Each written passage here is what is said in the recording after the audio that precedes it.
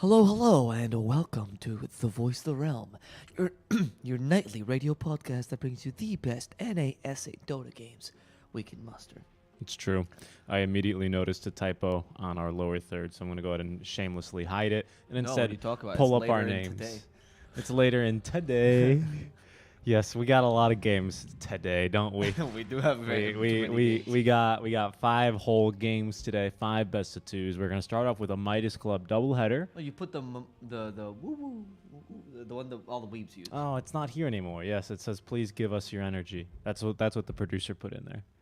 Our poor producer. I mean, we don't feed him throughout the entire run. We promise him 1 ounce of food for every single hour of stream time. That doesn't have a mistake in it. Obviously, we have to ruin it because the ASCII characters didn't work. Yeah, I mean, come on. you know, I was there yesterday. He was complaining about rights and stuff like that. And I'm like, dude, rights are for humans. It's ridiculous. You're a It's ridiculous. Yes. It's ridiculous. Here we go, though. Starting our day off at 2 a.m. with our Midas Club versus 4 Zoomers matchup. We also have Zoomers playing a bit later today. So Zoomers are going to play all their games today. And they're going to be... That's going to be nice, at least. That's going to wake me up. They, yeah, so they already have 12 wins. So they're in a pretty good spot here, Yeah, they're all most things likely considering. making it to uppers. Especially because, no offense, but I'm expecting at least 1 win by Zoomers, if not 2 against Midas, because they're one of the top teams that Midas is already eliminated. So Midas is already eliminated. That is correct. Midas are also playing versus Omega. Omega are going to finish up today, and that's going to be an no, interesting. Omega's finishing up tomorrow. Oh, Because right. They still have to play Beast Coast. That's right. Yeah. Of course, you know all the Beast Coast games by heart. No, I don't know all the Omega games. I swap flags here. You swap flags.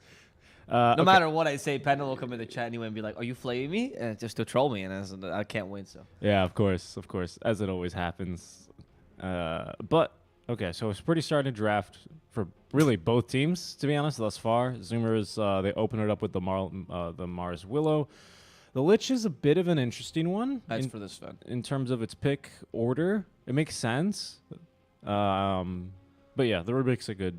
It's really just an answer to the Sven IO. Though I have to say that the Lich is not that great at counter Sven IO once you hit level 15 because you're going to spell that shield. So you have to be a bit careful with when you put that shield down, right? Yeah, I think it's mostly for the chain frost, though, because you're quote-unquote almost always guaranteed to get some nice bounces. Not with a Centaur anymore, though. Everyone can just kind of run away, and they don't care about your move slow They anymore. can also break your tether relatively easy. I don't think the chain frost is that effective, though. I see the point of, like, IO Sven...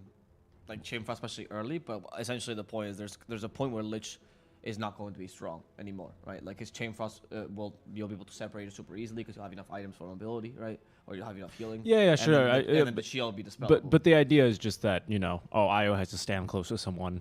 We can maybe force him to break tether. I mean, that's not going to change all through the game. You're right; it's going to do less damage. They're going to have pipe. They're going to have BKBs. Eventually, they're not going to care. But like. And the frost shield also prevents a bit of pushing, so it gives you a better late game, which is great with the PA, because PA needs some time to get online. Sometimes more time than Sven, to be honest, because she doesn't have a natural farm mechanism. The shield is particularly useful, though, to defend the PA or Mars or Dark Willow, whomever, from the Sven's onslaught. So, I mean, I like the Lich pick. It's a really solid... It's been a solid counter to the kind of IO +1 physical carry combo for a while. I think Force Zoomers always drafts really well, though, so... They're gonna not how they do have last pick here actually. They do. Looks like they need themselves Gunner a last middle pick. That's laner. so scary as well, because Gunner's pool has increased considerably now, and now it's very difficult to guess who's gonna mid with. And if they ban all your consistent mid laners, like they both need to ban mids, and Midas is already banning their Void Spirit, so who is their mid laner today? Is it gonna still be Mandy? I literally can't tell. I can't. Because the mid laner has no I official think tag. so. I think it's Mandy. Because yesterday, Rayur had a much different name. Thank you for coughing on me. No, I put my hand in. my hand. Is that why I felt it through my headphones? I don't know what to tell you. You're a sensitive man. Once again, No, my head was there. Alvaro has proven that he does not know how to cough or sneeze when other people are in close proximity. I cough. This guy is like In my hand. he is the guy that you. Well, first of all, you're not supposed to cough in your hand anymore. The WHO has recommended against that since like the 1990s. Yeah, well, but I can't put my shoulder. Well, That's English. That's English, ladies and gentlemen. Full-blooded He's the guy.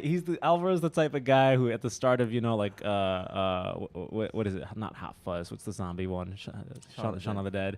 Well, I guess Shaun of the Dead doesn't really show the virus spread, unfortunately. so I can't make a joke there. But he's the guy at the beginning of like, in the title crawl or the intro credits of a zombie movie when people are just like coughing, open-faced coughing in public transportation. It's just like I always cover myself. Oh, just hear it. Okay, we live together. Okay, so you just cough together. on me. I guess. I just want to point out that if I'm sick, you're sick too. All right. Well, you're sick in the head. You know that? You yes. just cough on me all the time. I actually gotta hope you get sick now. I'm not going to lie. With all the sensitivity, you better at least make it use for something. Well, honestly, my immune system has been boosted 500% since I've lived with you because you just always cough. Well, there we go. So I am a modern vaccine. You're a modern Major General, that's for sure. All right, last picks were going to be the Windrunner and the Kunkka, Don't really see much of the point of the Wind Ranger, if I'm honest with you. Me MKP neither. against the PA is decent, sure, but you have Mars and Lich, which are both pretty hard counters. Yeah. So is the Dark Willow. If you get terrorized during Wind Run, you just go back home. And the Kunkka is fantastic as Wind Ranger as well. Lane struggles maybe a bit, especially early-ish, but like afterwards, it's fine. Once you get infused raindrops, Wind Ranger does nothing against you because she has no power shot back.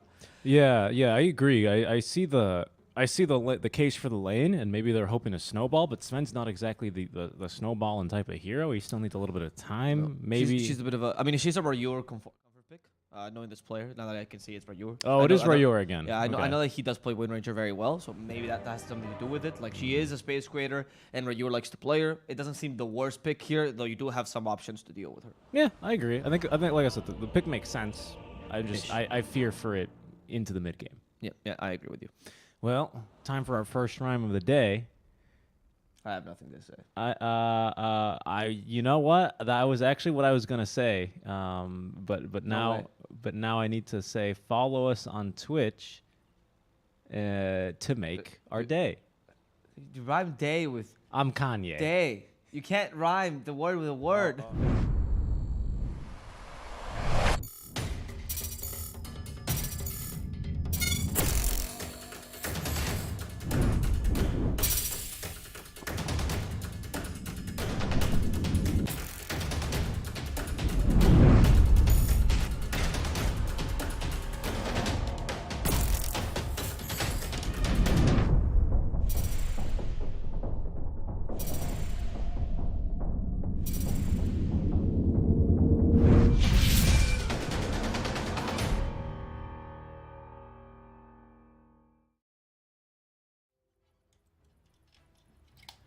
Hello, ladies and gentlemen. Welcome, welcome all. We have some more SA NA Dota today as we're going to be kicking off our series number 1 of many.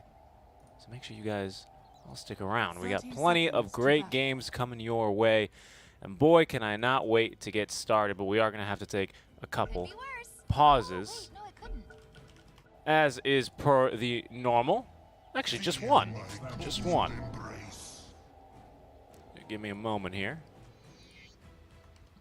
Connected. There we are. As we'll be getting underway now. Well, thanks for joining me. Man, that Alvaro guy over there, he already, he do be sneezing, though. No. I think that Richard dude is a coward. The battle begins. I don't know what to say. I mean, in a modern day of coronavirus and health advisories, it's still just ridiculous that people don't know how to cover their mouth when they expel their mouth juices.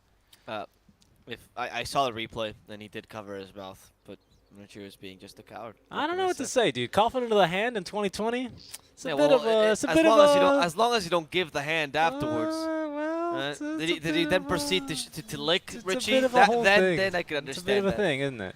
Yeah, it's a bit of a thing here. I would disagree with your points. And I would disagree with your insistence in chat.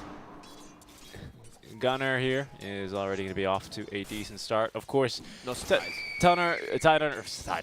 Tidebringer naturally on the Kunkka is going to allow him to, space. I don't want to say it's easy mode, but it makes your farm a lot easier.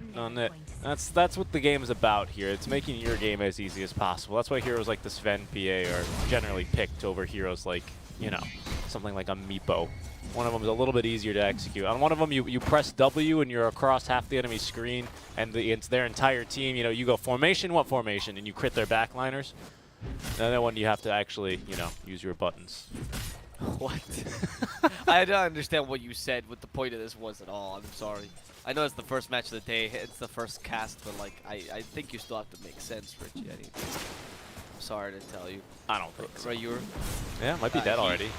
No, he's not going to die himself. The extra healing, very well used by Rayur. He knows how to play this lane, to play aggressively as the Wind Ranger. Is what you got to do if you're playing Wind. You have to try to take advantage of your only real asset, which is the range, really, because once Kunkka gets the infused raindrops, half your damage goes away. You can't really power shot him anymore. That's why Gunner's playing relatively aggressively here. He also has his own salve, so he's just gonna wait until power shot is wasted and then go for the salve. And then the lane will be fine for him. Bottom, it doesn't seem like Sven is having an easy time either. Not surprising, honestly. Mars and Dark Willow is a very, very strong lane here. Oh yeah. Yeah, not just a good combo into the game, it actually is one of these that works also very naturally in the lane together. As Amin might be first blood, same way we're making the jump, good hook stop, might save his life, Fade Bolt as well to slow the damage. Sexy Fat continues to just pump it on to Husky. Amin popping a healing salve here, will be slowed now by the Frost Shield of Husky, as Sammy Boy with that Fade Bolt's timing out, and only level 1 telekinesis will be able to secure the kill there. Husky falling quite low, but still alive. As right now the goal is just to ignore Sexy Fat because they can't kill him yet. Yeah, well, it's a little bit too tanky for these two. Yes, it is. Sammy Boy, the top lane, by the way, is also very, very strong for the Zoomers with the PA Lich. That's a combination we didn't really speak about, but you know, now that they picked up the PA, it's always going to be a powerful way to get kills. Centaur's not the easiest hero to kill, hence why they picked it, but instead the Rubik is going to be cannon fodder for this lane. Oh no, RDO? This might be okay, yeah. They got the overcharge for him. Oh, it was close. They also lack the nice overcharge time to get the damage reduction in. They also lack mana on Mars right now. He went for the Magic Stick, but Sven Ayo, so what do you really expect with the Magic Stick? Right, the occasional Stormhammer, you don't get as much healing there. So by the way, there's no longer damage reduction on tether on overcharge. It's now just HP regen. Wait, really? There's none of. Oh, yeah. you're totally right. Yeah, I used to say it all the time, Albert, because it used to be this. Don't get me wrong. Totally right. But yeah, it's just a decent amount of HP regen. So I apologize for that. yeah. I just Sometimes don't want. you just don't bother checking certain skills after a while. It looks like the damage reduction though, basically, because also Zero might be dead. He needs some damage reduction. Good God's Rebuke might be able to save his life right into the nice Bramble Bramble Maze. Maze. Yeah. Yep. But yeah, it looks like damage reduction, although Zero might get right-clicked down by Duster. Ooh, Duster really considered going for it there for a second. He had 10 extra movement speed. He could have continued there, but like if he mistimed that and he hit him right as he was healing enough, Yeah. right? And Like, it's always a then bit you annoying whenever the creep wave's in there, because Yeah, exactly. Bad timing Radiant then. structures are fortified. but yeah, it just looks like damage reduction, of course, because Wisp also gets the healing, but Sven also gets the healing, but he also gets the healing that Wisp gets. So it's a crap ton, even though it's early on, right? So yeah, it's Yeah, but it's only level 1 tether, so it's only 0.6 now. Rayur is going to die though to the Frost Shield. Very nice play here by Husky. Good rotation. So what happened here is that Gunner actually set up for the kill, but what Rayur did is he glyphed, hoping that Gunner could not really push the lane, because that's what Gunner was hoping to do. But that glyph didn't stop the damage from Tidebringer, because that's not how Cleave works. So he still received the full brunt of Tidebringer, and then the Torrent combo as well. So of course, Lich rotating there was relatively easy to get the kill, and since PA up top, you have much more liberty to rotate as a 5, because PA can usually withstand the lane by herself, and that's why Lich is now going for bounty runes, and they should be able to get 3 bounties out of this. It looks like it, although Midas, is, like you were saying, actually, they're not even able to contest only the top one here and find it. You are totally right. Dire's middle tower is Sammy under Boy, attack. I mean, his farm's okay. He actually decided to go for the infused raindrops, double edges magic damage, so that's going to be quite effective at trying to reduce that, as is, of course, the Fade Bolt. He's only got 1 charge of those left, so I assume his patience will be wearing thin, especially as Husky looks to gank the mid lane yet again. Rare does not have vision on him here, hiding in these little triple trees. Now he just caught him in a little Lich here. That's adorable. Husky's like, shh, guys, don't see me. Not it's here. nighttime. Yeah, well, you actually can't see into the trees, but Husky was very eager to go gank the Windrunner. Yeah, exactly, right? He's like, we have a ward here. Nope. She was just standing there watching you. That's okay.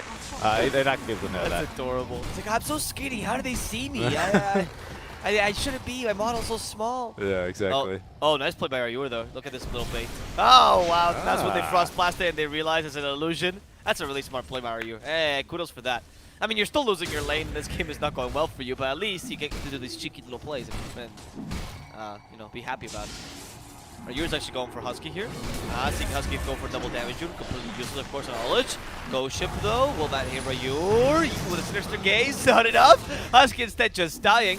And Gunner feels kind of bad about that Ghost Ship completely whiffing. But he didn't have X mark the spot, so what do you do there, right? You really couldn't set up for anything else. Yeah, it was a bit tough. Bot lane, they do manage to set up for a kill onto RDO instead. I was watching that one while you were breaking down the team fight in the river, so we caught it all. And yeah, just plenty of damage, a nice little combo. The Sven tried to turn onto Ocean, but Ocean activated the Shadow Realm and just completely ignored the stun, or just kind of shrugged it off for the most part because there's no damage to follow up. And RDO manages to fall there. Again, really good Bramble Mazes out of Ocean all game, really. It's been really, really quite impressive here. As we do have a deep ward planted by, I mean, Courier might have scouted him doing so. That's always a little bit annoying. And now that it's flying, he's got no chance of really killing it here. Unless Sammy Boy, nope, he is going to micro it slightly. Sexy Fat taking a bit of damage. Sammy Boy closing in on that level 6, which then he might be able to actually kill the Centaur with, but not if he gets the full healing salve going. Yep. Yeah, even then, going on center is a bit dangerous, right? He did max the hope stop this game, which is nice. I actually like this build. Sexy Fat tends to go for this, as opposed to the typical double edge or even some retaliate builds. Because, no, the stun doesn't increase. Wow. Look at that damage, it's pretty high. Sammy Boy will fall relatively easily. Husky now the target. Husky's like, not this again. Yeah, another. I have suffered this both constant focus fires. tickling. There's like the Chinese, what is it? The water torture? Yeah, I They mean, a just little drop bit. water onto you. Yeah, One but that's at a like time. once every half hour, though, or once every 30 really? seconds. Yeah, it's like once every 30 seconds or something like that, or once every few minutes. It's a whole thing about wearing you down. So I don't know.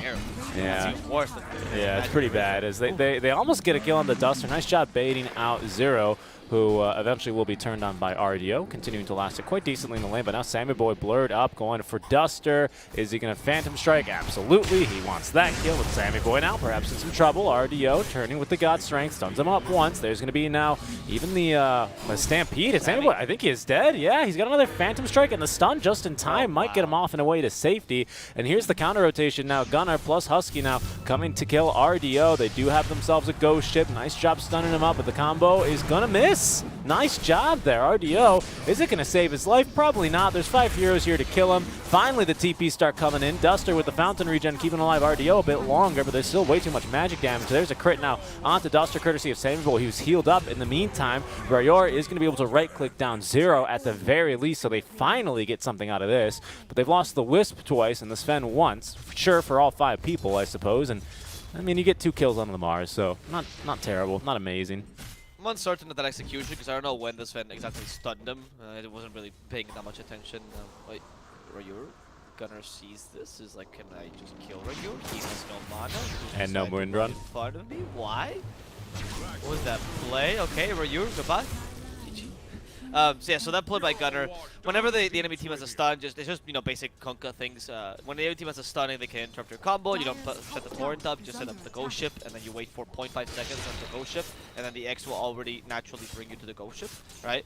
But I really couldn't tell if Sven stunned him right as he set up the X, in which case he couldn't set it up, and that would make sense. Or he just, because it seemed like he panicked and he used the X earlier than he should have been, and that's why he didn't miss the combo there. Yeah, the rotation was good for Zoomers, but a bit hasty by Sammy Boy, almost dying there. Gunner kind of had to come by and save it. I think actually Midas is using the space a bit more effectively. Now RDO rotates himself. He did die, which is not too great, but he rotates himself to go into a really, really safe space. Did not lose much time there, whereas the PA did lose a fair amount of time. The only concern for me right now is really the Wind Ranger for Midas. Honestly, both Centaur and Sven are farming nicely, and they're utilizing the space effectively, and RDO even has some stacks here to recover. Yeah, and Sven loves farming stacks, doesn't he? Especially he's going to pop those God Strength. Zoomers, though, they know where he wants to be and what he wants to be doing, so they're going to go ahead and check him out. Nice Torrent. Ooh, I thought that was going to hit, just missing. X Mark, though, into the boat. Duster with the relocate already active. Will he be able to get out in time? Nope, and actually they even cancel the reload there with a nice little Sinister Gaze. Stampede to try and counter-initiate. There's going to be no Terrorize coming out yet because of Husky. He's going to be in some trouble here. Down. Oh, he was waiting for the Terrorize, and, well, unfortunately, he should have used it there. He's going to get shackled to the tree and shut up for good by the likes of Rayor. Rayur. He should have just used the Terrorize. Yeah, he should have used it. Oh, he even gets a nice power shot. This is what comfort heroes do to some degree. Right? We didn't really understand the pick of the Wind Ranger was not a bad one. It wasn't like the greatest one in the world. It was just like, okay, sure, right? And because it's a comfort hero for Rayur, he's actually utilizing it quite well, wasting the enemy's time. He's playing it very similar to how you'd play like a 3 or even a 4 Wind Ranger, where you're trying to draw the enemy's aggro before they can actually kill you easily, rather than trying to get solo kills, because you know you don't really have the damage and you know your lane didn't go as well. And thanks to this, Gunnar has not been able to successfully rotate and get kills on, say, the Sven, for example. Only the one in the bottom lane, which took 4-man rotation. Duster in trouble now with a Bedland. Does he have the tether? He can't use it in the middle of the cursed ground, though, unfortunately, so he's just going to die. Or the X mark either. There's no way. The X mark at top. Okay, yeah, that's why. You don't hear that sick bass line? No, sorry. I'm colorblind and tone deaf, remember? That's right. He is colorblind and tone deaf. Yeah, no. So to me, bass just sounds like piano. Smoking up again for Zoomers. They're going to go into the jungle. They're only going to find Damin here. They will not actually be able to land that stun. What? That looks like but it he was... landed for them. It's fine. Yeah. It's okay. He goes into the Bramble Maze. He goes into a second Bramble. Yep. I am the gardener. I clear the brambles. Okay, I mean, it's only a support after all, right? But they are reducing the map for Midas, which is kind of scary, because Sven has gone to his triangle relatively early. Compare the movements between the Sven and the PA. Right? PA is actually farming the lane effectively. She's farming the enemy jungle as well. Though the initial movement might have been a bit too aggressive, it is the more effective way to farm, because that way you don't lose map control. Whereas RTO is exclusively in the safety zone, now finally going to the enemy jungle. He realized he needs to open up the map for his team as well. And Rayur has only been kind of drawing aggro while Sexy Fat takes the mid lane here.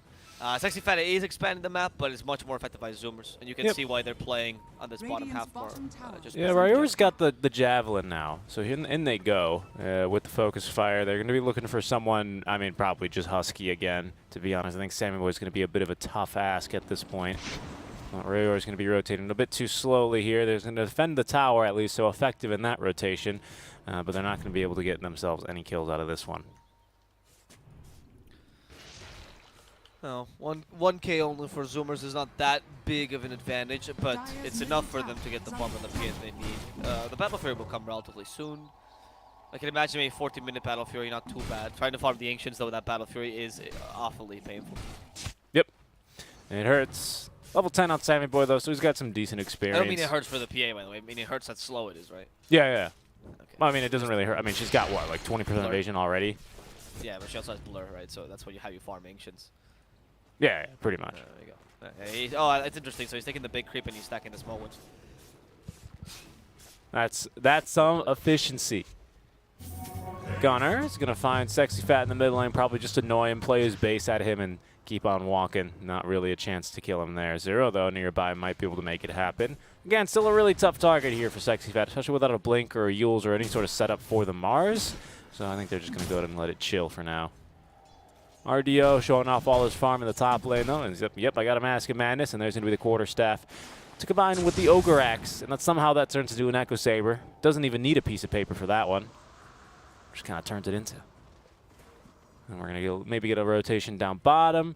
Ocean currently blocking the way towards the rest of his team, which is sieging this bottom tier 1 tower. With Sammy Boy here, this one should go down relatively quickly. And he's about to finish off his Battle Fury here, as it's going to be Husky and Ocean now tanking this gank. Well, as there goes Rayur, on to Husky yet again for the 3rd time. Great Arena of Blood, though, is going to save his life here for a bit longer. Stampede coming out for Sexy Fat, as there's the reload in for RDO. They're going to look to turn now. Ocean is dead. Husky is dead. Zero might be next, as Sammy Boy jumping in. Gets telekinesis up, though, taking a power shot damage. That'll scare him off. RDO unable to finish the kill onto Zero, however, as Sammy Boy and Gunnar actually both wanted to go here for Sexy Fat. Quite the tanky boy he is, however, so he's not going down too easily. Zero running right into that power shot, unfortunately for him. Tried to juke it. Ghost Ship incoming now. Gunnar in some trouble, as they managed to pin him right back into the Ghost Ship of Gunnar. Nice combo there. That'll be the kill onto the mid lane Windrunner, but now they need to get out. There's the buyback out from Ocean, or do they? They're going to go back in. RDO, again, fighting on the Sammy Boy. The Terrorize catching both the Wisp and the Sven now, has dragged back. Will be RDO. There's going to be Terrorize stolen, rooted up as Sexy Fat. He will finally go down,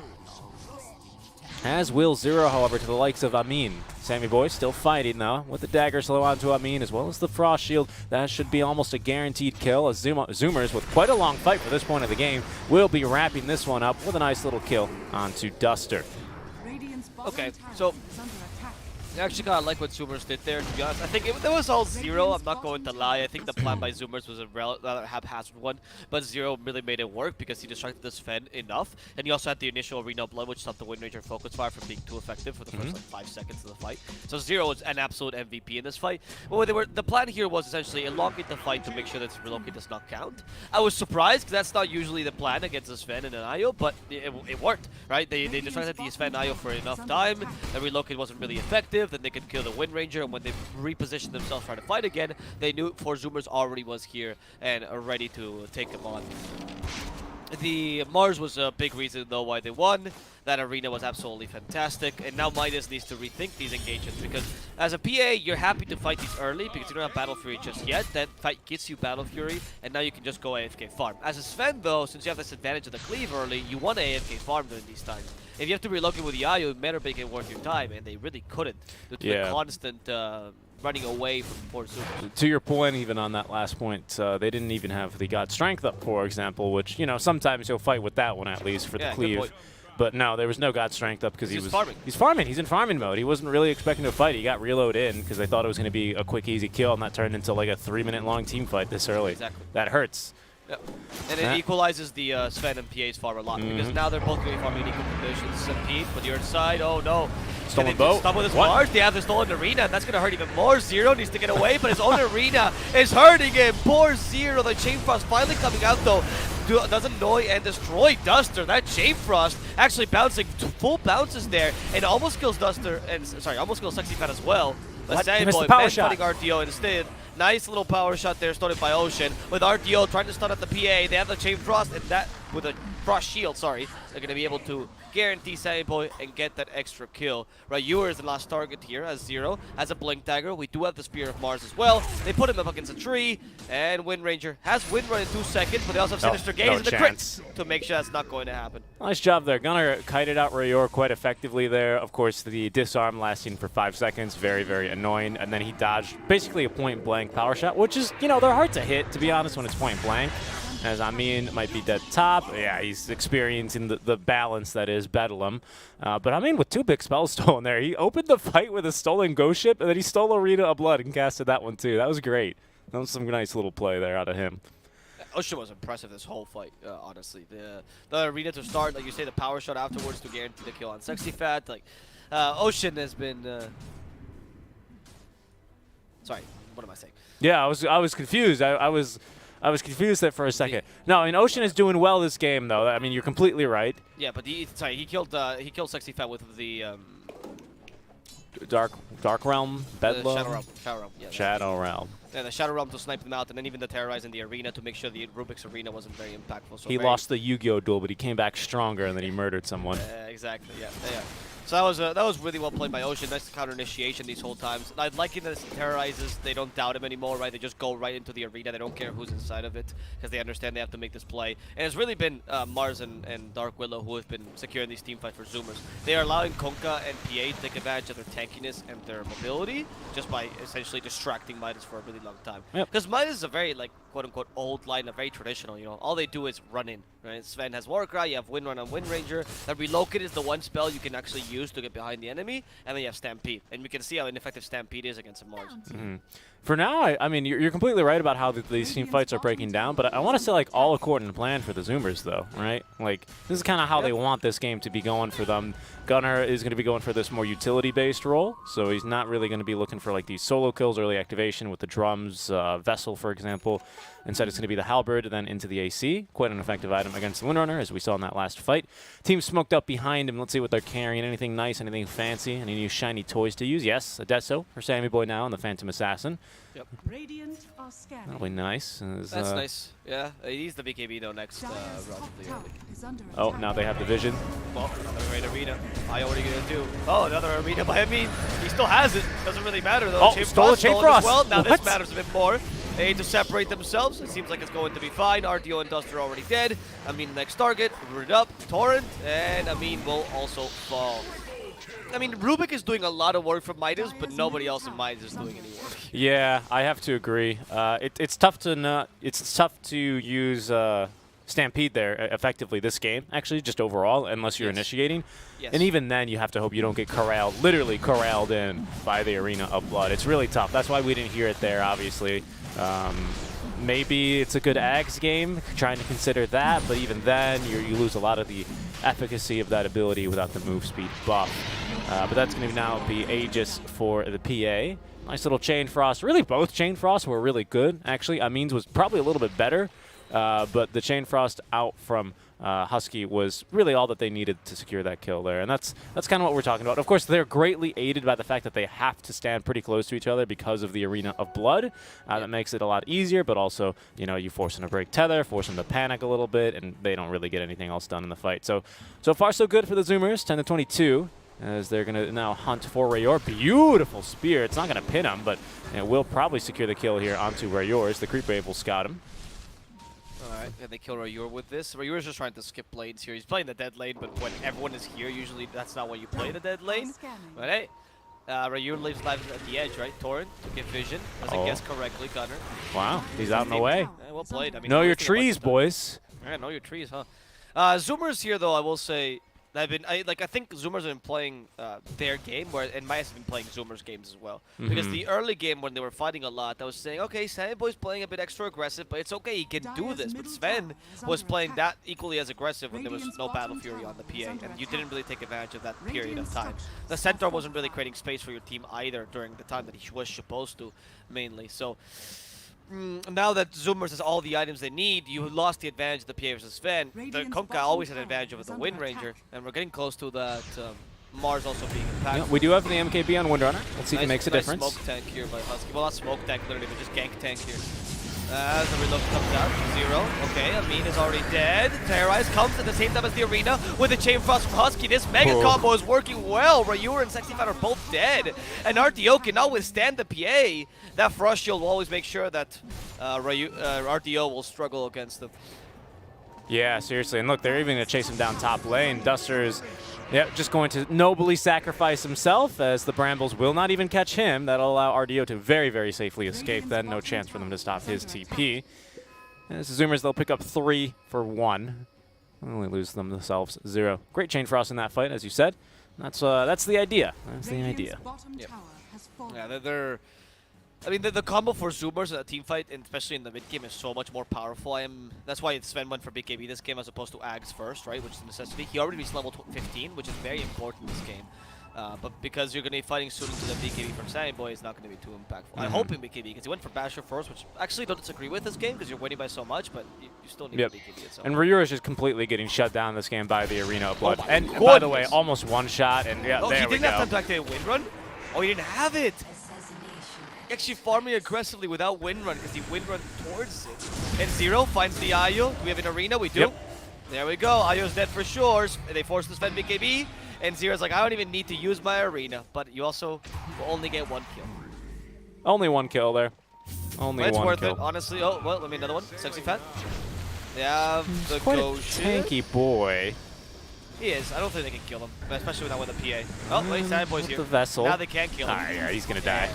Unless they thread the needle for some reason. There we go. It's O'Shea gets the kill. Oh, Sammy Boy's just going to, dive a tier 4 tower. There he goes. Marks the spot. That's a pretty nice trick, actually.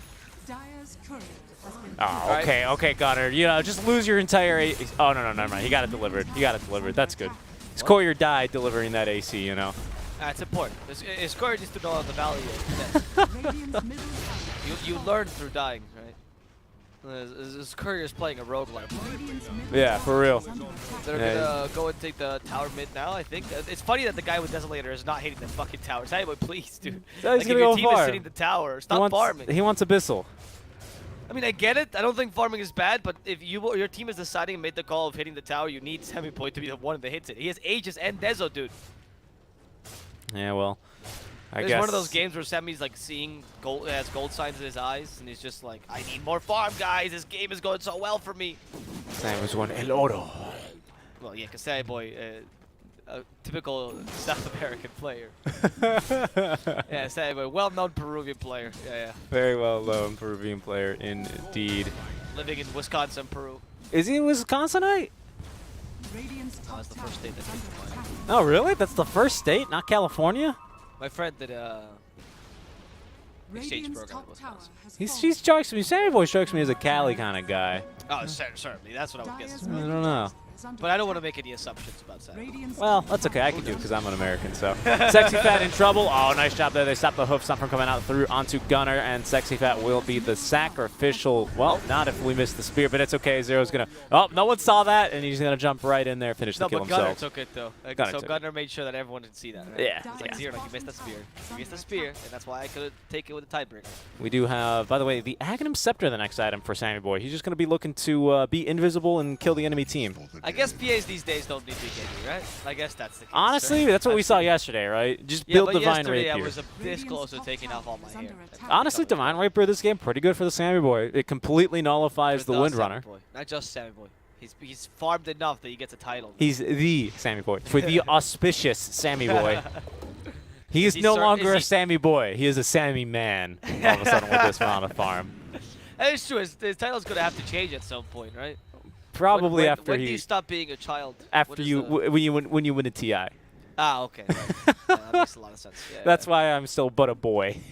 That's why Radiant's top tower Dendi is grew a under beard attack. so early in his lifetime. Oh, is that so? Yeah, yeah. it's all because of winning TI. He started growing beards right after. My goodness, look at all this mobility that this team has. They're just not able to put any of it to use, unfortunately. Because of Zero, dude. Zero has been Yeah. a standout arena player. Let's see. PA. No, just walks in. It's like, Nope, nope, just nope, farming. Nope. Just farming. Got by Ags. Want to show it off. Just farming with Blur. Yep. 25-second duration, 10-second cooldown. Very balanced ability. Yeah, for sure. I think PA in general. The level 15 talent is super balanced. as Level well. 15 is, you know, it's always a debate. Do I take 12% lifesteal or do I take basically double range on Phantom Like, Strike? people complain about Sven and Spectre because Sven and Spectre are like really good in this meta, and I agree to some degree. But it's the meta that's good for them, right? It's not the heroes that have become absolutely powerful. Sven maybe a bit more, but Spectre's just the meta, really. Radiant's The heroes are top not tower bad, is but under the heroes are attack. not OP. It's just the meta favors them. And then PA, with a meta full of MKBs, is thriving. You should reconsider this hero a bit. Oh, Zero's going to be caught, though. Victim of a smoke gank. Although, he's going to get off the arena before he goes. That's going to allow Sammy Boy to get in another dagger here. Jumping on in. There's going to be Blur refresh. Why not? RDO forced to pop the BKB as there's going to be the MKB. Stampede. He has been caught, however, and disarmed on the high ground. Unfortunately, it's the only way they can realistically kill them. Windrunner has no chance. And now, look at this. The Chain Frost onto 2. Down goes Duster, who just fought back. RDO pinned in the Bramble Maze. Has nothing really he can do, but they have actually killed Sammy Boy in the meantime. All right. Nice job, Rayor. Can they get any more? Amin with a stolen Bedlam is likely to die here to the likes of Gunner and Husky, as he will be nuked down. So hear me out, hear me out. I have an item that might have saved PA this. Is it Divine Rapier? Not quite, not quite. Is hear me it out. is it a Monkey King bar? No. Black King bar? Yes, yes, absolutely. Wow. What a genius. That would have been a great idea. Yeah, just no one really Okay, likes building Pango, thank BKB. you. Yeah, Thank you for that. I'm Pangolier laughing, yes. Yeah.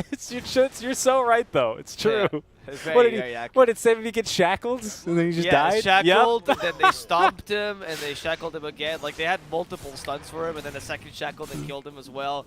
I mean, I know that blur evasion is an idea, and I agree with it, but you can't reliably get that every single time. And it's okay. I don't think you're a Yeah. bad pro player because you can't evade everything with blur, dude. Exactly. I mean, how are you supposed to do that against an item that has a 70% proc chance to do still Exactly. damage to you? Like, I totally agree. And I think I'm even okay even with, I'm even okay with Gunner this at this attempt. point, I bet, is like, Sammy, build a BKB. I build a halberd that only gives you 5 seconds. You know what gives you 10 Gunner's seconds? not building his own BKB either. so I don't BKB. know. Well, he wants maybe they're talking in the chat. Oh, no, they have one BKB on Zero. Okay, Zero's bit the bullet. He's like, guys, I'll buy the BKB. He's too new. He can't build a fun item, otherwise the fans will get mad. I mean, we're getting E-Blade on Gunner, so yeah, I agree with you, I guess. Oh, he is from Colorado. That's right. Sammy Boy's from Colorado. From Colorado? Yeah. That's not even close to Cali, dude. You're It's really way pretty close. off. Way off. It's dude. pretty close. Funny. Anyway, Rayor Because here. they both start with C. He's now got a BKB, and also they're in the West, and probably the 40th and like 48th State of the Union or something like that. Anyway, Rayor. What, how do you count that? How's the numbers? Is it by the time that they join? Yeah, when they join the Union. Okay. It's not the 48th one, but it's going to be up there for sure. I have no clue. I would not be able to Well, beat you know. you whatsoever. What can I say? Yeah, the West Coast states are all newer, unsurprisingly, right? 49th and 50th are probably obvious. You might be able to know that one. All I know is because we own California. Is 50th not Hawaii when you guys decided to destroy the kingdom? That's correct. I think maybe it's Colonization. Alaska. I don't know if it's Alaska, actually. It could be Alaska. Pretty sure it's Hawaii. Did you guys buy a state after you decided to destroy it? Oh, we bought many states. We bought many Oh, states. Yeah, true. Yeah, no, that's what I'm saying though. But if you bought a state after destroy, like I would imagine that colonization is a last resort, not buying a state. Right? So I would expect No, Hawaii to be the we last. bought. Well, the Russia was bought, and then Yeah. you know France was nice enough to join us in our war of revolution, and then they had another revolution at their hands because they all wanted to eat cake or something like that. I don't really know how that happened. No, that's the problem. They didn't want to eat cake. Oh, they didn't want to eat Let cake. them eat cake. Oh, I'm like, no, Oh, okay. we So don't want cake. So we they hate rioted, cake. It's and then too they needed sweet. money or something. So then we bought like, hey, let's buy all this. Yeah. Anyway. To be fair, by the way, just a fun fact, that phrase is mistranslated. What the queen said was, let them eat brioche, which is like a kind of like sweet bread. So it's more like, let them eat bread, like the peasants. She'd actually say cake. But the British translate it to cake because they don't understand French. I love cake. Cake is very tasty. There's Sammy Boy then with another Aegis. Still no BKB. Who needs Aegis? Or who needs BKB if you have Aegis? At least by Satanic. Do me this favor. Buy one defensive item, please, Gunner. Sam. Oh, they're going to. Whoa, holy moly. They're just running right into him. Oh, they got the break applied. Oh, the Abyssal Blade, though. And Zero popping the arena. It's great. Duster's still alive, but for how long? Is Sammy Boy... Yeah, you know that little yellow avatar? That means the magic immune. Oh, he doesn't need it, though. He's just going to be fighting... Unbelievable. He's just fighting RDO, and he's going to live without a Satanic, without a BKB. He actually lives there. Zero doing a lot of work, and they have managed to kite around Rayor, who will throw in the towel. Zoomers, they're going to be able to take it after a full team wipe. Nice job there.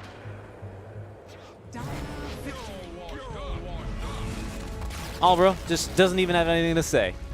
I am speechless. I am absolutely speechless after that game. I can't Who believe. needs- I don't know how Sammy Boy lived in that fight, that last one. I thought he was going to die once. I think it helps that his team was incredibly heavy. Yeah, that probably It helps a little that bit, helps right? A lot, yeah. Zero's existence this whole game was just sitting Sammy Boy and be like, all right, my carry's not going to buy any defensive items. I got to be his defensive item. And he did a fantastic job. I think in general, Zoomers played this much better than Midas. I don't think that the draft was actually that bad for Zoomers. I mean, the Wind Ranger was a bit of a questionable pick. Besides that, it was, eh. But the Mars versus Centaur was a really good idea. And then, of course, the Wind Ranger being a bit useless and already put Midas behind. But the play style by Zoomers was much better. Midas had one or two strengths this game, particularly the early game where they could have farmed much more, and Centaur's a relatively impactful hero. Didn't take advantage of that at all. The relocate ganks didn't take advantage of that at all.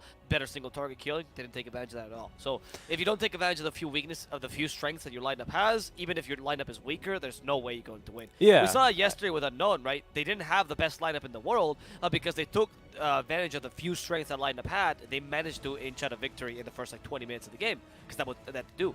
Midas did quite the opposite. Midas just played Zoomer's game. Yeah, you're right. This is maybe a draft Midas could win with, but also Zoomers, they set themselves up with a beautiful draft as well, right? I mean, you take a look, every single one of their heroes serves a purpose to quote-unquote counter one of their heroes, right? There's nothing left for Midas that they can really get away with, that you can usually get away with when you pick a Centaur, right? Oh, we use Stampede to run away. Not if there's an arena, right? Oh, we use Wind Run to basically get free mobility. Not if there's a Terrorize, you know? You're still in some trouble there. It was just a really well-executed draft from 4 Zoomers as well. And they're going to take game one.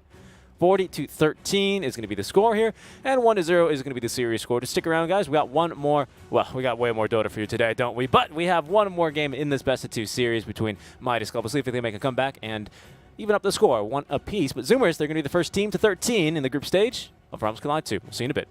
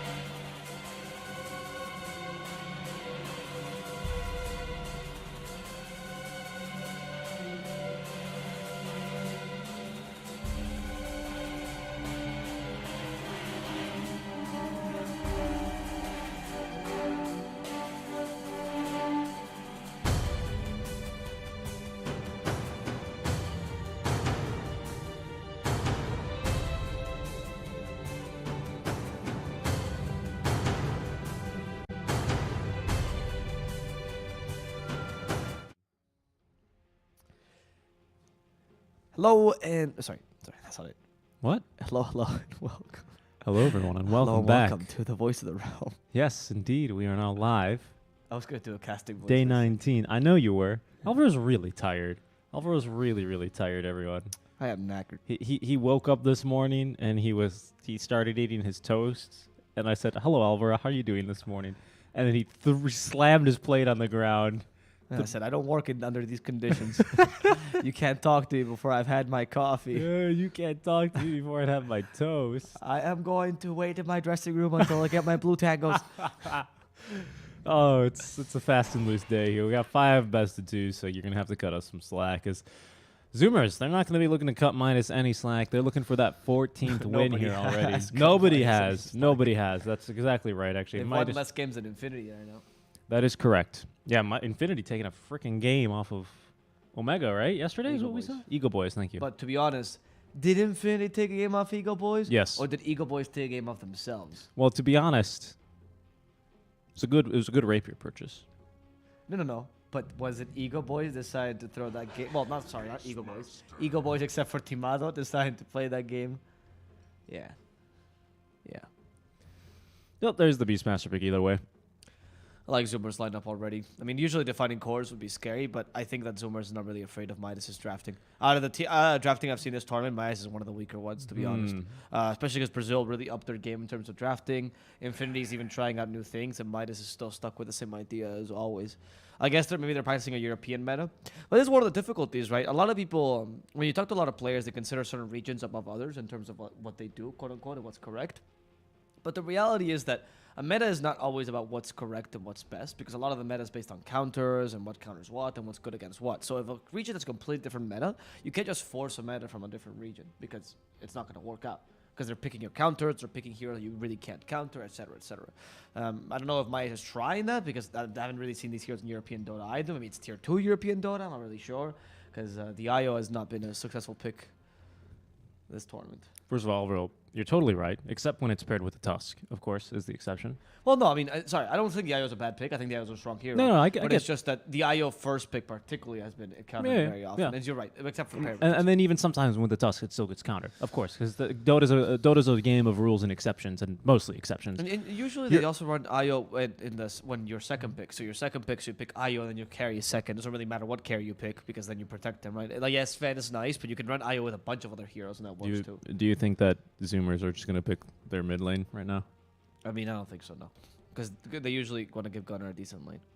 Okay. I mean, I believe you. I'm just saying.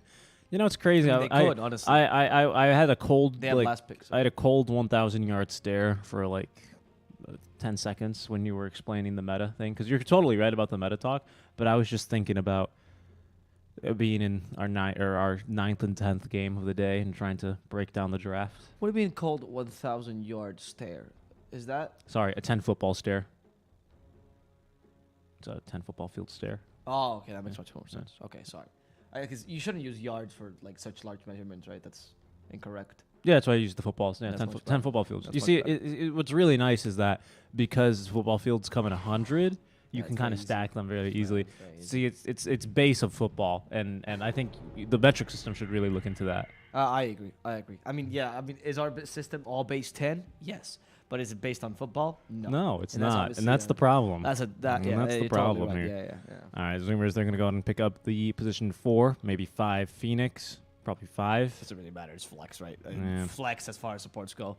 Flex for the lanes, right? Phoenix is really solid here. We already have decent team fight. The thing is, you have much better pick-off than you have team fight, and Beastmaster, unfortunately, is not really the greatest initiator because he's more of a single-target initiator. So you really... When you have lineups like these with a Sven, what tends to happen is the Sven ends up fulfilling a lot of roles. Initiator, he ends up fulfilling the tank role, and he ends up fulfilling the carry role, of course, obviously. And that's not great. So getting some initiation in your supports, some counter initiation in your supports really helps mitigate and relieve some of the pressure on the Sven, which is why the Phoenix is a really solid pickup here. What is this, a clockwork Venom lane, you reckon? Maybe. I mean, it's not. I mean, it's a good lane against the Sven, but both these heroes are not really good egg hitters, right? Like, unless the IO is going to hit the egg, right now Phoenix is pretty free. Overcharge. You know. yeah. I mean, it's no joke. It's a lot of attack speed. Yeah, but if you're putting yourself in that position, they're gonna kill you. Like they're gonna be because they look to kill the IO first anyway, right? Well, So- yeah, of course, I agree. But you know, you get the overcharge buff to your allies, and that's gonna be nice and good and everything. Alvaro's having some sniffles over there. It's good that you mute your mic, but unfortunately, these mics they just kind of pick up everything in the room. So Try my best, dude. I know. I understand. I'm not criticizing you. It's the right thing to do. I'm just. I get morning allergies. I apologize. He's literally allergic to the morning. I am. It's actually a thing, by the way. It's a biological. It's a thing. I can't talk to him until he drinks his coffee. No, I don't mean that. I mean like a genuine thing. Like I get sniffles in the morning. This is the man that wakes up in my room and is like, "Are you ready to cast? You're gonna be Spanish again." And I'm all right, Richie. What is that even supposed to mean? It's because you take all of my golds. That's because I nap all the time, right? That is true. He does nap all the time. I don't know how countries do without naps, dude. I need to sleep at least 12 hours a day. I'm a closer. I'm somewhere between lion and human. Do lions? Probably. I That sleep makes 20 sense. hours a day. Male lions. That's got to be nice. Yeah, I know, right? And then the females just bring them food, dude. That's true. That is the females are the amazing. hunters. And then occasionally, they'll have children, and they'll eat the children because they get hungry, like a snack. That's also true. Yeah, it's true. Yeah. All right, the Oracle pick here is a really strong one here with the Sven. Okay. Carry a bat, want to say? Yeah, it's got a or carry Wisp. Core Wisp is also not out of the question. No, I can sort of see the carry a baton point this game. To be honest, against the Phoenix, it's pretty decent in the lane and pretty decent against the Beastmaster because you can. Well, actually, no, you can't really deal with the boars too easily. I mean, the Aphotic Shield's okay to deal with the boars. It's not the worst thing in the world, but at least it's good against the Phoenix.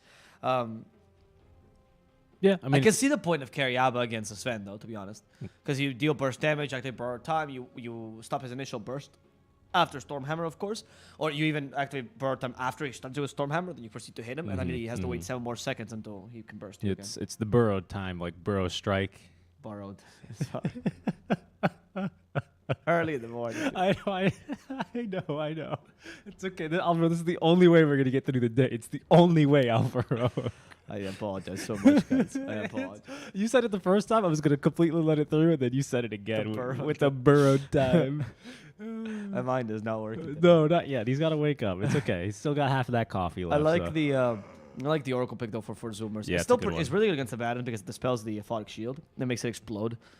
It does so it's very similar to how Inkswell works, where it will make it explode with whatever it has right now. So for example, if you dealt 7 damage, it'll explode 7 damage AOE, but you will dispel it. So it's a good way to get rid of it. Early-ish. The Abba Shield, you're exactly right. So it only explodes when it gets to its current damage, or when it 200. times out. So, but it only explodes for how much damage it's dealt. Exactly. Yeah. So if you hit it with the dispel, with offensive dispel, it just explodes as if it was.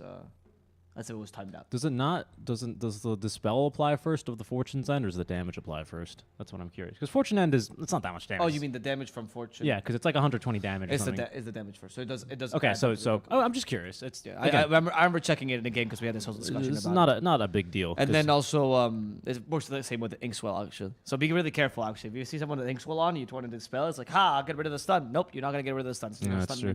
It's the same thing as Cookie as well. That's Cookie. Well, if you stun someone when they're cookied. Oh yeah. When they're mid-flight someone of can't cookie. move while they're cookied and they stun in place. Yeah, you're not going to stop them. Yep. Anyway, okay, so Zoomers, they are going to save Gunner. Probably Gunner's last pick here. I like the Tiny Ben, actually. Very good Ben. Tiny was a really solid pickup with the Oracle and Storm. Yeah, you need something that can... Because Abaddon, that's one of the things he struggles with, right? Running to the back lines. He just kind of runs at the first hero he sees, as we've seen Hector do. Usually SVG. Oh, goodness. Oh, goodness. Don't remind me of that game. Ember? Yeah. Okay. Ember's a good pickup, because it was the only hero they know what they want. Yeah, they want to cancel the Ember. That was like an insta-Viper pick. Holy moly. I mean, I kind of want to support the Abaddon carry, because I really think this thing is viable, but I don't think this is the best game for it, to be honest. I can see the Abaddon carry much more as a good hero, especially against the Void. I think it's kind of... So use your hand. I think it's kind of fine against the Sven as well, but I don't find him to be that powerful in this. Are you accusing me of coughing in my hand? I don't... Is that what you're doing? I don't find him to be that powerful in this matchup, and I think the Viper pick is a really smart idea. The best way to deal with the Abaddon is constant slows, and you have constant slows of Boars and the poison attack later on. You have the false promise to save Sven. Viper Strike, which can't be purged. That's very true as well. Even if it deals damage to the borrowed time, you don't really care about that. It's more for the slow, against the core especially. Yeah, I don't know. I'm hard-pressed to go for an Abaddon carry in this game. Especially with the IO. I feel like the IO is overkill. Because usually IO is made for carries that deal a lot of damage or need sustain, of course. But Abaddon doesn't need sustain. And more importantly, with Abaddon, all you do is say, oh, okay, I'll ignore him. I'll kill the IO instead. And then I'll go for the Abaddon. So by the time that the Abaddon is finally gone on, you don't have an IO buff. So what's the point? Right? Yeah, it's a bit difficult. It's a bit difficult. But I commend them for their trying. I don't think this is a bad draft, though. I like when they experiment with drafts, though. I agree. I think the Abacore, I think, is something that is very niche. And if it fits... How about carry, rather? Because core is not that niche. Offlane has... I mean, nowadays, I guess it is. I think I would still overall just say it's quite niche overall. But if it works, then it really can be quite peachy, however. Yeah, but he needs to get a lot of farm this game. We'll see how effective it is. I really like them. See that? Farm into the... Oh, see? It's easy. Don't let them dab on the haters. Make sure you follow us on Twitch so you can see us laters.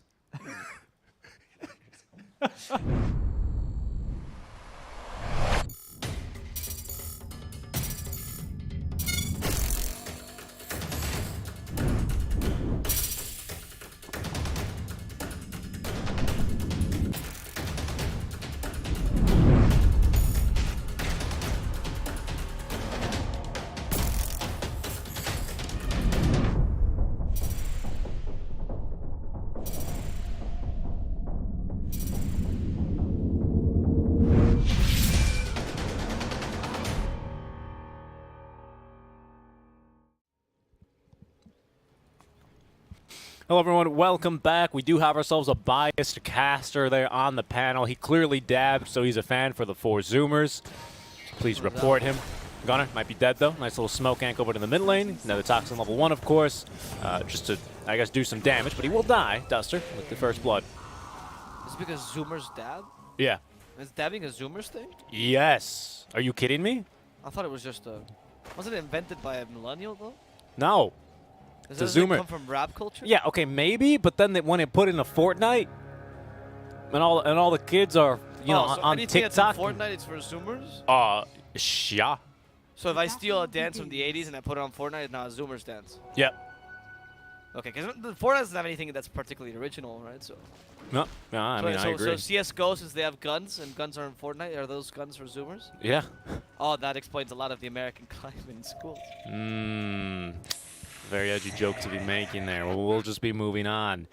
Duster starting off with the Bracer is going to do well here in this lane with RDO to boot. Lots of strength here. There's lots of strength. Very 2 strong heroes. Very buff boys. Very buff boys. It's not going to be very fun to deal with these boars, however. We already got the Hawk out. And there's the attack speed. You can afford to go for Miscoil this lane, particularly, right? And IO cannot deal with the boars either. Can you afford as the Abaddon to not go for Curse of Avernus this lane and go for Aphotic Shield Miscoil? There used to be a build back in the days, which I think actually Dubu or Febi invented. One of them two invented this build, where you would actually go for less points in Aphotic Shield and full points in Miscoil, and you'd use the Miscoil to exploit your shield. So that would be a good way to deal with the boars, but you also push lane with it. Actually, not crazy of an idea, right? This game, because do you really need the Curse of Avernus early if you're gonna be farming? The curse is still kind of nice to have, though, when you're farming. I mean, especially because early on, the ABBA base damage is not too bad. It's not too great, though, so you actually do end up making use of it. I mean, how many cores can actually, you know, 4-shot a big creep in the jungle? And the bonus attack speed, at least with a 1 value point in it, it's not too bad. 40 bonus attack speed. You know, then you have the option to help siege your mates as well, right? With your mates, anyway. That's something No, I don't think the curse is bad. Don't get me wrong. It's more like, can you afford to skip curse early? That's what I'm saying, though. I don't think so. I think you want 1 value point in it by level 6. Nice. So then you can't go for the Miscoil build, unfortunately. That's what I'm saying, though. Maybe if you had like a Pugna or a Lesh mid, right? Yeah. Maybe, because then they provide the tower push. But we don't have much of it to speak of here for the side of Midas, and I think you do need an early point. That's my opinion, though. We'll see here how RDO decides to play it. Because now that I'm thinking about this, actually would be a more efficient way to farm than Abaddon as well, right? Yeah. Like if you were to do that, you just get a bunch of stacks. It actually would be a more efficient way to farm on it. We'll see. Now, I'm really curious what he gets going. I'm not too sure. I have a feeling that you... Okay, there's the point. Yep. You might farm faster if you max Miscoil and Aphotic Shield, just because then you can just spam them relatively quickly. This is what you do. You just ignore the boards. You just go for the go for the bird instead. I think we need one more. Can they kill him? One Yeah. more? I don't think they can get it in time. Nope. No, Ocean's too they're fast. still He's still gonna- going to kill him, though. Yeah. Really good base damage and a bad, and he even went for Bracer. So that's a good kill. Very, very good kill before the Icarus dive comes with the Phoenix.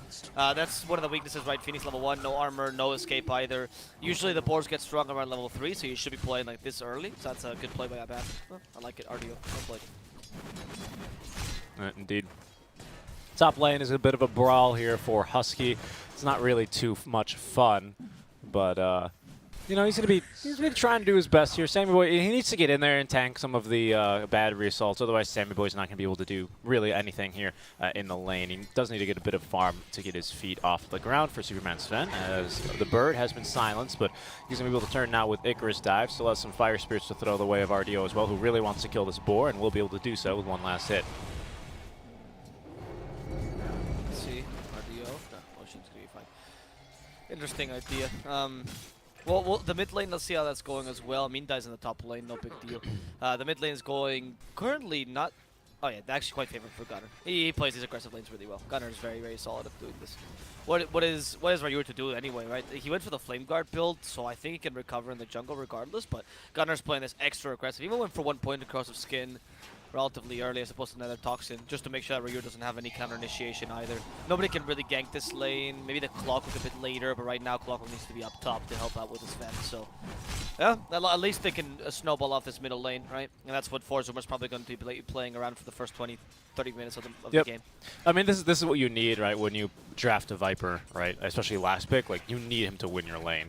And his lane, I should say, right? Because then he can try ganking other lanes here, maybe an early Rod of Atos, does particularly well against someone like an Abba, especially if you can build an Orchid. It's a bit much to go for the Pocket Doom, but because you will have that break and silence, it's actually quite effective at actually murdering him. So it's of course, because the ulti... Overcharge at the bottom. Oh, he's going to be... Oh, wow. That's a Wow, lot of damage.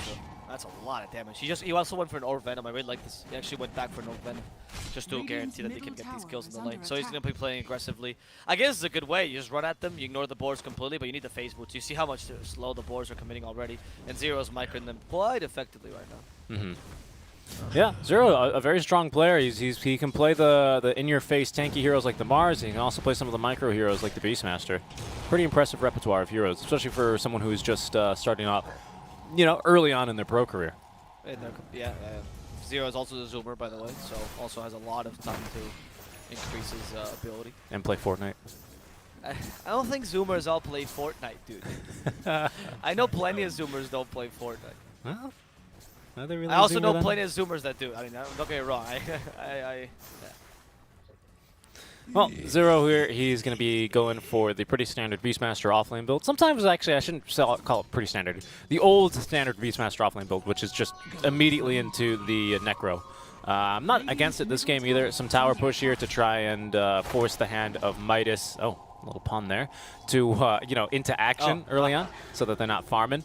Because I guess this combo actually between RDO and Duster farms pretty darn quickly. I really underestimated Overcharge and Curse of Avernus, to be honest. Yeah, and they're going to force the Icarus. Yeah. Me too. I didn't think this combo was going to be that powerful. The Aphotic Shield helps a lot against the Phoenix still, right? So it makes kind of the support useless in the line. I mean, they've been forcing the Beastmaster out. I guess that's a good thing because Beastmaster is one of the few offlaners that does require a bit of farm early. Usually want to go for Necros. This probably stops him from going for Necros this game. Maybe going for like a Medallion Blink Dagger build instead. Trying to be more of an initiator than the... No, he's still going for the Necros. Okay, we'll see how this works out for them. Mm-hmm. They usually rely on better last hitting, and he's not really having that. That's what I mean. I mean, it's kind of a hard lane, to be honest. I mean, look, even his boars are getting bodied. Wow, like just like that, huh? Now, oh, there's no Icarus dive. Yeah, Oh, no, he does have it now. Oh, but well, he might just go back to the same place. They're going to kill Duster instead. Duster burning up. The boar's helping out. The Aphotic Shield, though, kills the bird, and Duster will barely survive. As a salve, that was meant for a Baton, but it's not really needed. Oh, the board cancels us out. Duster. Oh, I guess he's helped up by the Aphotic Shield, but I don't think he had to do that, though. Yeah, that sucks. He could have just let RDO chase Zero out of lane. Middle lane. Speaking of chasing, Husky is chasing Ryur out of the lane here already. We have level 7 on Gunnar, who is already making very quick work of your tier 1 tower. There it goes with the 5-minute wagon, not taking a lick of damage, as now they're going to smoke up immediately. This smoke will be broken immediately by Amin, who is going to tank this gank, but throw down the cogs, and he's going to be off and away to safety. They're going to be doing some decent stuff here overall, as Midas are going to be looking to recover in that mid lane here. It's going to be a little bit tough for our Ember. If we take a look at his build, he has gone, of course, for maxing the Flame Guard. Oh my god, they actually, what? This gank is going to work? Sexy Fat, you saw this coming for like a minute. They still killed him. Yeah, 65 is sorry, it's a Venomancer. What do you expect them to do, though? You either stay in lane and you hope not to die, or... I guess, yeah. Well, he's going to tank that gank either way. Gunner's going to return to the mid lane then. He's going to be going next for the Boot of Travel, so he's going to be extremely active here this game. Looking to be very active, pushing other lanes. And again, just force Midas into something, because early on they're not going to be ready to fight, least of all because of the Ember Spirit here, who's just obviously had a non-starter of a game pretty much. Yeah, that's true. Though Ember can gank relatively early just with a pointed chains. The problem as well is that he didn't have any points in chains. He's trying to recover in the jungle. But Ryu is still trying to do it anyway. It's just that he's not going to be very useful. Yeah. Husky might be a realistic target for them here. So far, Rayur is still hidden. Out he comes. There it is, level 3 here in the Flame Guard, but we do have the Fate's Edict to ignore most of that damage, and that's going to be that gank stops Gunner as well, rotating over as he noticed no one opposing him in the mid lane and suspected that they were likely to go top lane. Husky then will rotate down bottom. So look at the tower damage. My goodness, the bonus attack speed out from the wagon, actually, and the Curse of Avernus that's granted after you get the 4 hits, really doing quite a number to the tower. Zero's cutting the wave here, but he might be dead. In fact, I would probably wager that he is going to die here. What that mean here, he can't even TP. I think he was hoping for a TP out, but he was moly. to rotate. Yeah, they deal a lot of damage. No, the Abaddon carry is really good at laning. This is why you pick the hero partially, right? Like, that's why I wasn't completely discounting the hero.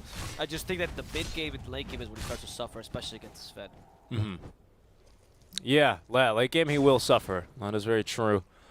Yeah, we'll see. Like you can beat a Sven, or most carries as a Abaddon carry. It's just an Abaddon carry requires you to have one item up, right? Like the point of Abaddon carry is that he actually farms really quickly once he gets Radiance, so you have to take advantage of that. And that, you get a really good early game by pushing some towers, you snowball into some farm, and then you proceed to go for a Radiance that allows you to outfarm most carries. And that's kind of the plan behind it. That's why he suffers a lot, particularly against carries like, say, Spectre, who don't really care about this idea. Yeah, but Sven is honestly I can see the logic behind it. We'll see how this works out a bit later. He did go for full farming build here, Sammy Boy. Only 1 point in Stormhammer, full points in Cleave, 2 points in Warcry to get between camps. So. Yep, I mean wasting plenty of time. Zero just got level 6, so we'll now use that new learned Roar to allow for Sammy Boy to pick up the kill there onto the Clockwork, who was trying to waste as much time as he could there. But will actually, I guess, get through 4 rotations over to the mid lane out from his activity. Sammy Boy's, farming in the mid lane as well. Zero now has the Necro Book, or has enough money for it. Yeah, he's had enough money for it, but wanted a Clarity as well to be able to use it. That thing is pretty mana intensive to use. It takes a lot of mana to read a book in the Dota universe. It does, yes. Most of these heroes, they just fight each other. Imagine Troll Warlord, dude, trying to read a book. He gets 1 intelligence per level. That guy's it's true. It is true. You gotta be accepting of anyone. They take the tower down bottom. Nice play here by RDO. Now you can open up the map. Usually the... Oh, Gunner's got a haste run. Oh, I don't... Well, TP, right? Do they have Atos? No, they don't.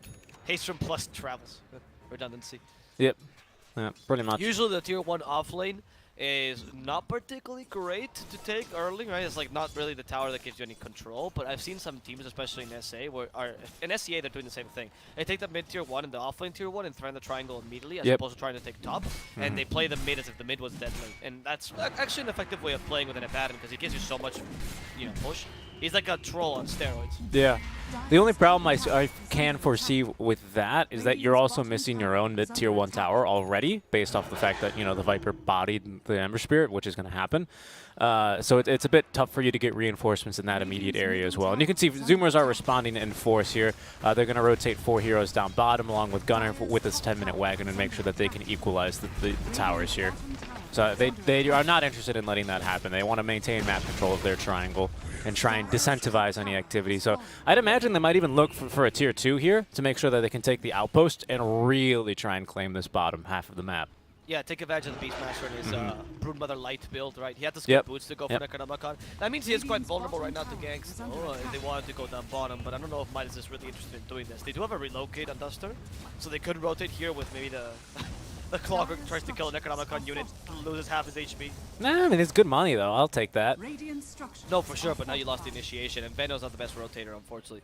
Sexy Fat is playing the quote-unquote dead lane, because it kind of becomes that right now in the middle lane, as the your tower has fallen, and tier 1 here mid for Zoomer's still up. This mid-tier 1 is the most important one in the game. And until you take it, this tower, or this lane, sorry, can only really be taken by Veno. He has to set up his toll booth, up on the high ground, pray that nobody ganks him, and try to push slowly but steadily here. Yep, they're pinging out this toll booth already. Zero's like, I don't want to deal with that. Actually, Ryura's the one to ping it. Nice.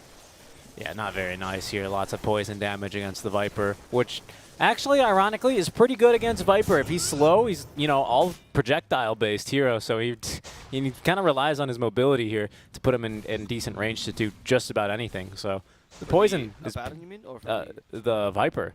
Oh, the Viper. Oh. Yeah. So poison's pretty good. Any move speed slow you can get on him is actually not bad.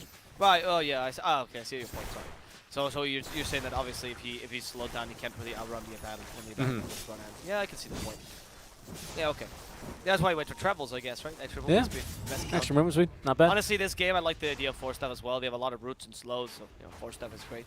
He obviously is a win for Hurricane Fight. Oh, the bait? Here, they want to set up for him. The Cogs push him back. The Sunray try to heal him, but Gunner's taking a lot of damage. There's the false promise to make sure they can stay alive. From behind, RDO is already trying to finish off the Phoenix. Preventing that Supernova. Does he have enough damage? No. The Phoenix gets the Supernova off, and Abaddon can destroy it in time, but at the expense of his own partner, the Io. The Primal Roar comes out. They don't have an Aponic Shield to dispel it. Sexy Fat will fall. RDO is forced to retreat with a TP as Ryur tries to do the same.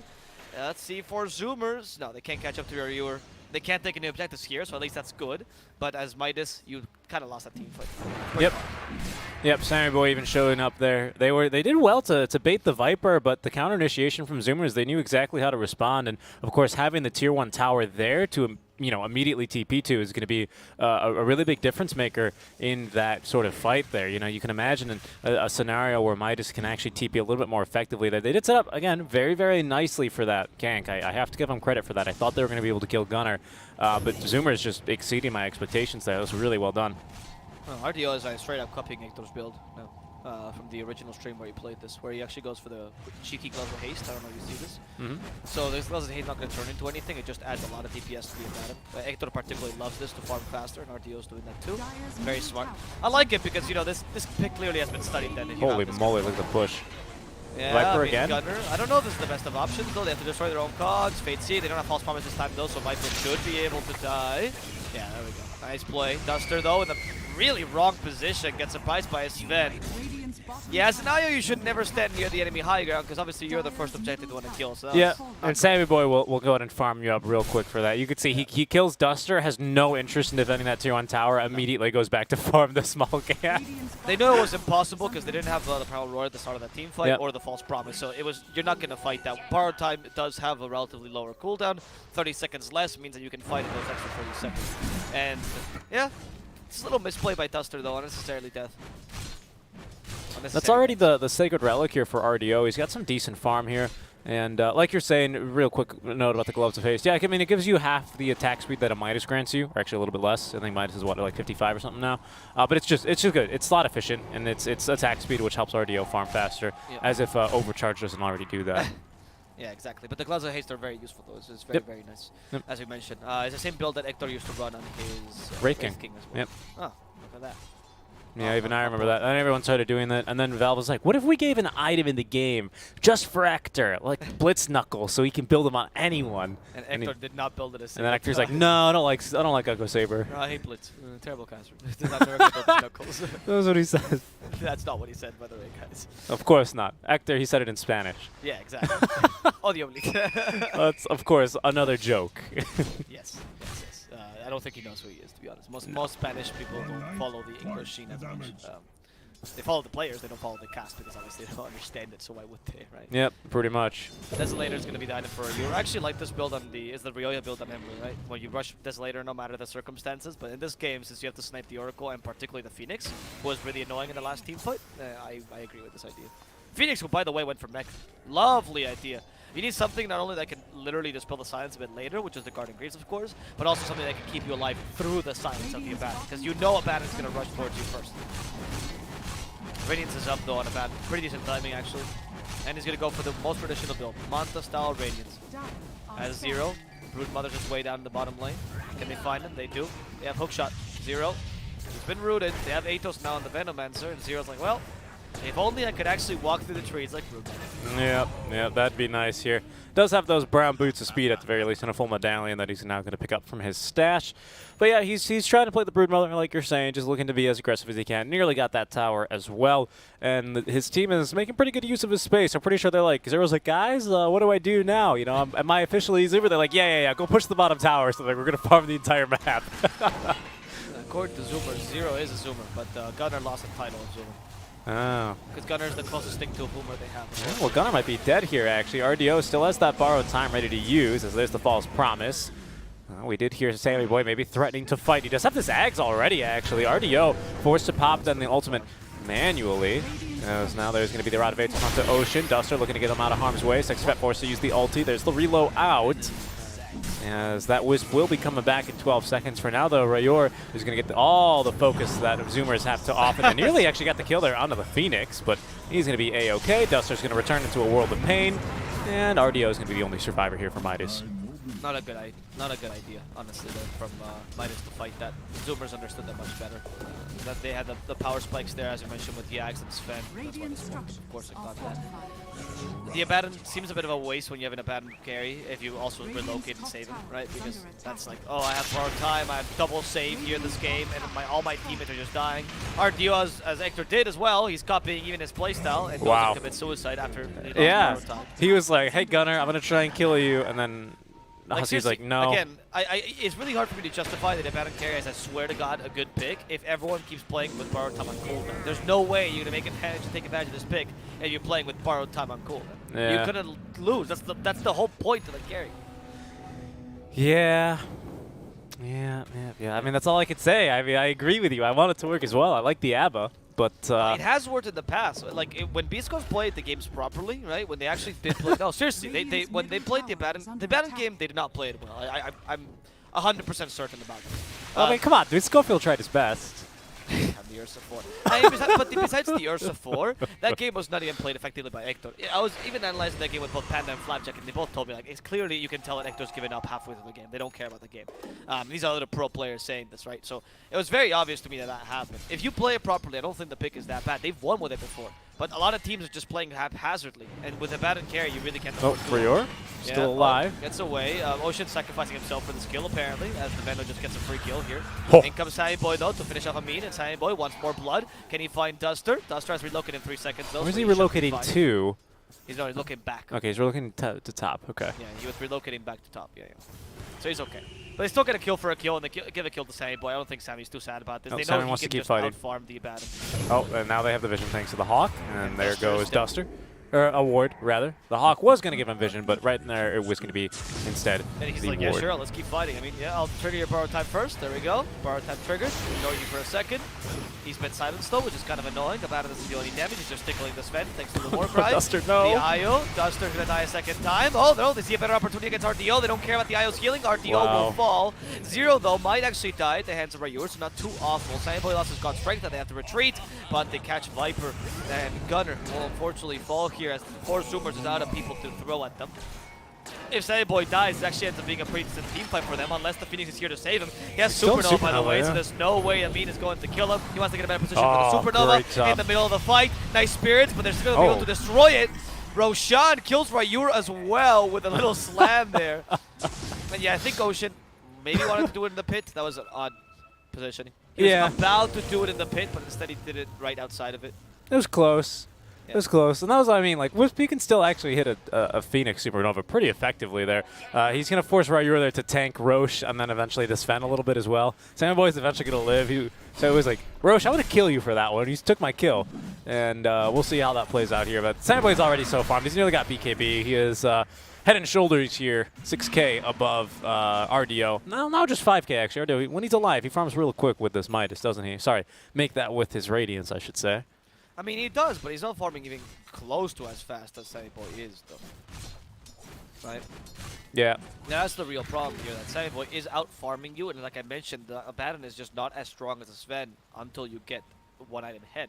And the whole point of you getting one item ahead is that your team can create enough space. And maybe the issue here of this lineup is that the Veno is just too static. He's not a hero that can do much this game. You've seen Sexycat having 0 impact, as we're seeing it literally being flattened by his Sven. Yeah, literally flattened. You were saying that, and then I hear God's Strength from out of frame. No, I was watching this. It was the point. It was beautifully cinematic. Sammy Boy just flies in, enters from off frame, chased by a bear. You know, all the good stage instructions. And oh, there he goes, leaving the pit. He's gonna almost 3-shot Rior. Yeah, you don't really have secondary carries, right? As a Baron, you kind of rely on playing with your team. If you play the carry position, you can't solo carry. It also happened because you fought once without borrowed time, and you also realize now that your borrowed time is useless because you lost your early game momentum. Now I think Supers has a pretty huge lead. They're quite confident with this game. Yeah. Yeah, I'm sure they really want to make like Nick's Ags and just burrow, you know. But your mic's a little low. If you can go in and give that a little booster, Reno. Are you saying because I didn't speak right now, or are you genuinely saying? No. That's a genuine point of feedback. I would appreciate it if you could boost your mic a little bit. Is that better? Gunner's gonna get a kill onto Amin as he TP'd back from the top tier 2. I don't know. Is that better? Yes. I never know when Richie is being genuine with me. Just well, see, that's the thing. Usual morning Richard himself. See, that's the thing is you got to keep him on his toes, you know. You gotta keep him. You gotta hit him. You gotta hit him. You can't let this caster get any self-esteem. That's when they start asking for things. That's when they start asking, you know, for like wages and good living conditions, you know. Workers' rights, vacation. Moonshard is going to be the next item on Sammy Boy. Good idea, actually. Against the Abaddon, you don't really need to tank him that much this game because you already have enough tank just with a Warcry alone, to be honest. Yeah. So you can just burst him to make sure his power time pops as soon as possible, which is what you want to try to do. Yep. And even in sorry, it's because the next that I lost my mind now. Yeah, it was a good one, wasn't it? Even though the Wisp, right, percentage-based heal on the overcharge is going to be nice, but it's not enough when Sunray for its max damage is going to just chunk you through with 6.75, close to 6 times the amount of damage that overcharge does. So it's not going to be an effective solution. It's just not that useful on Abaddon, though. Like Abaddon is not. That's why I'm most surprised by the Abaddon Wisp. Like, yeah, you have so much healing, but he is a hero. It just seems redundant. Abaddon, the advantage of him as a carry is that he carries save. Okay, Wisp has a 2. He has healing. Okay, Wisp has a 2. So why do you have 2 heroes that do the exact same thing this game, right? You're not taking advantage of the Abaddon's strengths. Usually you want the Abaddon to be paired with if you actually watch Beast Ghost when they probably play. What? You still get right, because Fenstun is not disjoined by right. Yeah. So what you need to do is pair him usually with supports that can bring stuns, because those stuns keep people in place so Abaddon can hit them and get the Curse of Avernus off. That's what you want to take advantage of. He'll survive no matter what. But with the Wisp, you don't carry that stun. You barely carry a slow. You don't really have a stun in the Clockwork either, to be honest. Like Hookshot is not good enough, and you have Ember and Veno to keep them in place. Like it's kind of difficult this game for Abaddon to even hit anyone. Right? Yeah, let alone actually murder them. Midas are looking for kills against the Viper, but Gunner's going to read that, bo2 travel back into the team fight, and now they're just kind of going to let these top lanes of Barracks. So I mean, how do you fight Sammy Boy right now? God's Strength, and look at all his buffs right now. He's so scary. By the way, and has a Silver Edge. Wow, just in case. Now, if they actually stun the Abaddon and they Silver Edge him, they break him. Oh, sorry, they have to silence him. They do have to silence him. Yep. Nope, not yet. Oh, unfortunate. Time to buy the Orchids, hey boy. Time to buy the DIY kill Abba. Oh my god, I can't believe that actually worked, and that's going to get him a kill. Sammy Boy, you troll. What did you just do? So Sammy Boy started TPing, by the way, right in front of, like, literally TP'd here. At that point, no. Husky then channeled the Fortune's End on him, which will chase him around the map. You cannot disjoint Fortune's End with anything. Yeah. And then Sammy Boy, I mean, like he needed to do this. He activated his Silver Edge and then just followed Amin around until the Fortune's End caught up with him, and then rooted him and then killed him. That's amazing. I was following it over. He's having fun now, Hal. I don't think he needs to use God's Strength right now. You have Aegis for another minute, right? Well, okay, I guess you want to push. You just want to push. They know that RDO can't He's not even right afraid, now. dude. Like, if you're playing like this, it's not even maximum efficiency. He's just trying to push as fast as possible. I think this is efficient, because right now, right, RDO, he's in RTZ, he's still farming mode. I mean, he's right. He needs to farm. He can't fight him. It's efficient in that sense, quote unquote, but it shows that the enemy team doesn't even pose a threat, right? Exactly. That's why it's efficient. Exactly. That you need to force him back. Rayur was not expecting the fake back by Sammy Boy in the Silver Edge. Immediately murdered. Sammy Boy thinks about going for tier 4s, destroying the statues first. Yeah, he's very upset with statues. It does not support the arts. Now the TPs are coming back as they still have a tier 2 standing in the bot lane, so they actually can't go for the megas. And now RDO with a little pause. And a disconnect out from Mummy. Okay. I mean, it's like, guys, I'm not playing this game anymore. It's like, we gotta pause for him. We're gonna pretend like it was. We just gotta calm him down. Nah. Clockwork after that play with Sven is not happy. He's done. Yeah, that'd be a little annoying. I mean, Sam would literally just like he literally TP'd and delayed the push just so he could go kill Amin with a root. Right. I mean, they're having fun. That's one of the things that you enjoy about Zoomers, right? Yeah. They're a team that enjoys the games that they play, especially when they win. I think they enjoy them more. Yeah, and they are definitely enjoying this game a fair amount as they are up 20, make that 17K. Is that a 20? No, it's only 17. 17K, 26 minutes of the game here, and they only lead 9 kills, but of course the farm discrepancy is, my goodness, they've been eating cake, haven't they? Is that how it works? Is that what the French, or they've been eating brioches? Brioches, yeah. Yeah, they've definitely been eating their fair share of brioches here. Because nobody had cake. You think peasants knew what cake was back then? Honestly, dude, I think if a peasant from like 1800 ate a piece of cake today that you can like go to the drugstore and buy, I think they would die. That's how tasty it was. Yeah, I think they would die. They couldn't handle that much flavor, you know. Have you ever seen like Great Depression recipes, for example? And like in America, they used to have this thing called water cake, right? Yeah. Which is literally a cake where the main ingredient and the frosting and the whole idea. Well, it's actually pie. Sorry, it's pie. And the main ingredient, the whole thing that gives it flavor, is just water with maybe sugar if you can acquire some, right? And that's just it. And that's like, whoa, the fancy dessert at the time. I've it's seen Great Depression. So I've seen a recipe for like lemonade during like the 1800s, and it was like put 2 eggs in here, and it's like when you start off with eggs, it's already and well, it's yeah, like because half that was a more lemon available. Yeah. and a little bit of sugar, and it just tastes awful. Yeah. That's what I mean, you know. There's that one tweet where it's like, you know, if someone on the Mayflower ate a Dorito, they would explode. Yeah, that's true. It's true. It's just too much flavor for them. We're so spoiled now. No, to be honest, I think it depends on the country, though. Because, like, for example, in Spain, they were like, when we had the Civil War, like post-Civil War recipes, it was always like, so how do we make this tasty? Oh, I have this sausage that it's 3 years old, but like, can I still eat it? And Spain's like, yeah, dude, that's fine. There's literally a recipe which is for migas, right? Which is it's literally stale bread, right? And you usually put like some sort of meat in it, right? Obviously sausages because you're in Spain. And it says, if you read the old recipe, it says if it has moss, you can consider using it for flavoring as well. Lovely.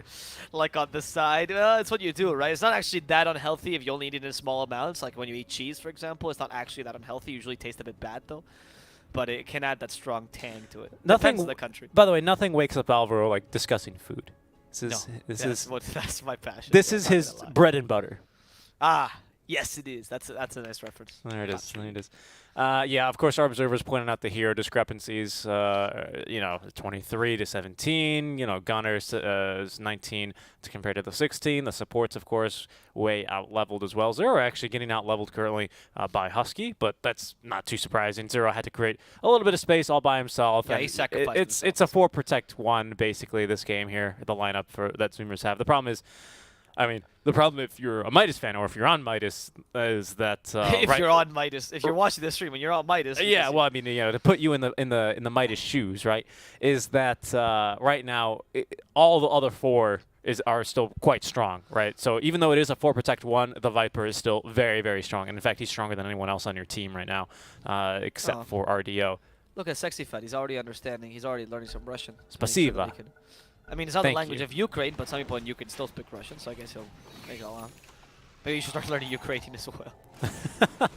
That'd be a good start. That would be convenient, right? Yeah. All right, well, they're going to be able to force him back at least. Of course, there was really no more objectives the Zoomers could take without ending the game, so they're going to be able to TP back and, just remain nice and aggressive there. We still have quite a few, well, actually now only 10 seconds left of this Aegis. I don't know if that's going to stop the Zoomers, though. I predict that Gunner is going to be like a heat-seeking missile, and he's going to burrow through this bottom tier 2, the bottom tier 3, and then just go straight to Throne. I don't know if anything's going to stop him. We'll see here. Sammy Boy nearby, farming his way through the jungle. They are the only thing that can stop themselves right now. Yeah. Self-control right now. That's going to stop them. That's Yep. Saibo's even going for Satanic, as you mentioned, and that's gonna pretty much make it Oh, unkillable. Right? Back lines almost got gone on here by RDO. I think once you get static on Sammy, I genuinely don't think they can kill him any longer. Let's see. Husky. Nice force staff there. Has the false promise still. Here comes Superman Sven.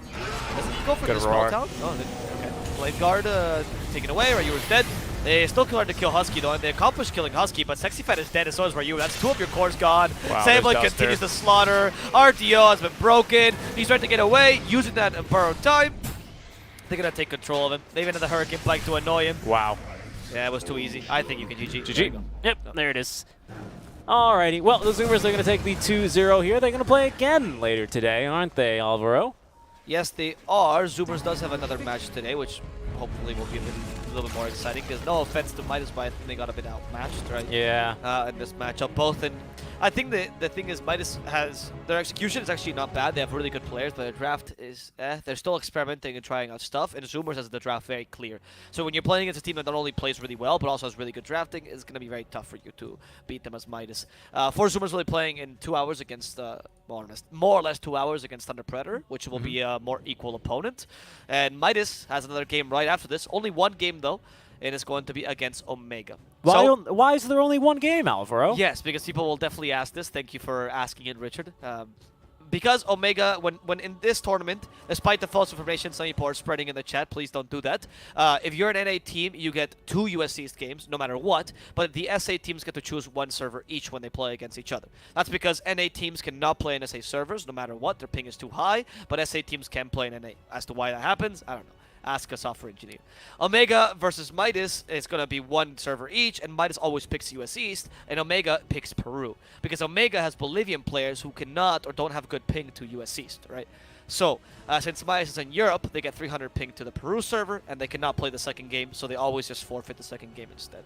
That's right. So we're likely, extremely likely, to only see 1 game of our next series. No, we are. They already determined it. They already. We already beforehand. determined it. In fact, before I say that, if you guys, and I usually don't comment on betting, but if you guys are betting and your site is not updated or they're paying out for the forfeited games, change sites, because I have gotten word from 4D that all the bookmakers that are associated to them, any bookmaker that that wants to add bets on these games legally, is getting informed of this 1 day in advance. So if they are still putting up the game and they're still paying out on that game, probably not a legal bookmaker. Just saying. I like making books. You understood what I meant, right? They're called bookkeepers in English. Bookkeepers? Mm-hmm. Bookkeepers. Actually, I don't know. I think called bookies. Bookie? I mean, I wasn't called them bookies. No, I was right. It's bookmakers. I just looked at the dictionary. You liar. I'm a liar. You liar. Ah, a person I'm a whose liar. job is to take bets. All right, well, we got another game here coming up next, guys. Just 1 game here. It's going to be starting around 7 minutes or with a delay around 3 minutes, so do stick around there. Omega versus Midas. 1 game here coming up in just a bit. We'll see you then.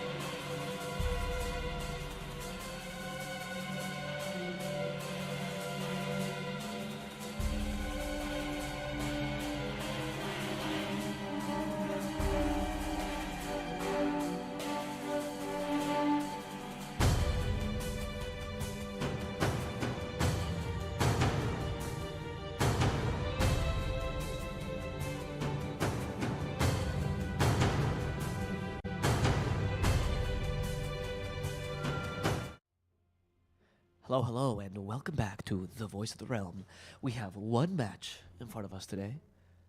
Only one match in this best of two, and it's between Midas Club and Omega Gaming. Yes, that's right. This is going to be the only game these two teams play. Only game, ever. Well, Dota will cease to exist after this game. well, I'm not too sure. Anyway, for now, though, Midas Club and Omega Gaming, they're already into the draft. We'll go ahead and transition this one over. We will again say, just to summarize why they're only playing one game, servers. Yeah, pretty much.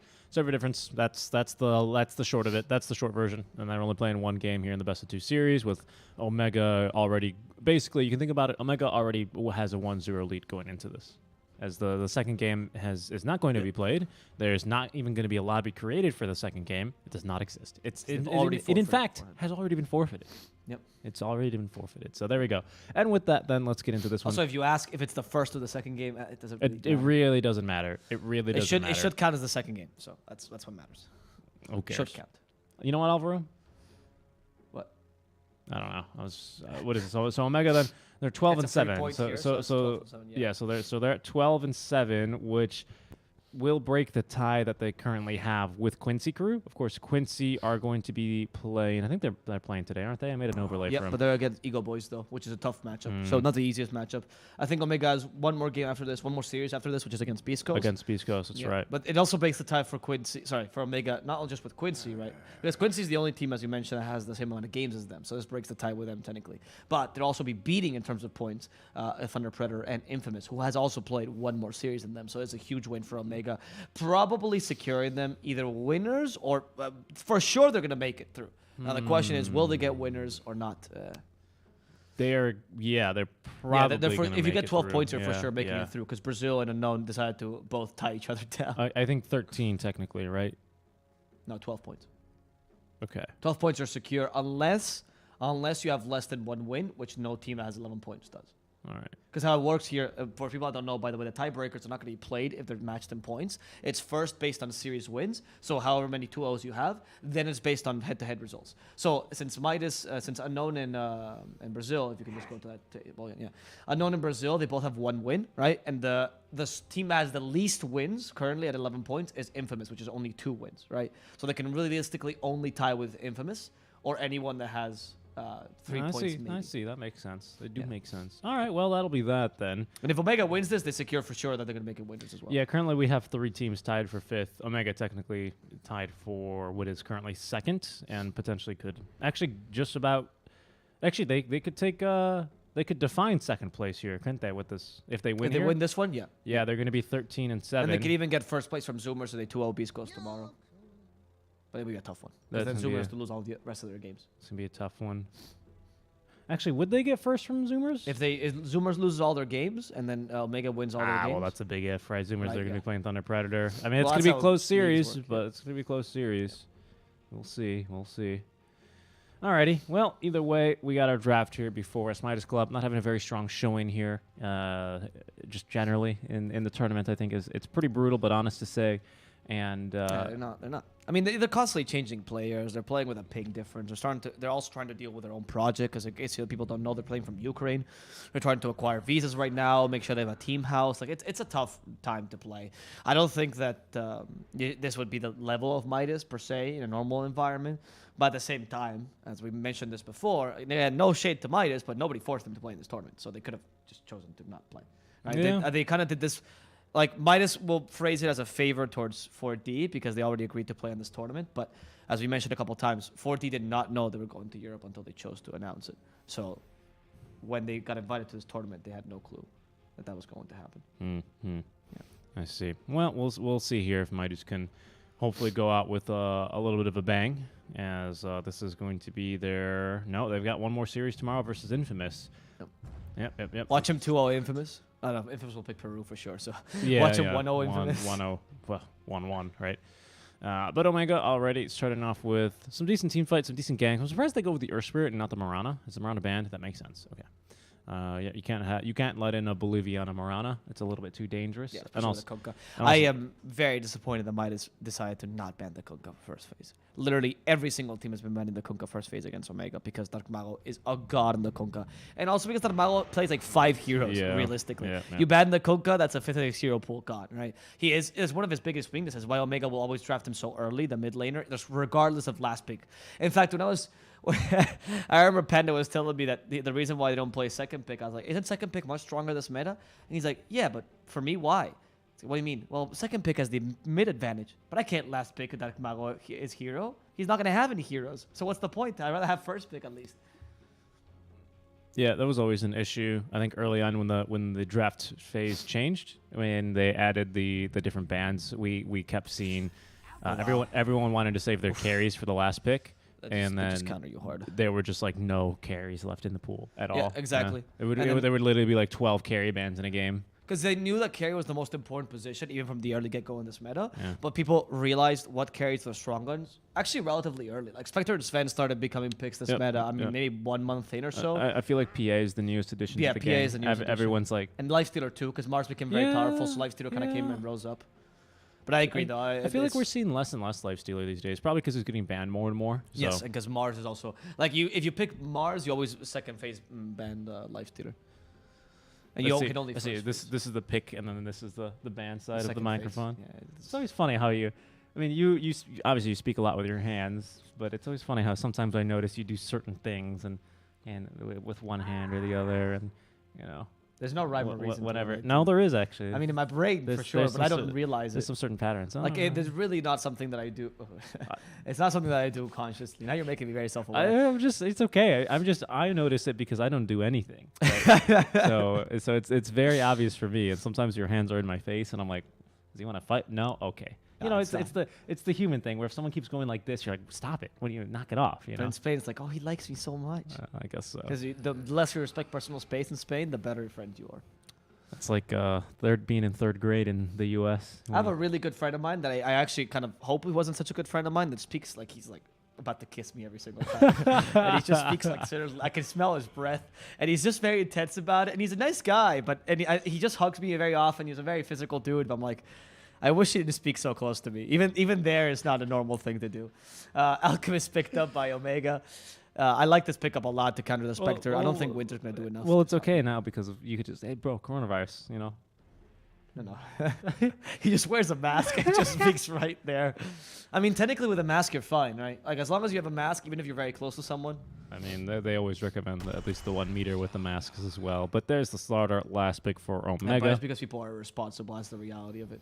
If you are to wear a proper mask, like a real mask, right? Like the one that has the double filter and everything, you are fine if you speak however close. Just don't, wipe your snot on someone or lick them or things sneeze like on them or cough on them. Cough on them. Unless you live together, then it's fine.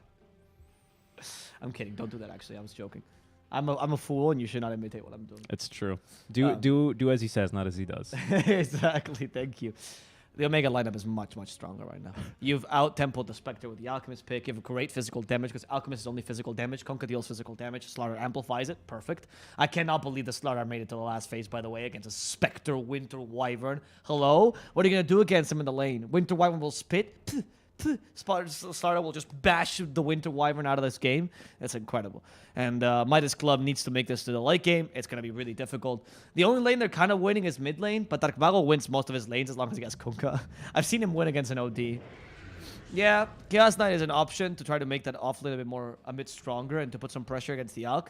Actually, we like the Chaos Knight. The problem is that you don't have a support to go with it. That's not great. Rubik is okay at aggression, but it's not a Lina. It's not even a Slardar. You don't have something that can actually double stun with a Chaos. Telekinesis is not good enough. Yeah, once again, you can tell Alvaro is very serious about his draft analysis when he loses the radio voice and he begins to just yell into the microphone. I mean, he's completely right. I don't say this to discount or undercut or undermine anything he's saying because he's right. I mean, how is this lane going to have to go for Midas in the top lane, right? I can't imagine. It's going to be real difficult for them. It's not going to work. I don't know how you get the ball rolling because you're also going to have Ryur needing to go into the jungle for a little bit of time, not for too long, right? For a little bit of time, especially you're probably going to end up going for the Dissemblate Resonant Pulse build to recover in the lane. There's really no point in going for Astral Step because you're not killing a Kunkka on lane. Hello, you're a Void Spirit. And then I'm also concerned because I mean, the sexy fat, maybe then you can get a good lane because Mingate probably is going to get like a 10-minute Battle Fury and then go jungle. So at least you have a free lane there to soak some experience and some gold, ideally. That is true, but Chaos Knight is just not that great against this massive strength lineup. Like, the whole point of a Chaos Knight is blowing, especially as an offlane Chaos Knight, is to blow up a weak support. What's the weak support here? Snapfire? Like, seriously, all these supports are quite tanky. So they've nullified the Spectre pick in that sense as well. To some degree, they've nullified the Void Spirit pick as well, because these are 3 heroes that want to blow up someone quickly. You're lacking the initiation to make long team fights work. And Omega, on top of all these things, they even have a Ghost Ship to make their heroes like 2 times tankier. It's a really big outdraft, I would say. I think Omega's going to win this pretty easily. Yeah, I think Omega. They have a massive ping difference, by the way. Omega's playing with a 150, 160 ping, and Midas only has around 80 to 100.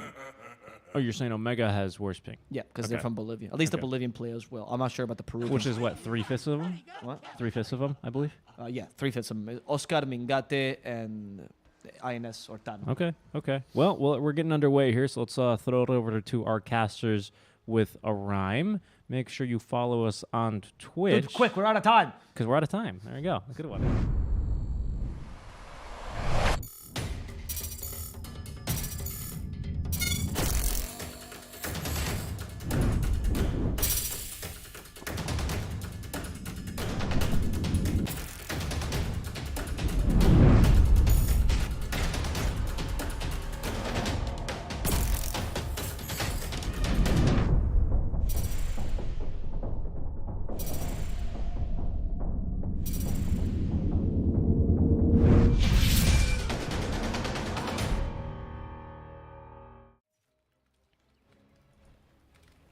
Welcome back, everyone.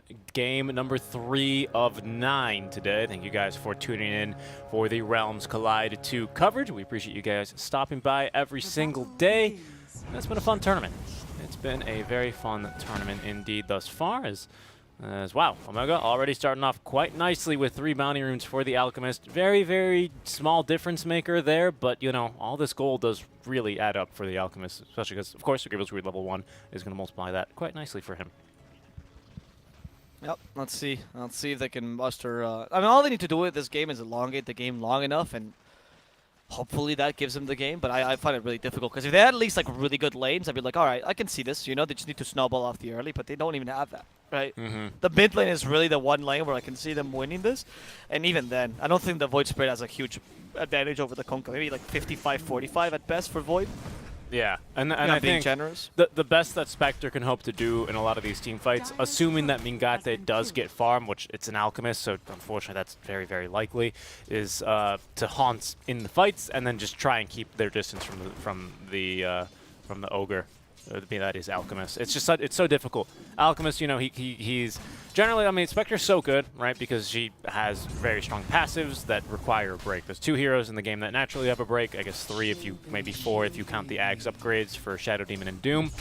So normally you have to buy it, which is, you know, a pretty hard task. For Alchemist, the dude's literally swimming in gold. No problem. You need a Silver Edge, he'll buy you a Silver Edge. You want an Aghanim Scepter, he'll get that for you too. Just wait a little bit, right? And, of course, physical damage is always nice as well to have against the Spectre. So, yeah, it's going to be a really hard game. It's going to be a really hard game. Yeah, it will be. I think that... I don't know. I'm trying to think of what Midas can do to make this game easier for them, because I think that they could have laned, you know, the CK versus the Slardar, and that would have mitigated some of the impact. The Spectre should be able to lane nicely against an Alk. Then you choose to do that.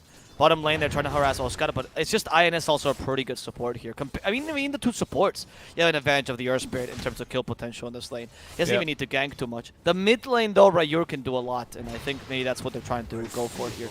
As you can see, harassing that Mago a fair amount already.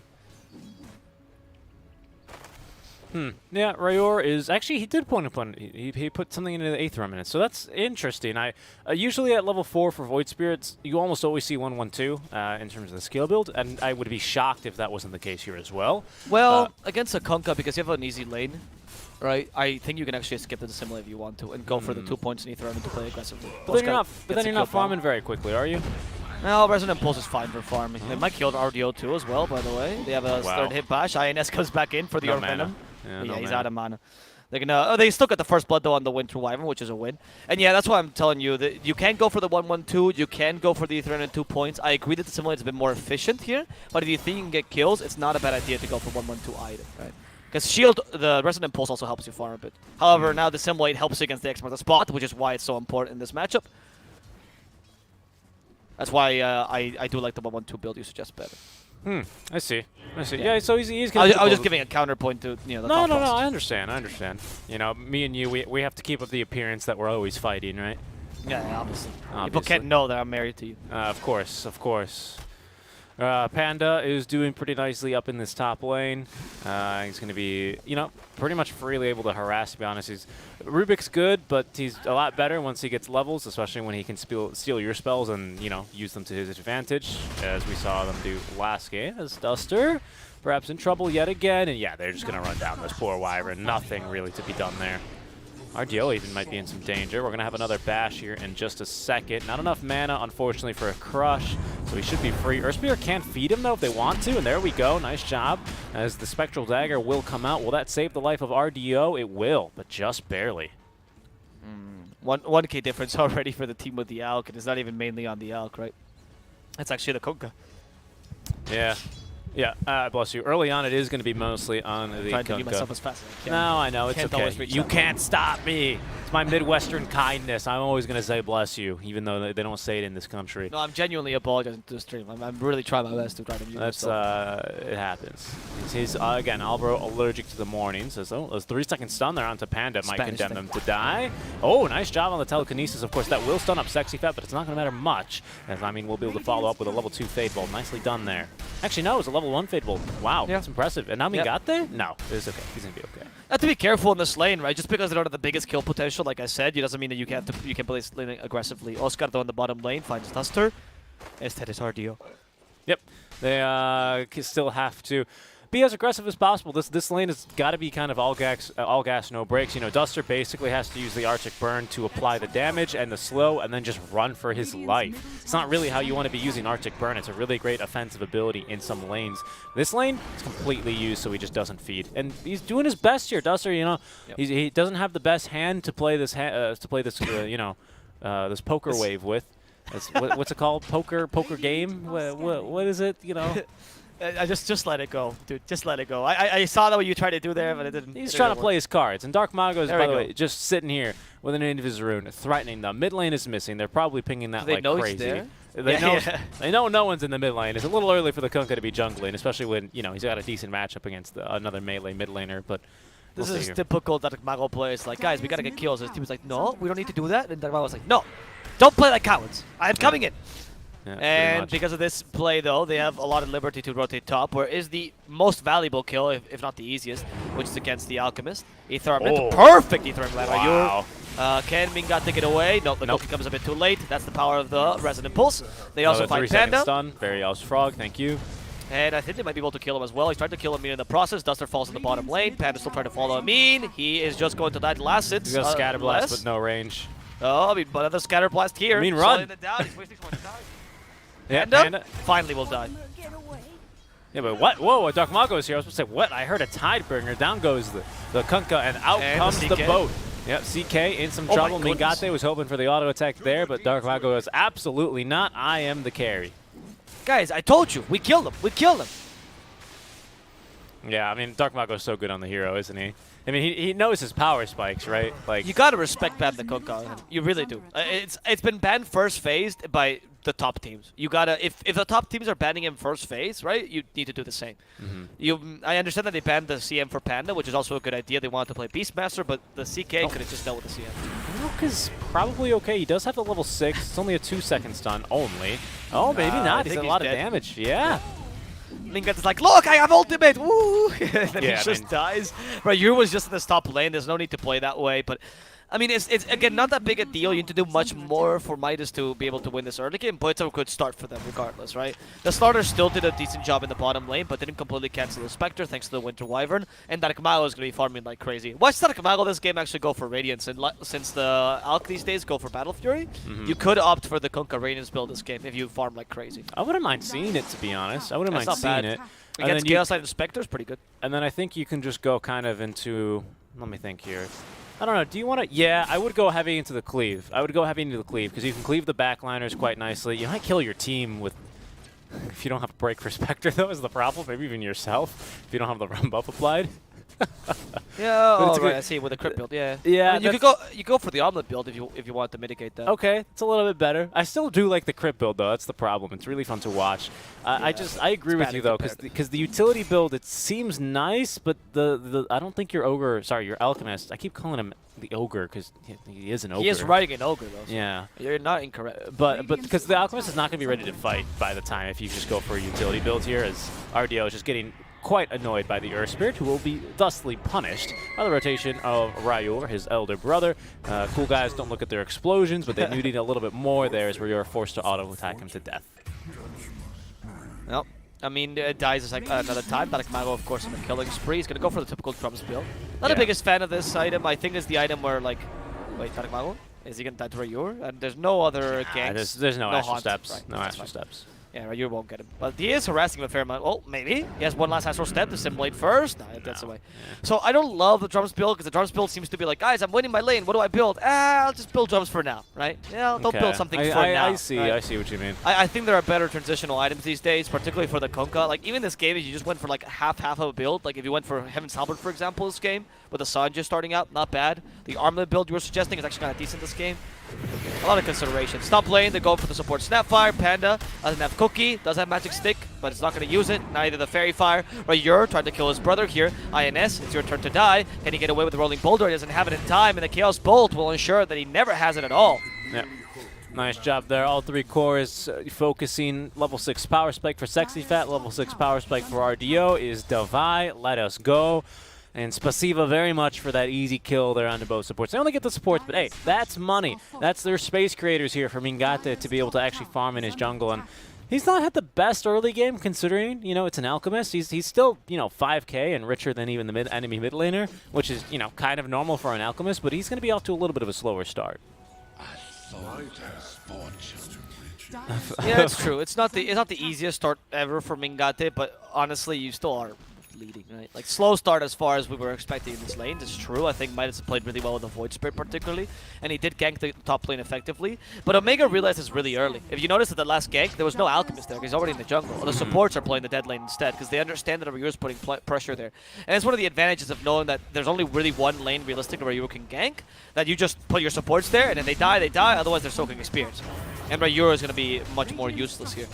He's going to try to dissimulate this X marks the spot. Dark Mago's not even setting up a taunt. I hope, by the way, real quick, that Oscar does not end up buying his drums. I hope he goes instead for the Wing Dagger. We already have drums on Dark Mago. I don't think they... Yes, you can still use them to refresh the charges, quote unquote, right? But I think it's kind of a waste of money at this point for two drums. I just don't... Stop buying drums. It's just I'm winning my lane. What do I do? Buy drums. Yeah, exactly. That's what you do, right? It's the not thinking build kind of situation. I don't love. The Heaven's Halberd. Look, like, Kunkka even is doing the exact build I was suggesting right after the drums. Okay, I mean, drums and Slaughter, I think, is one of the heroes that can utilize them best. I don't think it's a bad item ever. I just don't think it's the best item ever either. Yeah, I think it's okay if you're drawing even in your lane and you need to fight early, but like you won your lane, just save up for the Blink Dagger, my dude, as they're gonna be able to blow up a Wyvern or the Midas easily. If you want to snowball, honestly. Yeah, however, they will get a kill in return. Ryur is going to find the Snapfire in the river and make quick work of her, slicing and dicing. Some fried lizard. Yeah. Nice. Oh, not lizard. Oh, right, yeah. Mortimer. Mm-hmm. Doesn't have the Axolotl cosplay, unfortunately. Nope. Axolotls probably don't taste very nice, to be honest. I guess they're very... Well, frogs are very tasty, though. I wonder. Alchemist with the Battle Fury completed now. 12 minutes in. Pretty great. Alvar just gets really hungry all of a sudden mid-cast. Oh man, a Kunkka, he's running away. I wonder what he would taste like here. He's got probably a lot of briny air that he's been experiencing. Interesting. Oh wow, he might be like like a pickle or something. That's kind of interesting. No, like Viper's the pickle, remember? Yeah, Ryur is going to be running on over. There's a DD rune top lane. That Dark Mago is going to be making a break for it. Through the invis, there's going to be the slow, the silence, X marks to make sure that Dark Mago is able to secure it. They're all fighting so hard for this It's going to be eventually. Just creating space for the Alk, though. Yeah. While you keep this mid lane busy, the Alk is farming your jungle completely, and they can't go into your jungle. You really do not care. This is one of the games where it's easier, quote-unquote, to play your game, because all Omega needs to do is make sure they have farm on the Alk. They don't have to necessarily gank the Spectre to stop her from farming. They really can let her farm immediately, and Alk would just beat her, just by virtue of being The Spectre Alchemist. does have Haunt. Speaking of this 3-man smoke gank heading her way, we'll see if they can find her. Dark Mago smoke's going to break, and he goes, well, must be the wind. He's going to keep farming. He just doesn't even concern himself. He just... he's like you know, pre-2016 AI in a stealth game. Yeah, what was yeah, that? yeah. Must be the wind. See you later. Yeah, I love. Well, they still do that in some stealth games Well, today. yeah, that's true. That's true. We got it. though. Has he's in Chemical more Rage. trouble. I think he might be able to survive this. No. The support gank is a bit too late. Oh, he gets a stun off. Mingate, barely. With the Chemical Rage, they set it up with the Winter's Curse, but they use it on Panda instead. And Dark Bao comes here to kill his Great teammate. boat. Mingate manages to make it out. Dark Bao with the boat, also saving his team here a bit. Rayur will fall as Duster also gets punished for that Winter's Curse. RDO is forced to retreat with that Spectral Dagger, but they do catch Amin, and the support here won't have an easy time. Both killed together with the enemy mid laner. RDO for now surviving, but Oscar has different plans for him. However, they're diving a bit too far. I'm going to let him go for now. Yeah. All right, well played by Mingate. Does survive that. That was shocking that he survived. I'm truly I shocked. think that Winter's Curse was not correct, though. I think they should have done it at the Alk. I mean, I know the Snapfire doesn't deal too much damage, but at least Winter Wyvern can proceed to deal damage there as well. Yep, that's what you're looking for. That's the important part, right? Because I think you're right. You can kill him. You have enough mana there immediately after for another Splinter Blast. Exactly. Which, what level is it? It's level 3. If not, it was level 4 at the point. That's more than enough damage for an Alk with through level 1 Chemical Rage. Yeah, I mean, hindsight 2020, but now Oscar has the Blink Dagger. He's going to be immediately back on the prowl, looking for some kills, looking to harass Sexy Fat out, just looking to be annoying. That's the Blink Dagger reveal. It's fine. You know, you're just looking to create space, put the Fear of God in them. Oscar didn't buy drums, by the way, in the end. He bought the Blink Dagger straight up, which I much rather, and not going for the Axe. I like this build. Correct build this game, I would say. And the Alchemist's second item is going to be an S and Y. So he's going more for the Battle Alk this game, as opposed to the typical farming Alk. We're not going to see the... Actually... Yeah, we're not going to see the Manta that sometimes they buy, right? There's no need for the Dispel here. You're just going to try to maximize your mid-game potential and just destroy the Spectre based on tempo. As Dark Mago also completes his Heaven's Halberd. No, they still The heck, this guy just wants to get banned here. Put in a spoiler? I don't think so. Bounties for INS, nice. He can take the other one if he wants to, but no, he doesn't want to commit suicide here. Yeah, that's All right, the another wise attempt decision. to kill RDO. This time they don't have a smoke, so they're going to catch him. That's how it works here. Yep, rolling boulder. Ooh, almost by INS. Slithering Crush. There's the help from the Cross Haze. The boat should be able to hit. They even activate the Magnetize. Like, sure, Blade Mail me. Dark Mago does not care. He has 2 KHP, Spectre, dude. He has a Sanj. He's perfectly fine. Middle lane, though, there is a fight breaking out. Mingate could be in trouble. The Mortimer's Kiss is getting a lot of space, and the healing is too high. Mingate already fighting, and he can actually out-heal all the damage from Midas. Amin does steal the Mortimer's Kiss, but it's a bit too late. Mingate a bit too fast for the Chaos Bolt, avoiding it long enough, as the Mortimer's Kiss from Rubik forced him to retreat. Unless INS has different plans here. They come in with Oscar, and the 4 and the 3 here to clean up the mess that Mingate did. Not quite killing anyone, showing them how it's supposed to be done. Getting Rayura in the process. Radiant's top tower. Yep, Oscar. good fight there. Okay, They're going for more? No, they still can protect him. Scatterblast too powerful. They're honestly playing this really well with spaces, though. Like, these team fights, Omega's taking team fights where they have an advantage in either vision or in space.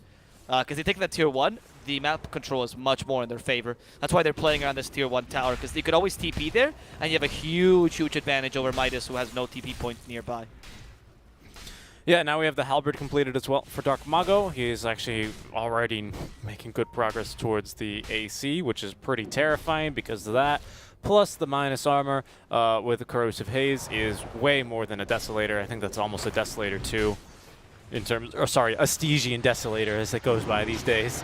Panda in trouble though. He's going to get caught by the Aether Remnant. They're going to drop a Winter's Curse, but that's going to allow the team to then rotate on over here. They will eventually net the kill onto Panda. Oscar should be next, but he lands a 2-man crush there. Boat on the back lines is going to nuke down Amin as Panda finally make that. Oscar will now drop. Dark Mago though running at the supports, and there's no Winter's Curse, so they don't have to watch the positioning. Sexy Fat is going to bring in a friend here with at least the the Phantasm here. Good damage. Dark Mago, he's been aggroed by Duster. Spectre, so he's going to have to wait through that Cold Embrace to pick up that kill, but now in some trouble is INS. He's gone a little bit too far without any support. They're going to be able to turn and murder him. Royor with the kill credit there, his 3rd kill onto his brother this match. Now Dark Mago on the run. They do have, however, a stun for him, and he is not able to dispel that one, unfortunately, even with the Invis rune, or sorry, make up the illusion rune, but a good turn here by Mingate, who is fighting even without the chemical rage and doing pretty good damage at that. Amin is going to respawn. There's Kisses now, at which will finish up RDO. They need a little bit more damage for someone, for Amin, that is, who is going to get another Cold Embrace. This fight, Oscar's alive again, and he's got the blink. What the heck? Okay, he didn't blink. He forgot to blink. He only crushed, but it's okay because Royor is going to go in himself anyway. Still might be in some trouble. Why? So what is going on this fight? Why is Royor trying to do this? You actually don't have a stun. You don't even need it. He's going to have to the acid spray of all things. And Duster will also fall. Okay. I mean, running circles is an expression that usually means symbolically, but I think this game Midas was actually just running circles. It looks like, you look at the fight recap here, and it looks like Alchemist has a Radiance. Oh, of course he did 5,700 damage this earlier, 4,700 damage. Is that a Radiance? Of course that's what happened. No, he doesn't have a Radiance. He just hit them. He just hit them, and they fought an acid spray.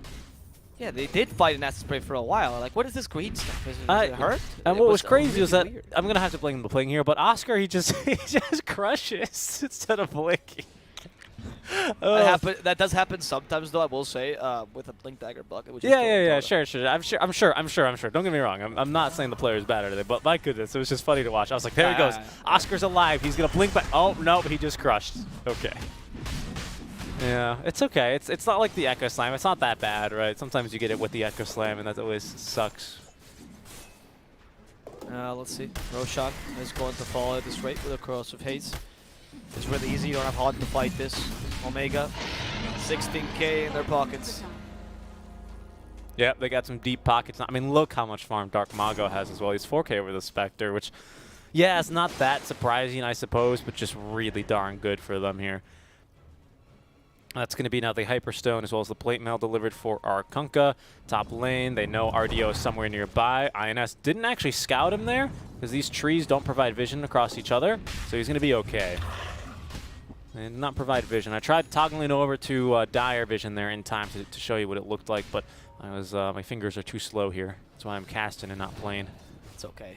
I don't know. This game is not looking good at all for Midas. They didn't accomplish their only win condition, which I didn't even see happening. And now Alchemist is super mega farmed. Kunkka, it actually has 4k more than the Spectre, and that has nothing to do with the Grievous Greed. It's just Kunkka. Yep. No, like I know he has a nice farming ability in Tidebringer, but this shouldn't be happening. 4k above the enemy carry. This is just domination. Dark Mago is actually playing right now with himself. Oh, he does not get the torrent. Does he get the expert to spot? He does. I mean, it's like, oh no, I did not like this trip. He messes up the combo though. It's okay. That Mago just wants to play with Amin. Yep. Did he X himself? No, Amin X'd him. No, he did X himself. Okay. No, just double checking. It was Amin. It was Amin. No, it was him. Look at the X's on cooldown. He just turned himself back. Now he has another X. Yeah. I don't think it was Amin, but it was him. You were saying Dark Mago X'd himself. The second one X'd himself, yeah. You could tell because he turned himself back. And Rubik's X was still off cooldown. Interesting. Okay. I think he just misclicked. Or Dark Mago was just being Dark Mago, dude. Oh, by the way, they killed the Spectre. Oh, right, of course they did. And the Winter Wyvern is also in trouble. The Alk is like, nah, get out of me. I'm busy. I have to take towers. I'll kill you later. Void Spirit, please. Yeah, I mean, he is so rich. He already has a Silver Edge, dude. Yeah, oh my God. Last time we saw him, he maybe had the S and Y. Now he's upgraded his inventory. I mean, this is what alchemists do, right? If you give him free farm, he's going to be running around getting 30 extra gold per last hit, and his team's actually going to let him get the CS as well here. He's going to eat a 4-second stun. Cookie to push him forward a little bit into the tower. Of course, that's going to be reduced dramatically by the receptions of the SNY. See you later, Panda. He's getting blown up. There's going to be the Haunt now. Anna's potentially in trouble. Great Torrent will save his life as Dark Mago then is going to end it himself. Thanks to the cursed, or the winner's curse. Mingate, though, is going to make quick work now of the Void Spirit. Stun up for a little bit of time as the Brum buff not quite hitting anyone. Rubik unable to steal the Ghost Ship, however. Spell still on cooldown as RDO is going to get right-click down. Good amount of healing, actually, already. It's a level 3 Cold Embrace of all things, but RDO, unfortunately, that's not going to save his life. Dark Mago with the Cookie will be able to seal his fate now. A Sexy Fat on the low ground, broken, destroyed, and flattened. 3 dead. And all cores here on the side of Midas means that Omega can then return to business and hopefully look to push a tier 2. No, they want to kill Amin first. Okay, fair enough. Nice Cookie there. Very, very low Cookie actually by Panda. Otherwise, Mingate would have, Minused himself. And now Amin in trouble. The Mingate is still chasing after him. He's like, yeah, sure, I'll have Echo. It's a really good idea. You even built a Silver Edge to preemptively counter the Spectre, so even if Spectre comes back. Diving into tier 3 and now tier 4. Yeah, what are you going to do to stop him? Like, the Malo has, okay, everyone's buying back. Mortimer's Kiss is used. Enough to get away. You stop Chemical Rage and the Aegis on Mingate, by the way. Yeah, I mean, I feel the buybacks there. If not now, when? That seems like your best opportunity, right? By the way, okay, yeah, you're right. This is the buybacks. Can they kill him? I mean, you know he has Aegis, guys. So whatever you lose here, you're not. If you get Mingate, it's not worth it. They're going for Panda, who doesn't have Aegis. Okay, trying to kill Mingate. Too much healing. INS sees the initiation, goes for it. Rayur will die in a matter of seconds to Mingate. Shield or not, they don't care any longer. X marks the spot. We'll show Rubik how it's done. There's the ghost ship. I mean, will fall second. But the Winter's Curse might give him an opportunity. Nope, never mind. Dark Mago has had resistance, so it doesn't actually affect him that much. Sexy Fads at least gets cold embraced. Mingate's like, I don't know what to stun. Give me an objective. There we go. Winter Wyvern. Kill Duster. Also trying to murder Sexy Fat, as Sexy Fat is trying to kill Oscar, but he's saved last second. I mean, got this ridiculous damage. He even got Moonshard delivered to him halfway through the team fight. Just throw the GG, Midas. This game is over. Yeah, there it is. I do want to Thank God I told him. Real quick, level 3 in the Cold Embrace is actually a really good idea this game because it's basically the only physical damage that Omega do. So that's a really good idea. Unfortunately, it's not going to pay off. No, I mean, it's worth pointing out. It's worth pointing out. No, you're right. I understand the point of the Winter Wyvern, but the issue with the Winter Wyvern here against the Elk is that you just weaken the lanes by so much. If you had a support 4 that was like Lina, Snapfire, or whatever, sure. But Rubik is a support that gives you harassment in lane, but not enough kill potential. You cannot combine that with an offlaner that doesn't give you harassment, gives you kill potential, which is a CK. That defeats the purpose. This lane didn't have synergy between them. And that was your only good lane in general. The Void Spirit was okay with your team, alright, and the Spectre Winter Wyvern was really weak lane that got countered by Slardar. You don't really think of ever stunning the Slardar either. It was just tough. Yeah, tough game. Tough game. The GPMs here speak for themselves. Mingate pretty shy of a 1,000 GPM, which is, which the Alchemists, they tend towards as the mid game progresses. Of course, you farm a lot faster and you get way more farm as the game progresses. But yeah, I mean, it's still a really impressive game here out from basically the entirety of Omega. Very, very few missteps. A few deaths onto the supports, but those are who you expect to be dying. Oscar's going to fall once, Mingate dies twice, but eventually he's farmed enough, and then they can't kill him. And they don't, and that's the game. We're going to have a bit of a longer break now, aren't we, Avo? Yes, we are, because the second game will not be played. Now, we'll be saying this for the last time, okay? It is because of a server issue. Midas refuses to play in Peru, but Omega has every right to pick the Peru server in their second game because they have better ping there. And since they picked the Peru game, they just forfeited already. So Midas will not play in the second game, and it'll be starting at the allocated time of 5 p.m. EST, or 6 a.m. if you're with us. Yeah, 6 a.m. And, yeah, exactly. So we're going to have an hour and 10-minute break before the next match, which is going to be 4 Zoomers versus Thunder Predator. Indeed, guys. So we're just going to have a countdown now on the screen. So get some lunch, socially distanced lunch, of course. Go and get some food, say hello to some friends, read a little bit of a book, maybe even play some Dire Tide. Who knows? Do your thing. But for now, we're going to be going to a bit of a longer break. Make sure you join us in around an hour for our next match of the Zoomers versus Thunder Predator. Until then, we'll see you.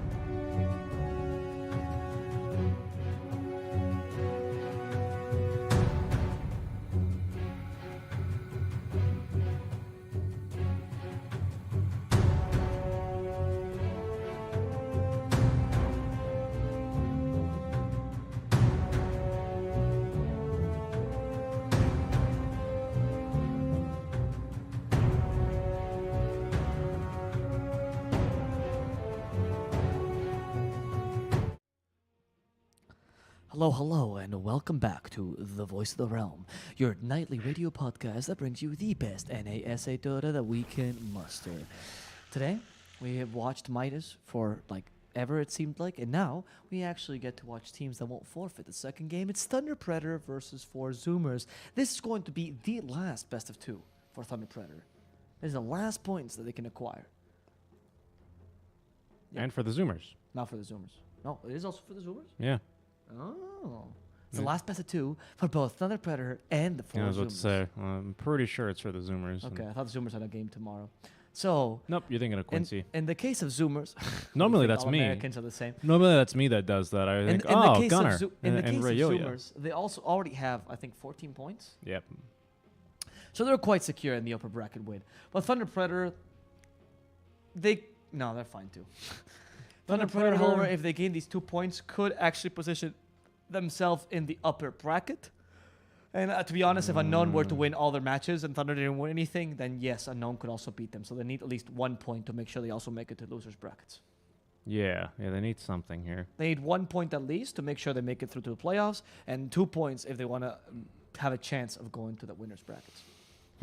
Yeah, for now, Zoomer stands on their way, though. Zoomer's pretty much almost guaranteed an upper bracket run here. Only 1-2-0 in the whole tournament that was by Beast Coast. Yeah. Which played out of their mind, by the way. I'm that game. pretty sure Zoomers are through. So for them, it's going to just be experience, practice. Who knows? It's not impossible that they run the Thunder Predator again this tournament. So I think they're going to be wanting to take this match serious and learn whatever they can. And they're starting off with a bit of a different draft. The Mars Chen, not going for their very favorite combo of the Mars Willow. Also, if they eliminated the Zoomers and they get, they eliminate Thunder Predator and they get Unknown, for example, to pass, again, not much offense to Unknown, but they're definitely the weaker team. So Zoomers much rather fight them in the playoffs than Thunder Predator for sure.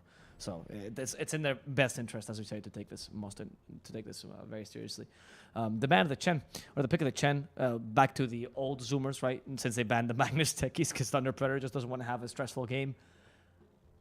Yeah, I'd like the draft by Zoomers for now. You know, Zero's Mars has been absolutely incredible. The Chen secures your lane for the most part, gives you a bit of push. Snapfire with Mars is always a great combination. And right now, I mean, Thunder Predator picking up their carry this early, even if they do have last pick and it was a bit protected, the Drought Ranger could lead to some issues here for Thunder. And they're also going to be styling the pick that they've absolutely loved for Sacred or for... the pick that Frank has been picking up a lot, which in this case can be played by Sacred, is going to be the Viper in the offlane position.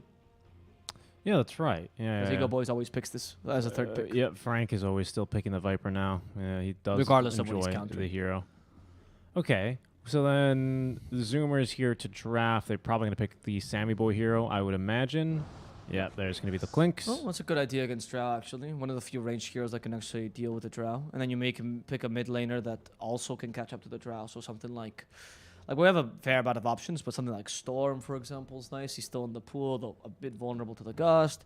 You can go for the Ricky mid, those kind of options. You know, anything with a bit of a movement. Even Ember and Void Spirit are fine. You have enough options that Thunder Predator cannot ban them all. Yeah, pretty much. And a lot of them are going to be Gunner heroes, too. That are Invoker's, pretty spooky. oh, no, Invoker's off. Not with Invoker's banned. Carl's been banned. The they Nagas. banned the Storm themselves. Interesting. So maybe they're thinking about Void Spirit then, if they ban the Storm. Because of the good counter. Or a good matchup, or Void or Ember, realistically. I'm just looking at Thunder Predator's lineup. There's no Lesh ban still. I'm trying to think, right? Maybe you bait the Void Spirit pick and you slam him down with the Lesh or something like that. No, Marana? Interesting. Do they think it's... Maybe they think it's a Mars mid or a Snap mid. They're going to flex one of the two.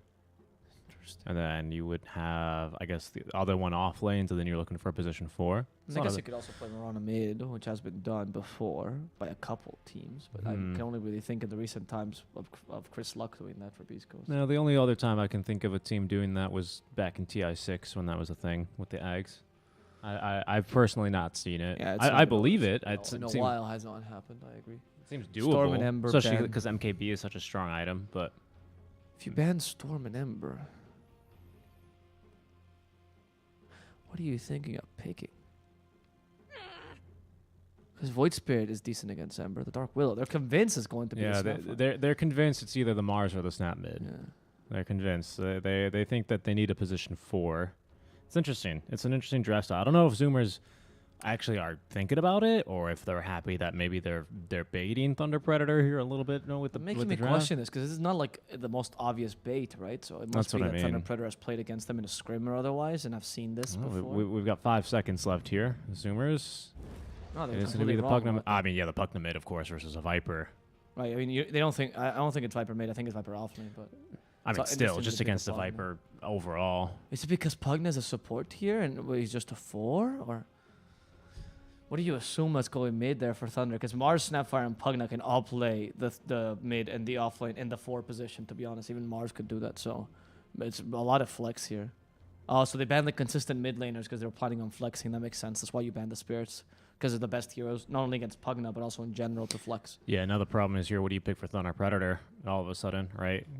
You could risk it with a Kunkka. Kunkka's not bad here, because Kunkka does beat the Pugna as long as you can withstand the Decrepify annoyance in the early game, because then you get Ghost Ship and Pugna cannot last. Yeah, that's true. And he deals with a Mars nicely. He deals with pre-level 6 really kind of sucks. Yeah, it does a bit, but it's honestly not that bad, because Kunkka recovers in the jungle, so Kunkka's a good idea. Yeah, I get that. It's just the lane itself is not too fun. Once you leave, it's like he's a Kunkka again. It's like the TA, right? I don't think you can afford to go Lesh, even if you win the lane against Pugna. I think if a Pugna plays well, it also crushes the Lesh.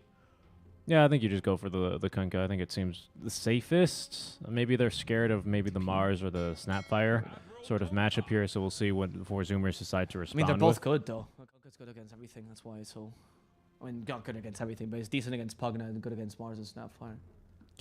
Okay, so it's a support Snap. No, okay, mid Pugna. Okay, so Thunder just misread that. Maybe they've scrimmed before and they've seen something like this, because it's weird they would make 2-4 bans, right? because they were so convinced that was going to happen. Oh, this is not going to be a good match. It's not Minos, it's Kotaro. Oof. That's a joke, by the way. Minos, that's Minos' old name, I think, right? Yeah, it used to be Kotaro Hayama, which is but from... it's from an anime. But either way, for some reason, when we last saw Minos, go back to this name, he did not have a very good game. He plays this game when he doesn't flat out playing a good game. When he's having a bad day. Is that true? No. Like I'm saying it by the pattern we've seen. Right, that's something. I've seen it once with Arthur as well. You were just restating what I was saying. Yeah, essentially. I've seen it once with Arthur as well, and it was also a really bad performance. I'm hoping. You know. I agree. The game we saw out of him was not very good, so that's some concern here. We'll see who shows up, whether it'll be Minos or Kotaro on the Drow Ranger. It's a bit dicey here for sure. Not sure. I'm not sure this game about Thunder. I think the Kunkka pick is pretty solid. I think their lineup in general is pretty solid. I don't love the Viper off lane forcing it like this, especially because Zoomers already went for the Clinks, which counters him pretty hard in lane. I'd say in terms of execution that Zoomers is superior right now. So just because I think their team is better, I'm going to go for Zoomers, though I do think that draft slightly favors Thunder. Interesting. I don't know if I agree. I think I would only say it slightly favors him, and they play the lanes really well. Particularly, they play around the Kunkka really well. They play around the Drow Ranger really well. And they just sack the Viper. I just don't trust Sacred very much. Sacred doesn't do too well whenever he has a bad lane. I just don't know how easy the lanes are going to be regardless here. I think even just given the heroes. But we'll see as we're about to get underway with match number 1 of our 3rd series of the day. We're only halfway through our day. Why don't you give us a follow on Twitch so you can stay?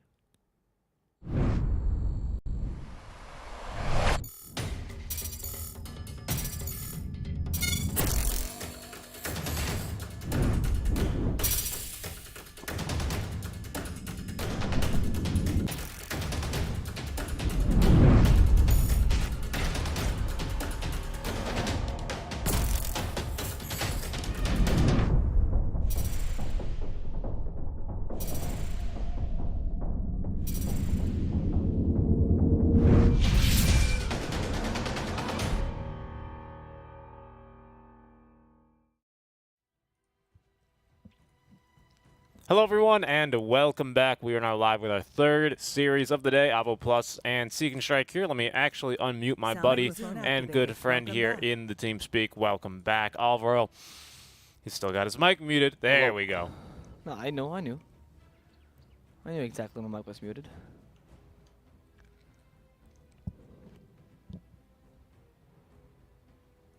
Okay. Well, I'll see how this game goes. I think the strength of Zoomers, of course, is that Clinks versus Viper lane, and I don't think the Drow matchup versus Clinks is that bad, so I like that very much. But at the same time, I'm a bit afraid of the mid lane impact of Leo style. I think they're giving him a relatively easy lane once you hit 6, and that's something that Kunkka loves. I'm wondering if this game Gunnar will decide to go for the full Decrep build.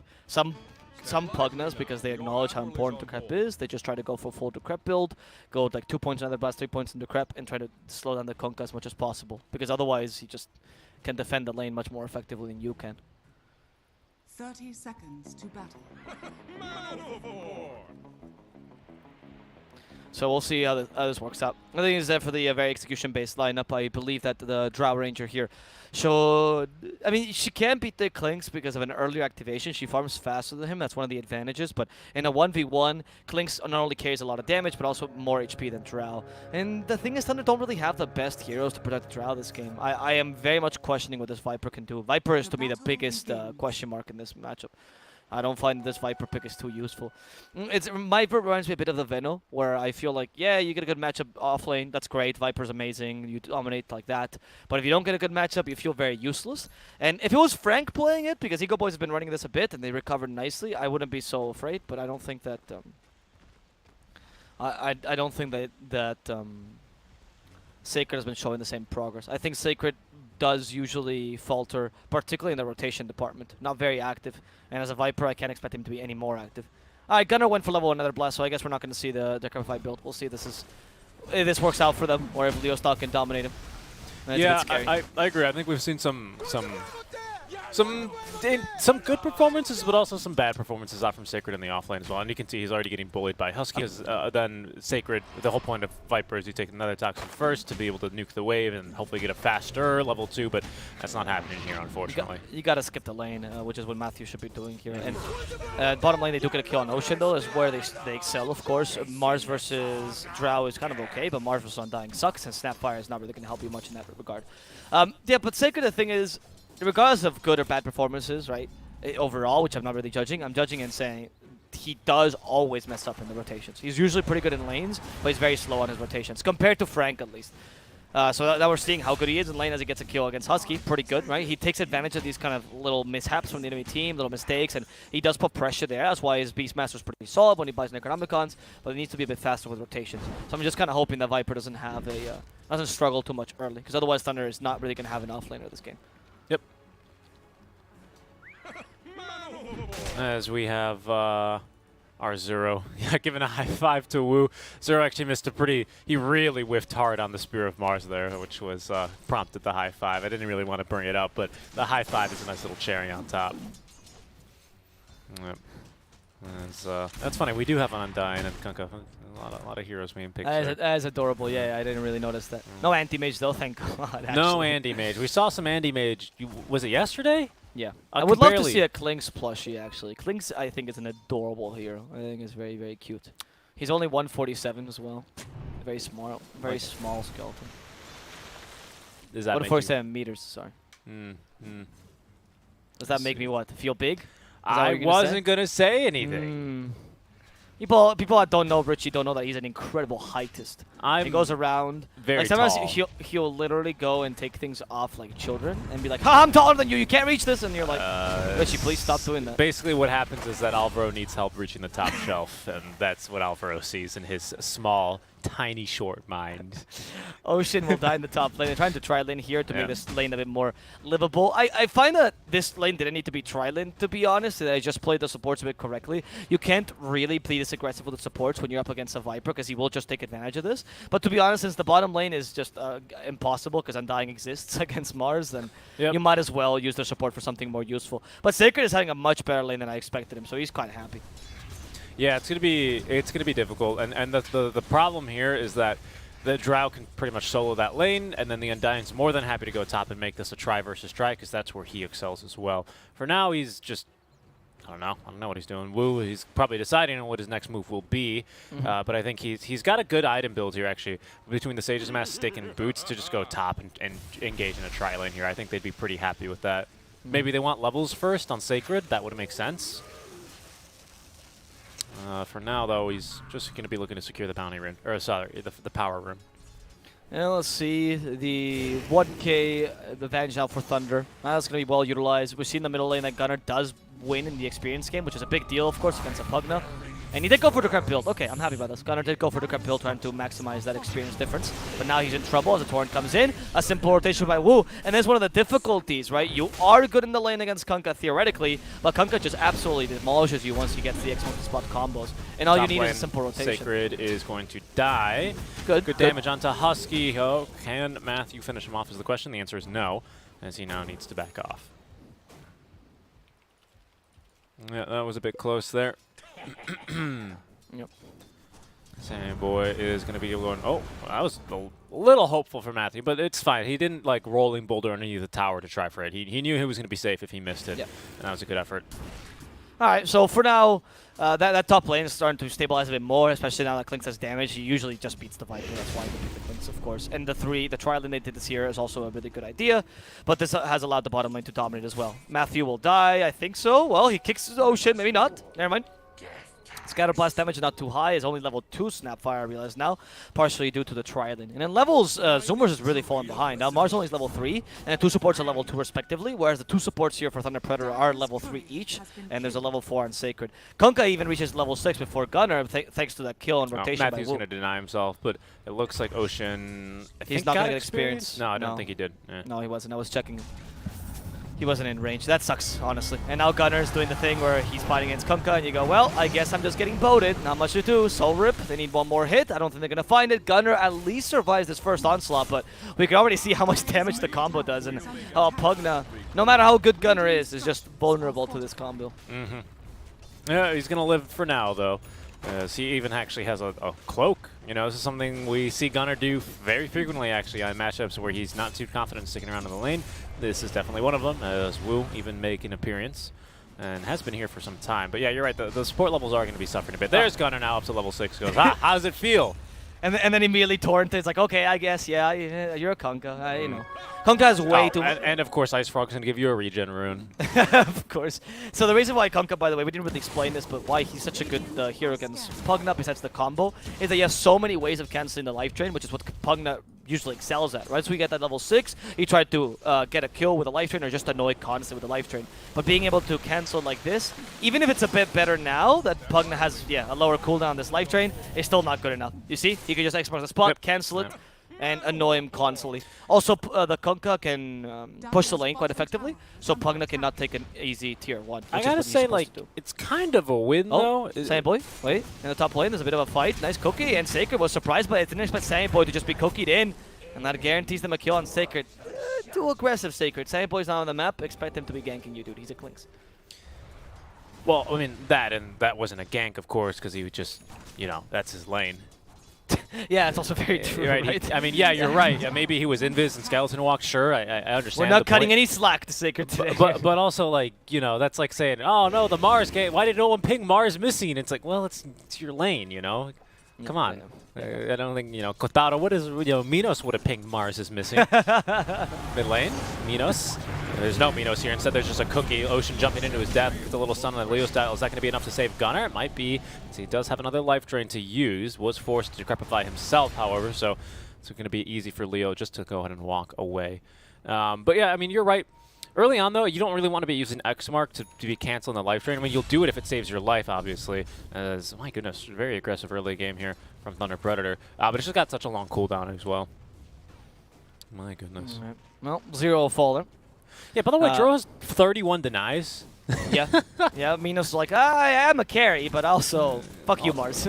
Yeah, and also, I'm not missing my CS today. No, he is on point, dude. Today, he is wearing the mask, but he is actually playing incredibly well. Yeah, top lane. They're going to be going. Sammy Boy. Oh, they smoked. Interestingly enough, I think Matthew accidentally hit that button. That's going to be a little bit painful, actually, because you want to be keeping those, especially early game. They're worth a lot.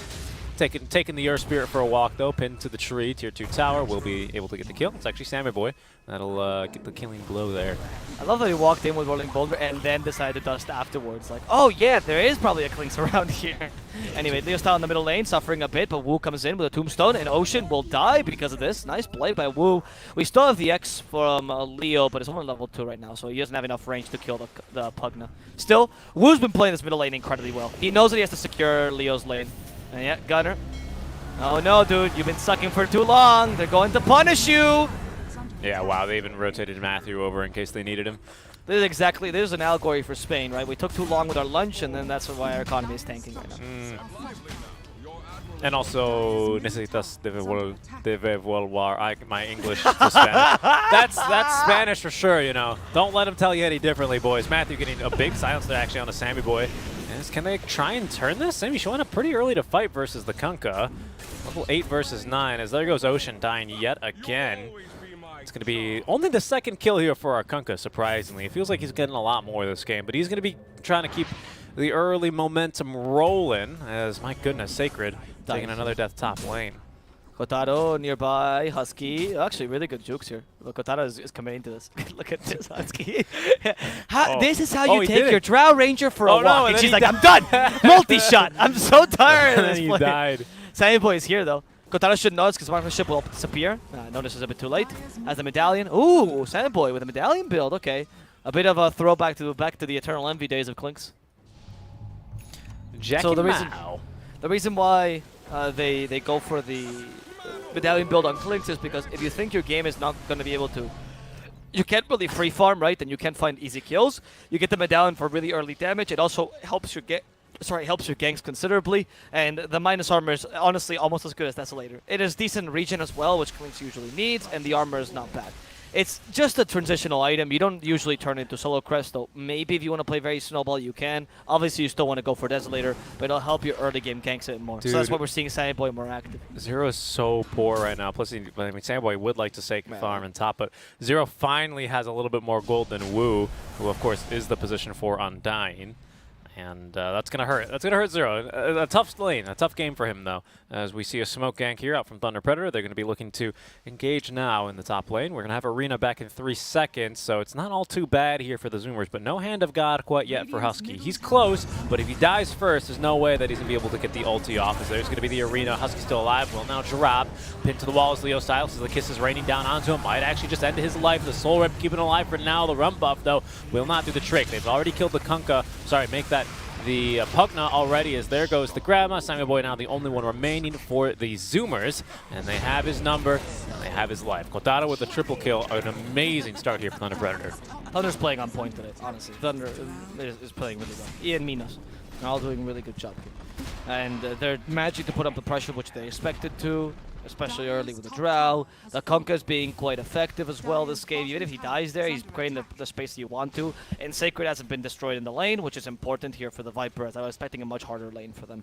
A couple misplays by Zoomers, to be honest. Like I said, I don't think the draft was as good, but still fine for now. Zoomers still has a chance they can take this late, but it's hard to recover on a Clinks. They're going out for Gunner. They push him forward. They push him into the type ring. That's really cute.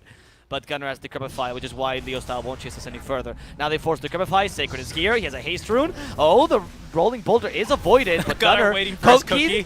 Yeah, that actually is gonna. No, the extra spot brings it back to the low ground. That was a nice play though by Gunner, just waiting for the cookie, staring at the high ground longingly. Instead, it's Husky who's going to fall. They can't catch the Grandma, but they do destroy the old man. Yep, the old man is dead, and Shen, he was rambling about probably obelisk or something like that. They're like, what? I don't see an obelisk here, because we're going to destroy your tier 1 tower. And then they're going to do it. Fortify, coming through. Leo Style, incredibly strong right now, however, even has a cloak in case that they get close to killing him. Going for that little bit of more magic resist really could end up saving his life quite easily. Okay. So there's 6k difference in favor of Thunder Predator with a lineup on Zoomers that doesn't have the easiest way to recover. Like I mentioned, not really good farming cores. And Pugna and Mars also have kind of an expiration date. I mean, I'm not saying Mars is useless at some point in the game. He's generally useful, but because of the BKBs, he becomes absolutely countered. And so for like maybe there's a 10-minute period after the BKBs happen that you just can't do much. And Pugna actually fulfills a similar role. That's a difficult game for them. They can't really even take towers with Pugna. They haven't taken a single tier 1 with a Pugna. That's like a huge loss. Yeah, it is. I was not expecting the Kunkka to dominate the lane that hard, to be honest. I told you, that matchup is really difficult, dude. I would even say it's 70-30 in favor of Kunkka. All you need, like in ranked is bad because nobody ganks you, but in competitive where supports actually do their job, it's much easier. Zero. Okay, bring it back. Go ship. Leo Styles like, no, I'm not going to hit that wall. I've learned my lesson. I'm going to hit the other wall instead. That wall looks pointy. This one looks better. And he gets poked by that one as well. Very good stuff. Very, very good pickoffs here for Thunder Predator. That's a lot of this early game momentum away from Zero, who again now has fallen below the Undying.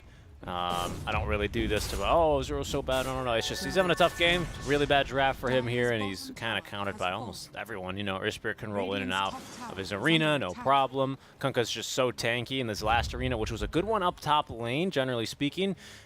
Basically, they have to even use kisses to just be able to kill the Kunkka. It's a really tough game for them here. Sammy Boy nearly going to have the Desolator, so he's going to go for all the Midas armor in the game.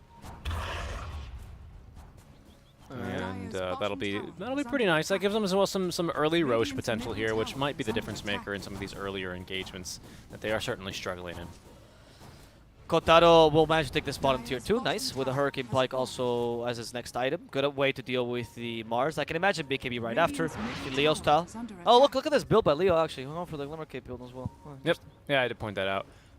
For the cloak, just to make sure you can live a bit longer. 45% magic resistance is pretty darn strong. Now that allows Matthew to jump in on scene. Sacred as well. Immediately gets disarmed, however, pinned to the tree, but good job there canceling Gunner's life drain. Can they get a kill into Sacred? There's the Hand of God keeping Gunner alive. That's going to force Matthew to turn back around from it. It's only another magnetized charge. No, he's still alive. Now Leo Styles going to go and kill him. 2 for 1 here so too. far. It looks like Husky's on the ball. Yeah, they just really needed one marksman proc for that, man. Down he goes. They're not going to bother to clear the zoo yet because they want more kills. They know Zero's nearby. Sammy not too far away either. Oh, look, a bounty rune. They just found a bounty, yeah. Matthew with a shovel. Let's see, Zero. Can they stop him? No. Nah, I was gonna. Whoa, Sammy? What? Okay. Yeah, Sammy. Maybe not aware that they had any vision up here, which of course they always do. Undying literally puts his sentries back into his inventory. Like, no, Sammy's coming. Right, so I'm interested not just in the Glimmer Cape on Leo's top, but he's actually going whole Glimmer, right? So full anti-magic damage to be able to deal with Pugna. So Leo style just accepted that the real only threat here is the Pugna. Multi-shot only hits with one of the arrows. Not too great. They do dust him though. The Arena Blood might help. The Gust though is keeping Sammy in place. They're just pushing him back. They're almost beating the Arena here, but Zero had too well placed in Arena. Matthew has to get away. Gunner in trouble as the X marks the spot, brings him back, canceling the life drain. He's been broken. Sacred wants to kill him. Matthew will die first, but Torrent will guarantee the kill here on Gunner as Zero is trying to protect his teammates. Zero, the martyr, wants to save his team, but unfortunately he will die for absolutely nothing as Chen still dies here and Ocean's being chased down. Sammy Boy, do not make his death even more in vain than it already is. Don't walk back in, Sammy. Do not walk back in. He's considering it. You could He tell. really is. He's doing the little skeleton walk, you know. Yeah, they did well to at least get a kill that time on the Earth Spirits. I mean, I guess they got a kill in their last fight, right? Basically, that was, you can think of that as one really long fight. And honestly, I think Sammy kind of baited his team to go right back in. Yeah. That one kicked off here with the kill onto the Viper. They chased him over here. They got a few kills. Sammy re-engaged here, and then a second fight broke out in the mid lane, and they chased him over here, and then he almost did it again. So, you know, now instead they're just going to kill him bottom when he's trying to push a tier 1 tower. Sammy, down he goes.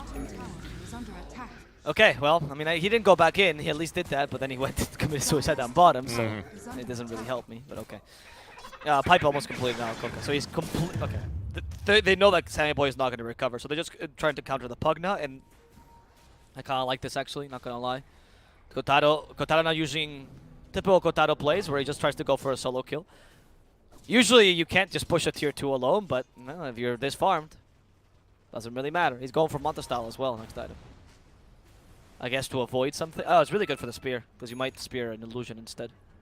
That's pretty useful. Yep, yeah, exactly. They're radiant, so they go for the Roshan. Increases your push as well for a little bit, so why not? Now they're going to go for the Roche. They're up so much, though. Wu is one with the Tombstone, just about securing this one for his squad. As it's already the bottom and the mid tier 2 tower taken. They've got a ward here watching the entrance of the triangle, so this farm is now very, very dangerous to take. You can see Zoomers, they recognize that. They try and get a ward up here. They never got this D ward for some reason, even though it's one hit away. And yeah, that's going to give more than enough space here for Thunder Predator to then pick up an Aegis, a mechanism as well as the next item for Sacred, a little bit more sustain. And this is looking pretty good here for the Thunder Predator. Gotta give credit what credit is due to Sacred, by the way. He's played a really good game this time. I think they gave him a really difficult lane, and he managed to make it work with a hero that I have not seen him with before. So yeah, well played by Sacred. Honestly, I think he's learning to be much more active with his team. He's playing much more according to, and like some people in the chat, the Spanish speakers particularly, going, "What is this communication by Thunder? It's actually working," and they're right. This team is playing much more coordinated than we've seen before, and Sacred's finally seems like he's part of the team. So I mean, it might just be one game thing, but it's still nice to see. Sammy is baiting here. Yeah, he is. And Matthew's like, I know Sammy Boy would never take this alone. So we're just going to trade towers. Tier 1 for tier 2? Yes, thank you, please. You can even see Sacred's like, yep, their entire team is probably right there. And he circles the entire enemy team.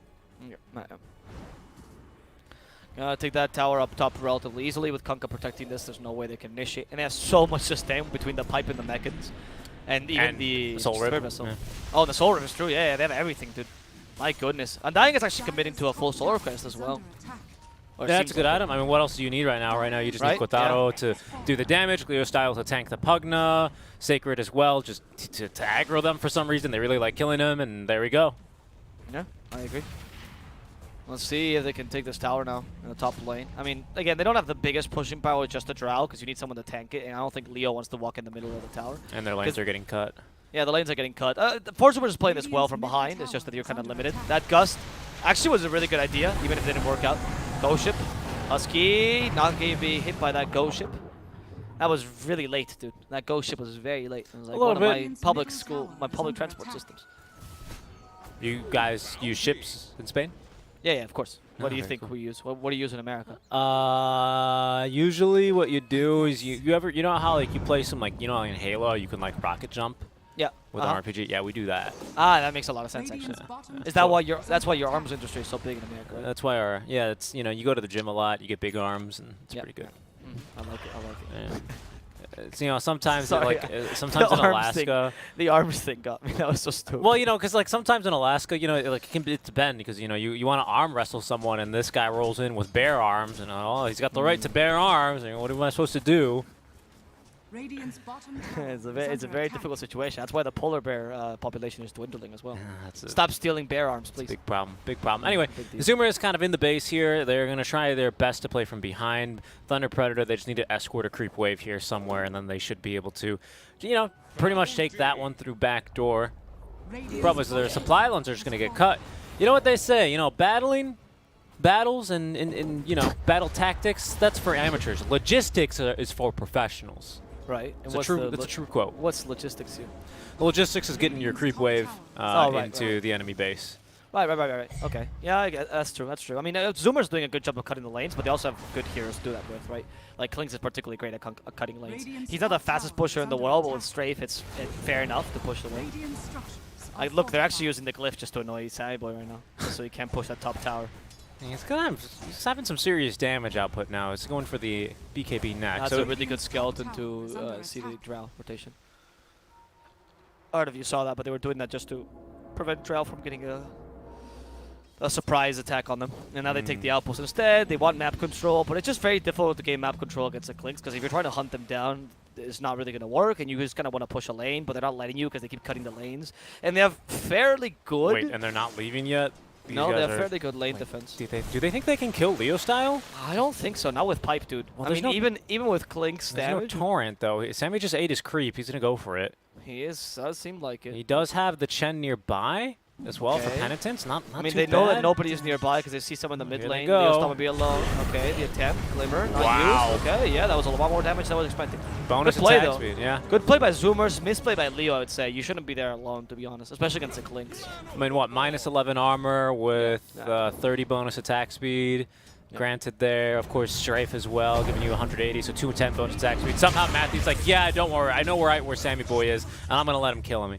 And there he goes, Sammy Boy now. He's going to be able free to TP out. No one actually has a stun remaining on the team, nothing to cancel the TP, as the two stunners are dead. And good. That's good for the Zoomers, because Kotaro was running over with a DD rune. You don't really want to be fighting him now. No, you don't. Kotaro with the DT rune also wants to push, use this to push, but without the Konkai, I think it's a bit difficult. Yeah. You even lost the Earth Spirit there as well, because he was trying to save him in the backline, so... Alright, 4 Zoomers gotta crawl back into the game like this. You can't give him the opportunity. You need a BKB first of all. What is this? Is the BKB bad now? Why Oh, they are teams know. not buying it? Sammy's going to murder someone. Oh, do they have detection? No, He's just out they of don't. range. It's unbelievable. No, he's a carry, dude. He would never carry. You know against what's insane is that had he actually gone for the Drow, he would have been able to... he doesn't have anything to cancel the TV, though, so it doesn't matter. He would have been able to kill. So, The yeah, Drow, anyway. you think? Can- Nah, can- too much armor. 31 Yeah. armor. Yeah. Can Drow please buy a BKB? No. She should just buy a Divine Rapier. Genuinely, I'm questioning this. Have they nerfed BKB? Is there an update I didn't read? Is the teams are stopped buying it? Like Klings is going for one, so Sandboy didn't read this patch. What is up with the Drow? If you get BKB, you can push high ground, you can secure team fights much more, you can 4-5-on-5 engagements, they can't cut lanes as effectively.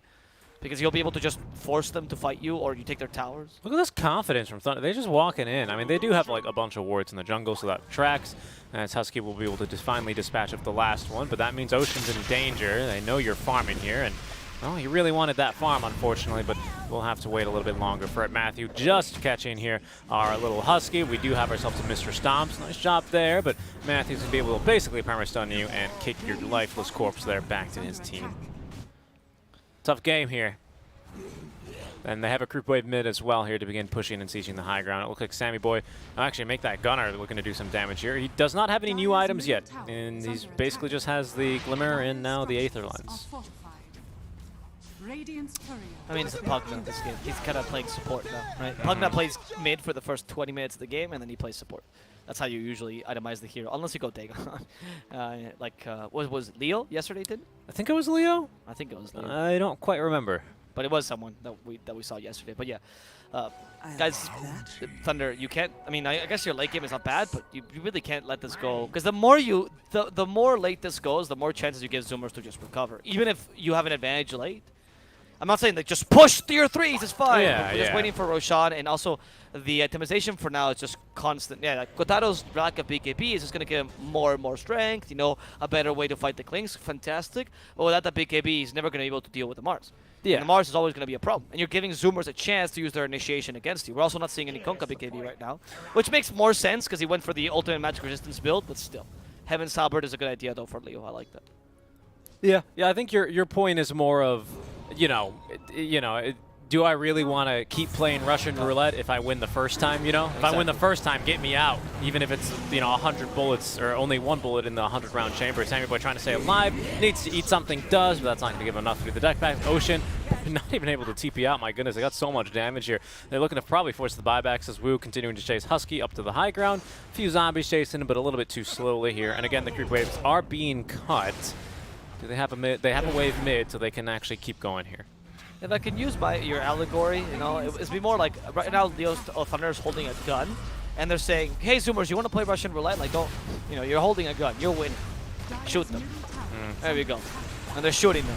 The Arena of Blood, pretty powerful. Nice blink dagger by Sacred with a Mortimer's Kisses, but Matthew is gonna rolling boulder himself away. Yeah, no problem. Isle's way too tanky. The Kisses just tickle him. That's too big. Ulti's down. They didn't even concentrate on Kotaro at all, though, in that whole team fight. They just let him go. They do buy time for Sammy Boy to respawn at the very least. That is true. That's true. Matthew, okay, he went for the expensive spot play. That's really cheeky.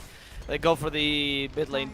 Rax, this is good. This is what I was expecting, right? Like, I'm not saying go and just bury your head against the Rax, right? Don't do that. But, like, at least have a plan to come back. This was not really a plan. It was more Zoomers messing up and Sammy Boy giving them the opportunity to take the Rax. But at least you're starting to do something. Now you probably wait for the Roshan. You get some big impactful items, and you go and try this again, probably in the bottom lane. Yep. The hardest lane to push is always the mid lane, because the easiest lane to defend, because you can go from both sides. So the side lanes are definitely much more. Why less do I have valuable. deja vu? I seem to remember a game where Matthew was on here as the Furion. Do I not?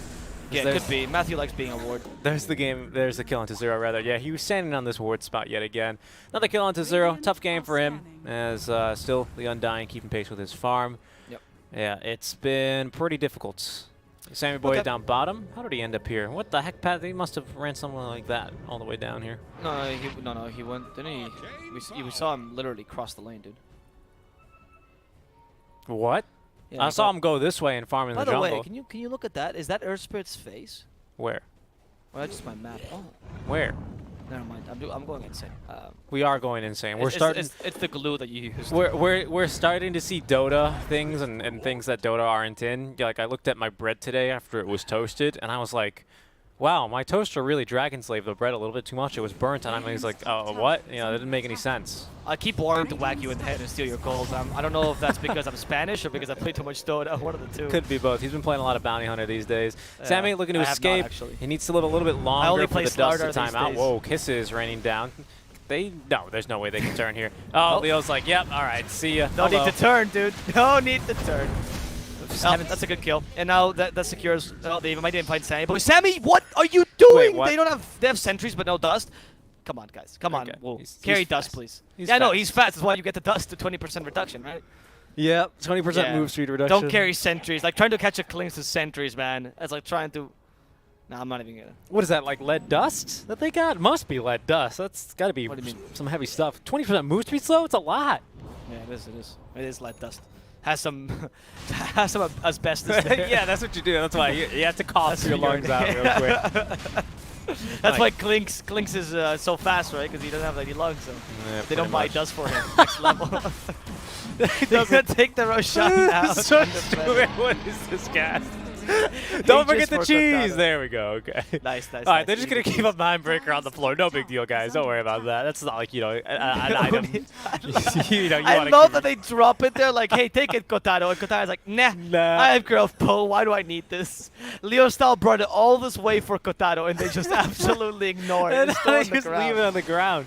Come on, guys. It's not that bad of a neutral item. You I shouldn't kind just of want to find what happens when Klings finds, and he just Like- goes, wait, what? Oh, okay. Finally, they sent the courier back for it. Or will they? I don't know, dude. No, there we go. Yeah, okay, he's got it. Good. But it's honestly Leo Style saying, hey, this is really valuable, and Kotaro going, nah, I don't really want to use it. Just leaving Yeah. it there at all points.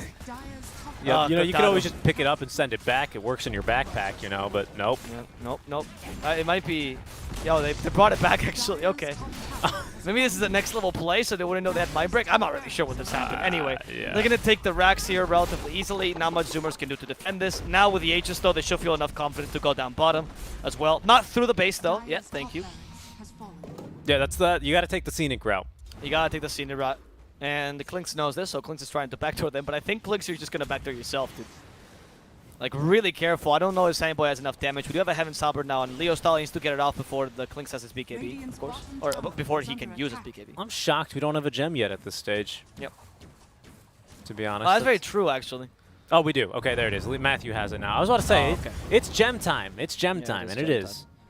It is Okay. gem time. I mean, there's no pressure to push the last lane. Currently, all your lanes are your top and mid lanes are pushed, but you want to make sure that the bottom lane is also pushed. Maybe Earth Spirit should They're have going done to that. sally out, though. Oh, what's the objective here? It's 5v4.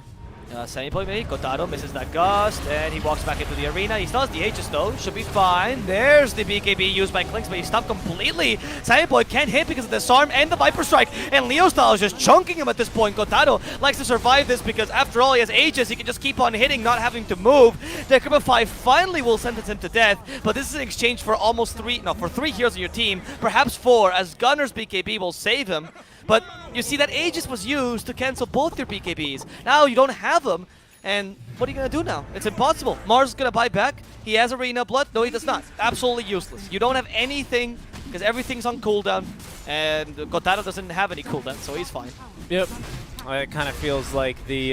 They got jebaited there, to be honest, to make that play. It kind of feels like that was the game there. Zero throwing a spear against all 5 heroes. Didn't hit a single one, unfortunately. Sanguine does manage to murder one person. They're pretty deep in the base, diving tier 4s now, as they're going to go for Gunner. He's dead. Nah, but look at Kotaro. He's not diving for once. He's actually taking the towers. Nice Heaven's Halberd on the Klinks. Very, very good. 5 seconds, by the way, disarm. Look at Kotaro go! Minos takes Klinks' life away, and it's going to be the GG. I mean, I don't think Zoomers could have done anything, honestly, better towards the late game. I think when you pick a Klinks, you kind of rely on winning the lanes and snowballing from there. You can't do that. You don't have really a single hero for recovery. They canceled your mid-space creator that was supposed to push towers, so you don't have map control. They canceled your ganker that was in the bottom lane as the bars, so you don't really have a space creator in that sense either. And your Klinks doesn't really matter if he doesn't have any support. So it was just really well played and well drafted by Thunder. Congratulations. Yeah, they really do just undermine that draft quite effectively, and it was really well done. Interesting build there by Leo Style, but I think it worked out quite nicely for him. Let me just take a look at how much damage he took and how much mitigated here. Of course, because he also has that rum buff that helps him disperse some of that damage. Yeah, freaking 42% damage reduced. Not bad. Not bad at all. Instead of 14,000 magic damage, he decides to only take 7k. Very impressive game. Yeah, the Heaven's Hour pickup was genius by Leo Style. That canceled the last 2 team fights completely. They saw it, but they didn't get the BKB off in time. And Leo Style always on point. Okay, and that's disarm before the BKB could come off. Then of course the Viper Strike also annoyed the Klinks, but it was really that disarm that stopped the BKB. Like he only had essentially a 5-second BKB for this first team fight, so that was pretty difficult. Yeah, I was watching Sammy Boy in that fight, and he was trying to destroy a tombstone, but he was attacking it like once a second. It was pretty tough. Yep. Well played, guys. Well played, Thunder Predator. Very well-deserved victory. Let's see, though, if 4 Zoomers can come back in the second game. As this time, I believe it was Thunder at last pick, right? Yes. Yes. So then let's see if Zoomers can take advantage of the last pick a bit better. Usually they have a lot of advantage when they have last pick, and that might turn the tides a bit. We shall see. So we're about to get underway with game number 2. Stick around, guys. We'll be going to a short break, and yeah, see you in a bit.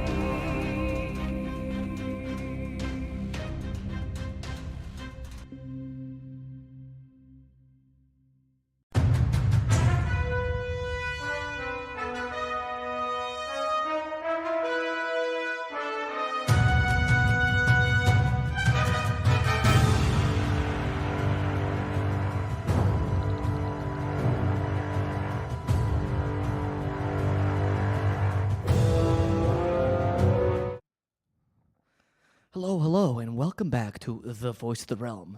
We are your nightly radio show that brings you the best NASA Dota in the world.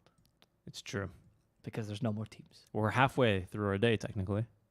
Halfway through our day and almost done with the group stages. This is the penultimate day. The penultimate day.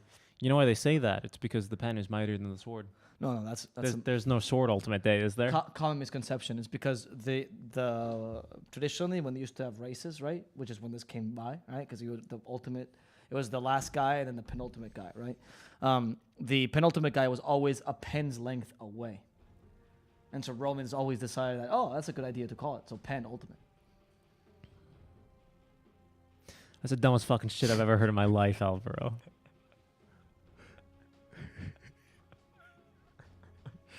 Like, normally I got something in there to give you something, you know? But first of all, let's just leave it at the last conversation and just take that in its length and like exclude everything else about that. You got a Roman guy at the end of a race, like just imagine a situation where he's going, yes, this pen, this object that obviously we have in ancient Rome and we use, and also we use it like Americans use bananas to measure things. Because we're the Romans, you know. Romans used to measure in pens. In pens, yes. We have this pen, and we just know that looking in this very famous horse race that, you know the one. I don't even need to be any more specific. It's the horse race, you know. And, you know, he was in second by this much, by a pen. That was the dumbest thing. I was literally normally, like, at least, you know, sometimes is that what it's like to listen to me sometimes? Yes. Holy moly. Yes. I would have said that I've excelled in this one. This was particularly very stupid. This one was very stupid. This one was really bad. Like, if there's something in there, I'll like play it off of, but like I just what the heck was I gonna say to that one? Like, don't get me wrong, the whole... I realized because in Spanish you say penultimo, right? And the last one is ultimo. But then I'm like, wait, the last one in English is not called the ultimate. No, it is not. So it doesn't really work that way either. It is not. But I fixed it correctly. And you know, I thought you were going to go with something like Juggernaut, like Blade Fury. Oh, the sword ultimate or something. No. That's much dumber. Anyway, for Zoomers, we have a draft in front of us. And for Zoomers is practicing strats. They're going for a strat that I've liked for a while, actually, which I was hoping that they would try out. Because these guys are very big fans of Naga Siren. They also love the Disruptor. And because Husky's Disruptor, I would argue Husky might be the best Disruptor in NA. It's up there with Duster. He's really, really good. His Disruptor is crazy good. And they play, it's very easy to get this combo off, right? You set up Kinetic Field, still while they're asleep, you put Static Storm in the last second, turn off the song, and then boom. And actually, I want to comment on something that is not super obvious, or at least I think it is obvious, but it's not something that I've heard stated too much, and that's one of the changes with the Captain's Mode draft is that you don't actually get... Before, it used to be like Radiant and Dire, you had to go 1 Dire, 2 Radiant, 1 Dire for the first pick, right? Sure. Now it's actually 1, 1, 1, 1. Yeah. So you can actually steal away, like we saw Thunder Predator do here. They stole the Mars away from the Willow combo. Oh yeah, that's a good point. So I just wanted to point that out. I mean, we do see that very often. That's a good point to make. So this is, I mean, it's just really obvious here, right? Because Zoomers love that combo. That's the combo they love running, right? They do really well at it. So this is like, totally quote unquote, backup strat. I don't know if it's correct to call it that, but it's, they're experimenting. I think Zoomers knows that these matches are not that important, so they're experimenting. Why not? I really like the... Bloodseeker now. I mean, they really are committing to this Naga Siren initiation. Circles of Death for Naga. Circles of Death. That's this is the Venn diagram strat. The Blood Rite is... I mean, the thing about this is that now you have like 15 silences in your team, and that you don't really want that, right? You want, obviously, some stuns as well to boot. Yeah. But... Okay, that's why Thunder Predator is taking advantage of this with a Gyrocopter. It's a really smart Gyrocopter pick. I don't like Gyrocopter generally in this meta, but because you can go for the Axe build and you hit in the song. Yeah, that's the only problem I have with it, right? Is that the Gyro just feels really weak overall. He's also very weak against Bloodseeker because he depends on his movement speed very often. And now it's like, what do we counter a Bloodseeker? More movement speed. More people that like running really fast. Yeah, I'm wondering what the Darkseer... is that going to be a Mars 4 or Mars 5? I mean, the Io Gyro definitely go together, so I guess Mars... Oh, you know what's funny is I reckon that with this pick it was going to be like a Mars mid lane or something, to be honest with you. Oh, could be. That's what I thought immediately, and we might see a last pick, actually hard support. Because 4 because Io is definitely the 5. No, I mean definitely the 5, but Wisp isn't like really a support. Like he is because he buys like some supporting items. You need like a farm independent 4 though. That's what I mean, like right? Clockwork and Tuskar. That's what I mean, like a real support. I shouldn't say hard support because that's a term in Dota already. We need like a quote unquote real support because Mars can kind of be a support. Darkseer can kind of be a support, but usually it can be a full 5. Usually you need like a little bit extra like your 4 or your 5, whatever, with one of these heroes has to be one of the more traditional supports, one of the more basic stun, slow, whatever. You need something. Sure. And we don't really have anything. The Wisp just doesn't provide that because he's a whole different ballgame. It's like when you in Overwatch when you have a Mercy on your team. It's like, yeah, it's a support, but it's like... I don't know what that means at all, but okay. What is Overwatch? Is that a shooter game? It's, actually, you should know what Overwatch is because it's coming to Dota 2. I know what that is. Is what the system in CSGO where they check out where bigger tier players check out lower tier players and they go, he cheated. No, actually, people criticize it because it's always the other way around. Oh, really? Yeah, that's what they say. Oh, I got banned by a bunch of silvers, but really, Overwatch is really good, actually. The system is quite good. The Overwatch system is good. Yeah. The game, however, not that great. I mean, Season 1 was pretty decent. what are you watching? What are we casting? What are we watching? That speaks for itself. Then, It's true. anyway. I mean, we have 3K viewers. I think the Overwatch League is like 100K. Does it? I mean, 50% bots, but it's 100K. I didn't know. I didn't even know. Honestly, I didn't know it was that high. That's good viewership when you have money to pay for bots. Is it really 100K? I think still. Holy I'm moly. really- I mean, I'm not really sure. It went down. Holy moly. Maybe we're in the wrong game. I'm just kidding. Dude, the COD League is the most watched league in the world. Well, yeah, because that's, Call of Duty. Also bots. Well, Activision Blizzard. Got a lot of money. To buy. A lot of money. Valve, by the way, Valve does not have a lot of money. Indie game company. That $130 million that they have. About this, they're running either Darkseer or Mars as the supports. Yeah, I'm telling you, looks I like was a it. fine 5. I think the only thing is I don't like Darkseer 4 in this game because Darkseer 4 plays around the Surge very often, and you have a Bloodseeker, right? So I better be seeing some linkage or something like that. Shadow Fiend is good though because Shadow Fiend is a very static hero, so he doesn't Yeah. really do much against he's not really bothered by the Bloodseeker at all. Whereas Rupture, and he deals well with Naga. I actually kind of like the Shadow Fiend. He's only a bit risky, though, because 4 Zoomers can counter him in the mid lane. Quap is in the pool, actually. Yeah, they have one of the harder counters against Shadow Fiend, which is Quap. Available. She is trash, but she's very good against Shadow Fiend. Yeah, I think my concern... I mean, the Darkseer Gyro is... Well, you have Lena, too. Oh, I guess they have Darkseer Gyro and Wisp. Yeah, that's pretty mean. Okay, so you have Lena, and you have Lena, you have Quap, both good counters to Shadow Fiend. What else can you run here against Shadow Fiend that destroys a mid lane? Like, you have a fair amount of lane counters, though. What else? I really only Zeus? know of the Quap. Zeus, I guess. Zeus is kind of fine, I guess. You just want something that's ranged and has some magical damage. That's another circle of death for you if you get the... Oh, the Nimbus? The Yeah, Zeus is Nimbus. actually kind of decent here. And with the Bloodseeker, it's a good combo. Yeah, it's kind of putting a lot of... Yeah, I guess early on you're putting your eggs in the magic damage basket, but then Naga comes in. Exactly. You might be able to get something done there. I don't mind the Zeus, though. I like the Yeah. Quap just as a general. I pick. do like the Zeus because if Darkseer steals at you and makes an illusion of that, it's not going to hurt as much as... No, It's I mean, not it's, gonna hurt at all. well, it will hurt a little, right? He's got decent right-click damage, but he just doesn't attack very quickly. Okay, Whereas the yeah. Lena might hurt a little bit more. That's my only concern, but it's still a really strong It's also a pick. circle of death, right? Yeah. I'll say. Little circles, those count. Yeah, those count. Little circles are just Size important does not as big matter. circles. They're going to pick up a Darkseer as a 3. Okay, I like this much better because now Darkseer is much more played as an initiator here, and the Mars can be playing like Darkseer initiator does not depend so much on being useful with Surge. It depends much more on getting good vacuum walls, especially with the Mars. Mars 4 plays really similar to Mars 3. She's just a bit slower, but this game you don't need to play particularly fast. I mean, 4 Zoomers is a really strong team fight lineup, but they're like to be able to execute this properly on Zoomers, it takes an incredible level of skill. Like it's not an easy lineup that they're running. Naga's higher lineups are difficult to play. That's true, but it's also a Sammy Boy favorite, so I'm sure that they've played with it a few times. That's like why. you're totally right, but it's also Sammy Boy Naga. Like this guy loves his illusion-based heroes. I don't know why, just loves illusions. That's why this time I think that Zoomers is So, a slightly better draft. I and agree, might trust them. because it is a little bit difficult, right? But I assume Husky, Sammy, they've been playing together almost for a year now, right? So this has been one of the more long-standing rosters in NA. It's not too hard of a combo. The follow-up is where it gets tricky, and that's maybe where it can fall apart. But I think that first Naga into Static Storm is going to almost be flawless every time. Willow to follow up there with a nice Terrorize could really... That's a bit more difficult. It's Yeah. the Willow, the Lena, and the Bloodseeker that struggle. That's but where it gets hard. I agree with you there, and that's where my concern comes in. But I think Zoomers, I think we'll see something. It's not going to be perfect. It's not going to be it's super polished, but I think it's going to work. It's going to work. And that's what I think. That's all. Slightly sanded. Sandy boy. Where's your rhyme? That's my rhyme. Okay. Can I rhyme? What can I rhyme with boy? We are about to watch Naga Siren Sammy Boy. Why don't you give us a follow on the Twitch? I was about to rhyme boy with boy again. If you drink milk and hate soy.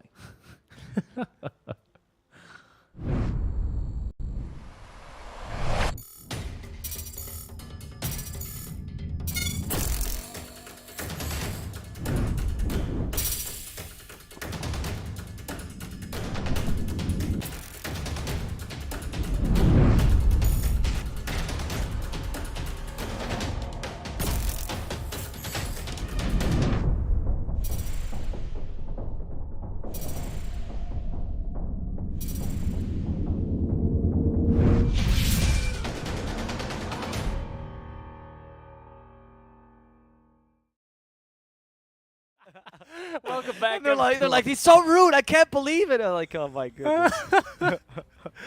Welcome back, everyone. How are we doing? As we're watching our descent into madness. We have ourselves our next game underway, Thunder Predator versus the Zoomers. Of course, it is US East for the server, so you know that's why we have some disconnects and maybe some pausing, waiting for the Thunder Predator ping to level out. Anyway. I keep thinking that Gunner, whenever he types, is saying "you cute" and then adds whatever, right? I see. Oh, okay. So Matthew said Sammy Boy, Bammy Soy, whatever, ZZZ, and Sammy Boy goes, "Enjoy having your waves cut for 30 minutes." And then Leo Style answers, "I already noticed that. I can tell when you look at me." What is that? What?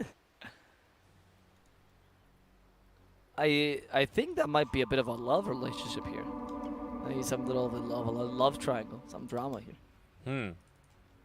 That's adorable. That's getting spicy. It's getting spicy, dude. Frickin' Sammy Boy. I like that Sammy Boy's so friends with the SA players. Sammy, are you actually gonna like build a Radiance and actually cut waves like that? Because I feel like that's not what anyone does anymore. anymore. Say that. Right? Well, he says like he's gonna cut your waves. That's what. Yeah, that's they can cut your waves out in Radiance, dude. It's a Well- Naga. Are you kidding me? An illusion is strong enough. You don't need the Radiance, dude. You really don't need the Radiance. You cut waves like a madman. This hero is stupid. We'll see. We'll see how Sammy can get her done. As a caster, I will say that despite the fact that I don't care who wins, and I think that Zoomers is a better draft, I absolutely hate Naga Siren. So She's just as a point out. fantastic hero, I think. Yeah, it's because you didn't get to cast the old Naga Siren. Old Naga Siren would get picked, especially when I was doing Spanish casting. You get like 12 hours a day casting. Old Naga Siren gets picked. You pick up the phone. You call your parents, your girlfriend, whatever. I'm not coming home tonight. Is there another Naga Siren pick? Yeah. Sorry, baby. Sammy's That's nearly how I dead. speak to my dad. I was about to say to you, sorry, baby. Oh, okay. Well, I'm your college professor, so please address me as sir or professor from now on. Husky's But dead. there's Husky dying. Took you a second to realize. No, Anyway, I was watching him the whole time. What do you mean? Husky defeating the first blood, not really that. I mean, I don't see the point of the Disruptor going in there, especially with Mars and Darkseer's a pretty strong lane. I would be really scared of this lane, to be honest. I wouldn't have contested that rune at all. But sure, you took the bounty rune. I think it's worth your life, so it's not really that big a deal. I'm surprised they could take the bounty rune, though. I guess it's because he went for God's Rebuke here and didn't time it properly. Yeah, we see the first lane getting nuked here by Leo Style, so 4-1 already, but just one soul. It's because, of course, he takes the first point in the Shadow Rays just to nuke those bad boys. Gonner then is going to have to work to reestablish the equilibrium as he's currently trying to see us under tower, which for Alina is not a very cash money experience. Quite difficult here early on, especially when you just have the LSA early. With Dragon Slave, it's a little bit easier, but for now, you do need that point in the Fiery Soul. Yeah, because you want to harass the Shadow Demon. Shadow Fiend, sorry, as much as you can. Oh, he's kind of he's doing a pretty decent job. Yeah, but the Demon is the other guy. He's doing a pretty decent job, though, of actually lasting this early. And even got a couple souls off it. I mean, not bad at all. This lane should be fairly Lina favored. Yeah. But if you get a good start on the Shadow Fiend, you can definitely mitigate the Lina power. Leo Style is playing this well because what he's doing is just not playing the lane, which is what you do when you have a bad matchup. You push as much as possible, you ignore the lane. Talk about not playing the lane. Matthew is getting driven out of the lane, but he's not going to that Thunderstrike. He is, however, giving the Bloodseeker a crazy amount of movement speed. Well, crazy for 1 point in Thirster. Whoa, 357 move speed. Oh my god, I'm so fast. Wait, without boots, honestly? Yeah, dude. You're right. You know, it's for this stage of the game, he's pretty darn fast. Can you imagine seeing a shoeless man walking around the street?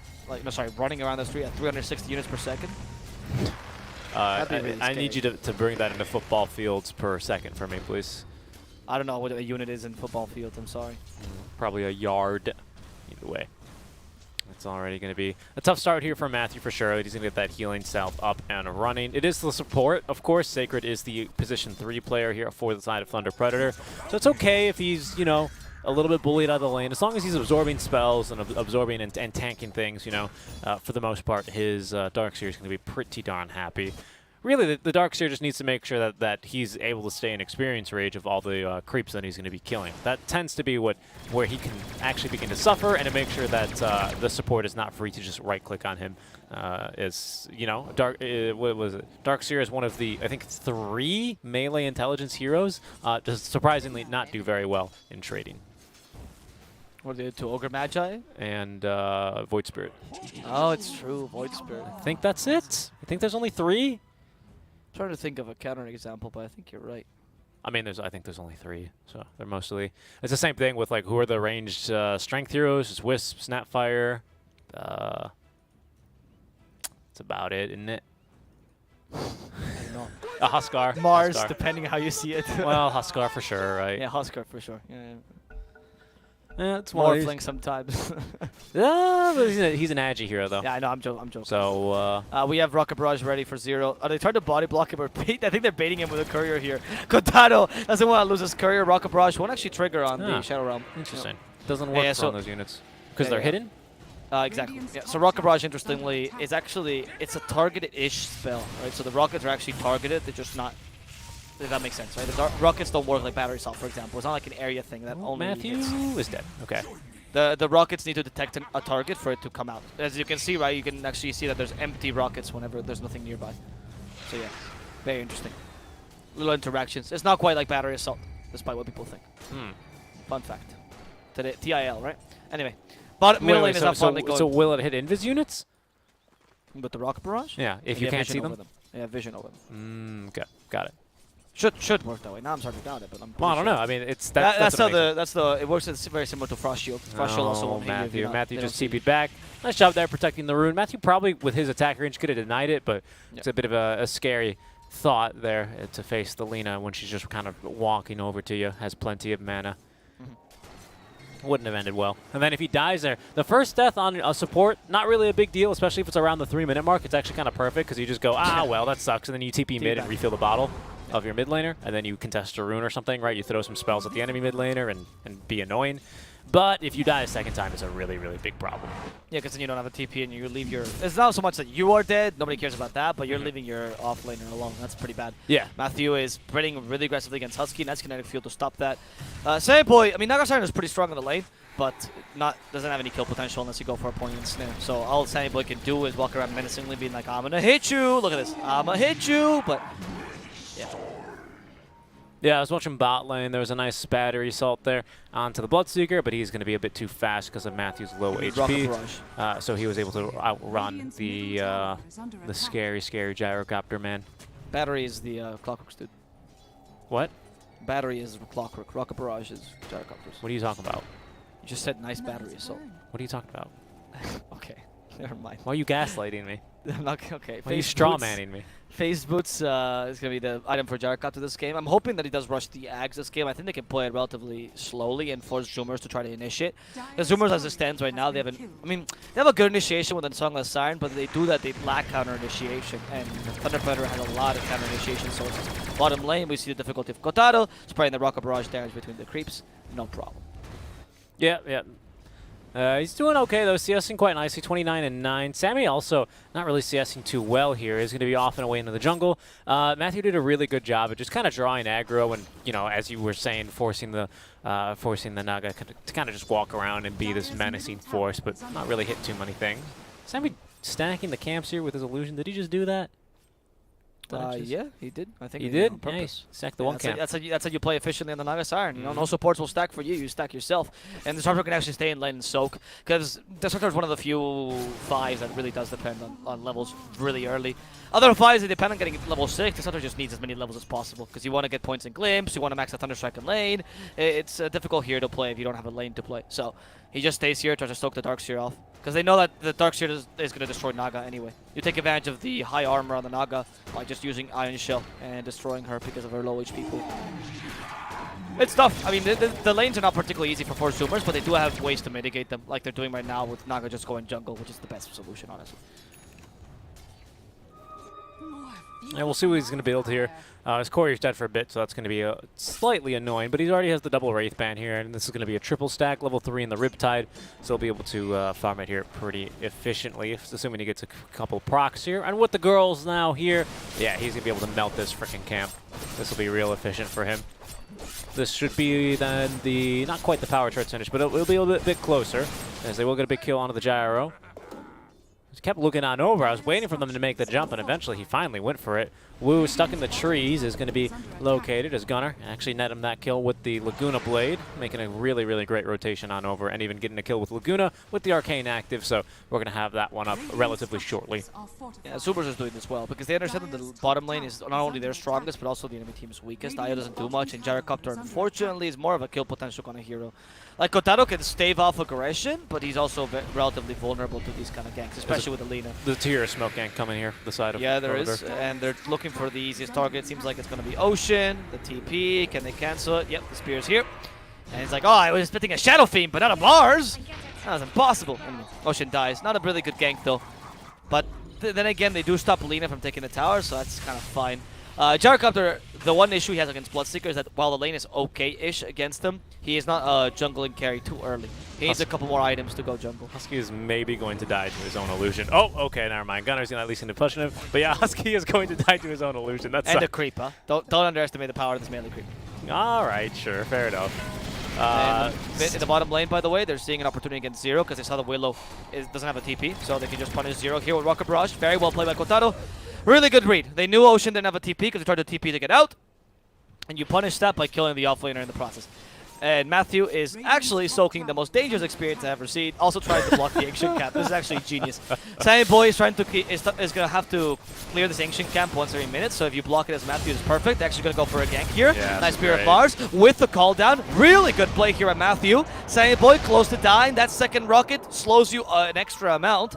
And Sammy Boy can't quite walk away, instead setting up for the kill here on Matthew as Zero joins the fray. Matthew has no points in bulwark, he's a bit vulnerable, does have 5 magic stick charges. Leo Style is joining as well. They spear Zero to the wall, they heal up Matthew. Zero was not expecting this. Ocean also in trouble. He lost his Shadow Realm. Kotaro needs a bit more mana for the second Rocket Barrage. He gets it, and Ocean should now...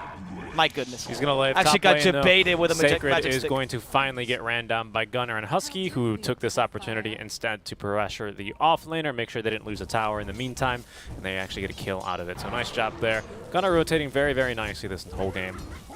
That's going to be the bright spot here for the Zoomers early game. Well, in the end, Zoomers... Like, that engagement, the triangle, I think it's a bigger loss than killing the Darkseeker, because Darkseeker was alone, right? Whereas you actually killed the Naga Siren, or sorry, you stopped the Naga Siren from farming. You actually managed to get some counter kills out of that. It was a better rotation by Thunder, but still, Zoomers is not, like, it wasn't like a complete win by them. And they have established a bit of dominance in the top lane. And particularly when you're playing with Naga, it's very important to do this, because Naga takes advantage of your jungle better than most every hero. There's a reload coming. Yep, they want Gunner. Oh, great Static Storm, though. Actually, they've accidentally caught Leo Style. I don't even think they realize how great of a Static Storm that was. They also send the Gyrocopter home. Gunner now realizes there's trouble brewing here, as Leo is going to have to cancel that Requiem as well, right underneath the Sentry Ward, as now no one brought detection. Okay, he's going to be able to live. Sacred then. He's in trouble. They dropped a Rupture onto him? Yep. Yeah, he's so dead. And Very looks good. like Leo Style Husky. then is going to try and walk on over to Sammy Boy. But yeah, that was really, really well played there by the Disruptor. I'm telling you, dude, Husky is an incredible Disruptor. I absolutely love his Disruptor. This is a really good game for Disruptor as well. Like, he even glimpsed back the Gyro just as an extra, adding insult to injury, sorry. He spits on the Gyrocopter as he glimpses him back. Of course, Kotaro takes advantage of this and still keeps farming. Not too awful for him, but they were hoping for a kill there, especially taking advantage of the Shadow Fiend. Yeah, they really were. I mean, the Invis Rune as well, just couldn't really find a good use for that one. They did get off the homing missile, so I was like, oh, maybe there's a case. Maybe there's a chance, right? We can see a really nice one here. But there's just a Sentry Ward chilling there, and they play very nicely around.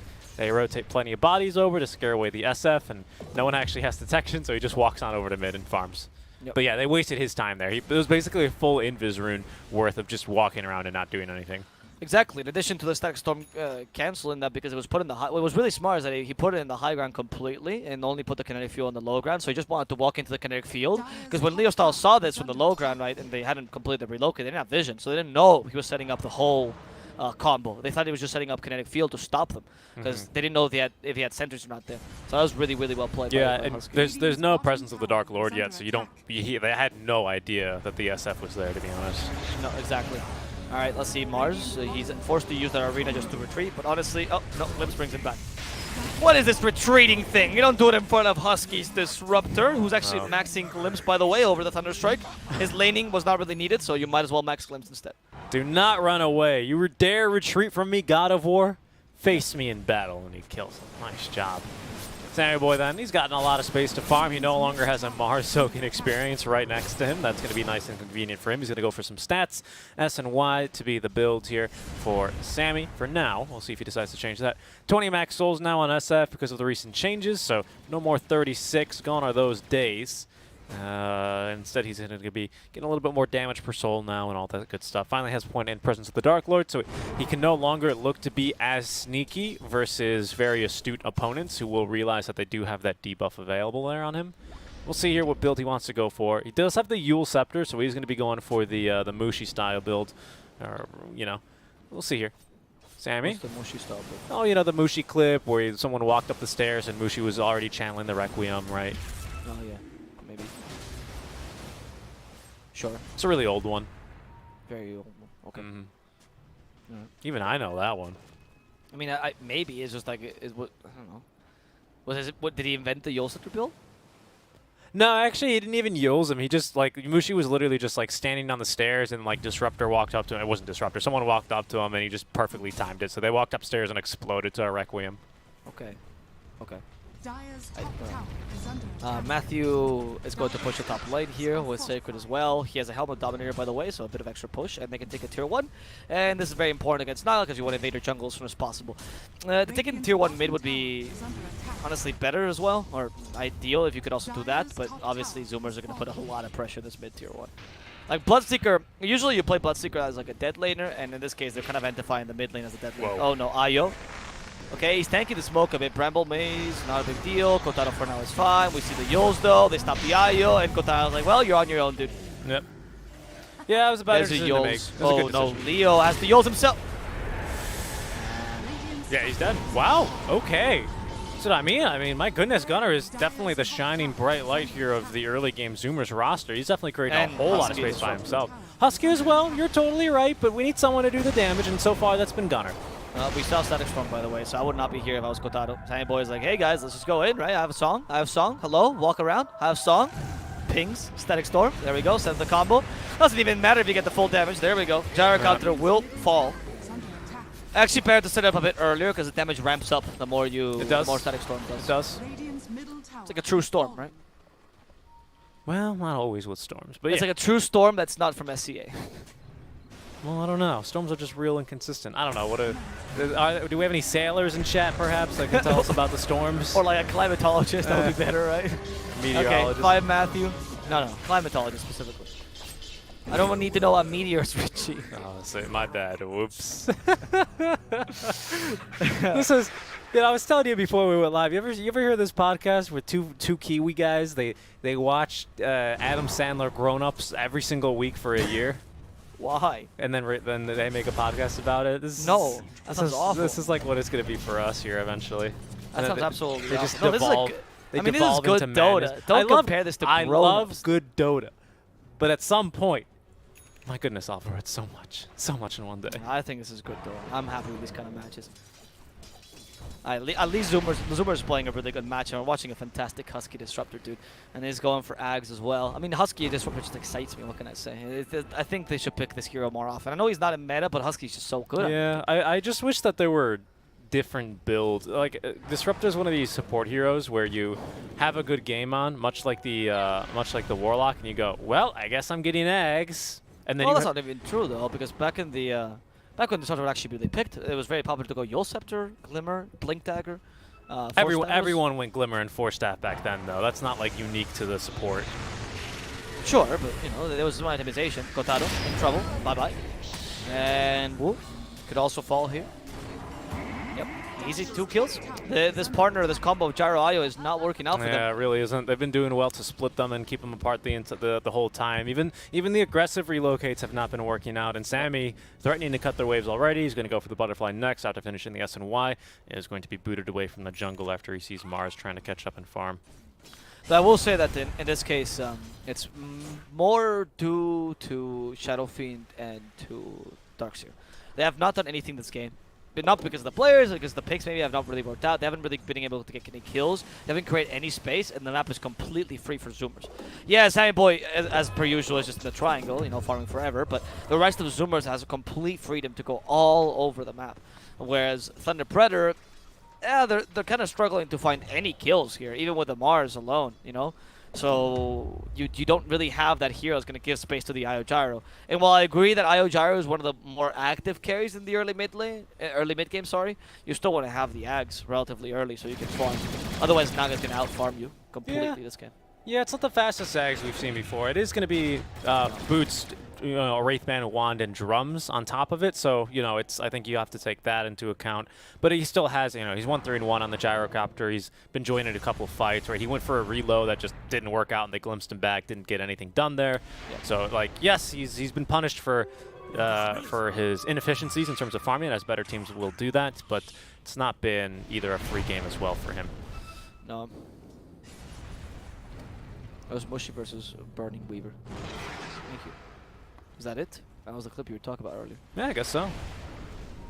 I mean, it makes sense. Chinese Dota. Yeah, back when Mushy used to play in that region. Yep. Before he went exclusively as the captain of SVA. And now he's support. Well, he plays kind of everything. I remember he was on the off-lane position. He just goes, hey, what team will take me that's decent? And they'll go, hey, we need you at support. Okay. Matthew did a good job there breaking the smoke gank. It's like fear, right? He only reveals Husky. Yeah, it's true. Like you're so experienced that you can pretty much play anything at a really high level, right? It's not like they go to support because they're bad. They go to support because, honestly, a lot of people can't play support as efficiently as them. Maybe tried to run into the trees after he was scouted. Set up the arena. Oh no, another circle. Oh no, walk through the circle. Yeah. Let's go, let's go. Circles of death. I think they're just trying to scare him. If he walks back towards them, he's dead. Gunner still searching for him. Quite fast. I love the build for Gunner, by the way. Now going for Scotty. So he went Yules first for a bit of ganking potential, sure, right? But if you look at his talents, he's actually going for a physical damage lead with 30 damage, 300 HP. And now he's going to go for Scotty. He's pretending to be a carry, essentially. Oh, the Conquistador. Nice clips. Very nice clips. The other relocate. The Yules scepter by Gunner cancels the relocate, and Wu is like, well, that's me. That's all, folks. Thank you. Yeah, they got a lot of ways to interrupt that one, and more than enough ways to kill the Gyrocopter, as we've just seen. He is almost done. Actually, I think he's stopped. He stopped going for Ags. He's just going to eat his losses there with the 1,000 gold Alacrity Blade, and he's gone back instead for the Aghanim Scepter. That's what the Mithril Hammer is in there for instead.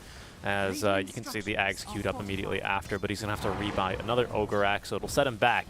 So he's only 1,000 gold in there, but he's also 1,000 gold away from the Aghanim Scepter, which he would have, make it the Black King Bar, which he would have had already had he not decided for the Blade of Alacrity. So a bit of unfortunate timing there.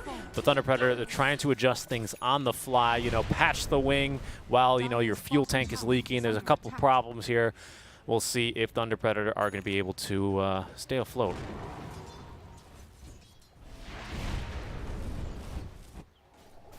I don't know how Thunder Predator can get back into this game, to be honest. 'Cause I was thinking that they had the early proposition game, right? Like they had the game that had to play quicker, and right now they've just been constantly divided and hunted down by Zoomers. Look at this. Lina doesn't even need to actually 3P here. She's just walking, thanks to the Boots of Travel and of course the Fiery Soul.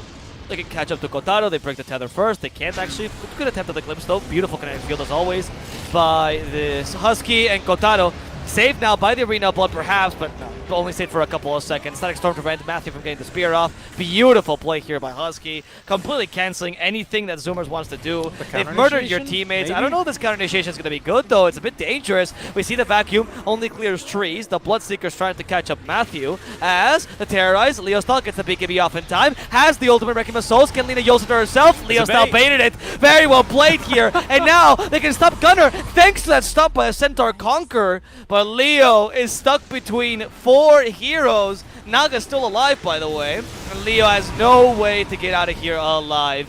They even stop Sacred, dispel his Surge, and proceed to take away his mana and kill. No, never mind. He just lost his mana by his own. Yep. Yep, he just lost all of his mana. Wow, what a fight. That was a good fight indeed. Nice job there on the Yule's bait. That was hilarious. They tried actually killing Matthew, and that's why Sacred, or sorry, that's why Zero wasn't actually there around the Rec Room immediately. We saw him pinned to the spear wall briefly back where the secret or the side shop used to be. So Matthew did well, at least drawing some aggro and kind of chasing them away. But it was still going to be a kill on Gunnar. And that's all, not to say that's all they really wanted, because they also still lose the Gyro, Wisp, and well, just about everyone there, except for the Mars. But they do eventually stem this bleeding here. They got a fair amount of gold, I'd imagine. Yeah, Sacred getting the kill there, getting a godlike streak, actually. So 838 gold into the pocket. I'm sure they much rather would have had that onto the SF, but they're going to have to do with whatever they can. Sammy Boy is going to not have an Aegis in his inventory, and I think now perhaps he's going to become the bigger problem. Seems pretty early on, 22 minutes into the game, to say that the Naga Siren's already a problem, but with SNY Butterfly, it's pretty scary. Yeah, you're totally right, though. I mean, Gunnar's still a problem, mind you. Oh, he is. That problem goes he away. Totally is, yeah. But as you're totally, it's more saying that now you add another problem to that problem, right? He's like the bigger fire that's growing out of control now. Yeah. You had a toaster fire. You kept putting water in it. That didn't work. You don't do that to toaster fires. And now, like, your roommate came in and poured gasoline on it, and you're like, why would you do that? And the roommate's like, ha, I'm crazy. Look at me. I make fires everywhere, Gunnar. Is trying to find Wu. Oh, he does find him. That's really easy. Laguna plays. He honestly can't believe how easy this was. Had to finish him on with Dragon Slave for style points. Instead, just BKBs. Yeah, secures the kill, right? Sure, it doesn't really matter. As a Lina, you only need 5-second BKB really in the late game. I don't think it's that big a deal to have a 10-second BKB on Lina. She's going for the MKB though. I like the Scotty idea, honestly, but I can get why. The MKB is much better as a TPS item.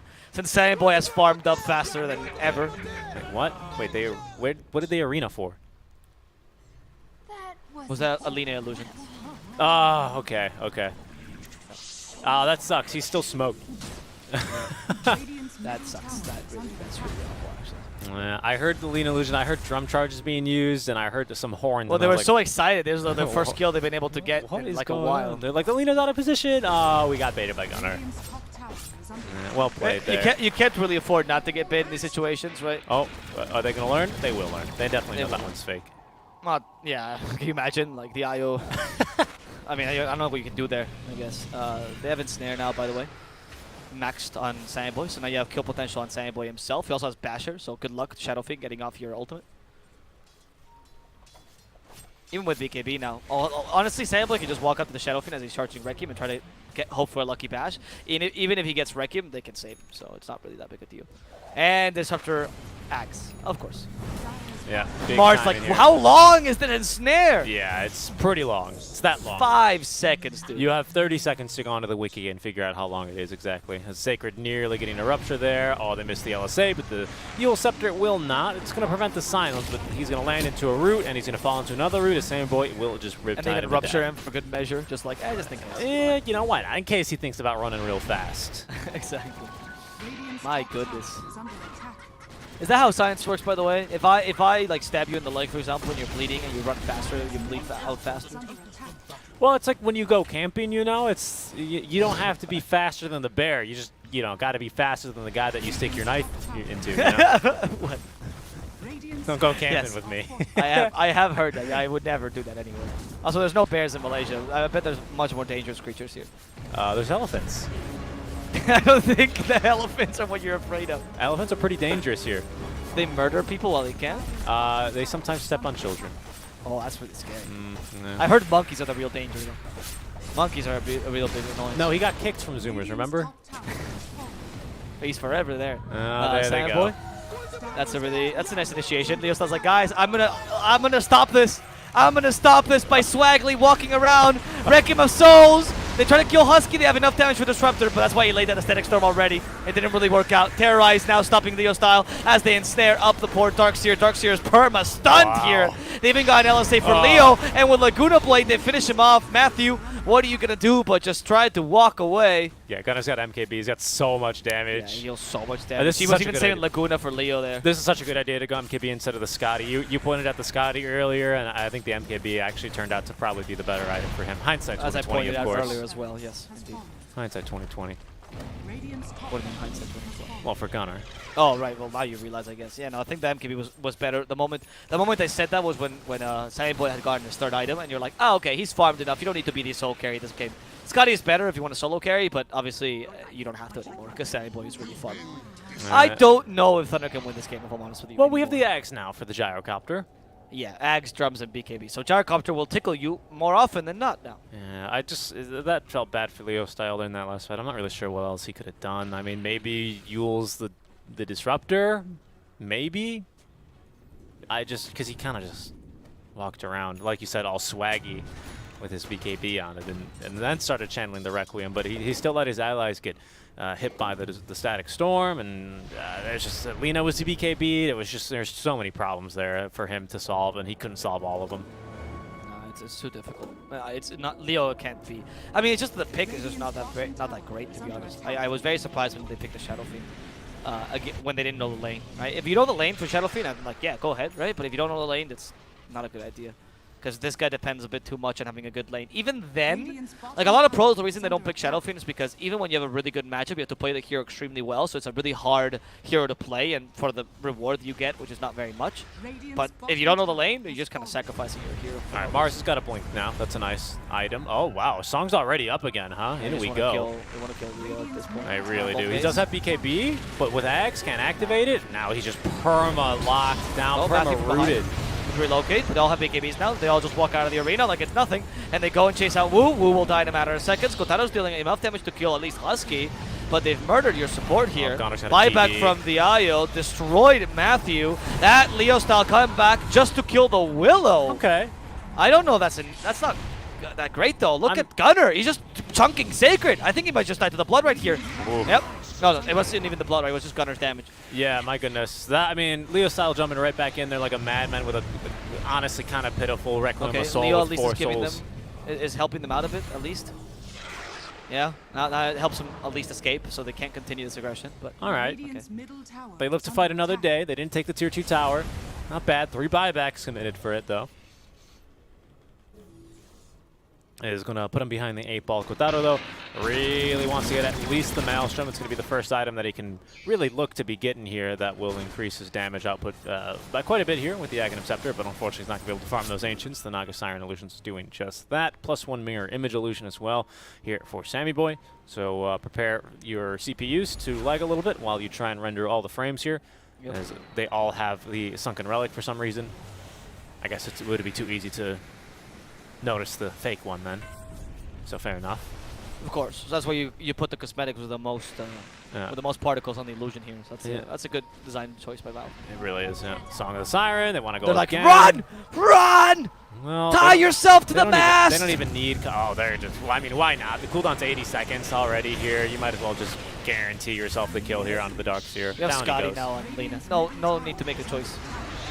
And they go for the gyro as well. They don't have a follow-up stun. Glimpse, Arena, but they rule out the IO. There's the BKB by Kotaro. Not that Naga cares. Look at her. Oh my goodness. Kotaro even tried to fight with the walls, but Naga has a BKB herself, so it's impossible. They killed Leo style. There's the GG fight. Thunder never stood a chance in this game. The lanes were too bad for them. That's why I supported Zoomers this game. I thought the draft was considerably better, and they also played this better, to be honest. I think Thunder was a bit too passive with the Darkseer Shadow Fiend. If you're gonna pick these picks, you gotta make sure you use them properly, and it didn't really work out for them. Yeah, holy moly, what a performance out from the Zoomers. They're gonna end up their group stage run here with a draw versus Thunder Predator, but that will almost certainly secure them top in groups here, as that'll put them 15-6. I don't think anyone else can match them here. I think it's literally impossible for anyone to match them. So we're going to end with 15-7, right? 15-7 by my accounts, which is a very impressive performance out from the Zoomers, especially with a brand new offlaner. So nice, well played to Zero overall. The group stage really is what I would have to say to him. Yeah, Zero played incredible this whole group stage. Zoomers is looking like a really strong team in general. They draft really well as well. Thunder this time, they faltered a bit. As Thunder sometimes does in the draft, I feel like sometimes their drafts are really clever and sometimes their drafts are really far off because they're trying some experimental idea that doesn't really work out. Again, as we usually do, don't call match fixing for this match. If you can't analyze Dota, don't bet on Dota, but don't call match fixing when you don't understand what happened, please. Zoomers, with this, they'll secure their winners brackets for sure. Thunder, though, with the extra point, they should be able to save themselves off from elimination completely as they get the 12 points needed to just be safe, but they most likely will go to loser's bracket. Well, we'll see. We'll see. It's not looking too good, though. Loser's bracket seems to be the place for Thunder right now. For now, yeah, it looks like that is going to be the most likely outcome for their scenario, as they do not have any more matches. So, yeah, they're going to be up to the mercy of whoever is left to play. For today, though, we still have 2 matches left to play, and it's going to be an NA match versus SA yet again. Another high-quality one at that, Alvaro. I've been looking forward to these 2 matches, this one and the next. Up next, we've got the Ego Boys versus Quincy Crew. That's going to be quite important for the Ego Boys and both Quincy here. Yeah, because they both sit... Ego, it's a bit more important for Ego because Quincy still has one more 2-0. Oh, sorry, one more best of 2 against Unknown. Whoa! I didn't say that. One more best of 2 against Unknown. But Ego Boys, this is their last best of 2 completely. So if they manage to, if you just get 1 point, you might be securing yourselves already in upper bracket just with a single point. So they at least need to force a tie, because that would also screw over Quincy Crew, which is one of the people that can overtake them because they've played less matches. So it's looking pretty important for Ego Boys. I think Quincy can take a chill pill, but we'll see, because Ego Boys have been looking really, really strong these past few days. We shall see. And in fact, Ego Boys, they go into this with a 1-game advantage over Quincy Crew as well. So yep. They have played 1 more match, but still. We'll be back after a short break, guys. That game is going to be starting here within the next 5 to 10 minutes, so stick around, and we'll be back with you in just a bit.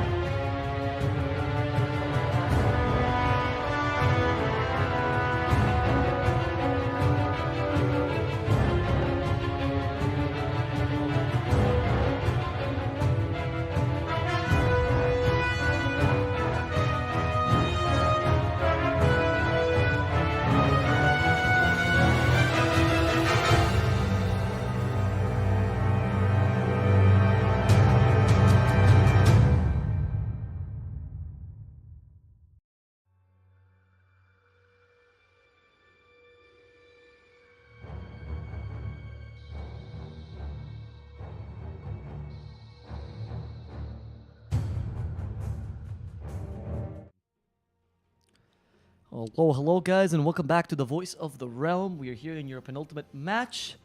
Quincy versus Eagle Boys. There's no pens nearby. Draft, please. Boom. Oh, wow, producer is on point today. Yeah, right. He's going to earn his cookie. I know it seems like Richie's clicking buttons, but actually he's just playing a bit of TFT on the side. I really am, yeah. You know, we saw our last For Fun game yesterday, and normally He's when been missing Envy ever since. Yeah, well, normally when I cast Envy's games, I always play TFT in his honor. And I play all the purple legends, I think there are in TFT, the cards. Because they're all legends, right? CFT? It's League. Champions, no? Champions. That's the word. It's called League of Legends, but they're not called Legends. That's a very good point, actually. What the fuck? That's a very good point.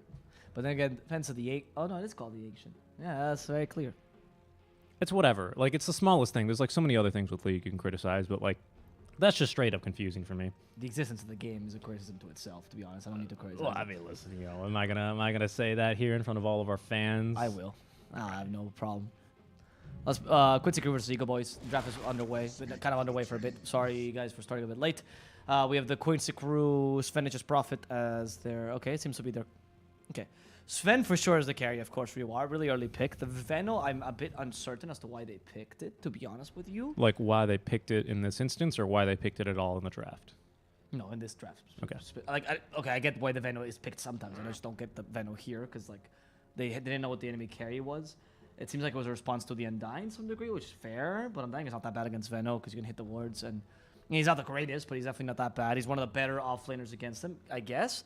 But it seems like the Dry Ranger, that was a really good answer by Eagle Boys. And you also gave Timada one of his better heroes. Also, Dry Ranger is fantastic in Eagle Boys' lineup because you also have the Mars and the Rubik. And while Sven can, technically deal with Dry Ranger, there's ways to deal with this. In fact, I've even seen some Drows go for Blink Dagger when they're up against Sven because you disjoint to the Stormhammer. And you just go Blink, like, even 2 steps behind, gust him, and then Sven sucks at getting next to you. Because then for the next, like, 5 seconds, he can't really do much. Yeah. Destroy him. Yeah, a big problem, though, with the Sven is that once he does get his hags, not only does he instantly fly to you, it may be the front of you, but then he stuns you as well. Right? Yeah, that's the real problem. And then if a Sven is smart, he's gonna orb walk to then go behind you, so that if you gust, you're only gonna hit. You have to decide either are you gonna hit me or you're gonna hit the rest of my team.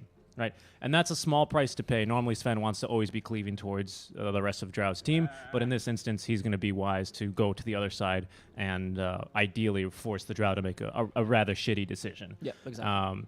I will say, though, Yawar has not been too impressive with his positioning in team fights, so I think that's going to be something to really look out for, right? I'm just being honest. Like, I think especially, it's been more of the games when he's been playing the Drow. I think it's something we've noticed. But this game, when he's playing against a Drow, and it's pretty important, Sven with his positioning actually is really can be understated in team fights. It's going to be quite important for him this game. So I always think that NP or Lina is going to be their mid laner. It seems like.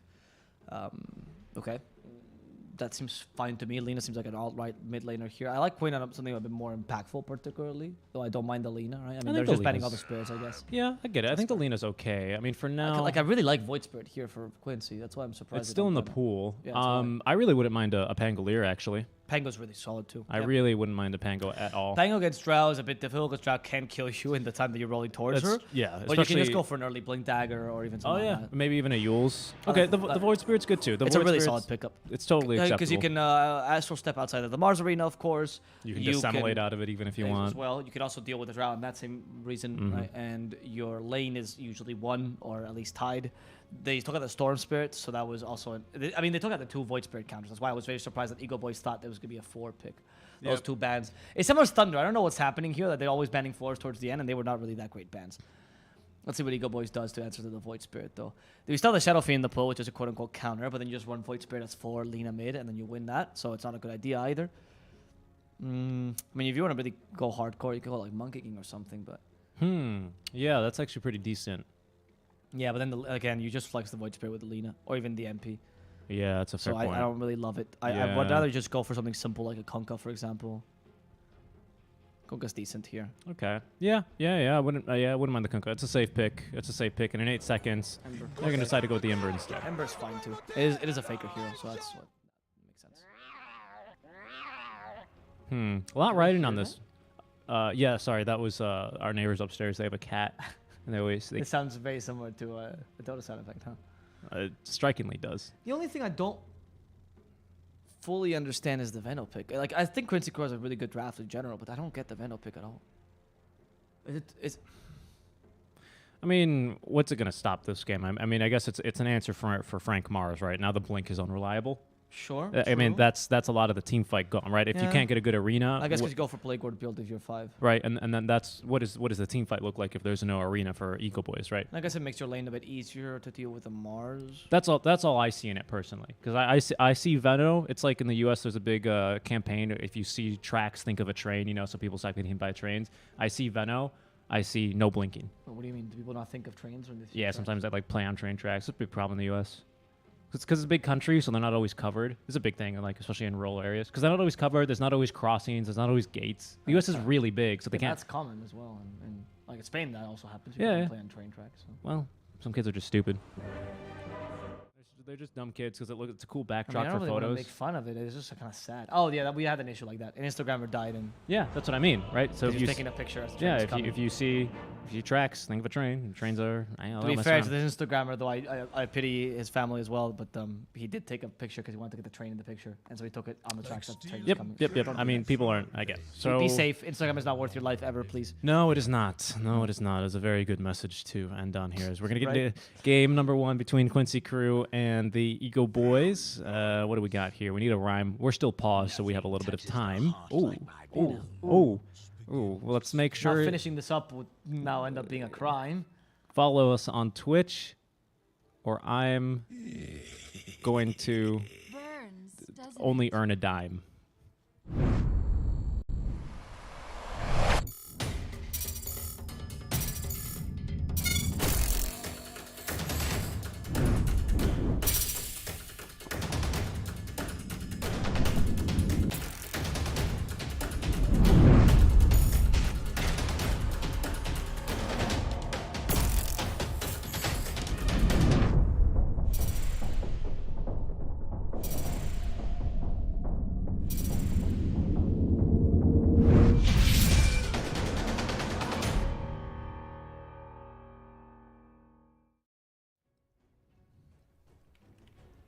Welcome back, guys. Day 19 of the Realm Collides 2 group stage.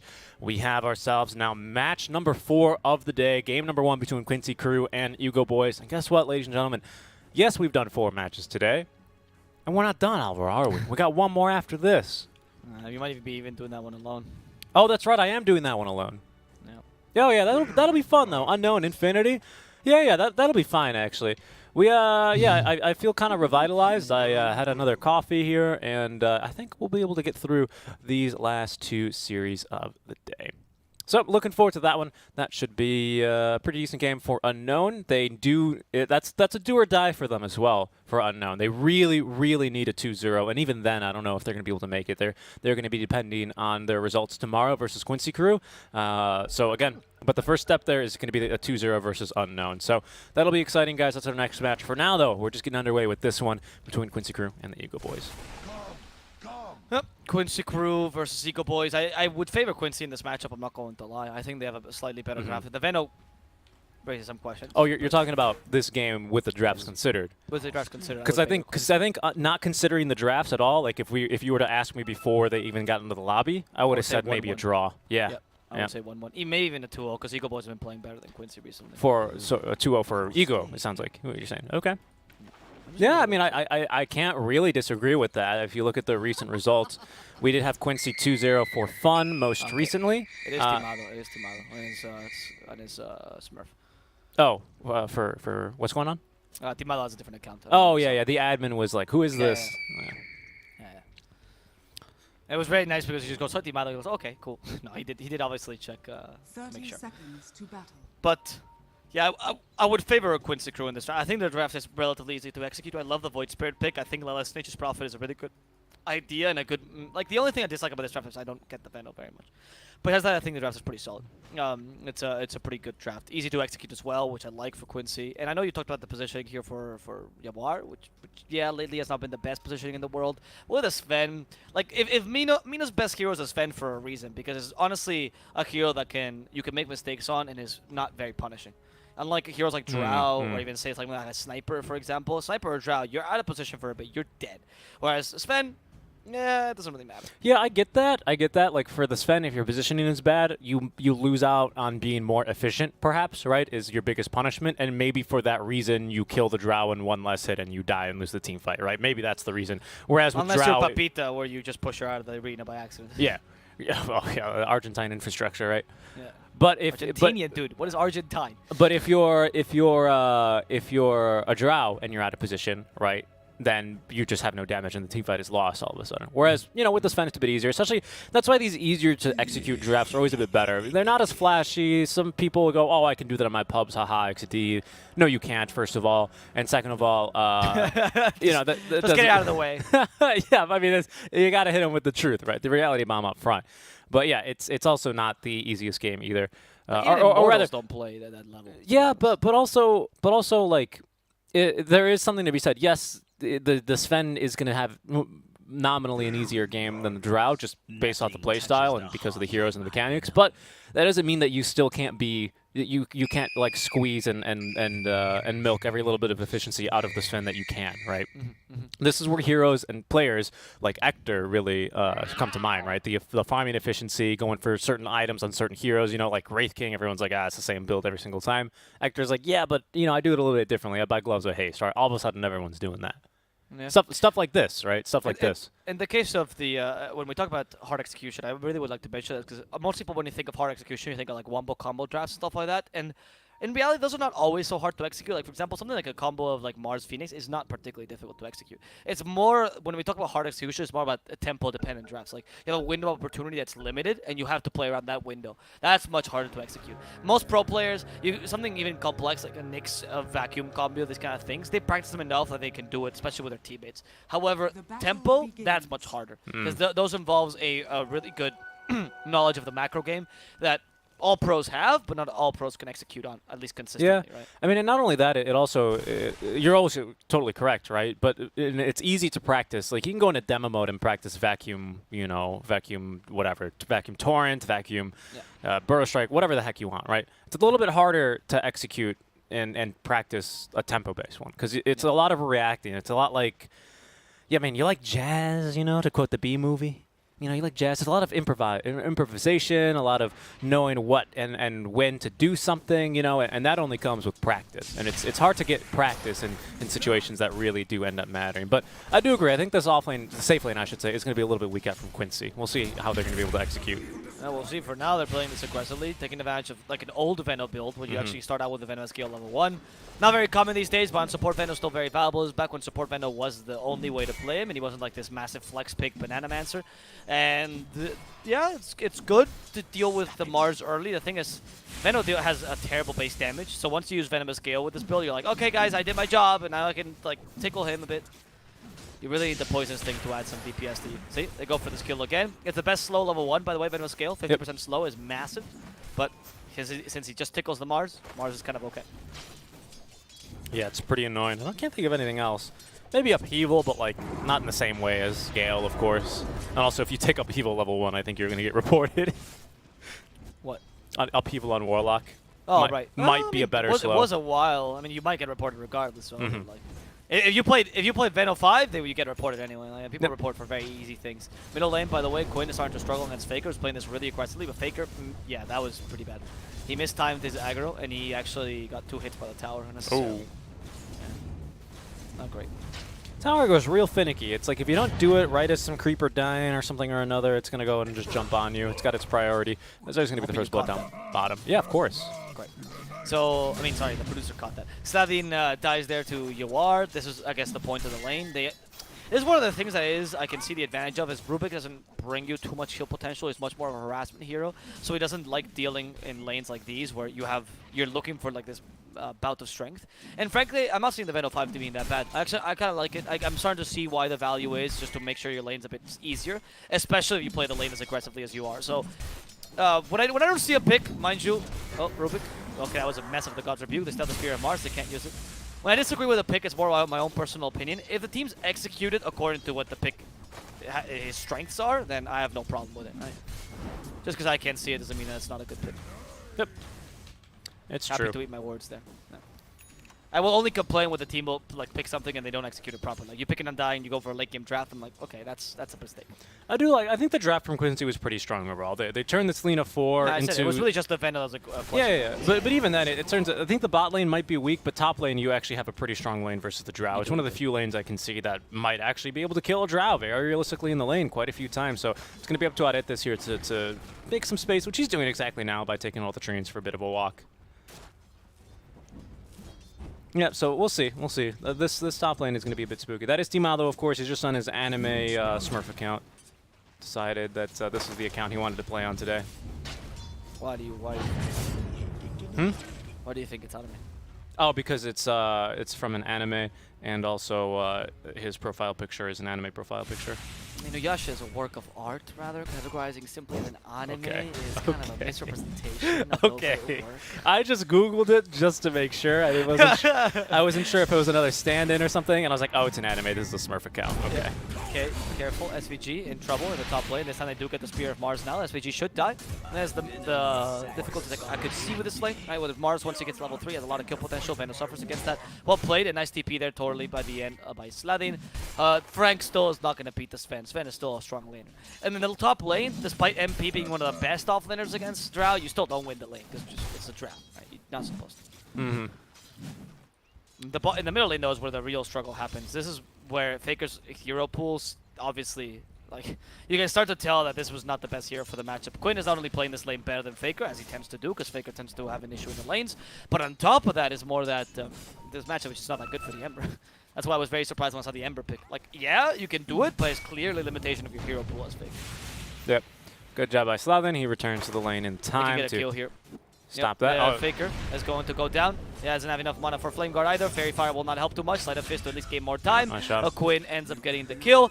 And one of the advantages, of course, of Void Spirit versus Ember is that you have much more kill potential as Void, unless, as an Ember, you have a Mirage. This is going to be in some trouble. He got off a Soul Rip before he TPs, and even with the Bloodstone, he should be okay. Dragon Slave, they body block him. Fate Bolt. Yeah, he has infused Rainers on Yawar though, so he's not going to suffer too much of the Fate Bolt. And they even get his Courier, which comes to commit suicide with the boots. That sucks. That's pretty bad. That really sucks. It's only gone, yeah, sure, for another minute and 15 seconds, but he's going to TP back to a lane, and then the Courier's got to walk there, so it's basically 2 minutes without boots. And this is like a crucial timing. And it's not like he could use those, or he doesn't need them. He's against a Gale, Venomous, Venomancer, right? As they get another kill mid? What? No way. MSS just rotates right back the other way and gets another kill here? That's incredible. And bottom, Frank is also in trouble. He has a spear. TP is good. I mean, you didn't have to spear him to TP, but like, oh yeah, I guess you prevent the damage. Yeah, good idea there. You have the typical Veno 5 build now. 2 points in Gale, 2 points in Poison Sting, and he's going to start to rotate. This Veno is actually much less static than the typical Veno we see because you don't depend on Plague Ward so much. So they're going to rotate mid and try to kill Sladin, who's trying to soak up experience here. MSS, Light Strike Array, yes, slowed down by the Astral Step, but they're not going to go any further because they don't see anyone else here. Right, Ember's not on the map, neither is Mars. They don't know the TPs are available, so... Actually, they know Mars doesn't have TP, but they don't know about Ember. Well, they can...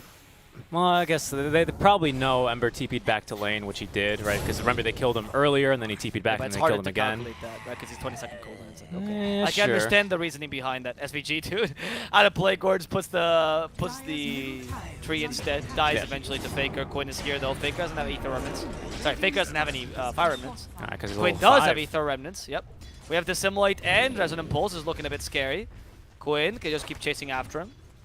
Honestly, you have so much burst damage right now for Faker, but he gets level 6. That was what you're trying to prevent. Yeah, now there's no point. Yep, there's no point. Well done. That was well executed there. I was really surprised. I was going to say, I saw MSS smoke at 4 minutes, and that was the most successful journey I think I've ever seen a support Lina take. Smoked right here in the secret shop, went through the river, secured a rune, got a kill, went top, got the bounty, got another kill, and then rotate back mid, and then got another kill onto that same mid lane. It was really, really impressive. He's making a lot of work happen on the support Lina. Due to the static nature of the Ego Boys lineup, they kind of struggle to do equally as successful rotations. Rubik and Undying, they're meant to kind of win the lanes. You haven't really. Undying at least, I mean, the top lane has been one, I would say, for Timado. But that's more on Timado than the Undying, because you're up against an Nature's Prophet. What do you do, right? It's not really your role. Yeah. But the bottom lane, Rubik has not been able to accomplish the objective. The Veno 5 really made sure of that. So, yeah, overall, I think I've changed my opinion on this pick. It was a good idea. Yeah, I think the build is actually really good. And to be fair, I've not seen this build in quite some time. I presumed it was going to be the plain old Plague Wards and to just, you know, setting up the toll booth, which he's going to now start to do. 2-2-2. Oh, it's the old, it's the not so old build. But we haven't seen in a really long time, the 2-2-2 build. Faker in the middle lane. MSS, you're tanking the whole Flame Guard, and you have no way of dispelling it easily. With the Searing Chains, another Lightstruck Array, MSS tries to take out the Flame Guard. It's impossible, just keeps on hitting, and with Wrath of Nature plus Quinn's TP, they guarantee the kill on Faker, who was a bit too cockily going in. They also destroy the Courier in top lane. Frank bottom finds SPG. And we put on Plague Ward, so we cannot. The DK will guarantee that SPG dies. Soul Rip to make sure that they happen. Yep. Nice job there. I almost thought for a second that Faker was going to buy back and go back to that Remnant instantly, but I'm very glad he didn't. That would have been not very well worth it. If that's the enemy mid laner, maybe, but not in this scenario. That is just support Lina. So far, so good here. Lelis is doing A-okay. Is this actually a Necro book? No. Is it? On Lelis? Yeah. No, it's an Orchid, dude. I know he's queuing it. Oh, yeah, because the 2 quarter staffs. That's right. Yeah, that threw me off. Okay. Or the Oblivion staffs, whatever. There's 2 Oblivion staffs in an Orchid, indeed. Used to be 3. Really? You didn't know that? Oh, wow, you are really good at Dota. Yeah, it used to be 3 Oblivion staffs. And then they changed it for the recipe. How long ago? I don't know, dude. I mean, I never built Orchid anyway, so. That's also true. He plays supports as well. Yep. SBG, Inuyasha's here. Okay, this is a... Sorry, Yeah. Inuyasha. Sorry. Timado's here to get the kill on SBG. As someone who loves Inuyasha, it's a great anime. That sounds really weird to say. I have no I know it comment looks like here. it's full of furries, dude, but I swear to God, it's a beautiful anime. Listen, dude, I literally very don't. well You're done. just hurting yourself. I don't know anything about this It's anime. a really good anime. It's one of the classics, dude. It's that- up there with is like that the- Lupin the Third and Samurai Champloo. and, like, Is those that the classics. one with like the animals in it, where it's like there's the snake lady? That's not, surprisingly, that's not a very good classifier for anime. That just encompasses a bunch of anime. Oh. If you say snake lady. Okay, well. Any sort of animal lady encompasses a lot of anime, some of which we can't talk about it. Okay, well, this is Faker. going to die. That nice Oh, job nice. there, as Quinn will be able to finish off the kill with the second little bit of Astral Steps. Radiant's bottom tower Right out of the pit he goes. Right out of the arena of blood, rather, he goes. Okay. 4K lead still for Quincy, though. They're winning this early, as I expected them to. And Timado has a lot of things that he has to do this game. I can't imagine Faker being too useful. Luckily, Ember is a hero that can still have impact despite having not much farm. That's one of the advantages of the Ember. Void Spirit's more effective at doing that, but Ember is okay as well. The thing is, though, if you rotate this early, usually the Embers that end up doing this find no farm at all, because you need to get map control. Faker is now just trying to create space as he is going to TP back to the... If he remnants back in and they crush him because of the smoke, this would be hilarious, but they're going for a Drow. Drow is much more valuable than Ember right now. That's entirely Oh, it's good the play. positioning, though, from Timado. Really good, but it's a Drow Ranger, though. You need better positioning than that for a Drow Ranger. NP's Oh. considering joining. Nice Wrath of Nature. Good. He canceled TP to get Wrath of Nature off, and now with Laguna play to guarantee the kill out of this. They didn't find this massive stack, and Ember's here to defend it. MSS will be killed in a matter of seconds. Let's decide not to TP just yet. Finally going to the low ground, sees that Quinn is dead no matter what. Or maybe he can get away with the Simulate. He has Regen Rune as well, activates it immediately, not trying to play too greedily. Nice Oh, Ether he got Remnant. Remnant. Quinn thinks that Regen Rune might be enough. They give him the Warcry. Yawar wants to join in with the stun, but Laguna Whoa. Blade stolen by Slavin. Oh, finally sentenced Quinn to death. They're like, you had that the whole time? Oh, they're going to get him, though. They're going to get him eventually. Lelis, he doesn't have to TP, so he's going to be able to continue farming up his Orchid. He's now got both Oblivion Staffs. Not all 3, though, because you don't need 3 anymore. And he's going to be making his way a little bit closer now towards that Orchid. As the first to break 100 CS was Yawar, unsurprisingly. He is about to finish up not much here, but does have the full Mask of Madness and is closing in on the Echo Saber eventually here. Nice little stack of the Ancients is going to push him above 6,000 in terms of net worth. And so far, so good for Quincy. Top 3 in the net worth leaderboard are all theirs. I don't know how Ego Boys recovers this, to be honest, because you needed the Mars to be even more impactful here. Frank is not going to have a game at this rate, especially if Quincy has to go for early BKBs, which I think would be a really good idea. Like, I think against a Drow in some situations, as Sven, even though the Aghanim seems like the much more intuitive build, the BKB is a bit better, because the BKB also stops the rest of the team from stopping you, and you just walk up to her, right? Because she can't really slow you. And you just walk up to her and smash her. That's really it. Yeah. And since Letus can always just TP next to the Drow to annoy her. Oh, Letus, that was a good smoke tank. If it wasn't because you're the offlane. Oh, telekinesis to make sure that Frank can't get the kill. Sladin really wanted that. Did you see that? Mm-hmm. What? Sladin? Does he think he's the carry now? Frank is like desperately looking for farm. He finds a kill and Sladin's like, nope, it's mine. Nope, that one's mine, Frank's As they say in Peru, se te iba, mano, se te iba. That's pretty funny. Se te iba mano. Mano is not hand in this scenario, by the way, in case you speak like a high school Spanish. It's short for brother. Quinn. Okay, nice Astro Correa. Beautiful Astro Correa, actually. Double Astro step to get away. It's fine. And Sateiba means he was leaving. Like, yeah. He was getting away. It was leaving. It was getting away. Yeah. Generally just it, right? It's more like... It was getting away from you, It's implied that it's specifically. he in that situation, but a lot of Spanish phrases are very short because the object is implied in many cases. Oh, The right, subject is because... implied. Yeah, because there's a... Yeah. I mean, it could 'cause be of the like, you verbs. know, like if you're going to catch a football and then I like jump and dive in the middle and like intercept it, like I'd probably say that to you. Sateiba. Yeah. Yeah. Right, like that's the same thing. So it's not like the object has to. It's just because Spanish is a gendered language. So. I love that in your case the Hispanic is playing American football. Well, that's why. Well, first of all, you assumed it was a football. I just said football. You know, That's very true. maybe I'm a soccer player and I am. You know, I was a because you don't goalie. call that a football, it's just called a ball. Well, I call it a football. All right, sorry, bro. Sorry.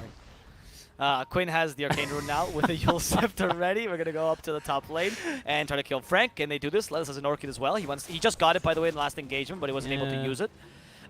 Whoever they find is dead here as long as wow. Lelis comes in. Oh, wait, Roshan he is got not helping. bashed. Roshan hates Faker. Get out of my pit! He does. He's not too happy there. He's going to chase him away. Bash. My goodness, dude. Roshan is clearly American this game.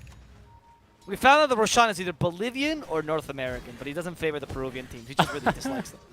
What was the one game where he came out of the pit and killed someone? It was today, Yeah, right? it was today. When he came out and He slammed didn't it. beat him bad. He slammed. That's what it is. I think it might have been for Midas. I can't remember. I think it was probably Midas. The chance, there's 50-50 chance it was Midas. I think it was in favor of Omega when they did that. So I'm telling you, dude. Roche is half Bolivian. Roche is half Bolivian. He's never seen the sea, much like most Bolivians. Oh. Quinn. Oh, geography jokes. It's the only landlocked country in South America. It's true. Yes, that's only the joke. Spanish speaking. I think there might be another one that's not. But I'm not really sure. I'm not that great at I that. don't. Oh, that might be true. I know for a fact it's the only Spanish speaking one that's landlocked. I'm not sure if it's the only. Yeah. Anyway, that said, this game has just been a farm fest for a while. Quincy is not really threat. I mean, it's honestly Quincy.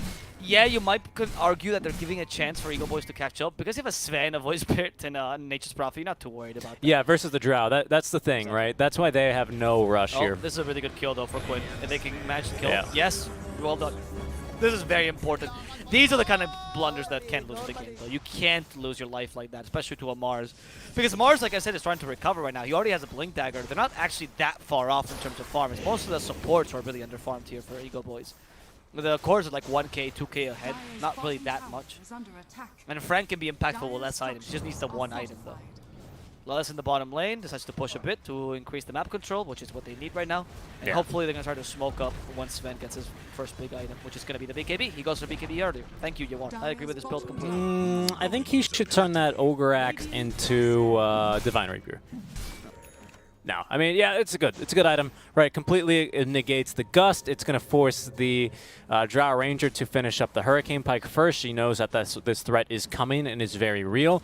As soon as he has BKB, though, you're going to have to turn yourself around actually and force staff yourself manually. You can no longer just use Hurricane Pike. So it's a good item. As Faker is going to run directly into a smoke gank and be murdered.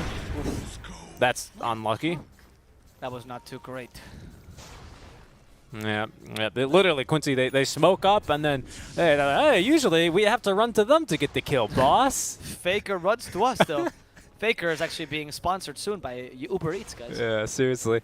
That brings your food faster than you'd ever expect. And this is going to allow, yeah, look how aggressively they can just play now, right? Timado literally walks by, sees Void Spirit profiling himself like that. He's like, nope, just walk away. I does not want to be anywhere near that, especially without the Ember Spirit. At least with the Ember, there's a route and you can potentially turn it. Sorry, Timado.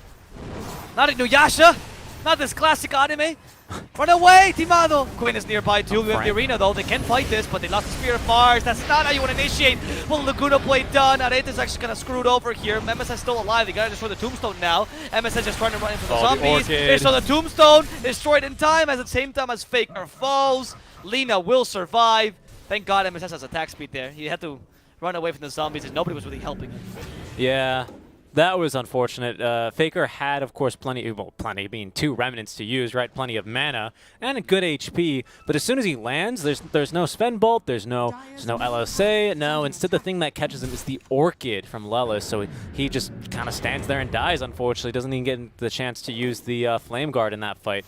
And yeah, unfortunate there. Eagle Boys, they decide to try and contest over their triangle. It's definitely what they need to be doing here. You know, that's one of the many steps of winning the Dota game, especially at the pro level, is maintaining areas where you can actually farm, and that's going to be this area of the map. But unfortunately, Quincy were just ready for that engagement. And they already had everything set up. Well, that's be a 10k lead for Quincy after a bad team fight. The lead only keeps increasing. Yawar's about to get his BKB. He's not really far off it. Once he gets it, he's going to start fighting and fighting and fighting.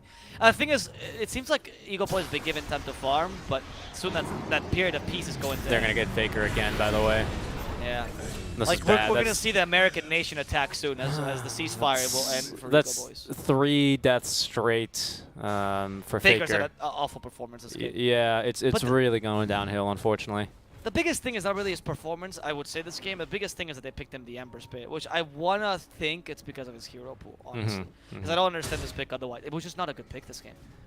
It was really not a good pick. I don't think Faker could have played this that much better. Well, have you changed your mind on the Venomancer pick here? Or Yeah, 100%. Okay, I agree with that. I just didn't see it at the beginning, but it's fine. It proved to me they played it really well, so I agree with that.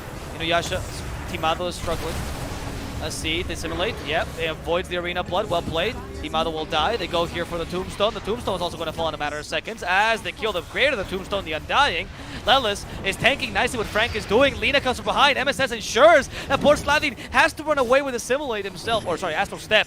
But Ice Searing Chains might punish the Lina as Yawar finally joins the fray. Hey guys, I'm here. No. Cleanup crew is ready. Faker trying to get away with that with a fire remnant, but Yawar is ready to pummel him. And those Searing Chains won't really help him out as they hit creeps instead. Yeah, and that's now BKB for UR, and I don't see how the fights get any easier for them here. That was unlucky. Both supports die, but they do their job, right? As it's going to be Lelis as well as Yawar, really just cleaning it up at the end of that fight. Really well played there to Quinn, kind of just running around, forcing them to use a bunch of their spells and utility there without really much to earn. Nothing really earned from the team fight. For all that utility used there, and able to just kind of follow up immediately and punish real nice and easy. So, great game. This is a really solid game from Quinseeker, I have to say. I don't really see too many missteps, maybe a little bit here and there in the early laning stage, right? But made a small mistake when he died, where he's actually farming. Yep, that's true. When he was farming up here, that's totally right. Yeah, that's a pretty big mistake. That can always be exploited, but no, yeah, that's a fair point. But still, overall, I think that they have the game comfortably under their thumb now. Yeah, they played really well. And Eagle Boys is doing the opposite, to be honest. They don't know what to do because they don't have a game plan. Because the draft, unfortunately, is just, like we said, it was quote-unquote harder to execute, but at this point, when you lost your lanes, it became impossible to execute this draft. Yeah, we have seen like a Drow lineup.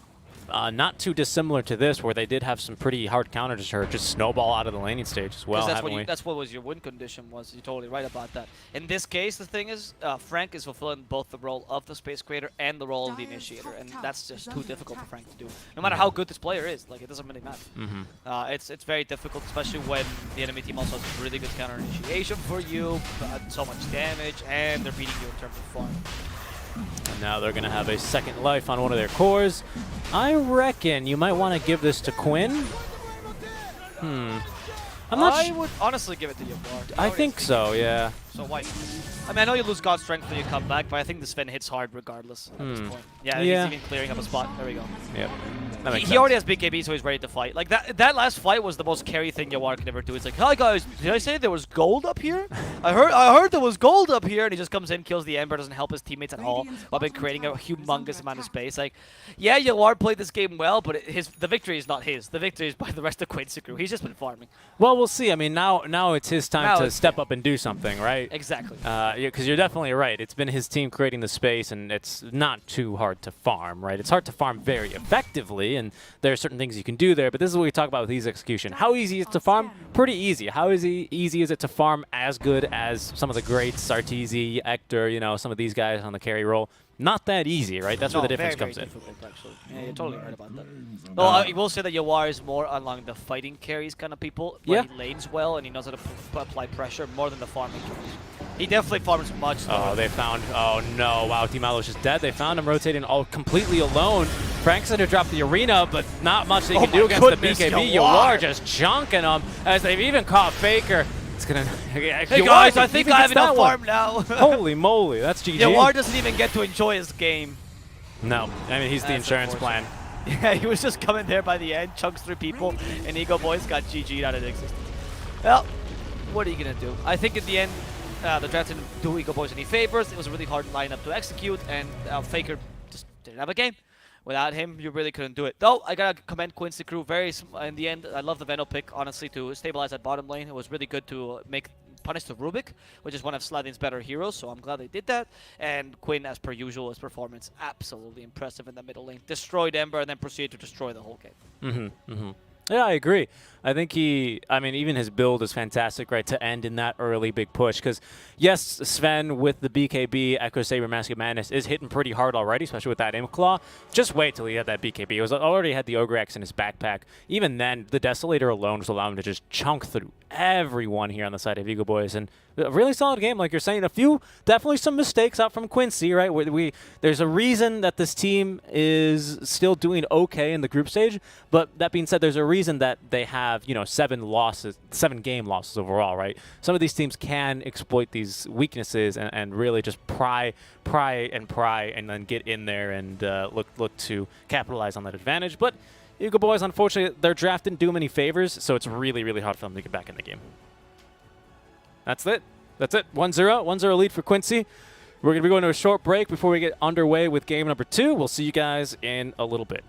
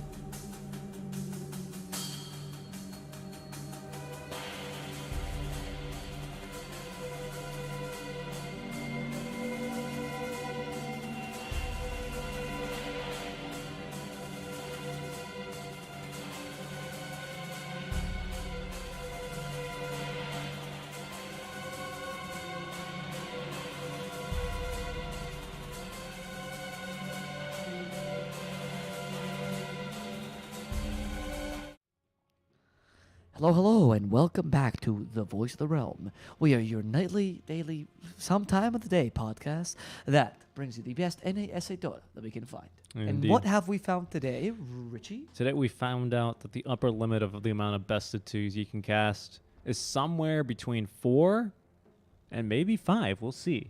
We shall see. You're going to be on the Spanish stream for the next one. Full disclosure, we'll tell people now because usually people get really angry when you disappear and they only left with me.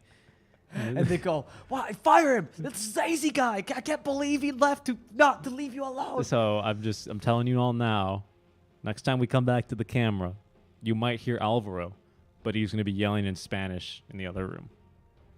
All right. I'm not really sure yet because they've been having connection issues. So if the stream drops, I'm gonna come with you. Huh? All right. I'll just swap it. I'll just come out of my room. And be like, hey. Well, we'll see. We'll see here. It seems like it depends on Robistar. Yep. Un poco. They're claro, actually. Oh, Claro, robar. claro robar. Very clear to rob. Somehow it's really easy to add that word to any Spanish internet company. That's huh? why Spanish poetry is quite nice. There's the one guy, I think he was Peruvian, he's a very famous poet, mostly because he wrote a bunch of poems in English or they were translated. Pablo Neruda, Probably. the big love poem guy. Probably, yeah. Yeah. A really beautiful one is Oda al Ceviche. I'm not even kidding. Which means... Ode to Ceviche, Yes. which is a very popular Peruvian dish. I like the bit better when you say it in Spanish and I translate. Oh, I'm sorry. That's okay. It's too late to do it now. It's a really tasty Cabron. dish. I really recommend it. Bastard. Enchantress and Snapfire, picked up by Quincy Crew as Eagle Boys go for the Void in the Marana. It's actually a goat as well. What? Cabron. It's a goat. That's what it comes from. Yeah. Because it means like it means that your wife's cheating on you. That's what it means. Oh, that's right. Yeah. Yeah, that's right. Well, you know what? Who has horns is actually Phoenix. Yeah, he does. So the combo for Eagle Boys is really good. Now, I think that this team excels the most when they're playing around the team fight and like 5-on-5 mid-game oriented lineups. That's what we've seen them be successful on. If they before. can get that online, though. Of course, but last game was not even team fight oriented, to be perfectly honest, right? Because Mars is not enough to be team fight. Yeah. Usually it's like, if it's Mars Phoenix, I'd be like, okay. But Mars Rubik, Mars Undying, okay. So are you talking more with spells then? Yeah, Because like, there's a difference. I'm talking like mid game, like proper like, because Mars is Right, more right. like an early mid game kind of team. No, fight. I get that, but I would still argue you could have team fight with Mars Arena with a Drow. You would. Right? It's not spell. It's not You would. spell based, right? You would. But I think if you want to define it further, we can, right? Sure, Because but you're right. Because I think a Mars with any physical damage carry is a lot different than a Faceless Void plus a Snap. Yeah, Faceless saying you don't Void have plus team a fight Phoenix. is incorrect. You're totally right on Yeah. that. But it is, I would say that it's a stronger, I would definitely say a stronger quote-unquote team fight lineup would be Yeah. a Mars Phoenix lineup than a Mars Drow lineup. I Because agree. a Mars Drow depends on a lot more factors, whereas Phoenix is just a plus R. Well, obviously. I know. Yeah. But yeah. I mean, I'm just trying to get trying to refine it down to really. I what am you- still very surprised, though, that they're picking up a Phoenix against Snapfire, so a lot of confidence shown there. Yeah, because that means either snaps. Well, first of all, for many other reasons, you also want the Snapfire not maybe in the Chronosphere, right, or at least controlled by in some sort of form, which is kind of harder. Or the Supernova in the Chrono. That's another option. Because then Snap has to go. Like, if you put it on the far end of the Chrono, usually, yeah, you Supernova yeah. and you Chrono on top of it. It's a good blink game for the Phoenix, right? Especially it's really good at that's just a good positioning. blink game, you're right. But the problem is it's a really expensive item. It's probably a Phoenix 5, It's definitely a and Phoenix and you need to always determine on your supports. You usually, like March always says, you only get one item really around 20 to 25 minutes on a position 5, and you really have to make it be the best item. Is that item going to be a blink? It rarely is it, right? Oh, wow. The Batum pick by Quincy Crew. Okay, so I think teams Is that are. going to be a war? I think it is. I think teams are trying out like the ABBA in instances where a Wraith King would otherwise suffice, but they just think Wraith King is so bad. And I is trash. and I agree, Did you not see the Alliance especially game versus. yesterday? Oh yeah. Well, actually, I was casting during it. I think you were as well. Yeah, me too. But I watched the replay. But the chat let me know that I was basically I was I like watched the replay afterwards. It just Wraith King sucks. The hero sucks. that was basically the joke I was gonna make. I asked my chat what happened. I was like, they picked Wraith King. I was like, okay. But yeah, because you can counter the Wraith King real hard, even with a Faceless Void, who the Wraith King quote unquote counter is if you just go Manta Diffusal. He's also great against the Phoenix in general because the spell is fantastic, right? true. We're great against Mirana because Abaddon is great against long studs. In general, yeah, because you can dispel the arrow. with Can the you? fellowship. I don't know if you can give Curse of Avernus to the Phoenix Egg. No, you cannot. You Okay. cannot. No, I know that for sure. Okay. Why do you know that for sure? Because I have tried it. Okay, I'm just curious. I don't. Because I thought, oh, this is genius, and then I tried it. Much like when I tried to focus fire the egg, and I was like, ah. Yeah, you can't focus fire. I know that one. Yeah, but that's like these are things that you try. I play offlane, remember? So I did used to play I guess, Abaddon. yeah, the Abba didn't always used to be so bad. No. There's the Axe, kind of a counterplay to the Abba. Very rarely will it actually work because you need to be in a certain kill threshold. Oh, because of Culling Blade. Because of the Calling Blade. But also Berserker's Call is generally pretty good. Because usually Abaddon, the whole point is that once you use borrowed time, nobody can bother you, but Axe can just Berserker's Call you and ignore you. And if you Spain, who cares, right? It doesn't really matter. Like, yeah, he's healing up a bit, but the control that Axe provides is pretty good. Yeah, I mean, I He's also get good that, against yeah. Snapfire. Yeah. Okay. So not a core, or a carry, rather. Interesting. I'm thinking now Snap is probably off lane I in this game. Yeah, or flex mid. Or even mid, yeah. Depending on okay, what you so get. it's the Abba 4. Yeah. Surprised by the troll pick into the Axe, though, because much Okay. like Axe counters the Abba, which is much more complicated, Axe countering troll, much easier. We do really need a stun for Quincy though. Like yeah, we need one stun. We need something guaranteed. And Chant's not going to cut it out of the early game. Cookie as well is not going to be nearly enough. But not enough. You're right. And we need some little bit of lockdown. Even Eagle Boys, they're doing quite well. Everyone carrying some sort of theoretical lockdown. For Eagle Boys, I would like something to set up though. There's nothing. There's Axe maybe can do it. You're putting a lot of eggs in the Axe basket, and actually it's pretty doable this game against a troll. And Quincy Carew, I would either like if it's a mid laner. Wait, also I can't believe they picked troll into Axe. That's what I just said, literally. I mean, why? You can dunk him through the. Well, maybe he heals enough. I don't know. I agree with you. That's why I literally just said, dude. Listen, It's okay if you don't my listen to fourth me. series, okay? It's okay if you don't listen to me when we're not seeing each other. You're looking into my eyes and you're lying to my face, my good friend. Quincy Carew, I think that you can pick up here either a Kunkka's really good here if you're going to go for the mid lane. And you might even consider a Puck, to be honest. Puck is pretty decent here. Kunkka's obviously the best because Kunkka's great against Void, but I would be surprised if they don't ban it. I know that's not like a Quinn hero because he's known for the spirits, No, but he has a wide hero pool. It's a great Kunkka game. It's amazing. I agree, especially if you go for the Torrent Storm. Yeah, he's great against really- Axe. The Stormban. Okay, I'd pick the Kunkka then. I really like the Kunkka. He's pick great here. against Void. He's great against Axe. Am I missing it? They banned it and I can't see it, or no? Yeah, you also did not pick it from Eagle Boys, who could also pick it themselves, and it's a That's really mean combo, I should say, with the And he has a Mirana. consistent mid laner, so unless Eagle Boys goes for something, I mean, the thing is, if you pick the Kunkka, this is the one thing. Eagle Boys is actually a really good OD game. Oh yeah, It's it actually a is. ridiculously good Yeah, OD game. It really is a really good OD game. And that's normally my Especially job to because say Void it. can fulfill a bit of a. Will they see it? Oh, Quincy, are you gonna random? No, they're not. That's a random. That is a random. That's a random. That is Or- Is it?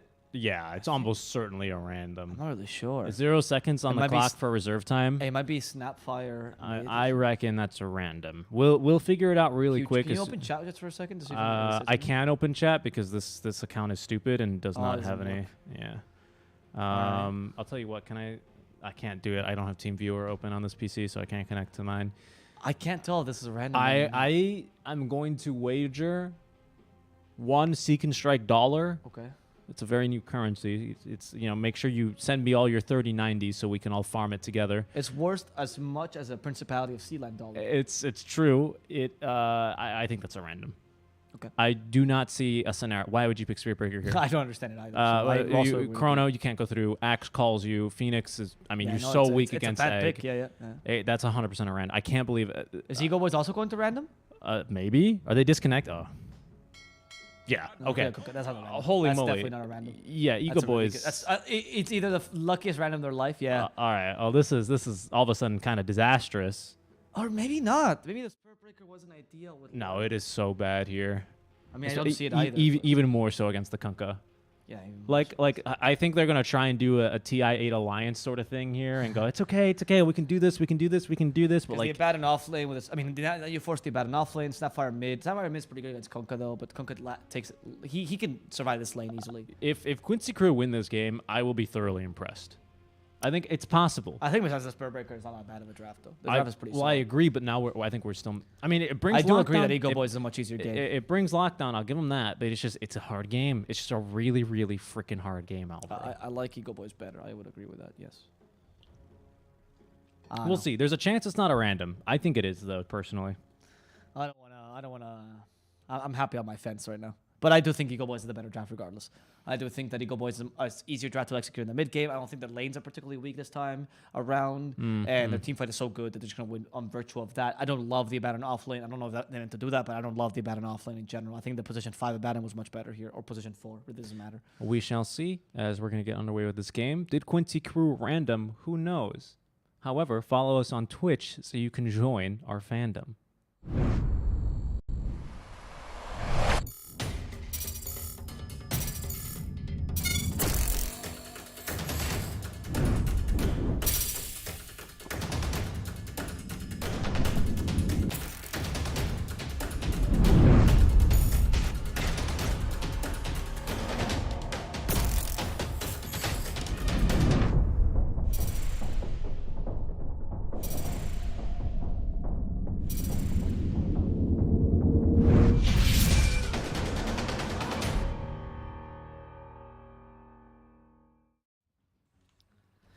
I don't know. I don't know. I don't know either, Alvaro, but I do know that we are now live on air here. Quincy Crew versus Eagle Boys. I was just thinking to myself, you know what, Alvo? We wouldn't be too crazy. You know, we're doing, what, 60? Well, a little bit less because Midas did forfeit quite a few of their games. So we're doing something like 60-ish, so matches, best of twos, two games guaranteed in each, which means that we have around over 100 games of Dota guaranteed. Hola. To see one of them be randomed, it's not too out of the ordinary, is it? I mean, it is a bit out of the ordinary. I've not seen this happen very often. Like, the Gyrocopter pick was a misclick. Well, it was a misclick because they ran out of time. No, it was a misclick. Well, because they ran out of time. No. He said it. He picked the wrong hero. Because they were running out of time and he was under pressure and he clicked the wrong hero. But it wasn't a literal random. No, I thought they meant to ban it, didn't they? Yeah, that was it. Because of the lack of time. Yeah, but that was a misclick. but because, yeah, well, it was a misclick because they ran out of time in the banning phase. Yeah, exactly. Yes. But it wasn't a random is what I'm saying. Well, they didn't misclick it, though. They meant to click him just earlier. They just ran out of time. Right? That was the cause? Oh, yeah, that's what you said. Because they meant to ban the gyrocopter. Yeah.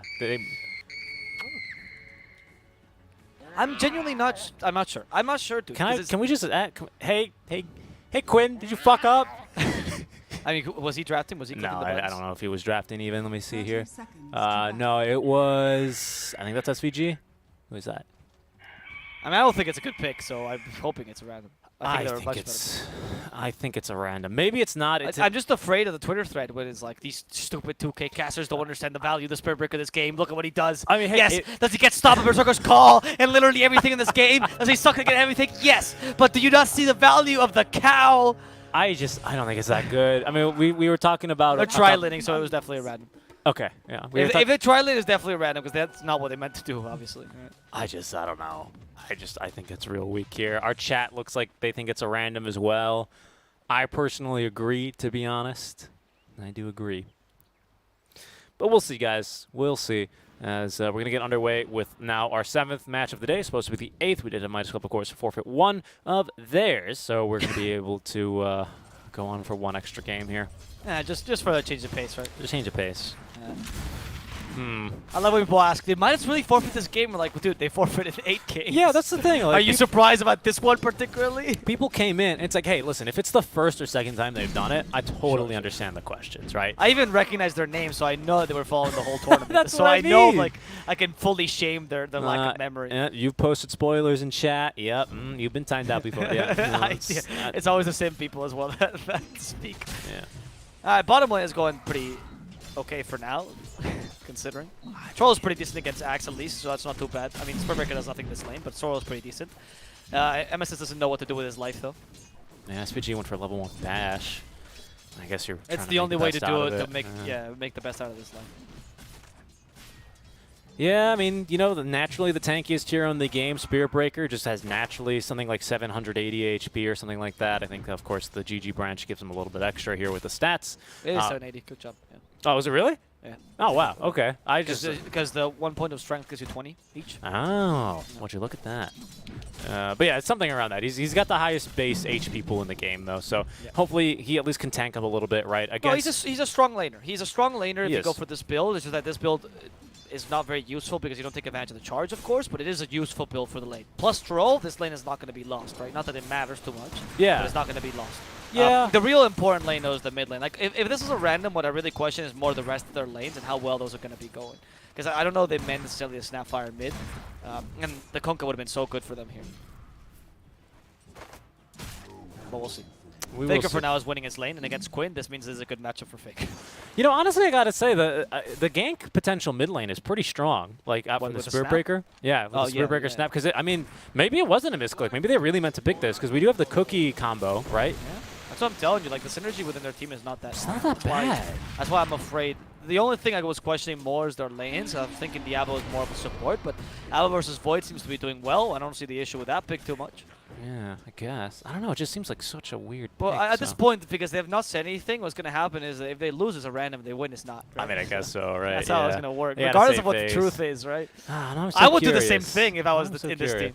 I don't know. Maybe Jack. Maybe KBPQ. Yeah, will tweet after the KBQ has match. 2 tweets ready. Yeah. One in case it's the random, one in case it's a loss, one in case it's a win. Yeah, of course. And here comes the gank mid, right? It does give you this sort of global vision, right? It gives you this potential even if you don't have the ward. So now Quinn can play with the confidence here, and my goodness, SVG is going to go ahead and cancel that one. Put the Fear of God into Faker, however. But now they can play extra aggressive down bottom, right? Charge doesn't go back off cooldown until you finish the charge or until you die. One of the two. So he's going to have to slowly make his way back here into the lane. By definition, if you die, you're going to finish the charge, right? No, not always, right? Because you can die mid-charge. I guess then the charge is finished, I suppose. So, yeah, I guess I see what you're saying there. Yawar is going to do his best here. Hitting with the Fire Spirits makes it very, very annoying. But SVG doing a pretty darn good job here. I have to commend him.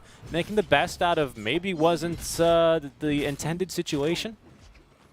No, he's doing a good job. Like I don't know. Can you pull up his Dota buff? Like how many? Maybe he has a ton of matches, perhaps on the Spirit Breaker. They have played Spirit Breaker before on this team. That's not my question. It's not like this pick is completely alien to them. Usually it's on MSS, to be honest, on SVG, but they have played it before. Like it's not crazy. That's not what I was thinking it was Ren. Oh, there's a gank mid actually. Yep, there is a gank mid, but there was no cookie. So Faker's like, hello, crazy cow. He's got Mad Cow disease, that one bot lane, and once again they leave Faker's Yawar all alone, and that could be first blood. Franklin's a little bit more damage, missed quite a few times. Tower doing a fair bit of damage, lane. but they're gonna get the kill there. Sorry. No. Yeah, at the bottom lane, once the Spirit Breaker leaves, that's one of the difficulties though. Troll's a good laner, but he's not good enough to sustain Phoenix Axe, right? That's too strong a lane. And then as soon as Spirit Breaker leaves, Frank puts on the pressure. Faker though, in the middle lane, playing way too aggressive considering the two supports are off the map, and of course he's gonna get punished for aggression. Come on, bash. Faker. Nice Come bash. on, dude. Don't do that. Yeah, I mean, you know they're off the map. It's a Spirit Breaker. Like, if you tell me that supports are like Rubik Oracle, fine, but it's a Spirit Breaker. yeah. What do you think he's looking to do, dude? That's a very good point. There is a good little bit of he's going to be going for another charge here. Any slows you have now against Spirit Breaker really end up hurting actually, because now it's just charge bonus speed instead of like a percentage-based increase or just a set number. So slows against this hero are fantastic, of which we have very few of them. Top lane though, Slavien, they need one more for the Curse of Avernus, not going to find it. And Stingmalo here, really just channeling his anime powers, bashing on nearly every hit there near the end of it. It's not at this. Oh yeah, SVG, you thought you were going to get attack out. Nice one, little buddy. Good effort. But yeah, I mean, you have to assume once you see some heroes missing on the map, my goodness, the two of the probably most threatening heroes missing on the map are probably Spirit Breaker and Pudge, right? Probably Earth Spirit's got to be up there. If he's missing, you know something's going to be up.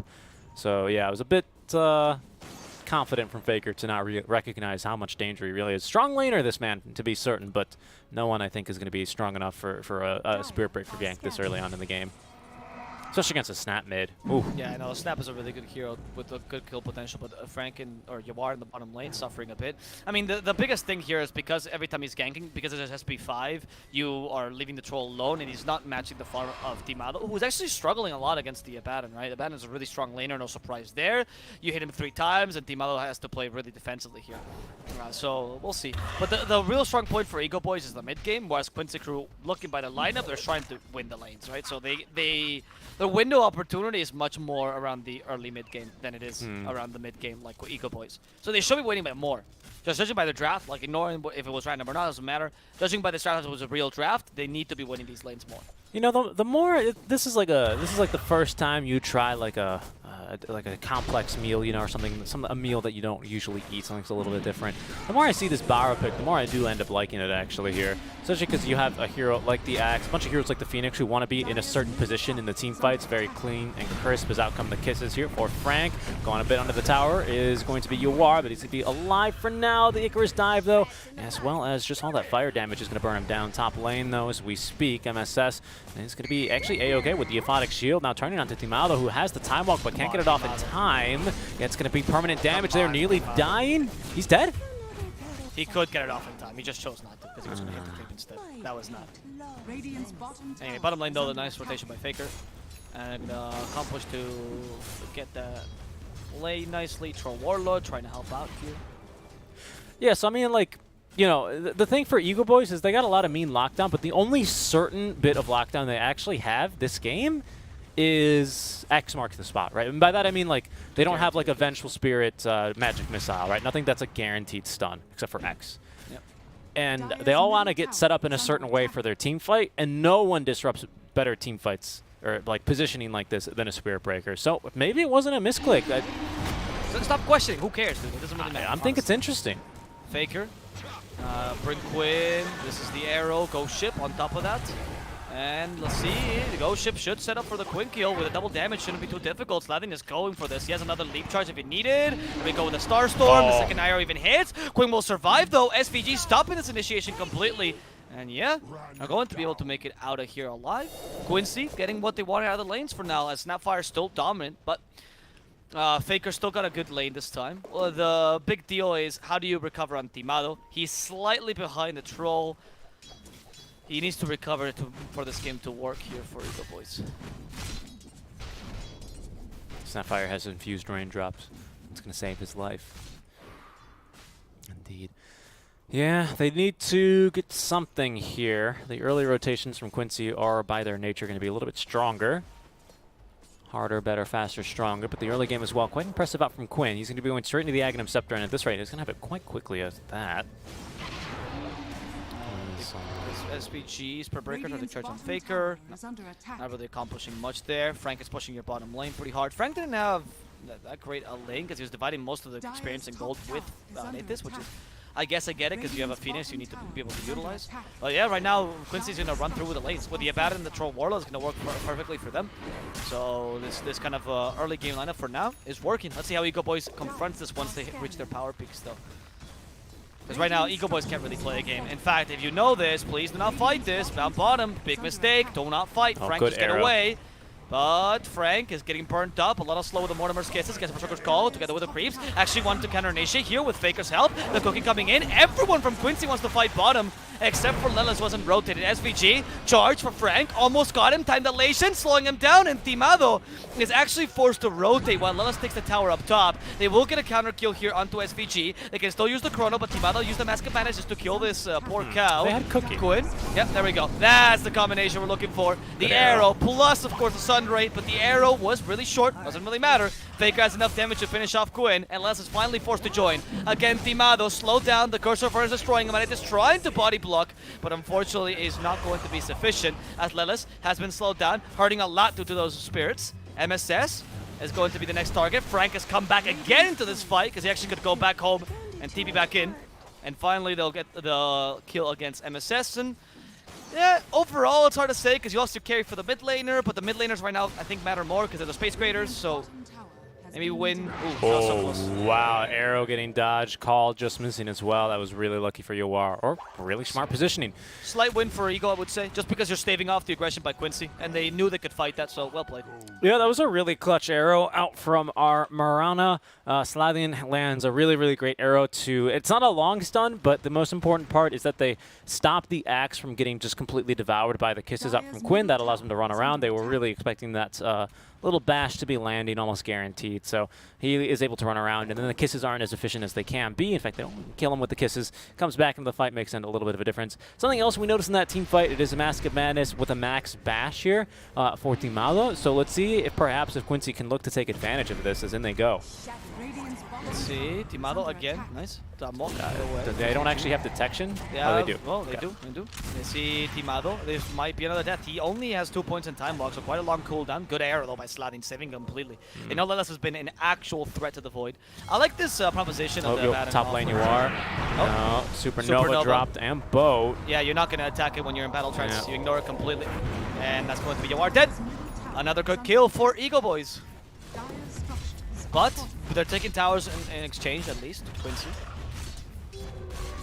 Yeah, they're looking to push mid here. Quinn looking to scare them off as well, halfway towards his Axiom Scepter. Good progress as there's the Axe. Frank with a call. Cookie. Oh, it's going to get denied, though. MSS denying the Cookie creep. That's going to allow Frank to run away. Now that SVG chases after him. Borrowed time activated now. His kisses from Quinn raining down. So SVG will find a bash now onto Faker. That's going to allow a few more kisses to land, as well as the Curse of Avernus. That'll seal the fate now of our Sailor. Down to the low ground goes our good little Cat, but bashed up now by the Cow. Cow over Cat, too, not too surprising, but a Cookie, again, out from Quinn. This time will connect, and that'll seal the fates of Sladin. Not bad. This is the Quincy crew style, right? They're the best team in America, at least, to stall off the lanes and try to push as much. And with a Troll Warlord plus an Abaddon, I can see this being really threatening. The real difficulty right now for Eagle Boys is that despite the fact that their team fights kind of work-ish, and they have better team fight in general, especially in the mid game, every single team fight that Quincy wins, they turn into an objective super easily. Whereas for Eagle Boys, you don't really have that advantage. Right? And now you can even have the gobble up combo together with a charge, which is really, really strong. Where you gobble up, you put him in the middle, and then you charge and bash absolutely everyone as you leave. And you pretty much play Spirit Breaker as if he was an offlaner. Oh, I think this is in a bad position here. Let's see, SVG catching him out. I'm not going to lie. I find a hard time if SVG is being super effective on the Spirit Breaker or if Eagle Boys is misplaying it. Because they're alone very often, giving him so many opportunities. Yeah, I mean, the Spirit Breaker is really good at this sort of solo pick-off style. MSS taking a smoke gank here. They're going to have to settle for this, or will they even settle at all? Mr. Stomp's running on in with his older brother Spirit Breaker to bully them. Get away from my sister! Faker then is going to be stunned up by Mr. Stomps yet again. That's going to prevent the combo from actually getting executed at all. Yawar now with the ulti activated is also going to get the bash out from the Spirit Breaker, but a 3-man chrono now nearly into 4 as Yawar is unable to do really much. Gets the kill on the Faker finally. Supernova now incoming out from Aretes as Lelos finally will pop the ultimate. Lil Shredder at the ready, immediately bursted down by Quid. Now they can turn onto Timado, who did get stunned up. A beautiful Cookie actually hits all 3. Abo, another bash onto Frank. It's going to be a whole team wipe at this rate, and it is. Quincy, they only lose their poor little Enchantress. They pick up 5 kills, though. Ego is not. Ego is not playing this quite well, to be honest. That chrono was actually kind of decent, but the follow-up afterwards was bad. What was the point of Supernova? That little shredder on there. Yeah, we needed a Supernova either earlier. I mean, he was dead, right? So we needed a respawn in TP, which took 6 seconds to the outpost. But we needed it earlier with the chrono, or not at all, unfortunately. And now that's going to turn into a Roshan. Like you're saying, they're just 2 objectives way too quickly, and actually all the ultis there utilized by the Eagle Boys without netting a kill onto any cores, so it's a really, really easy Roshan. Now Aegis for Yawar. You're not going to get to your late game like this. You need to have much more stable team fights. Sladin is farming. What? Okay. Sure. All right. 3 leap charges forced out for a charge. We'll take that. He only needs 1 charge for 3 charges. That's a better trade. Yeah, that's a good point. I don't know. Eagle Boys losing the plot a bit. I don't think the Midas played a good game at all this game. I actually like him either. I've seen a couple of kills where he had time lock available and didn't use it, and they just get Cursor of Avernus that died, and he had it available the whole time, just get silenced. I've never seen a Void get silenced that early by a Cursor of Avernus, right? The initiation there with the Chrono was kind of decent, but he didn't get to troll, so I didn't see it initially, but that was pretty awful. Of course, you're lacking damage inside the Chrono right now. A Supernova came way late. And they could destroy it in a matter of seconds because the Snapfire was already at the chrono. They're not playing the team fight as they should. Right? Not even a matter of seconds. They destroyed it in a matter of second. Yeah, really, because of the low shredder. I mean, what do you expect, right? It's a Snapfire mid, dude. You can't Supernova like that, despite how many spirits you put down. She's level 12. Like, you have to take a point in low shredder by now. And now they're struggling to recover. Yeah, tough game. Tough game indeed. Quincy are now up 3K, 15-9, 60 minutes into the game. No big items here for our Spirit Breaker yet, but our Abba is going for the eggs. I love this build, actually. I was maybe gonna recommend this. In case you're not, really good build. Yeah, what the Ags now does is anytime anyone in an AoE around you, when you have your ulti activated, Faker's takes. dead, by the way. Bottom. Oh, is he? What's Faker doing here? Yeah. They have Dust, of course, Faker. I mean, the Moonlight Shadow is not going to save him. They have plenty of stuns. The gobble up. Yeah. They're destroying him. Yeah, They are absolutely destroying it. What was that noise? What? You have hero lines turned off. It sounded like someone was drowning. Was that a Kunkka? Was that Kunkka drowning? I think it might be. That's a voice line for his death line. Anyway, what was I going on about even? Oh, right, the Ags, right. The Ags for the ABBA. What it does is that anytime anyone around you, within a pretty generous range, when your ulti's activated, we're fighting real quick, by the way. Can they get the kill here onto Timado? He's got the time walk at the ready. Very unlikely. Aretes then will follow up with a little bit of a Icarus dive to get back to safety. And so far, they're going to live. But top lane, Yawar is going to be able to solo the Axe. There's no rhyme or reason to the movements in Eagle Boys anymore. For a while, they've just been kind of letting people die left, right, and center. You have Kunkka pushing at the lane a bit too far. You have the Axe pushing the dead lane as opposed to, say, the Mirana, which is a much more effective dead laner in general than the Axe. Like, they're struggling to find their footing this match, and I don't know if Quincy Crew has absolutely discombobulated them with this draft, or it's just because they don't seem to have a great plan here for the team fight, and they still have a good chance this game if they just take it to the mid game. But of course, Quincy's playing their usual style, and they seem really scary. Faker again will be caught out because he's under a ward, which of course they haven't dewarded just yet. Faker, at least he's creating space with these kills, which is something you can argue, but he's the mid laner though. That is huge for Quincy Crew if they can finish the kill. However, the Phoenix, yeah, okay, they respect the Phoenix, not good enough. Yeah, Quincy's Timado playing this nearby. really well. Has Frank Chrono. also nearby. Frank, who doesn't have a Blink Dagger just yet. He is about to buy it. Just Oh, buy he's it. baiting. He's Before baiting. he dies. It is a bait. Can they follow this up with a Supernova? They don't have the Supernova. Well, they do have the Supernova. They don't want to use it. There we go. The Supernova, the Torrent. That's the team we were talking about. MSS could be in trouble. It's going to be Laz instead, but it's borrowed time. It's fine. Yeah, there's no Icarus dive there. He had to But use now it they to can save just dive Faker. you. Now they can just dive you now that you have everything on cooldown. Radiant's courier One of the has been advantages of Quincy Crew's lineup is the relatively lower cooldowns this game. Yeah, and here they go. Yawar, first hit bash. Thank you very much with that fresh new basher. Frank now showing off the blink dagger. Will catch one into the arrow. Can they kill Yawar? We need a dunk. We will find it. That's only the Aegis, however. Lela's still alive. There's a beautiful gobble up there. The cookie's done to follow up as well here on Dimaldo. We need a bash again here, however, onto him, unless he's just going to walk away for now. That's the goal for him. There's another call here onto the Abba this time. Kisses raining down. Lelis with a little bit more damage can get the kill, but it's going to be Quinn as he's going to continue zoning out the rest of the enemies here. Do we have a gem, or are they just guessing?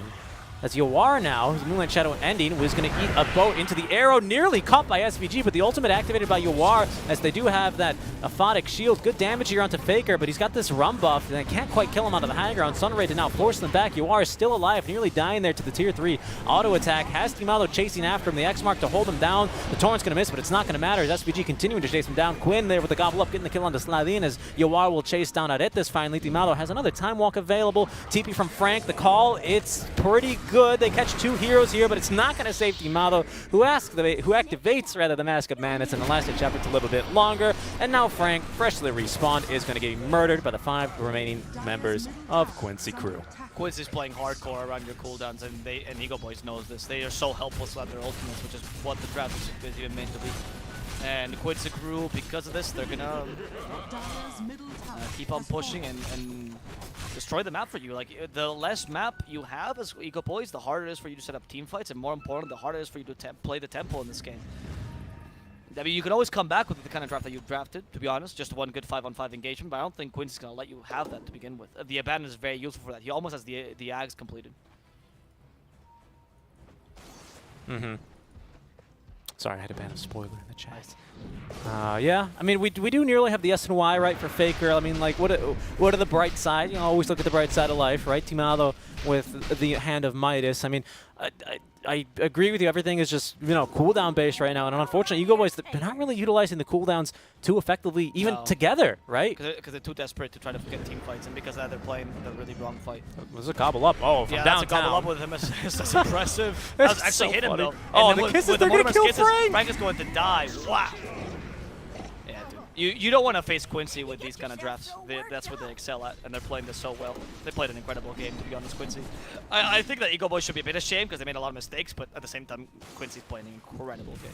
Oh, yeah, and now we nearly have the Aghanim Scepter. Lelis, if you can ask your team very kindly to stop fighting so I can explain the Ags real quick. Basically, someone takes more than 525 damage within basically the entire screen of Abba, he's going to shoot a mist coil at him. Yep. So nice healing. Sometimes you see this. I'm a big fan of it in Overthrow, right? When you pick up a Holy Locket, which does increase it, and then you get the talents for it as well as they're continuing to chase down Dimao, though. He's going to time walk into it. Has Chrono threatened to drop it. Instead, is going to get dropped on by Yawar, who is going to be gobbled up by Quinn. And Frank jumping in, trying to counter-initiate here onto Yawar, but he's going to be A-okay. And now Frank all of a sudden in trouble. Boat might connect here onto 2 out at this nearby. Does have the Supernova. He's going to Icarus dive back towards his own high ground. SVG still alive, though, with another stun onto Frank as Faker slowed just a second there by the scatter shot. Frank now with another call, taking a bit of damage, especially out from the impetus attacks. They finally have gotten the kill onto SVG. It's been sliding there to collect on the kill. Dimelo's back in 20 if they can wait for that long. They still have plenty of ultimates to use except for the boat, and for now, Quincy will back off. Yeah, Quincy will not give him that benefit of fighting into the Chrono, though, of course. That was an okay play by Ego Boys, but you still lost the carry, right? So it's still not a win for you, and you're about to get the Abaddon Ag. So the best thing Quincy can do right now is just keep on farming, maybe wait for the next Roche if they want to, and just wait for the next engagement. Like, if they're going to fight against all these ultimates, they better have some solution against them. The Ag is a really good solution against them. I absolutely love this Abaddon pick. I eat my words about the Abaddon being a bad offlaner. Not if you play like this. It was incredible. Yeah. Really well played by Lelis. He's playing full utility. He's always around for the Aphotic Shield. I'd really love to see him get probably a Lotus Orb so he can always dispel himself and then have Aphotic for someone else, or vice versa, right? I think that's going to be a great. It's just be the debuff or a carrying machine that his team really wants to have right now. There you go. He's asking for a high five. Good guess there on Yawar for the gobble up. Arrow is going to be dodged by SVG, who gets another bash here onto Dimao. Again, they do have all the ultimates up. This, though, does not have the Icarus dive. He needs to relocate the Abyssal Blade now onto 1. There's going to be the Axe Call onto 2, but look at the damage. The Chrono comes out, but it's way too late as Quinn with the kisses with the kill onto Dimalo. A very hopeful egg to be scrambled immediately by the gobble up, and a little shredder more specifically as SVG across the map he goes with another strike bashing up Frank. They're going to completely not go back for him as they were hoping to chase down the rest of the team. Lelis is still doing so. Cookie is going to turn him around. There's the stun onto Slavin, as now Frank getting charged on by SVG underneath his tier 3 tower, diving. They don't have the tier 2 yet, trying to force the GG out from this team as he's looking to TP out. We don't get a bash at the very least. Ice Frog has some mercy, but my goodness, not much at all. This is back to Quincy when they were best, dude. This is like genuinely the threatening Quincy that made no mistakes, that played the early game absolutely perfectly, that teams didn't know what to do against because the early was so dominant. It's incredible. I'm so happy to see Quincy back in this form. Though I'm not really happy to see Ego Boys again. Berserker's call. Let's see. Quinn. Okay, now this is a mistake. This is certainly a mistake. You shouldn't have been there, Quinn. Got a bit too cocky with this game. Was praising it a bit too much. It's a big death. That's a big death. And you give it to Timado. Mm-hmm. Okay, so let's say Ego Boys. All right, you're up against Quincy and back in full form. Maybe 1 or 2 mistakes you should be able to take advantage of. Can you still beat them? You have the great team fight initiation. Quincy has allowed to have a couple items to deal with you, but it's still not over as long as you can just be able to outfarm and troll to some degree. I mean, you're not that far off in terms of net worth. Is it possible? We'll see. Quincy for now, though, playing the beautiful Dota we know them for. I'm afraid that Quincy's going to go back to being that team that can't be beat. It was almost exciting for like 2 weeks, and then Quincy's going to go back to destroying you early. When the Zoomers were, I mean, what was their first SA tournament that they really started making waves in? They they didn't lose a single game, I think, the entire tournament or something. And then they started losing a bunch. And then they started losing. I think you did the tournament in English, Spanish. I did it in English. No, I did it in English. You didn't do it at all. Are you sure? I remember doing ESL it. 1 Thailand. You did the SEA region. No. There was a tournament way before that. Way before. It was with basically they were the only NAT minute actually. I'm trying to remember. Oh, the Horse League, maybe? No, maybe. There was never a tournament I did in Spanish that you didn't do. I'm trying to remember then. I don't recall then. Either way, specifically doing a tournament. ESL was particularly one where they won all their games at first, and they beat Quincy 2-0, and then they started losing all the games. They ended up actually just completely winning. I remember back then. That was G Pride was in it, so it was a while ago. That was also ESL. G Pride was in ESL? Yep. It was 100% not ESL, because I casted the games, but I did not cast ESL 1 Thailand. You didn't do... Oh, okay. That's what I mean. Alright, I don't know. I have no clue. I'm trying to remember here. What other American tours have you done, dude? I'm trying to remember here. That's it. Slavin, caught out, SPG, my final. We have Quinn nearby. They're... Where? Oh, here he is. Nope. Not going to happen. Yawar does take the tower down bottom though, not bad. 4 staff for the Enchantress completed to give you a bit more save. They're all going for a variety of saves, right? You have the Vlads, which also gives you a good sustain. I like the builds by Quincy. They know how to play against these teamfight lineups. It almost seems like Eagle Boys played right into the trap of going for the teamfight lineup that they love so much. It is Eagle Boys' favorite kind of lineup, and there's also Quincy's favorite lineup to destroy. Well, listen, you are in like in a really compromising position right now. Or he's just baiting, dude. He has Aegis and Battle Trance. He does. I think he's really just baiting. Yeah, seems like it. Frank's gonna bite. There's the first life off of Yawar. Did get the Battle Trance off, but immediately shut off as SVG is going to be charging now on a Faker. They will get the Supernova off this time a lot better here as their Chronosphere onto Yawar. Might stun him up, but he's going to get the Abyssal off, but needs to retreat. Great Cookie to counter initiate, however, it is going to save the life there and condemn Dimado to death. As SVG does have the buyback, probably going to be charging in here in a little bit. Yawar still quite low. Has the cheese still to consume, however. Frank is going to be a call off now, only onto Quinn. They stun him up, however, looking for the dunk. Not going to find it. Frank will be dead here to the likes of MSS. Cheese consumed by our Troll, who's then going to be forcing back Faker and company as there's only 3 heroes remaining. SVG is going to stop his charge here. And, yeah, they're just going to continue sieging away. Well, I mean, that was as good as the engagement as Eagle Boys can get, I guess, but the Quincy Crew still dealt with it quite nicely. Now they have full liberty to go in and destroy them. Look at this. Sladin will fall. Easy for them. And take that tier 2 tower down bottom. Do you want to go into the high ground? It's honestly not that dangerous, but you also have no reason to do it right now. We just push the lane. I have a reason why you might want to do it, though. What? They use Chrono and Egg, and now Boat. Oh, well, now with the boat. Yeah, I was going to say, like, without the boat was still in a good initiation, but I guess if Faker wants to die like this. Nope, if Faker had a plan. I mean, they're going to play it safe, right? They're without their mid laner, so maybe. Yeah, this is not a bad idea. They know how important Quinn is. They go and stun Dimado. An Abyssal, a bit annoying. Good heavens, Hopper to save him. Charge. The charge still comes by, and they get the silence off. Berserker's Call might save Dimado for a couple more seconds as he used to get away with a time walk. Aretis has died, though, in this engagement. In goes Troll, still trying to finish off Frank, and Frank, yeah, he's done. Quinn is back. Faker also in trouble. Back. Yep, there's the cookie. Faker will fall relatively easily, and that engagement was much better read by Quincyker, I think. I don't know why Eagle Boys thought they could fight that. Yeah, I don't know. Timado can't TP there anyway. He's got to cancel that one as well. He doesn't have Chrono. He's really no threat right now, and he doesn't have. It's not like it's close, you know, where he goes, maybe he has a Chrono. No, it's like 40 seconds off cooldown. You are with the Abyssal, then jumping on the Slavian. SVG jumping onto Dimado in the meantime, as there's going to be the cookie. Finding out at this, who did just buy back, and looks like he's going to use Supernova in an effort to try and make something happen here, but he is going to be focused on. Yawar, though, has, of course, the ultimate available, the Battle Trance active onto Dimado. He goes, who is just getting constantly locked down. My goodness, Alvaro. That should be GG, I believe. Honestly, I don't think they can fight out Dimado coming back and get control of Adam. They're going to push the 3 lanes of Rax here. Frank is trying to create some space, but Frank just immediately dies here against its roll. There's the Snapfire with the Mortimer's Kisses. Bye-bye Frank. And maybe even bye-bye Sladin. No. Sladin will survive from now. Sladin. He said it like a true American, my friend. Learning from you, dude. MSS is going to go shopping right now. You know, no big deal. He's just going to buy a healing salve because he was low HP. Don't mind him, guys. Yeah, Arrow will connect. No, you can't hit him. It's illegal. Help the Enchanters out. There we go. And they find the Marauder. But good Heaven Saber. So many Heaven Saber are stopping Yawar's attack. It's actually a pretty good idea. And it's also what the heck? A 3-man torrent. That was amazing. That was amazing. But now Faker might suffer for this. Oh my goodness. Quinn also has a talent that uses attack damage now for the little Shredder. And he deals way too much to Faker. They take the lane of Rax. They're not going to continue pushing, though, because they know Void is back. Yeah, they know got now a bit the too ultis. distracted by the ultis are coming up now. Yeah, the ulti. Oh, unless Faker uses the Ghost Ship like that.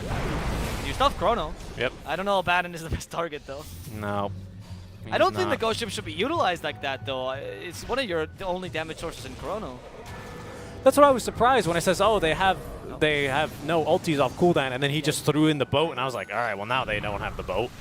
Nellis might still die, though, thanks to the X-Motor spot. Nice body block there by Dimado, and Nellis will fall. No, they missed the dunk, but it's okay. The arrow doesn't miss. 600 gold into the pocket of Slavin. Very good. And he's going to be the only casualty realistically there. They did get Quinn as well during that siege, as well as a kill onto SVG, who did buy back. So that's important to consider as well. But Yawar is going to stay alive throughout the whole darn thing. Roche might be up in another 2.5 minutes, so Eagle Boys do have some time here. A minute, realistically, where Quincy are not going to be looking to be pushing and shoving immediately in their faces now, especially with the Chronosphere up. So this is going to be probably the last farming period Eagle Boys are going to be able to get if Quincy then go Roche, high ground, and win, right? So they got to make use of it. I think that's how you have to play these next few minutes. Farm whatever item you can get as fast as you can, and whatever can win you the next team fight. That's all you really can hope for at this point. There is, like, by that I mean, there is no, if you lose the next team fight, there's going to be no second team fight after that. That's what I mean. You got to be real careful here with your decision making.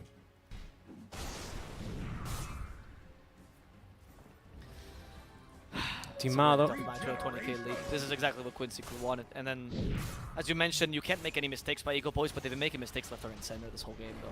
So I don't know if I can ask that of them. I haven't seen the clean execution I saw from other games when they were playing against South American teams. And I want to believe that's because Quincy Crew is just still a threat to them and like in their mind, and psychological pressure is just destroying them. Because I don't understand otherwise why they executed these kind of drafts so well before. It's partially why I trusted them so much. That was really weird charge. What was that? Why was he so slow? Yeah, me neither. I didn't understand that. It was like he activated charge, but Yeah, it's like Bara was like, I don't feel like it, dude. It's my day off, you know. It's like half-assed charge. He really phoned it in on that one. He really phoned it in. I don't really know what that was. That was really weird. Quite funny though. About an SSL Grass, as if you didn't have enough to mitigate the Kunkka and the Void. That's what they look like. Faker, what? Okay, can they kill Faker off this? I think they can. Yeah, BKB? BKB. No. They're the best ultimate in the game. Another strike. Lelis setting up for this. Do they Was have it any way to slow 10-second Faker? BKB for That was this? a 10-second BKB, and you can still stun him. Okay. Yeah. SVG got unlucky. He had one hit to use, right? Yeah. Had to be lucky with that. That was interesting. 10-second BKB for that. I mean, I guess you're cutting lanes a bit and you're wasting time, which is what you need to do. I mean, yeah, but Quincy, it's not like you desperately needed the time anyway. Quincy's going to wait for Roche, you know? Dude, I'm trying my best to give him. Like, I know. I'm grasping at straw so badly. I know, Valvo, but you know, it's just. Give me some credit. Okay? They're gonna sally out. I like this call. Although I think they should wait. Honestly, I think they should wait and fight around Roche. Oh my God, SVG's there. No, I think the dead one is Timado right now. SVG. Well, he did suffer a fair amount, but he got healed by Lelis. He actually forced Lelis to activate borrowed time just to save him. It's like, you dumb, stupid cow. Stupid, bovine, blue. Bovine looking. Yeah,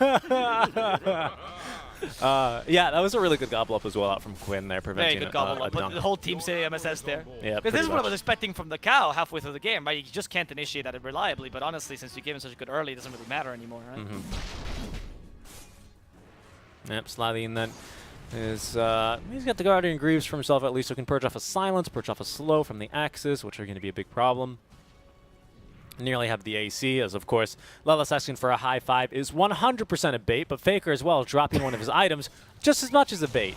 Oh, he's baiting him too. Oh no, Faker. No, Faker, dude. What is going on? Quincy, are they Gonna going to die. do this? Oh, my please. goodness. Lelis is just inching closer to him. What is going on? Of course, he's only doing this with the one SA player, die. and there's the charge. He's going to die at this rate. SVG got tired of this. He's a professional Dota player. He doesn't like these dances. What a voice line. My patience is rewarded. What a voice line there. Out of the base they go. He should have charged him as he dropped the item on the ground. That would have been. I mean, that would have just been rude.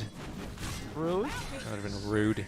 At this point, I think Faker deserves it. It's okay. I think he deserves it. Roche about to respawn now. Oh, they're going for Timado. Oh, that's a good goodness. gobble up actually. And then SVG to counter him. Yep. Can they catch up? Oh, Mr. Stomps? Mr. Stomps is here, and so is the Pokemon. What? What a game by Quinn, dude. What was that scatter blast damage? That was Quinn high level Scatter Blast. He went for the Scatter Blast damage. Holy down as well. moly. Yeah, so he deals what? It's 350 plus 50%, yeah. So like 175, so 525. Yeah. That's actually insane. It's like Laguna Blade. Yeah, basically. I mean, reduced by 25, but yeah, of course. Well, yeah, I get that. So is Laguna Blade's son. That's so much damage, dude. Yeah. That's so much damage. Yeah. Holy moly. Yeah, nice kill there. Good job by MSS as well, force-staffing Mr. Stomps over for a very, very necessary hoof stomp. Is it called hoof stomp? It's called war stomp, sorry. War Stomp. Hoof Stomp is the center. Yeah, they should definitely change that. War stomp sounds way, Centaur Conqueror, right? Centaur War Runner. And you're going to give war stomp to the Conqueror? Yeah. Not why? Sorry, you're gonna give War Stomp to the War Runner, not to the Conqueror. That's what I mean. You're totally right. That's what I mean, though. You just made my point. Yeah, you're totally right. Valve, please fix. That's true. yeah. The center skills are just very descriptive.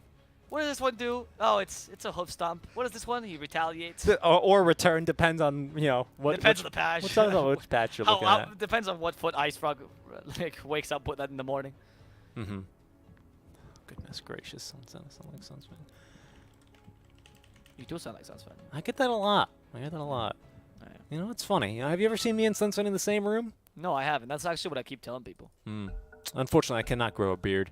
Like, I've seen both of you, and I guess you look different, but, you know. He's also way better at me than in All Counter-Strike. Americans look the same to me, so I really can't. You know, Sunsman was a CS pro back in, like, 2004 or something. Yeah, I did know that, actually. I'm a big fan of his career, dude. I think he's great. I used really- to work for him when I was in Dota Cinema. He's really, really good at shooters, so he's way better than I am. I cannot claim to be a pro. Although, to be honest, if he was still playing pubs in, like, 2012, we probably played one another, to be honest. At least 1.6. I don't know if he was on Source. Anyway, I'll ask him next time on my podcast. Cheated, because he would ask. You know, he would talk, and it was like, was Sunfun speaking to me, or is this, who is this? Oh, they got Sproink. Oh, they got Sproink. It's impossible to win the game Crit now. claims that this is one of the better ags in the game. I'm not even kidding. No, he was does. watching a stream. And you know what? Actually, it's probably not that bad against Sven these days, because you will completely disjoint it. One of the few things that'll actually fucking get rid of that stun. Oh, is it actually? Yeah, you disjoint everything, dude. Is it joint Stormhammer for sure? Mm-hmm. Oh, wow. Yep.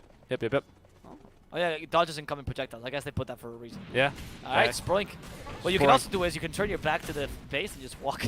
You can, and that's what he used to do as well.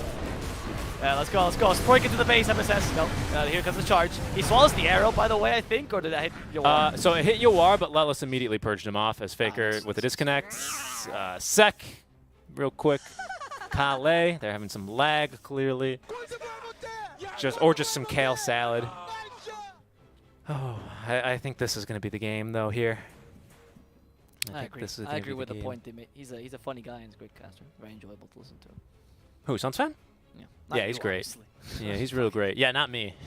I'm terrible to listen to. I think his voice is just very nice. So I think I don't know if caster is the word I would use. Maybe I like him as a host or presenter because his voice is just wonderful. He's very good at the kind of the announcer, you know, the narratives. I think that they should do more cinematics. I really miss the old Dota Cinema videos. They were great.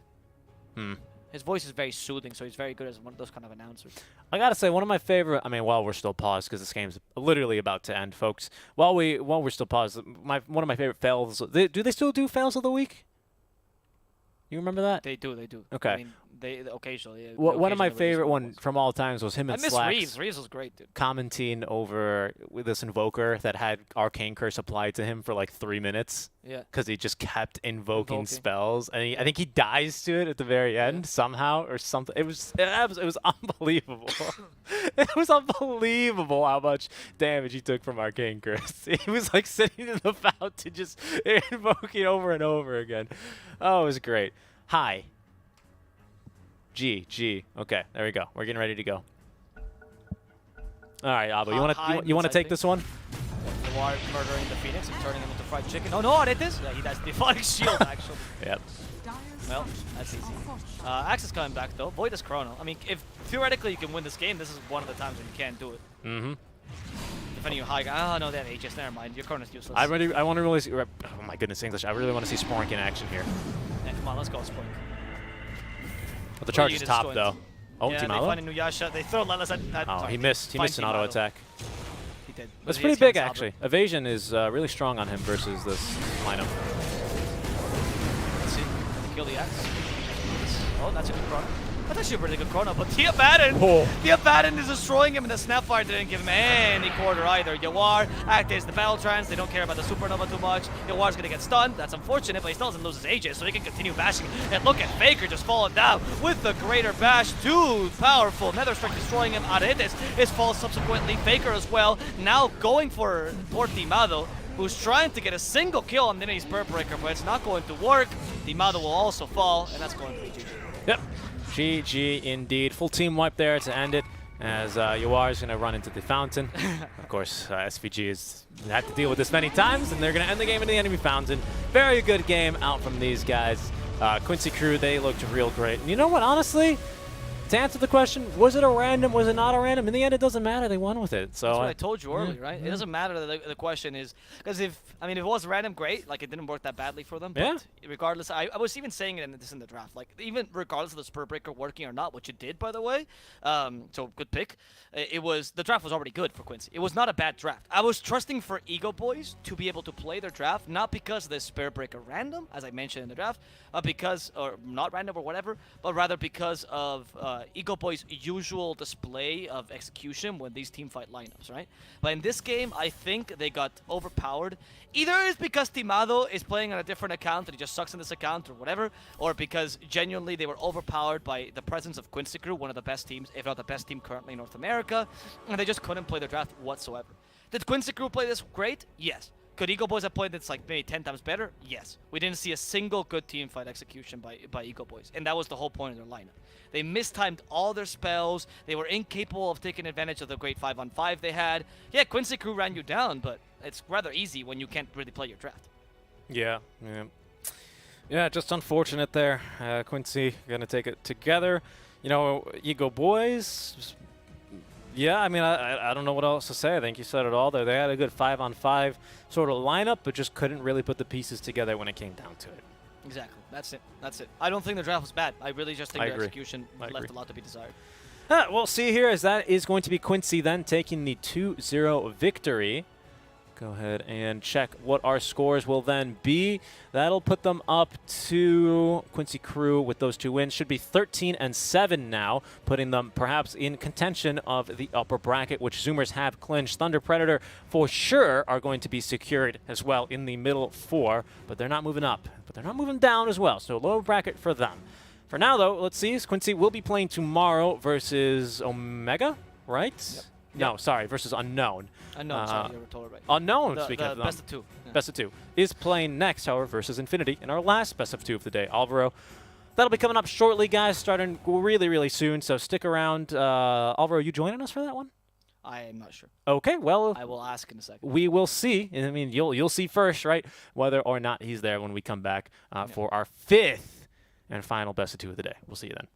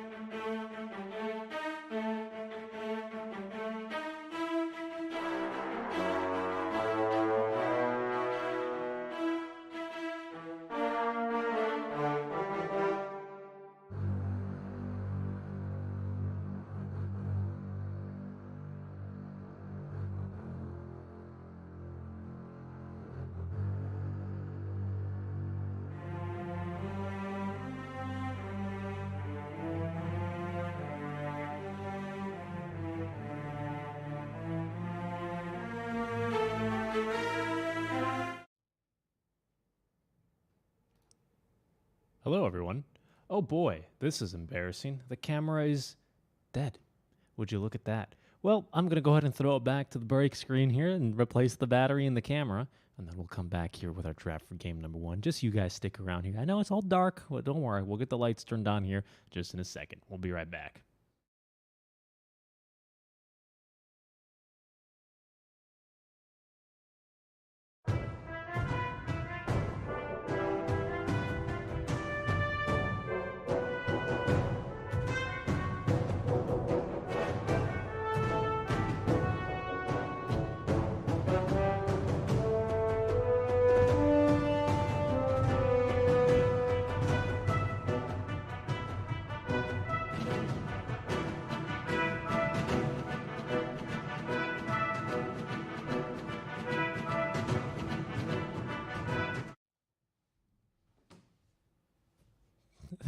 There we go. Now you can see me. Look at that.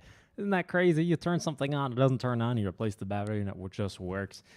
Well, we are going to be going live here for our fifth and final series of the day. We have a pure SA matchup, Infinity versus Unknown. I don't know who selected which, but game 1 is going to be played on the Peruvian server, game 2 on US East. Of course, when it's SA, the teams do have their choice of server.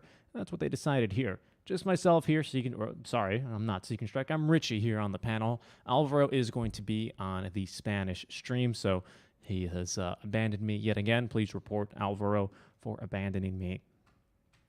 Either way, we are about to get underway here with our draft of game number 1. Let me go ahead and pull that underway. Actually, the draft already starting here, so let's go ahead and pull that one up. Lena and Mars then versus the Void Spirit Viper opener from Unknown. Potentially a lot of cores picked up early, that's for sure. For the most part, though, I would expect it to be almost always, I mean, honestly, at this rate, it's a core for sure for one of these two teams, almost certainly. So it's kind of an interesting opening from both. The Viper pick potentially quite strong here in the off lane. You don't know the lane matchup quite yet. Almost 100% you don't know the lane matchup for the Viper, though. So that's going to be of some slight concern. Let me take a look here. It was first pick for Infinity, who then have Unknown, rather, with last pick overall in the draft. Sometimes, though, you got to be careful here with some openings. You can always trip yourself up, and sometimes last pick in that second pick phase, which is going to be 4, and then another 4 is 8. So 8th pick overall in the draft can actually be pretty darn strong because you do get the 2 bans immediately to follow with no chance for an immediate rebuttal. Because then you also get a 3rd pick, and you know, if you're wise about your draft, you can actually use that 3rd pick there, aka the 9th pick overall in the draft, as sort of a denied pick. So that's definitely within the realm of possibility here. Infinity Esports then are going to be playing their last game in the tournament. No, not quite. They still play tomorrow. However, they are already eliminated from playoff contention along with Midas Club. They currently sit in 11th place here of 12 at 3-15. This game, however, quite important for the side of Unknown, who are still currently sitting in 10th position. As a reminder, top 8 here in the Realms Collide 2 group stage will move on in some way into the playoffs for a shot at the $75,000 prize pool that we have here. For now, though, a 2-0 puts them at 10-10 here for Team Unknown. Not too great, not too bad, but still within the realm of possibly qualifying if they can 2-0 here, and if they at least draw, or potentially even better, win versus Quincy Crew tomorrow. Speaking of Quincy Crew, we did just see their match versus, who did they just play? The Ego Boys. Allegedly, Ego Boys suffering from some pretty high ping issues the entire series, specifically the second game. Pretty high ping, over 300 is what we heard about here. And I think that's fairly apparent because of how just terrible the team fights were, generally speaking. And that, I hope that doesn't come off as rude when your ping is 200-300. I don't know how you could team fight properly, even if it's easier to execute, like the Void as well as the Phoenix Supernova. But putting them together is really the hard part there. We shall see. Either way, Quincy are going to end with a 2-0. Hello. Is everything okay? You came flying out of your room. Oh, okay. Alrighty, well, we're now back here and continuing. as we do have ourselves still the draft. Okay. Alvaro, have fun, Alvaro. See you later. He's going to go cast in Spanish now. Came out of his room and adjusted the camera. Maybe he saw that the camera was black for a second, but then I did fix it on the stream immediately after. That's, it's hard when there's a delay, but wouldn't that just be so embarrassing if I was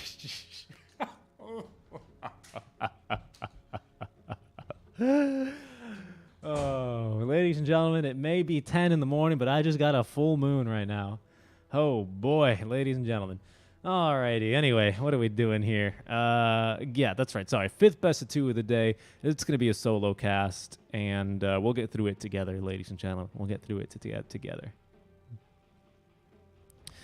All right, okay, so Infinity here, they pick the Undying against the Mars. It's quite a strong hero. The Keeper of the Light is an interesting one. It's not a hero we've seen too much in competitive as of lately. It used to be the biggest rage along with the TA, right? The Ignis was quite annoying to deal with, as well as having the Chakra Magic, mostly used defensively for an ally to make sure that they were able to maintain their farm and net worth. As well as sometimes go for things like the double meld was particularly very strong for the TA, really helps melt through a Roche. Is unknown. We'll pick the Spectre. They already have Viper for themselves. Probably going to be the safe laner. Well, almost certainly the safe laner. So I think we're about to see a last big support for unknown. That's what a curious occasion this is. Infinity here instead. What do they need? They still need probably a safe lane, or they need it to define the Lina. So they could pick a support, they could pick a safe lane, or another mid laner here. The Tiny is still in the pool. Against a Spectre, it can be a bit tough, however. So we'll take a look here and see what we can find.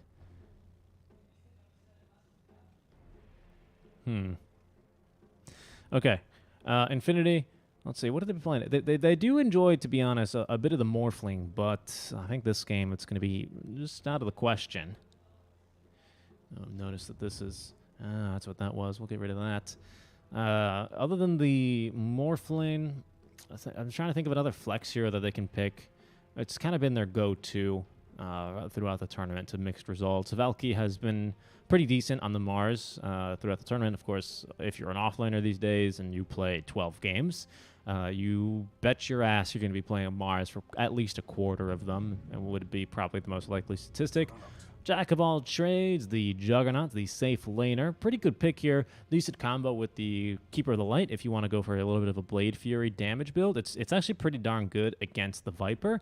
Not to mention, of course, the Blinding Light can be incredibly annoying because Viper's damage is all going to be projectile-based.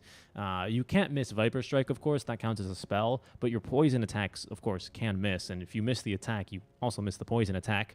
Not really too complicated of a topic, but Blinding Light does give you that 80% miss rate and can definitely be really annoying in the lane. Viper as well needs to be very aware of his positioning here with the Juggernaut. So you can reduce spin, not quite to just full uptime, but pretty darn close. And Coddle, once he gets at least 2-3 points into that Chakra Magic, definitely restores enough mana for that Jug to just keep spinning constantly. He's going to be like a record. Okay, last band's then the Legion Commander, so they expect it to be a Void Spirit support, perhaps? That's curious. The Void Spirit core, not too bad here. Resonant Pulse, you can tank a little bit of the Juggernaut Swift Slash, at least without the Basher anyway. Infinity, though, they definitely need themselves. Interestingly, Unknown think they need an offlaner. These two teams, I'm sure, are pretty familiar with each other, so I'm more inclined to just believe whatever they decide to pick up here and ban out against their opponents. So another offlaner to ban then, if we're going to get pure offlane bans, which is so crazy because we have like at least 3 offlaners in the game, maybe even 4 if you count the Undying, the Mars, Viper, Void Spirit, all potential offlaners, but we're going to ban another one with the Axe and finally the Ember Spirit, the last ban for the Unknown Squadron.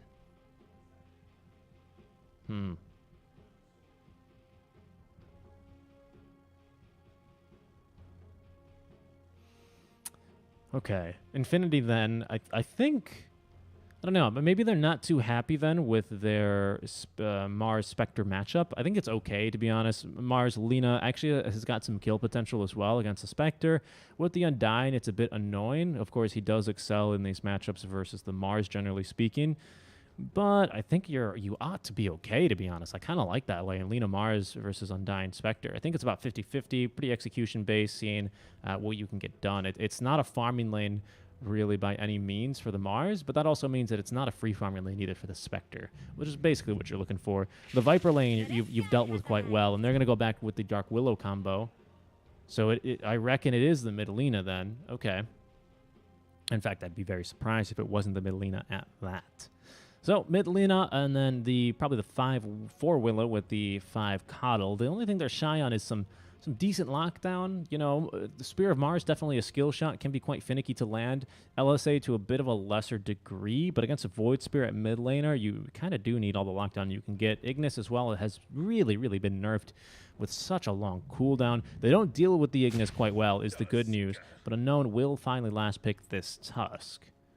Okay, so that's going to be the laning partner with the Viper. That does pretty well against the Juggernaut. I think that's a really good response. You have to go with either that or something like probably an Earthshaker, just something that can create terrain and can completely obstruct the Shaker from, or sorry, completely obstruct the Juggernaut from really getting to do too much in the lane. Of the two drafts, I kind of like Infinity's a bit better. I think the Coddle's an interesting one for Raykill. I don't know how well that'll work for them here. But their off lane is going to be really, really strong here with the Mars Willow combo. Wiz and Viper potentially could really, really be a big problem for the Juggernauts. But especially the Coddle, which is going to be my biggest concern for this Infinity Esports draft overall.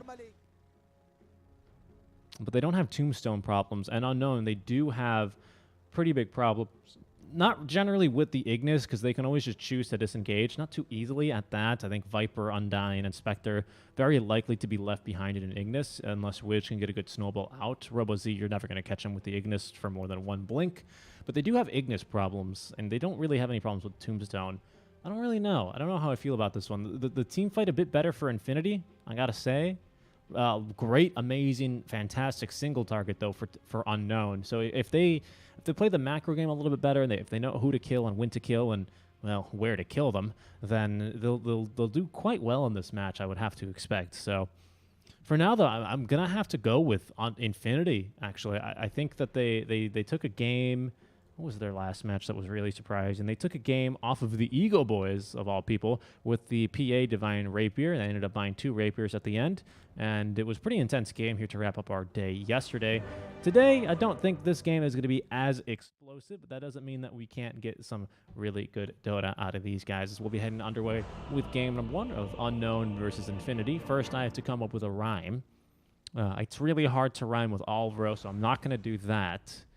You can follow us on Twitch if you want to continue to chew the fat. There we go. Not bad.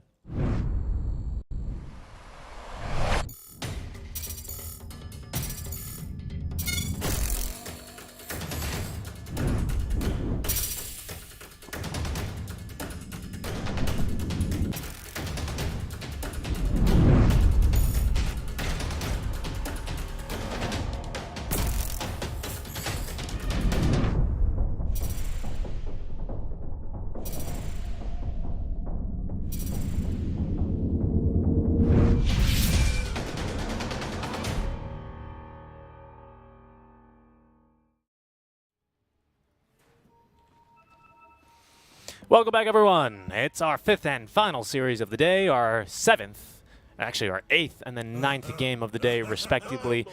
Dota. That's a lot of Dota, ladies and gentlemen. If you can play 8 or 9 games of Dota in one day, I gotta have a lot of respect for you, to be honest. That's a lot of Dota. So thanks for tuning in, guys. If you've been watching for a while, if you just have us on in the background, appreciate it. Just myself here, Seek and Strike, live for you guys today. Well, for our final 2 series, as Avo has gone to speak in Spanish. He's not dead. He's just speaking in Spanish for today. He's, well, for our last series anyway. So we're going to be getting now underway. final series here. Pretty important for Unknown. I mean, that's a lot of pressure for them, though. You want to definitely be moving on to the playoffs, so this could be a good start. A first blood onto Valky will end up coming through. Yadomin is going to be picking up the kill there, but they're going to get a second one. They're not done. There goes Raykill. Quite a fast man, but not too fast when you hit him with the ice shards and plenty of poison attack. But we are going to be out of mana pretty much here for our Viper early on. Normally, you do want to take that Nether Toxin to nuke the first wave, get an early level 2, and look to force them out of the lane. Not going to be too possible here as soon as you take that level 1.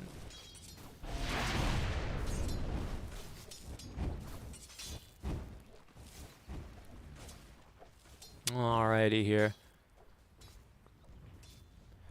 As we will be now settling into our lanes here. Nice early lead there for our Lina in the mid lane. Alone is pretty good on the Lina. I feel like that's a very classic mid lane hero that lots of mid laners, you know, they do tend to succeed on quite easily.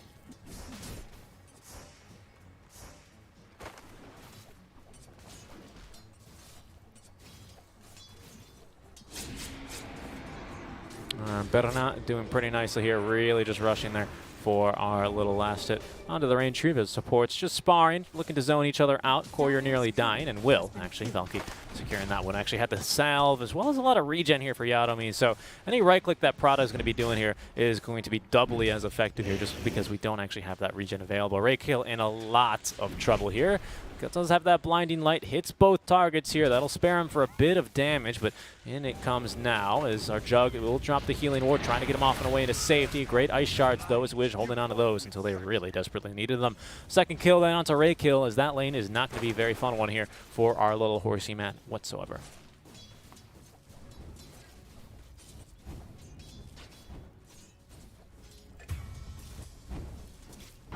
Yeah, Domin doing just okay here. Denying himself to the neutrals because he does not have any mana or any regen, so nothing important to really witness there.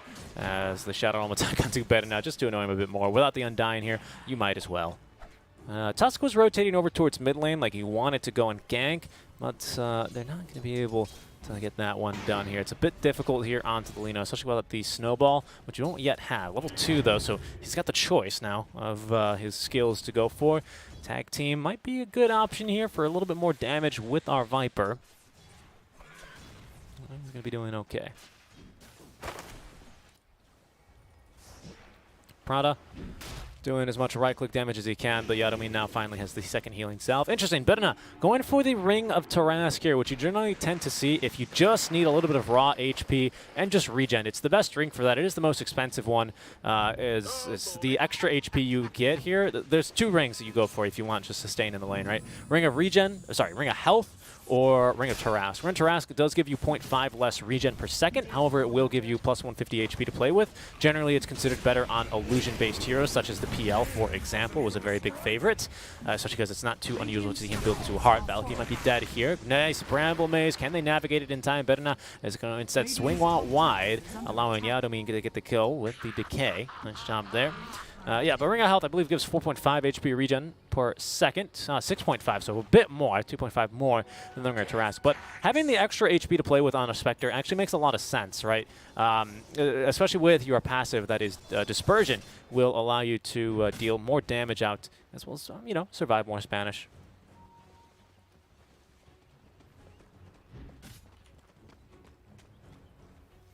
My goodness, the chat is so brutal on our rhymes. You know, I mean, I'm glad y'all are looking forward to our rhymes, but I mean, I guess that means you're coming here for something. Oh, we're not poets, and trust me, I know it.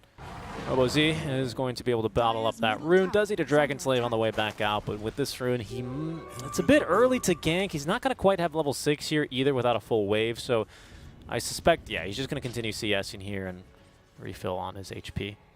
Maybe then he can consider going for it. But I gotta say, I'm surprised that Widge has been looking for a kill, not too desperately, but he's really been looking for a kill in this mid lane. He's been fishing for it for a while. And although he's been quite patient, I don't think it's going to be coming his way. Yadomin is going to die here, unfortunately, as Berna with a single Spectral Dagger is not going to be enough damage there to kill the Willow in return. Yeah, I think Kassan Bottom is just way too likely to get a kill here. At least it forces Raykill to do, well, basically nothing. We have a spin here. Just reducing the cooldown of the healing ward by a little bit more.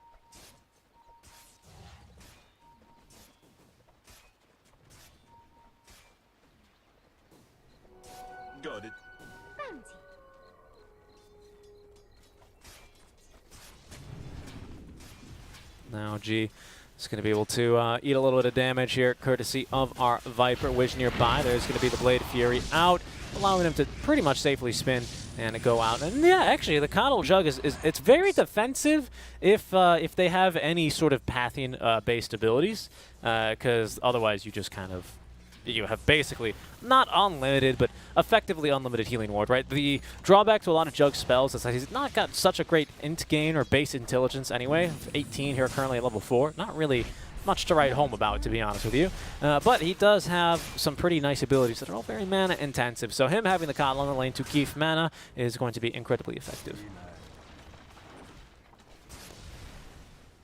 Drakil, though, he's not been able to quite run away with this lane as he probably would be hoping to do, but he's keeping up here in terms of CS. Really starting to run away with it, however, is alone in the mid lane. 40-5 is somehow Prada allowing Yadomin to get the courier, sorry, the haste rune, therefore allowing him to then kill the courier with great ease. Oh, nice job there. There's the spin. That's the combo we're looking for. The greatest counter to not having a stun, however, is simply a TP scroll, ladies and gentlemen. You start off with 3 of them for free, and there's Drakil using one of them to escape with his life, and he's also going to be able to retrieve his urn from the courier to boot. I'm going to fill that one up with some ashes, and he'll be able to, you know, potentially even start the snowball rolling here, along with Wish, who now has the tag team and is ready to go.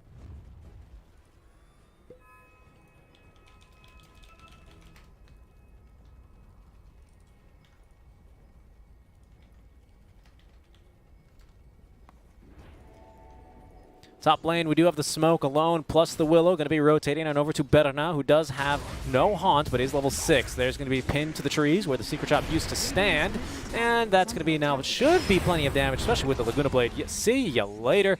A great rotation. Will we see anything in return here out from RoboZ, who is also a really good rotator here. He's gone for 1, 3, and 2, so perhaps just looking to jungle for a little bit longer until they get that first item. Looking to convert into a second kill on top lane alone is not going to take 1. No, he's going to take 2, contrary to the name, and make it work here.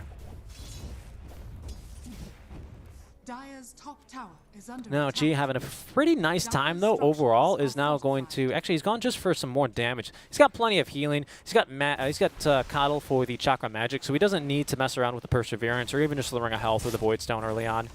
So he is going to be able to make it work here quite nicely indeed. Mid lane, again, RoboZ, he's really hoping probably for a haste rune or anything but a regen, to be honest. An arcane rune might be the ideal one to be looking to gank, because he will go top lane. There's no support here, though, and I don't even know if he can kill even the Willow all by himself, to be honest. But there's a massive stack here that he's going to go ahead and split this farm with here. My goodness, that was huge. We got two neutral items from here at the same time. So we'll see if they're able to get a little bit more now. As alone, looking to then rotate over. He's going for a very early Yule Scepter. It's going to be great timing here, but better not get some experience out of that one, but doesn't get the solo farm either, so not too bad, not too great. Plenty of stacks in our jungle. Oh my goodness, Unknown just stacking it up in here. There's going to be our 4th and final neutral item then dropping. And he's going to be able to do not too badly here. Of course, he's going to be looking to use all of his mana, probably saving 1 Astral Step, of course, in case he gets ganked, because he has this regen rune anyway, so just more efficient farming is now he will activate it. Yeah, I mean, in the meantime, is going to be absorbing experience and even getting a few CS for himself here. Pardon me, in the mid lane, while his jungler is clearing the stacks. Now, G, into the jungle he goes as well with the broadsword. Is this a broadsword? It is the broadsword. The Claymore 1 points left. Apparently, I know that. And it's going to be a relatively good timing here on that battlefield. We'll take a look here for levels. Now, G, just farming, daring anyone to show. It's a good lane to be pushing here, allowing the Coddle to then get solo experience in the bottom lane. Shouldn't die to the Viper solo, but a +1 is a very easy kill out of the Coddle. As Unknown will then rotate, smoked up towards the top lane. RoboZ then is going to look for the kill. Valky missing the Spear of Mars in the arena. Not really going to get much else here, as his courier will die, as will he.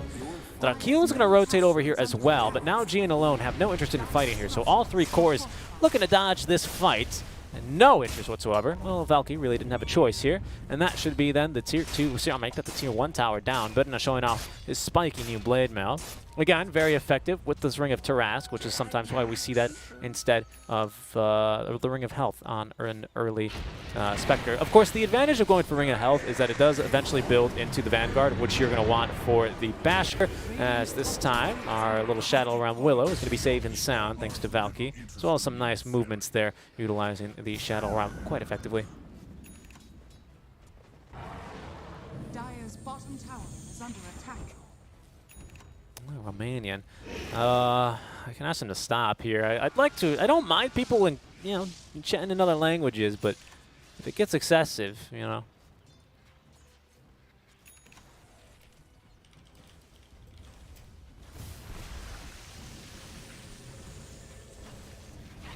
Valky does not have the arena. Will be scouted here by the Aether Remnant, however. As in they go. Valky really wanting to go for an Omni Slash. They have actually this little Ignis. Drakil pushed back into it by the Blinding Light. Not like it'll matter. They've got plenty of damage there. Nothing to bounce around for the Omni Slash to disperse its damage on over 2. Pushing alone. Down bottom is alone, and he's going to get this tier 1 tower quite easily with the wagon. It seems to me like Infinity, they know they have a nice early lead. The team fight is definitely better for them here early on, and they want to try and choke Unknown, at least their source of farm here, out of the game. Tier 2's, well, Tier 1's really going to be the target. If you can get this Tier 2 and the mid-Tier 1 tower, you can literally draw a line across the map and take a lot of map control here in this area. I apologize for just ruining the minimap, but it'll clear out in a second here.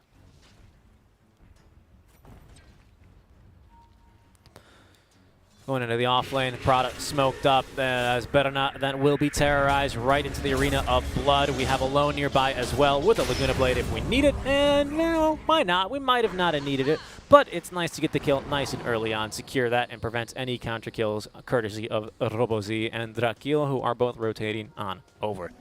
Not quite as slow now.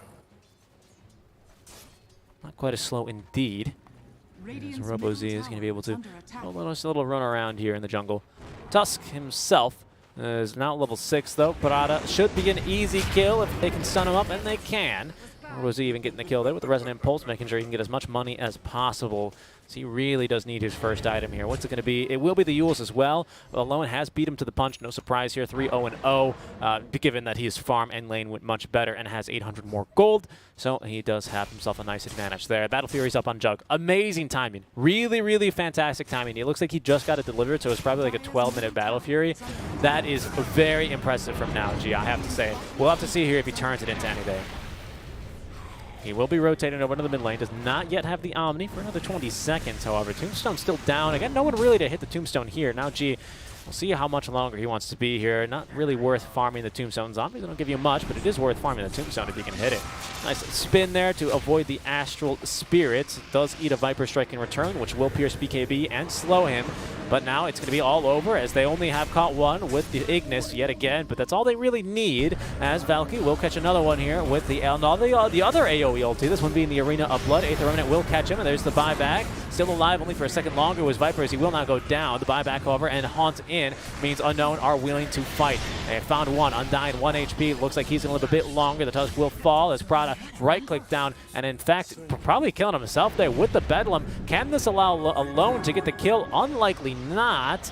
Has a couple sips of the bottle here to still contend with, as now G now returning to the fight. I did use the Omni Slash there. Probably got kited away by the Omni. We have another Astral Step in 3 seconds. Now G does not want to continue chasing this one. Off and away he goes, as unbelievably the Undying lives in that fight. Real quick, let's take a look at how much damage that Bedlam took. All this damage from Bedlam, so close to 200 HP was nuked through by the Bedlam. And that's a big reason of why Ring of Tarask can be really so good, to be honest. Dire's structures are fortified. Dire are scanning.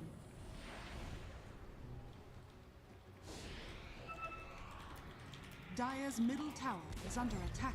Dire's middle tower has fallen.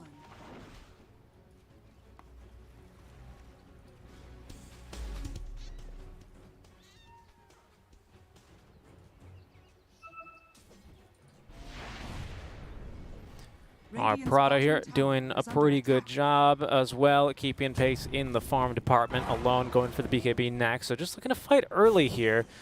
think this is okay. Valky with a blink is going to be able to get a few better ones. This is going to be able to get a few better ones being a few better Arena of Bloods, that is, right, to set up. And that positioning is going to be crucial in these team fights. We are going to have the Swift Slash for now G, which is going to really increase his team fight presence, as that cooldown is going to be quite short. I think it's like something like 20 seconds. And with a Coddle, you just jump in all the darn time. There's nothing really stopping you. That cooldown is basically reduced to 0 seconds overall, especially with this Coddle talent, with the Chakra Magic cooldown at level 20. So we're not going to probably see it too late this game. Smoke up as 4. We do still have the Ignis, as well as the Arena of Blood. All the ultis active here, including actually this Battlefield, sorry, the Omni Slash for our Juggernaut. So Smoke through the jungle. We'll see what they can see. That ward will be scouted, however. That is by the Arena. Or sorry, by the Aether Remnant. It does give vision, actually, over its areas. robo2 then to break the smoke. He's a hard one to jump. Instead, they want Berna, and they're going to catch him onto the spear wall he goes. Slept as well to terrorize, to force him to keep running back into this pokey wall, but he only actually gets procced once there. Snowball to counter-initiate, looking for an Omni Slashes now. G's going to find one onto Berna, but bounce on over to the Tusk. Viper Strike out from Drakil as well, breaking now G, as Yadomine turning into a big old zombie. Onto the back lines is our poor little Willow. She's actually distracting all 3 cores, and she's going to be able to TP out, allowing her team to safely just retreat. They've gotten themselves a little bit better out of that fight. The Haunt is available, not a really good chance to use it, and Infinity just safely backing out.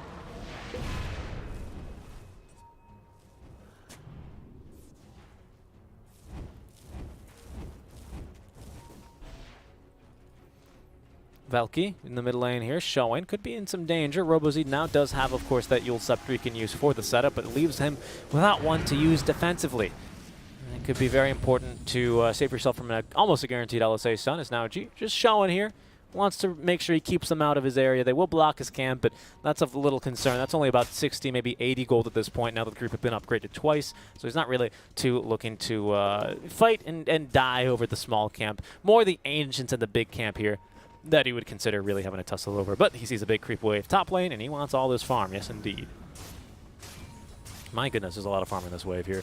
Three range creep is going to be plenty of experience for him. He's now got the level 2 Omni Slash as Valky with Snowball in the mid lane. robo2 closing the gap as well. Does get the Arena of Blood off, but Tusk Shards are forcing him back and away. Spectral Haunt has been used as well, as they will now go ahead and reality on over to Prada, try and force him to use some ability here. And they will use the Bedlam. Out come the spikes of Berna. No Omni Slash for another 40. As now alone, perhaps in trouble. Gets used up into the Aether Remnant. Is now dead. That's what we're looking for. The BKB so badly. Clearly, as alone recognizing that as a very real threat to his health and safety in this game. I was surprised the Haunt worked, but all of a sudden, Unknown. They're feeling really confident in these team fights. Really long cooldowns here on the side of our teamfight abilities for Unknown relatively early on. As that's going to be just a little curse crown then onto Berna. As we take a look here, Will-O-Wisp is back up, however, so this could be potentially deadly, especially in a great chokehold like this spot. Indeed, it is. Valky, though, has the Arena in 40. No chance for it during this fight. Can they save their lives, though? Raykill actually dying inside of the Will-O-Wisp here. Not that it provides you regen or anything, but just not enough lockdown there, courtesy of the Will-O-Wisp. Out comes another Omni Slash here. Only onto Drakil. Only onto Drakil. Almost killing him, but he's alive on 1 HP. The barrier out from the hood keeps him alive there. As now Berna getting right-clicked down, but it's going to be Wiz overall who gets the solo kill then onto Prada. Snowball should about condemn him, as they get the kill there with the Dragon Slave. And it's a 3-for-1 trade. Unknown starting to fight a little bit better now all of a sudden.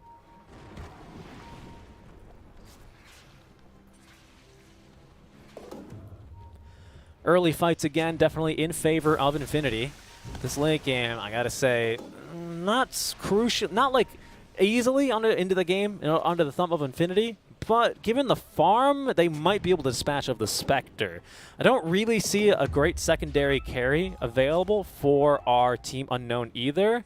robo2 maybe if he wants to go for the build, but he's going to decide to go for more of the utility core option with the Aghanim Scepter. It's a great item, allows him to solo kill the supports, that's for sure. But for now, the Juggernaut is going to be your main concern in the late game. Viper can potentially contend with him here. But really, all Jug has to do is spin, and that's a lot of Viper's base damage already just taken out of the game here for the fact that he does operate mainly off the magic damage. The good news is the Viper Strike is fantastic against him, as they will jump rake kill. That's what robo2 is looking to do here, basically the entire game from here on out. I mean, it is basically free kills onto the supports of Infinity once you do get the Ags, to be honest. Bottom, Prada is still going for the Yule Scepter. I wanted to see what our Viper is building. He's got a full pipe that our Spanish casters did point out, which is going to do him some good here. As we saw, it did save his life versus the Lina. Now G, recognizing a problem, is going to go ahead and TP out, but they have plenty of ways to cancel that one. Most notably being, of course, Wiz's Walrus Punch. Now G then being punished for farming a little bit too aggressively. First death of the game, 3-1 and 3 now then, and 450 gold in the pockets of Drakeel. Even if a Viper can't wear pockets, well, he's going to put the gold somewhere. He is halfway, more than halfway towards that Agnum Scepter here, nearly 3/4 of the way, and is just 1,400 gold from the Ag. So pretty good progress there. That will allow him to poke and prod. It's a really good item for holding high ground. Of course, with Swift Slash, which is just a short Omni, it can always kind of screw you over if you end up bouncing, you know, just really far behind enemy lines. And again, spin is not just free this game. Eventually, we will have a Basher on our Spectre, going for the Manta style first, but Basher will be coming next.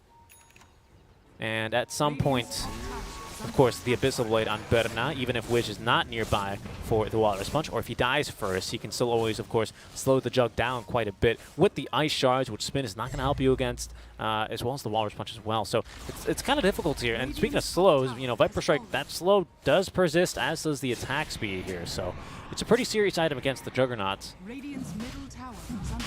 In fact, it's so good that I would even consider an Axe this game for Drakeel, because, you know, you take care of the Juggernaut, and I think alone is easy pickings for you here. As there's going to be the Haunt onto the back line, so looking really to pop this one off. A great terrorize into the arena now, as they will pin robo2 to the wall. It's the Illuminate doing some decent damage, probably in the level 1 or 2, though, to be honest. Valky broken will be very made quick work of, as there's the Omni Slash, decent damage, bouncing to too many of the zombies. However, alone just killing himself now onto Berna, who's standing and fighting Prada as well, nearly dying to the dispersion, and all of a sudden, just like that, Drakeel with a triple kill, and now G, the lone surviving member here for Infinity, even though the fight looked pretty good for them to start off with. What went wrong there? Tombstone, again, no real great Tombstone hitter, so the Omni Slash just bouncing around onto too many of those. Yes, the cleave they still have, but it's not too great. Broken as well, the Bulwark not doing any purpose as they fight inside of the Nether Toxin. And Lina, just in a bad spot, just kind of standing here. The arena was here, and Lina wanted to stand in it. Stand a little bit further away, perhaps, next time alone. I have to question the positioning there just a little bit, but a nice haunt in. Now we're already starting to see alone with their superior mid and late game team fight might be able to take this. Infinity, they hold the high ground really, really well, though. They hold high ground impressively well. The high ground breach for Unknown isn't too bad here with the side, with the Void Spear, of course, and with our Tusk, as Rakill is going to be able to survive here. Nice job. It's a level 3 Illuminate. Just didn't do any damage because of that freaking pipe. As Void Spirit now with the Agnum Scepter is a really big killing for the right. You know, the high ground ram isn't too bad here for the side of Unknown. They definitely can get the job done. But Infinity, they have a really, really great high ground defense, especially once this Axe gets up here for the for our Juggernaut, which I believe is completed and should be flying to him now on the Courier. He is going to be able to just Swift Slash in and out and in and out basically constantly because, of course, its cooldown is going to be 15 seconds. Chakra Magic reduces cooldowns by like 8 seconds, by 6 seconds, so it's going to have a 9-second downtime. Of course, he's going to be Omni Slashing for one of those seconds, so an 8-second downtime at that. Yeah, it's really darn good here, this game. But it's only really, really strong when you're holding the high ground or when you're sieging.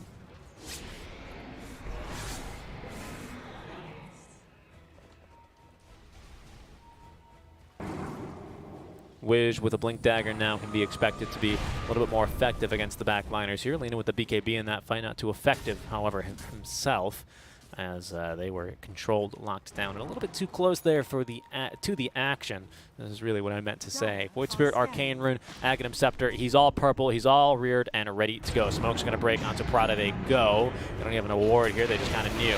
Prada in some trouble will then be exploded by robo2. As of course, with the ice shards blocking him off, he was going to have to take the long way around, and there's no chance there. Now G spinning to win. He's going to eat a Walrus Punch just to show off that Wiz does have the Blink Dagger, I suppose. And we do have the Lotus Orb as well on Viper.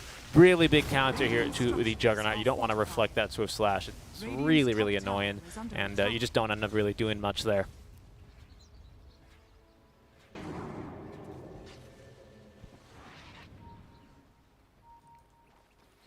Now G continuing to farm is going back. I believe that's Manta style, if I'm not mistaken. Let me just check his core here. It is going to be for the Manta style, and he's committed, already purchasing the recipe. Has the Yasha, just needs another 1,700 gold there for the Ultimate Orb, and he'll be all set there. That's going to do him some good here. Can you dispel Viper Strike, actually? You can. No, cannot. You cannot dispel the Viper Strike. So I really do still really like the Axis game as Valky setting up for the arena. There's going to be the toss onto one alone, though. Immediately in his face is going to be the Spectre as bouncing around to mostly illusions is our Juggernaut. RoboZ then with the kill onto Ray Kill as already Infinity, their line's shattered in full retreat. Now G just TPing with no spin. Valky doing the same here as they're not going to be able to catch him. Lone Survivor alone, or rather, sorry, Prada in the team fight will be chased down by Berna. Now G is back, though. That's going to just be a Swift Slash. Don't mind him too much. But again, we already see how little damage that actually does to the Spectre, who still, by the way, has a full Aegis. I think it's about time we start considering a break for the Spectre, who did over 3,500 damage in that team fight alone. And Infinity, even though they start that one off, barely do over 2,400 combined. That's a tough team fight for them. Once again, Alone is just going to be ran down. The Spectre just absolutely chunking her is going to be the real big problem. You haunt on over to her, pop the Manta style, and you just murder her if you're not Alone. And that's the thing, is that you know, that's all Desolate, by the way, basically of going to be the Manta style illusions, or even just of Spectre proper. And Alone, even though it is his name, doesn't want to be, you know, alone versus the Spectre illusions. As now G might just be dead for this. In fact, I believe he is. He does have the break applied, has another Swift Slash ready to use. He will be able to outrun them to safety. Valky, maybe they can turn here, as they are now. Oh no! Well, he's still pinned to the wall somehow, and that's going to allow the Swift Slash completely isolated to the Tier 2 tower. That was a really weird interaction, but that's only the Aegis. Drakil with poison attacks has enough damage for Prada, as Alone forced to then BKB and both Yules Robozeta just to make sure that he is A-okay. I'm going to say Robozeta this game, so it feels like Alvaro is still here, even though he's not. He's on the Spanish stream. Radiant's middle tower is under attack. You guys are using some Dota 1 terms. Listen, I'm a Dota 2 zoomer, basically, so, you know, those are all over my head. Gotta talk to Alvaro for that one. He played the Warcraft 3. DD Rune in the battle for Void Spirit. I would really, actually, to be honest, like him to go for the Astral Step crit and then maybe go for a Desolator this game. I don't think they're going to need it, but just having, like, some real kill potential and not just a Spellcaster here for the Void Spirit, I think is going to be really, really strong this game for them. Radiant's middle tower has fallen. Oh, what's going on here? Now, G continuing to farm is closing in now on the Eye of Scotty, not the Eye of Scotty, pardon me. On the Manta style, Scotty would be the item he would build if he bought 2 of those Ultimate Orbs and the Point Booster. Of course, he's going to go for the Manta instead. Not really sure why, to be honest. I mean, I guess it'll purge off a silence from Robozeta. That's going to be nice. And I guess that's it. I guess the slow from Spectral Dagger. Yeah, I guess a real strength is that if you micro the illusions, you're not going to be alone versus the Spectre, so you can actually fight her. I think that's going to be the biggest deal there. That makes a lot more sense. I have addended my statement. Thank you very much. And they're going to be fighting here, holding the high ground. Is now G ready to jump in. Nice spear. Oh, no, but the load is activated. They were ready for that one. Not too big of a waste. It's only on a 15-second cooldown. As there comes the Haunt. They've blown up the Mars over. Valky dead. Down for the count. Robozeta now with the DD run activated. Running it now G. There's the bash onto a great terrorize, though. Onto 3.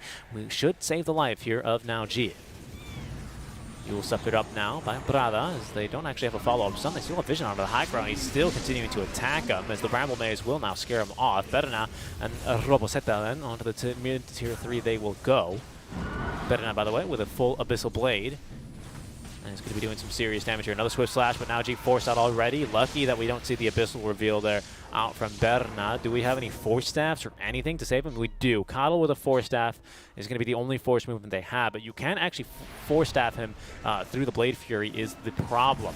You're going to have to wait till he's unbashed. And now G now with the Omni activated. Beautiful LSA is going to set up for so much damage. Will support's already dead, but there's going to be now a Vay kill eating the Abyssal Blade reveal out from Berna, who's not pinned to the trees. Now G, his spin will now end BKB. He's going to be Robo Zeta is now alone once again, just dying in the middle of a bunch of enemy heroes. That's going to put now G in a bit of a tough spot here. Has the healing ward out and active. Broken though. He's going to continue running away. He had his teammates there in order for the Desolate damage not to just tear right through him. They have caught Prada now with the Aether Remnant, but unlikely to make the jump. They're quite happy with already the spoils of war they've gotten. 2 kills, 1 on 2. Again, the middle laner. 10-4 and 1. This Lina was doing so well early on, and then just eats the Abyssal Blade. Well, the Spectre, I'm not sure what happened first, if she ran in and then ate the Abyssal Blade, or if Spectre ran in and then Abyssaled her.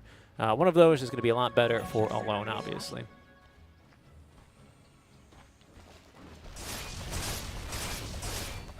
Now G trying his absolute darndest, however, this game. You got to have some respect for him. Now y'all just Googling. But he's doing, again, a very impressive game here all throughout. Raykill, again, not really being able to put the Will-O-Wisp to much use here. It was a very early game ultimate, and quite strong at that. As we will now be going into the Echo Saber. Shadowblade first, of course, for our jug, but then into the Silver Edge. We do need that break quite desperately. Roche not going to be up at least for another 30 seconds here. Infinity, they're a bit early, but they're not here for Roche. This is who they're here for, the Spectre. They're going to see the Spectral Dagger now. They're going to know she's going to come on over, but Berna not making the jump here. He's spooked away for some reason. Interesting. They know that no one is pushing mid or top, so they know that there's someone relatively there. Smoke still has a few seconds left. Will they scout Berna? They will. There's the jump. This should be a kill, and this could be their way back into the game here if they can actually get the job done. Now G doesn't have the Omni Slash, so out comes the Haunt as just illusioning around is Berna. Now the arena over. Alone again in so much trouble. A great Will-O-Wisp. Will it save their lives? Alone taking a bunch of damage. Right click down by already Drakiel, as the rest of the team is going to use this opportunity to try to escape. Raykel barely escaping with his life, but now G and the Willow on their way out. I have to question why they went for the smoke gank if they do not have the Omni Slash. I don't know how else they realistically kill the Spectre. She's already back to full HP. She was about to be even tankier with now the Eye of Scotty now. As this is going to be pretty brutal here. People asking for the graph swing. It wasn't that big of a difference early on here for Infinity. They definitely have the advantage early on because of their draft, but now we start to see the late game really just play right into the palm of Unknown. They are too strong right now. Tombstone down as well. Means that now G can't even really get in here for the Swift Slashes. The chances that he bounces on the creep or even worse, a zombie are way too darn high. Tombstone half duration though. They're going to be looking to time this one out with the Fortify. And that'll be that the mid lane of Barracks destroyed. They can head through mid or bottom. Well, they're going to let the creep finish the job, I suppose, although they have been aggroed because of the Dark Willow, so they're not going to actually finish them off themselves. We do not have the Will-O-Wisp, but everything else here for the side of Infinity is up. With no Haunt for the side of Infinity, for Unknown, I should say. So let's see what they're going to go for. So far, just melee Barracks. That's the name of the game, and that's what they want. With the AC up, they go through them pretty quickly, and look at this. They're sticking on the higher ground, all 5 alive. They don't care. Now G, pardon me, going for the Divine Rapier. It's Rapier time, ladies and gentlemen, and that'll give them the damage they may need. My Furious without the break and an unlucky crit, you can literally just kill your teammates on the Spectre, though. That's Roboseta looking to do just that now to Prada, making the jump in. The Spear of Mars is not going to connect. And this is, can be Megas. I mean, we have the wave cut at least top, but the mid lane is going to be pouring in. As now G, again, just really desperate looking for anything he can find. They're going to be TPing right on top of him. Now G needs to get out immediately. Oh, no chance. Wiz with the Blink Dagger is going to stop him every single time. Omni Slash as well is going to bounce on over to the creep wave underneath the tier 2 tower. Controlled into the Aether Remnant he goes and just killed. He does have buyback, but no damage. No Omni Slash. 140-second cooldown on this bad boy. Now the road to recovery for Infinity seems more like that road in Speed when Keanu Reeves has to jump the bus over the gap. It could be possible. In fact, it may be possible. But I think that bridge just got like 10 feet wider. Or for you Americans, a whole tenth of a football field wider of a jump to bridge here, as that's going to be second Roche now, cheese onto Roboseta, Berna. And there he goes. He does have the Aegis in his inventory.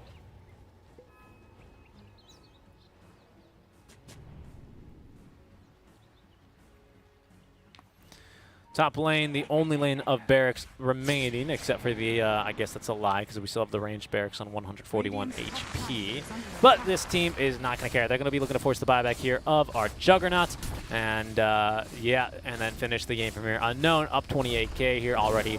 14-32 are looking for their win here, too. Both of these wins incredibly important for them as well here in terms of their group stage standings. Eye of Scotty on the way here to our Spectre from the Secret Shop. It's even coming from the Radiant Secret Shop. Nice little bit of efficiency there. She's going to have it for this push. 3,600 HP. How do you kill her? They have abducted one. No, they didn't. It was just a zombie, unfortunately. Undying, make that Drakil nearby in the trees to make sure nothing else happens. Great item choice. Again, I think the Axe is so good this game. It's going to completely shut down Naochi in case he's not already. Alone pops the BKB, nearly dead to be honest here. No one pinned to the wall. Alone is just getting chunked now. The Swift Slash not doing too much. Out comes the Will-O-Wisp, but they've already killed Alone. No buyback there. Juggernaut still alive but broken. Needs to run now. So GG, well played, will be dropped. They will throw in the towel. Unknown, they're going to come back after an early game, a very small deficit, with the game under their control. Not quite the whole time, but a good game from them nonetheless. Unknown showing why they think they don't want to be in the bottom four here. Infinity are falling here yet again. That is going to be another loss. Not too bad of a performance. Unfortunately, could not get the ball rolling here. Early team fights executed. Was not too bad. They just lacked damage, to be honest with you, which was surprising. This Lina was running them over in the early game, and then the turns tabled quite quickly, didn't they, indeed? My English is not making much sense, guys. I do apologize. We do have, of course, our 9th Dota game straight of the day, and our last one coming up next, as we'll get to witness whether or not Infinity Esports will be able to overcome Unknown. And get a 1-1 draw here, or if it'll be Unknown, maybe putting the fear of God into some of these teams currently sitting in the 6th to 8th place position, and even take a game off of them here. We shall see, ladies and gentlemen. For now, you've been listening to Seek and Strike Dota. Stick around. We'll be back with the last game of the day here in just a bit. We'll see you then.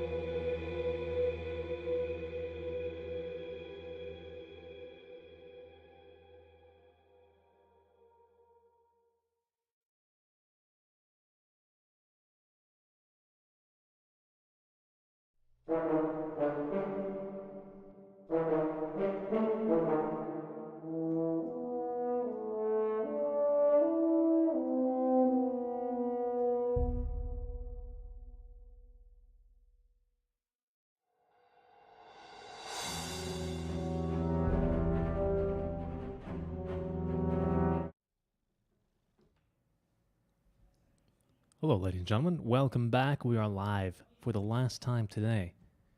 As tomorrow we are starting after midnight, thankfully. We started at 2 a.m. today. It's currently about to be 11 in the morning here, SGT. But you know what? We've had some good days. We've had some good games today, I have to say, and some pretty good Dota overall. And, the second to last day of the group stage, it does get pretty hype here. So I want to thank all you guys for tuning in and do appreciate y'all coming in. Gives a little bit more energy here to the cast, makes it a little bit easier to do as well, as we'll be getting underway now with our last draft here in just a bit. Avo Plus is on the Spanish stream, so you're stuck with me here for now. Another solo cast here to end the day. What is it? What day is it even? It's Tuesday here, so I think it's Monday night. Yeah, it's Monday night over in the States. Holy moly, it's already December. Wow, this tournament's ending soon, boys. One more day of group stages tomorrow, guys. We have 4 more matches that remain. They're all quite important at that, right? Omega versus Beast Coast is going to decide who goes upper bracket, who goes lower bracket. Infamous versus Midas Club. I don't think that one is too consequential. If Infamous get a 2-0 there, it does spice things up for the race into the upper bracket, however, I must say.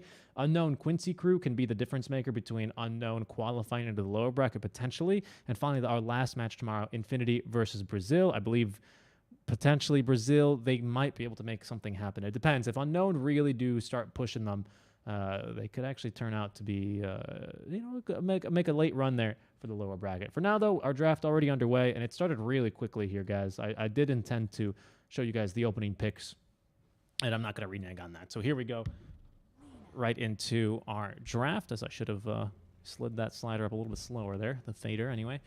But already Infinity, they're going to go back to the Lina. I don't think there was anything wrong with the Lina play of that game. I think it was overall pretty good. I kept finding her in the middle of team fights in poor position. I think, honestly, now that I think about it a little bit more, of course, Lina really likes her space. She's got decent cast range, even without the support build of the Aether Lens and the cast range talent. Pretty good cast range and good attack range, obviously, as well.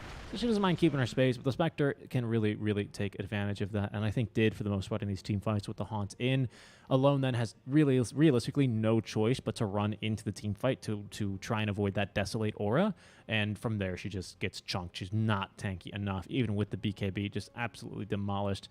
Unknown, they're going to open up with the Viper Tiny. Could be the off lane. One of these guys could be the mid lane. One of them could be the off laner. And either way, it's a decent opening for Unknown, in my opinion. Strong, very strong against the Lina, specifically the Tiny. If you can find her and blow her up, even if it is a core, it'll be a pretty good game here for the side of Unknown. The 2 bans we do have are going to be the Slardar and Morana, while Unknown decide to ban the Clockwork and Life Stealer. Into the second ban phase we go, but not before Beastmaster is picked up by Infinity Esports. So, strong offlaner there. We don't know anything about his matchup, however, so that can definitely be taken advantage of here by Unknown. I think it's okay to define your offlane early on, though. I have no problems with it, as Unknown have done here. Again, it might set them up for a pretty tough lane as well if Infinity, on the other end, can take advantage of this. I really have to commend, pardon me, there's a fly. I really do have to commend Unknown's drafting in the last game. I think the last pick, Tusk, really, really was quite a gem. I don't think I quite identified it in the moment, but upon some reflection and some introspection, I found that really, really helped them dominate that bottom lane. Infinity then, they're going to be looking, speaking of the bottom lane for them as they're on the Radiant side, are going to be looking up to build a nice defensive side here for themselves with the Chen against the Viper. That's always kind of nice. Viper just brings a lot of damage, especially over time, but generally speaking in bursts that the Chen can try and contend with here. It's not going to be as good as a Wisp is in terms of that regard, but it gives you another hero actually to play with, whereas Wisp is always kind of attached at the hip. He does have his benefits, of course, with the global presence being much stronger than Chen's, who only has the global presence of the heal, which is not going to be as strong if you're not within the aura of the unholy. What is his aura called again? The divine favor, I believe, is his aura. Of course, Chen still has some global presence because he can recall teammates either in or out of fights if they want to. Most likely in, though, because to get recalled out, you need to be untouched for like the whole channel duration or the whole cast point, which is very, very unlikely, especially against a Viper. And there's going to be the Snapfire pick, likely to be the position 5. They still can flex it over to the mid lane. Good draft from Unknown. Really good stuff here from Wiz if he is actually the one drafting.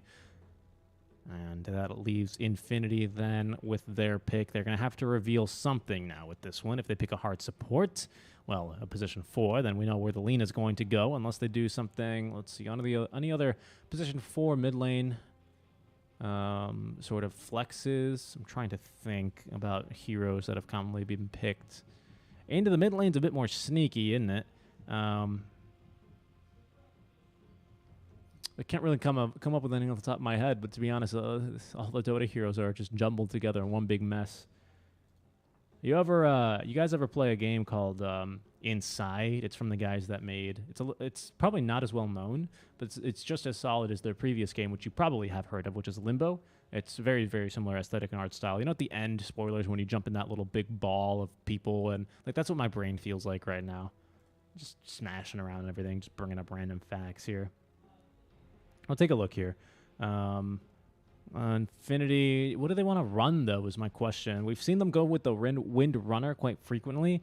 They've been straying away from it just because it's been figured out and it's not been working versus any of their opponents in the matches that they've tried to run it in. And I do like to see them opt for something different. This is something that Avo's been very clear on that I do absolutely agree with, is that the fact that once your kind of thing's been figured out, and especially for a team as young as Infinity, who are going to be a little bit newer, it's good for them to try something new and get some experience, because these are teams, again, the lower tier teams, that they frequently don't get the opportunity to play against some of the teams of the higher caliber in the region. So in areas like this, it can always be nice to get the experience under your belt. As they decide to go for the Void Spirit, there's potentially a little bit of flux there between him and Alina, but you have defined that a bit more.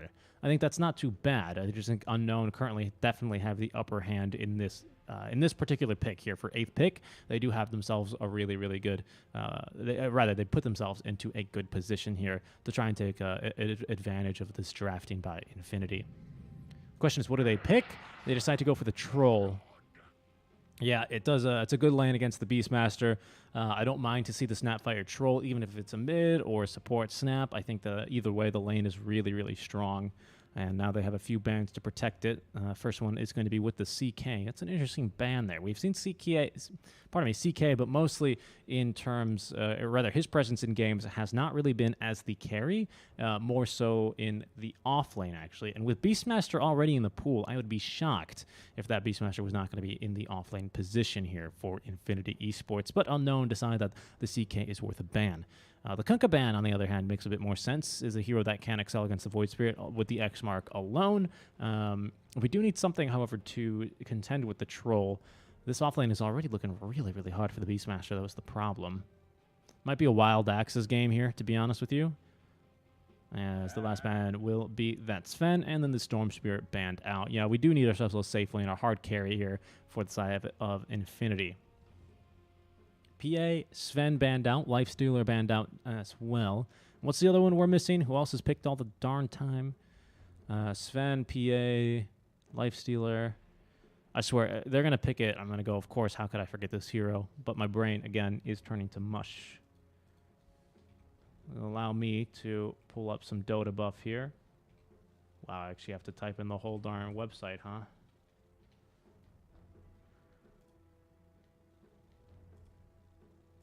Take a look here at some heroes.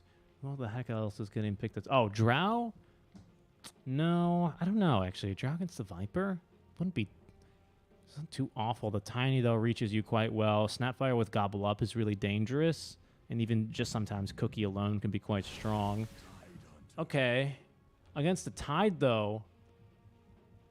The thing is, the lane's not that... Okay, wait. So first of all, it's either a Viper mid or a Snapfire mid. They can flex a Snap. I think Viper you want on the mid lane. I think Viper in the position 5 or 4 role is going to be worst case emergency scenario. Infinity, yeah, okay, they're going to pick the Drow. I was going to say, it's a pretty darn good Drow game, to be honest with you. We're a little bit item dependent here on the side of Unknown to actually counter this Drow, I have to say. They don't have a built-in counter, nothing too good, right? Wage is going to need a Blink Dagger. The Snapfire, who is going to be the position 5, is going to be working their way up towards an Ags, which is going to be a fantastic item this game, but because it is a position 5, it's going to be a bit slow, and really not much of the fault of the position 5 Snapfire, more of a fault of the draft. Berna, Abyssal Blade is really going to be the only way he's going to be realistically able to kill the Drow, and even then, it's going to be a bit tough for him. And Drakil, as well as Viper, again, both very item-dependent here in terms of their ability to counter the Drow. So it's a pretty good Drow game. It's not free because, of course, the items, very powerful in Dota, can definitely make a difference. And we have some decent farmers here on the side of Unknown with Berna. The problem is, because I think you do need to look to counter this Infinity Esports lineup with items, I think Berna is best off going for a farming style build. Let me full screen the draft here. How rude of me.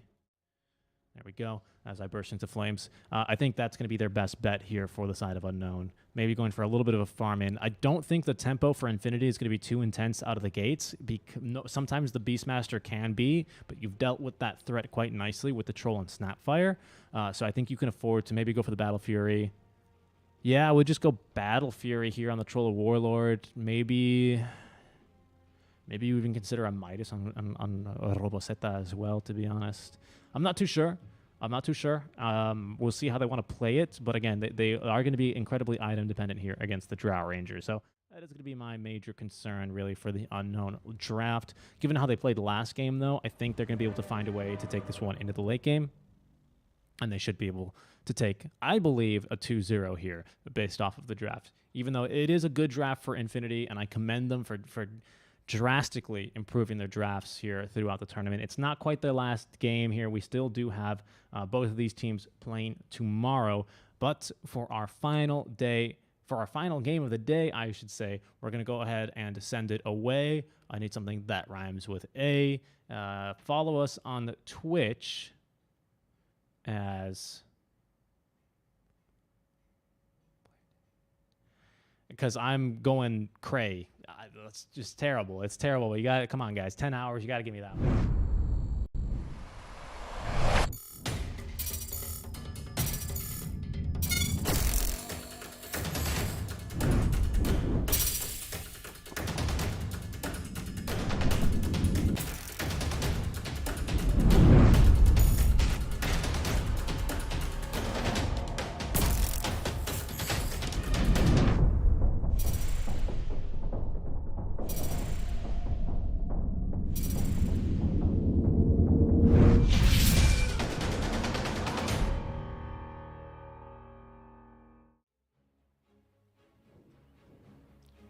Welcome back, guys. Our final game of the day about to get underway here between Infinity and Unknown. Unknown do lead currently 1-0. Just myself here, Seek and Strike on the call.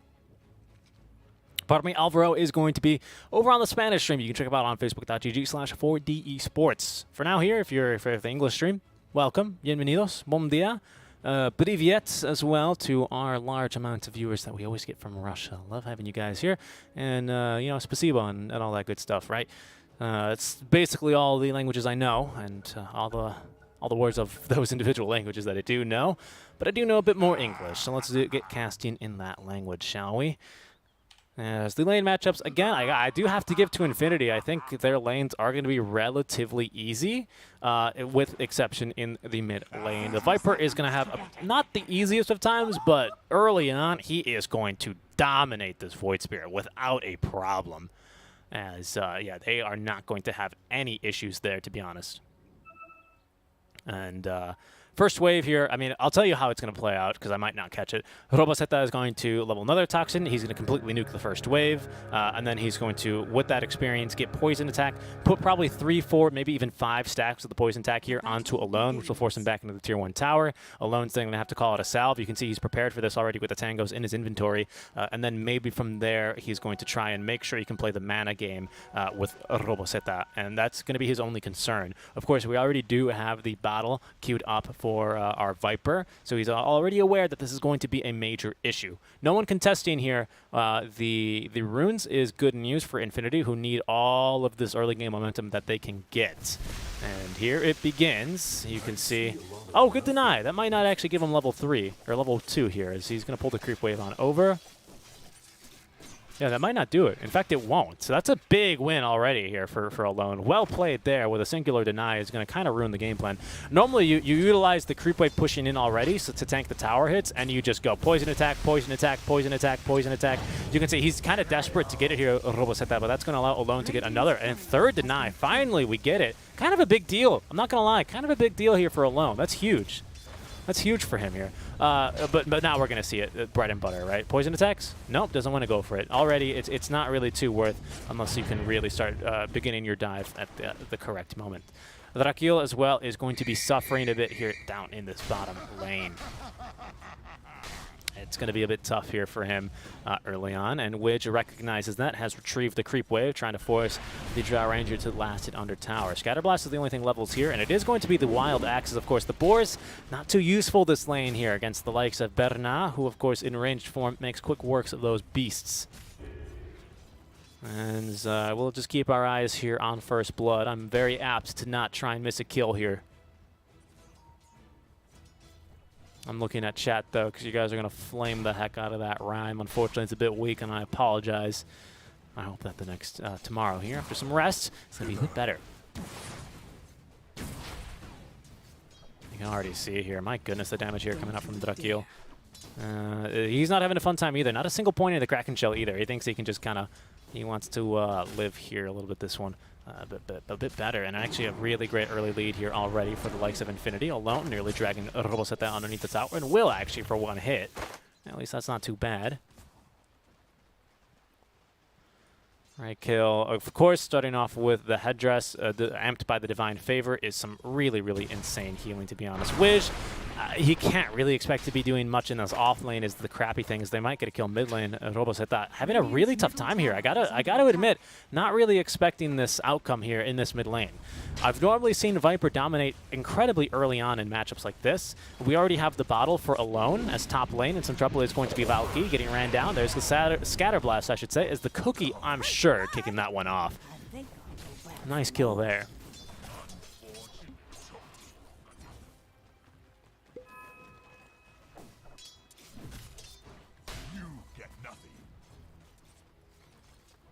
And we didn't miss First Blood here for once, even though our last game of the day I haven't. Alone, in some trouble, needs to TP out. We'll be able to do so. Goes to the Tier 1 tower as bot lane in trouble with now G. Will die. They managed to catch him here off guard, perhaps.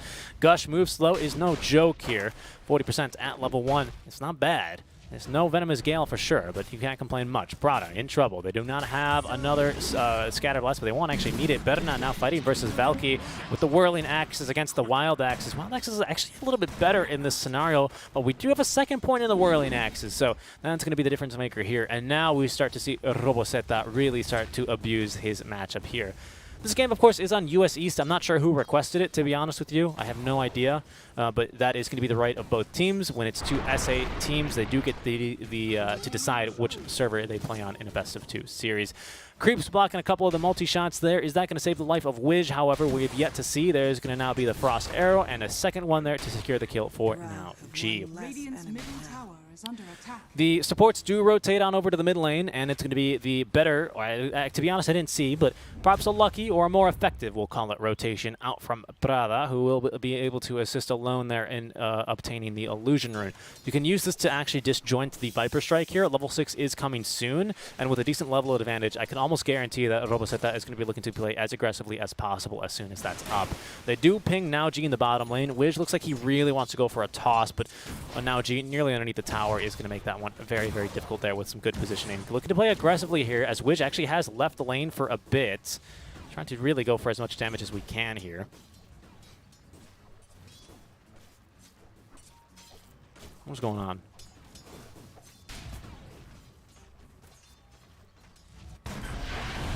You guys are... All right, Yadomin here is doing quite well. Oh, Cookie onto Prada. That might allow Yadomin to get it. Yeah, Prada, the auto attack's not coming out in time, even with fun Fiery Soul stack. Valky's going to be able to secure one himself at the very least. And we still have this rune here for our Viper to be able to use up. And that's going to be big now, because Alone has this illusion rune still, not able to really get much else out of it. Wiz with a great ward there, replacing the one that just timed out. Alone might have seen him do it, but probably not, considering that he's surprised to see Alone here. Dissimulate level 1, though, is going to be enough for him to get him out of harm's way. We're so close to level 6, as there's going to be the illusion. Oh, Wiz got baited by that one, and that's going to be a pretty nice 8th remnant. Will it make a difference here? Robos hit that now. Level 6 does not have enough mana, however, for the ulti. 3 stacks of the poison attack it is for now, and Alone should be a-okay. No Avatos here for a couple seconds, as Alone sipping on his bottle is going to be put to a decent amount of HP here. Does need to be aware, however, of our Viper, who I think should give his bottle to Wiz and have Wiz ferry that back to him.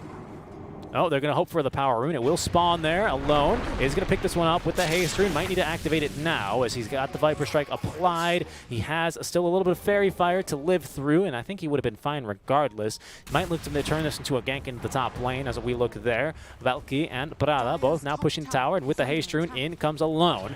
Nicely timed here. The 8th remnant will connect here. Oh, beautiful Cookie. Stuns up 2 onto the back lines. That might be able to turn this one. Alone, though, however, still has plenty of damage, and Prada with the last hit there onto Berna is going to be able to secure the kill.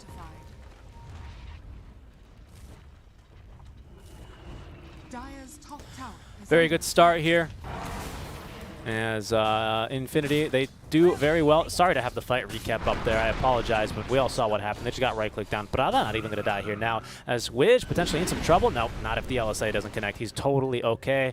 Better not TPing back into the lane, and that'll stop any aggression there.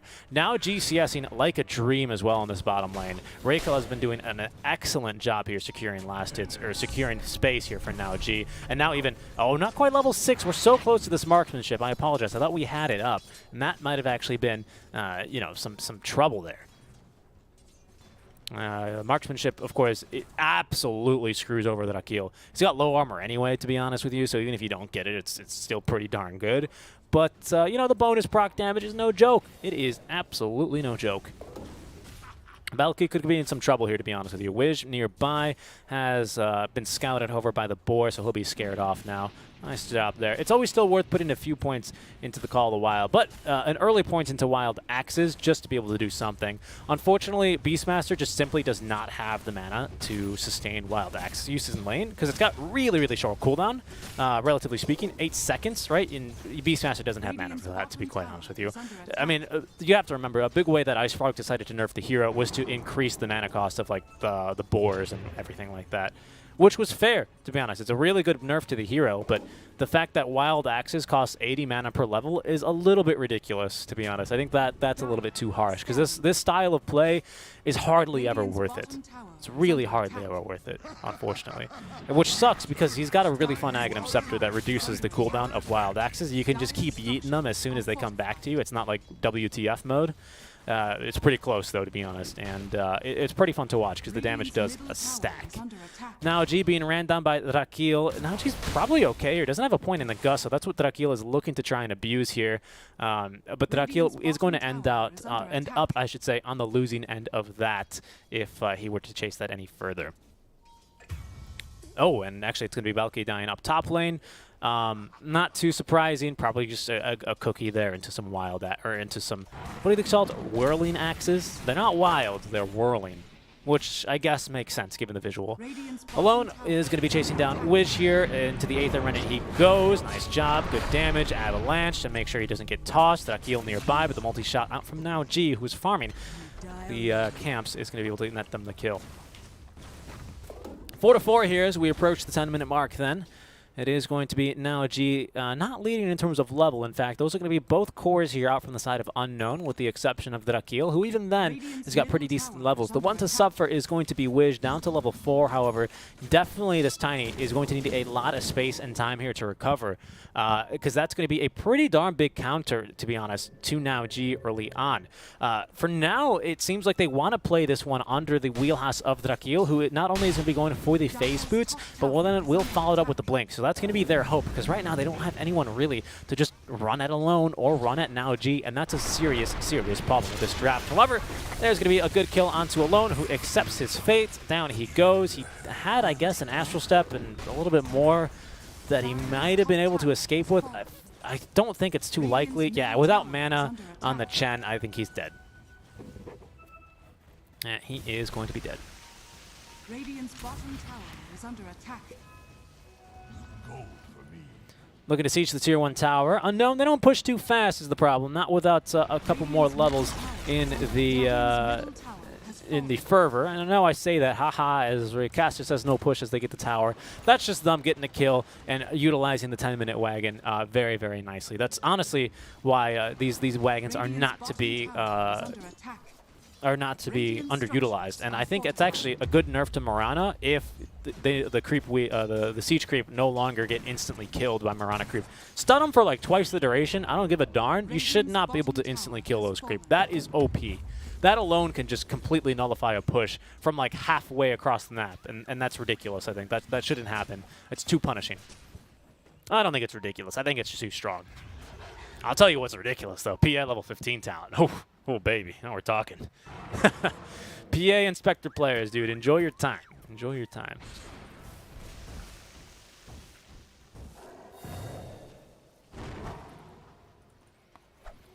Yasha completed for our Troll, as Unknown are going to be looking to continue farming here. Troll leading the Drow by a bit, but nice little gank here is going to find the core of Yadomin as they are looking to invade the enemy jungle with Roar up at the ready, Laguna to boot. Hand of God. Once again, I do have to give the early team fight here to Infinity, as I think they're just looking a little bit stronger here at this moment with the equivalent levels.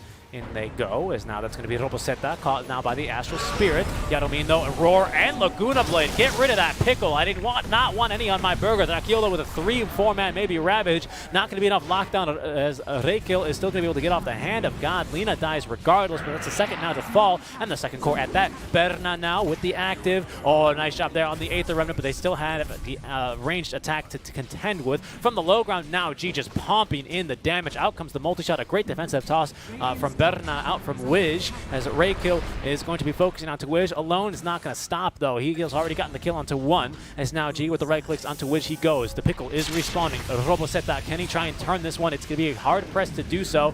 Now G accidentally hitting a creep for some reason there, but will have the right clicks for Roboseta as well after he TPs on in. Alone hitting him with the BM, asking for a high five, as well as this question mark. And I got to agree, Unknown, you got to recognize, yes, you did really spank Infinity in that last game, but this is a brand new game, and they are super strong. You have no way to deal with this Drow Ranger right now. They have to recognize that they can't take fights just all spread out.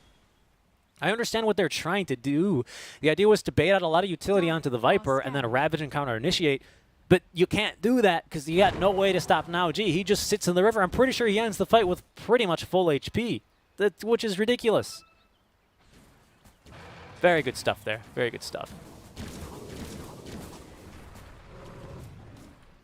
A good fight from Infinity, though, it must be said. They recognize they're strong. They don't back off from the push and even just continue on. And get the tower as well to boot. This is now some decent map control. You can see now they're going to be looking for the D wards. They're just setting up some vision now in the area. That ward probably scouted, unfortunately, as Reikil is going to learn that they now have a Rod of Atos, with the team now running on in. We have another Roar, actually. Drakil doing a bunch of damage, but he's now stuck in a bit of a hard place. He's alone, just running down Roboseta. Drakil trying to farm at least before he goes, as now Roboseta will die to the wild axes of Valky. I guess if I'm being really Spanish or Mexican with my pronunciation, I should also call him a Balki. There we go.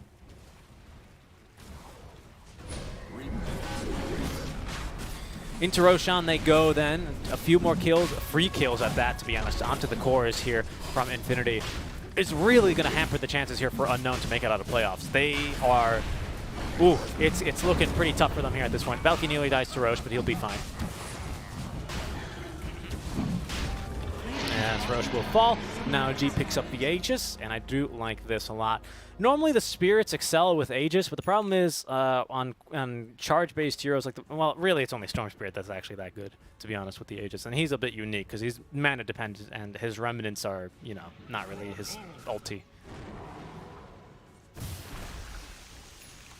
Basically, you can think about Storm dying with Aegis as basically a refresher and an Aegis to him. That's what would it be the equivalent for other heroes. Not quite one-to-one, of course, because the items and whatever is not refreshed, and maybe you won't have Electric Vortex when you come back, but you get the idea. On this game, though, the Void Spirit, if he double Astral steps in, like a Void or a Storm Spirit would want to just zip in super aggressively, he's going to die, and he's not going to have any Astral stuff ready to go. He's a little bit more cooldown relevant, or dependent, I should say, compared to his brother, the Storm Spirits. It's almost the same with Midas. Shouldn't be able to Midas the Siege Wagon. That one I'm a bit okay with. I get the point, to be honest, but I think that one I'm a bit okay with. I don't know, buff the creep a little bit, you know? I get that point, though. I do get that point. I guess it's the same thing. I'm okay with Transmute, because then you're buying an item for that. But my problem with the Mirana is that she can just do it at level 1. You know, that's like, what? Dire's middle tower is under attack. Radiant's bottom tower. That's a good point, though. You're right. The Midas is in a similar vein. Wild Axe is there from Valky to cut the trees to make sure they can scout any TPs here. I'm sure everyone knows that. But it's a good play here before they even start approaching to make sure that they're not putting Now G in any danger. As there goes the Siege Wagon, but at this point Now G actually hit quite hard. And an aggressive Fortify out from the side of Infinity will also nullify this push down bottom. So it's a really good call here. Nice job.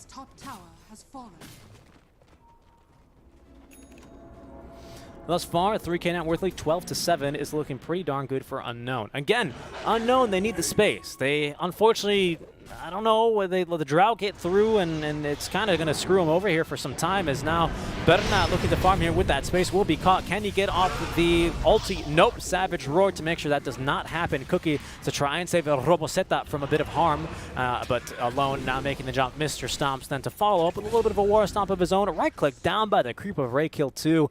Nice job. Alone continuing to chase him out. Does have the Yule Scepter ready, but he's just going to be taunting enemies off and away, as that'll now be a tier 2 push here for Infinity. Here's how you close out early games, folks. At this point in the game, maybe you want to wait till you get that bottom tier 2, but at this point in the game, they're actually just going to go high ground. Oh my goodness, the Alpha Wolf actually so strong here. 20% bonus damage available. Look at this, they're going to pop the drums. They're looking for anything that they got here. Now, we do not have the Blink Dagger on the Tide Hunter, I should say. He's instead opted for the Blink Dagger. How are they going to reach Now G? The Blink Dagger on Tiny's not going to find him. Down goes your tier 3 tower. I see no reason why Infinity need to back up right now. Now G instead going to be the only one on the high ground. There's the break, finally. Cannot. That's how you slow down the push. That's how you have to slow down the game here. Very well played. This dude sounds a little like Suns fan. I know. Yeah, I know. I take that as a compliment, though. I like the sound of his voice, so if I sound like Suns fan, I'll take it. Great smoke gank here. They might be able to catch perhaps even Now G. Nice avalanche. Oh, they've tossed back Valky, who will valiantly die for Now G. That is completely worth it. Okay, so here's how I would be looking to close out this game if I was Infinity. Personally, again, I'm not a coach. I'm not that good at this game, so you know, take it with a grain of salt. This is just kind of from all the professional Dota that I've personally seen. I do like this search pattern that they drew out as well. That's pretty cool. Nice and effective. If I were Infinity, I would buy a gem with this Aegis, buy a gem on one of your supports. I would push through the bottom lane, get the outer tower, get the tier 2, and secure, and just make sure the enemy cannot farm. If they leave their high ground, you want to ward. Hold on, they're fighting actually. Alone is actually going to get caught here. I think he's dead. Oh, he's got the Yules and 2 Astral Steps. Does need to get himself away. Still magic and vulnerable as well, but the Kiss is trying to rain down on him. Reikil hoping to heal him up a little bit more. Does manage to do so with the Mechanism and the Hand of God, but they really wanted that man dead, and he will go down. 3-time kill streak ended. Okay, so now it's going to get a little bit more difficult, to be honest. It's going to get a little bit more difficult, to be honest.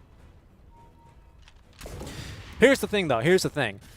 Normally the way I see teams close these games out when they have you know, an early game advantage, which is still fair to say that Infinity do, is you group up. It's not too unusual to see these towers gone first, or last, I should say, as you're going to group up, buy a gem, remove vision, make sure you absolutely control this area of vision. It is absolutely 100% crucial that this area is warded in these games. You generally want to ward somewhere like here, maybe even here, to scout any wards or any movement outside the base from here to here.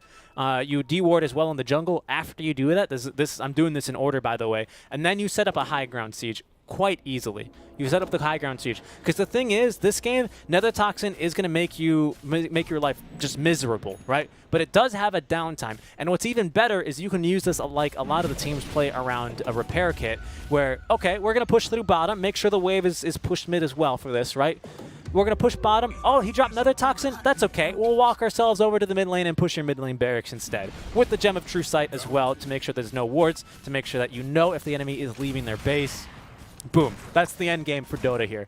And you know what? They're so strong they can get away with it. But for each minute that passes, for every item here that Unknown picks up, their chances of winning increase and increase dramatically. Berna is going to already have here the S and Y, so great stats for him. This is S and Y, right? Remember when this used to be purple? Man, good days. Good old days. But he's going to have the S and Y and the BKB soon here at 900 gold, so that's going to be quite a significant item here. The Rod of Atos is not insignificant here as well against the lineup of Infinity. Very, very movement-based hero here with Alone. We saw him got pretty much locked down here down bottom. In fact, they actually still have not recaptured that outpost yet. As well, here goes the death ball from Infinity. They should take that outpost, though. It's of some danger to them.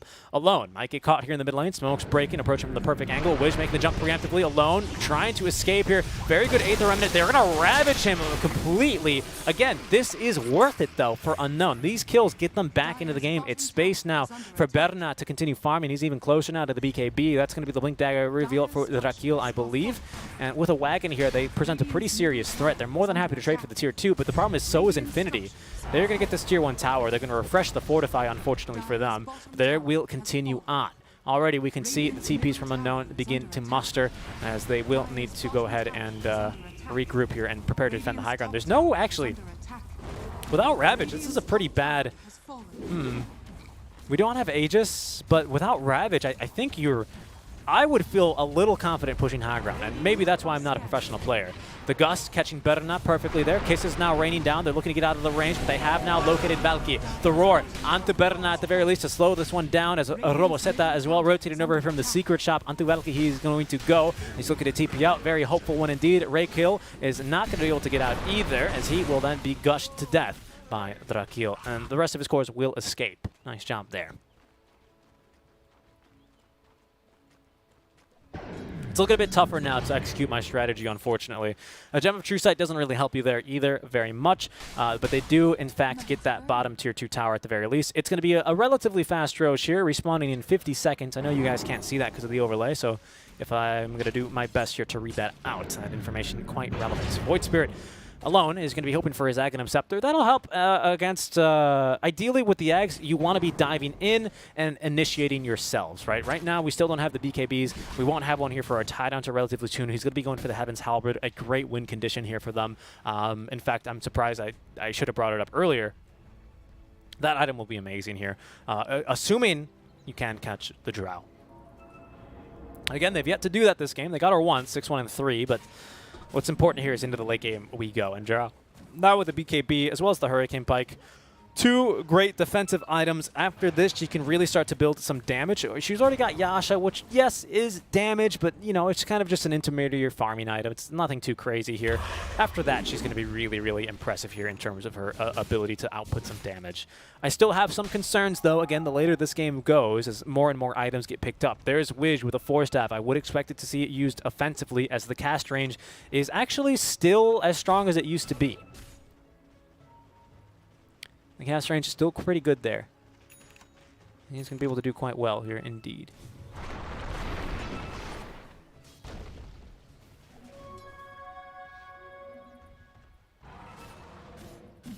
Into Roshko Unknown, I like this. They have all the ultis up, and I believe at this point in the game, their team fight actually pretty strong. The single target from Infinity as well is no joke here, and they're actually going to go into the pit. There's going to be the Roar, LSA, Laguna Blade with the counter initiation route from Drakil. It's beautiful. He catches 4 heroes here. That's going to allow another Battle Trance, Berna BKBs, and eats Valky for lunch, dinner, and breakfast. In fact, he got him so hard, he's going to be eating for leftovers tomorrow. Reikil is going to be the next to fall, and unfortunately, they did not have the nuke damage. They didn't have the vision either on the rest of the team.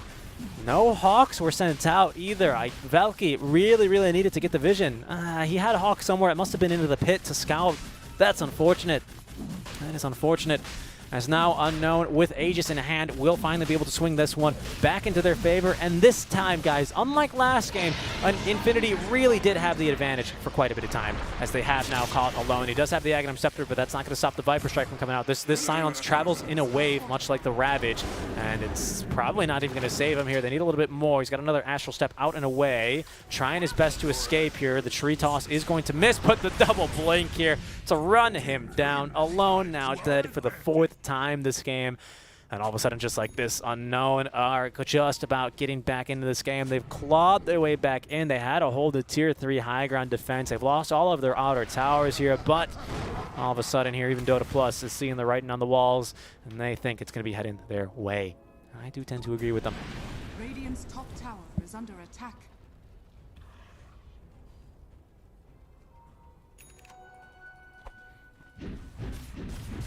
Our Berna now is doing some serious damage. Backdoor defense broken here. He's finally going to be building into a bit more damage. Definitely needed the utility and now the BKB. But MVP currently is going to be Drakil with that beautiful Ravage. What a piece of work that one was. And that now, all of a sudden for Infinity, the game is much more difficult. It is magnitudes more difficult here this game. They are going to be hoping to at least force him. No, okay, they're going to recall him. I think that's the wise move to be making here. They will recall Valky. He's just going to drop the boys off at school, tell them, hey, good luck pushing the high ground, and leave him be. Now G is going to be the one to go in, though. Oh, okay, there's going to be Aegis burst through. Not too bad. We had BKB battle chance. We didn't want to use him on the first life. Oh, the Roar through the BKB is going to nullify a little bit of this duration as well. Cheese fed on over to Berna, however, at least into the inventory. It's a little bit deceptive to use the word feed there. But without the Aegis Unknown, they don't really have the advantage that they're looking for. Their tier 3 is taking some decent chip damage as well from the wagon. Where are you going, Widge? Where is he going? He's going to cut the wave. Acceptable. Acceptable.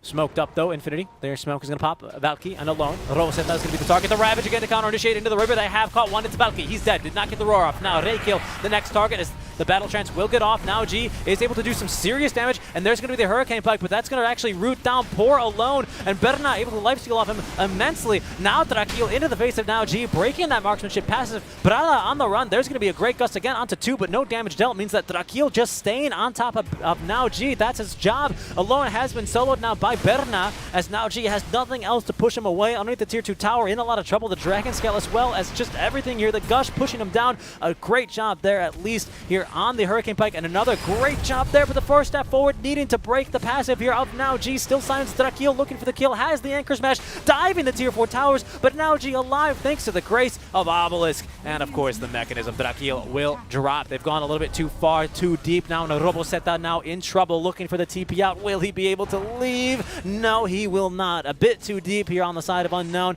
as Valky unable to stop the TP there of the Troll Warlord, having respawned after dying to kick off the engagement. Alone does kind of well there to make sure the Troll Warlord's not involved in that fight there. They end up kind of getting kited by the Drow Ranger. Great job by Unknown, really jumping in their face. They were just missing that much damage, just this much, chat, and I'm holding my fingers just a little bit open, a little bit wide open. What a fight there from Infinity, who show that they can actually perform well under pressure. Very good job. Very good job.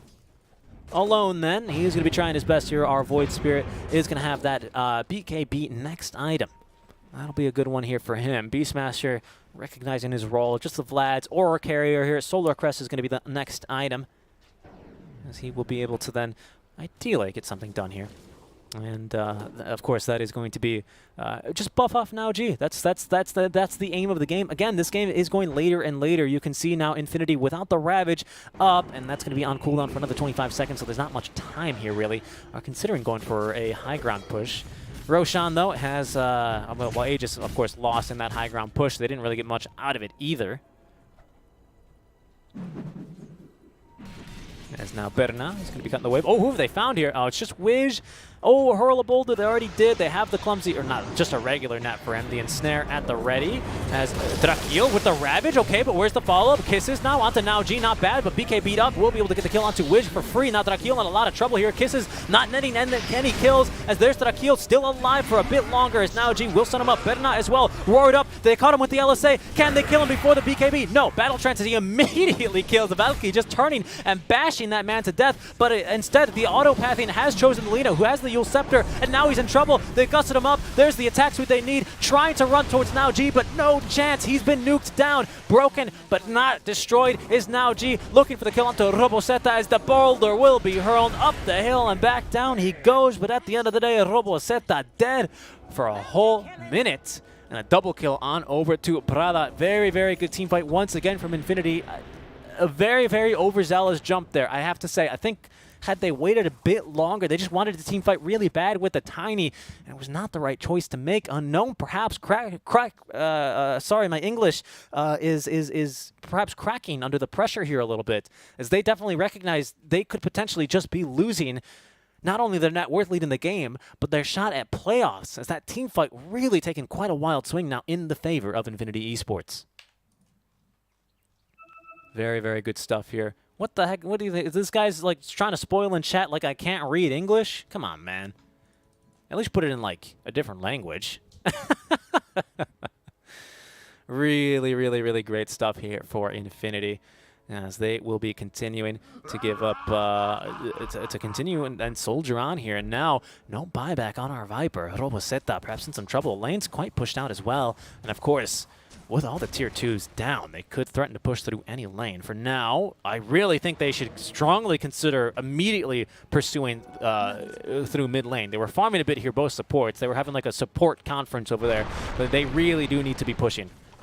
And here they go. Drakil now with no Ravage does have, however, the Heaven's Halberd. They need to force-staff him forward after the Blink Dagger to really get into the face of Now G. Again, they are pushing, still have this BKB available, but they have ways of really dispatching with Drakil. Buyback now up and ready for our Troll, so it's not important that they don't overcommit, but that's going to be a beautiful Laguna Blade there. The Cookie, unfortunately, pushing Widge towards his death. They're not going to take the scenic route. Quite a risky move here, as both unknown cores now are going to respawn.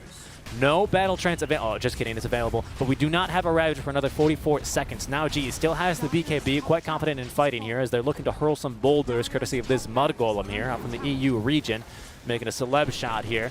It's, even if you strike me down and I will rise just twice as strong, he says, as they will be able to secure the top lane of Barracks. Tiny's still dead, so there's no real source of initiation here, even though you do have the Tidehunter without the Ravage. Good luck.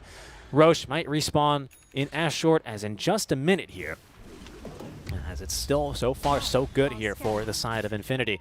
Right back in control of this game here. We'll see if they can try and hold on to it now, as the XP lead still leaves a little bit to be desired. However, they are going to be getting real close. Again, the later this game goes, it is going to be going to the advantage of our Troll Warlord. Berna, he really does want this Abyssal Blade as quickly as possible. Definitely recognizes that as a big win condition.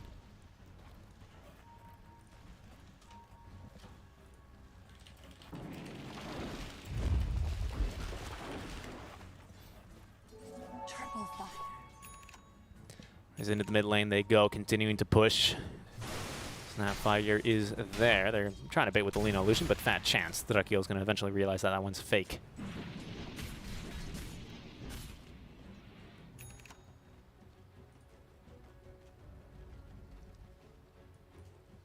BKB duration is slowly but surely running out here, but now G's got a fantastic item here. The Eye of Scotty is absolutely, I mean, this item's so good on a Drow Ranger. It increases, of course, all of your stats, which is just fantastic. Let's not even mention that, because of course it does that for every single hero.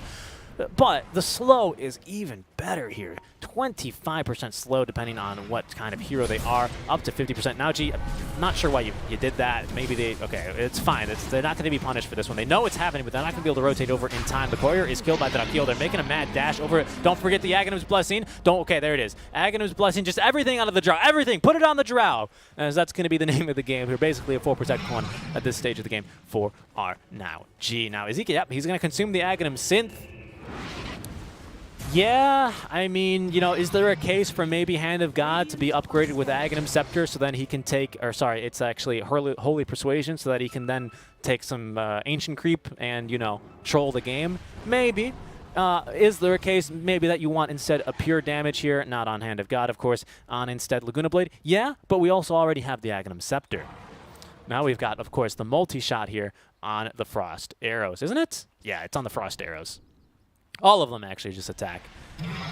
So yep, the Splinter is going to be doing quite the number here. It's the raid boss, Drow Ranger. Cheese, I believe, is going to be on our Void Spirit, as he, once again, is not going to be pushing with his team, but should be running on over after he's going to hit the Arcane Urn in the bottle. That'll allow him to have a really big impact here in the team fight.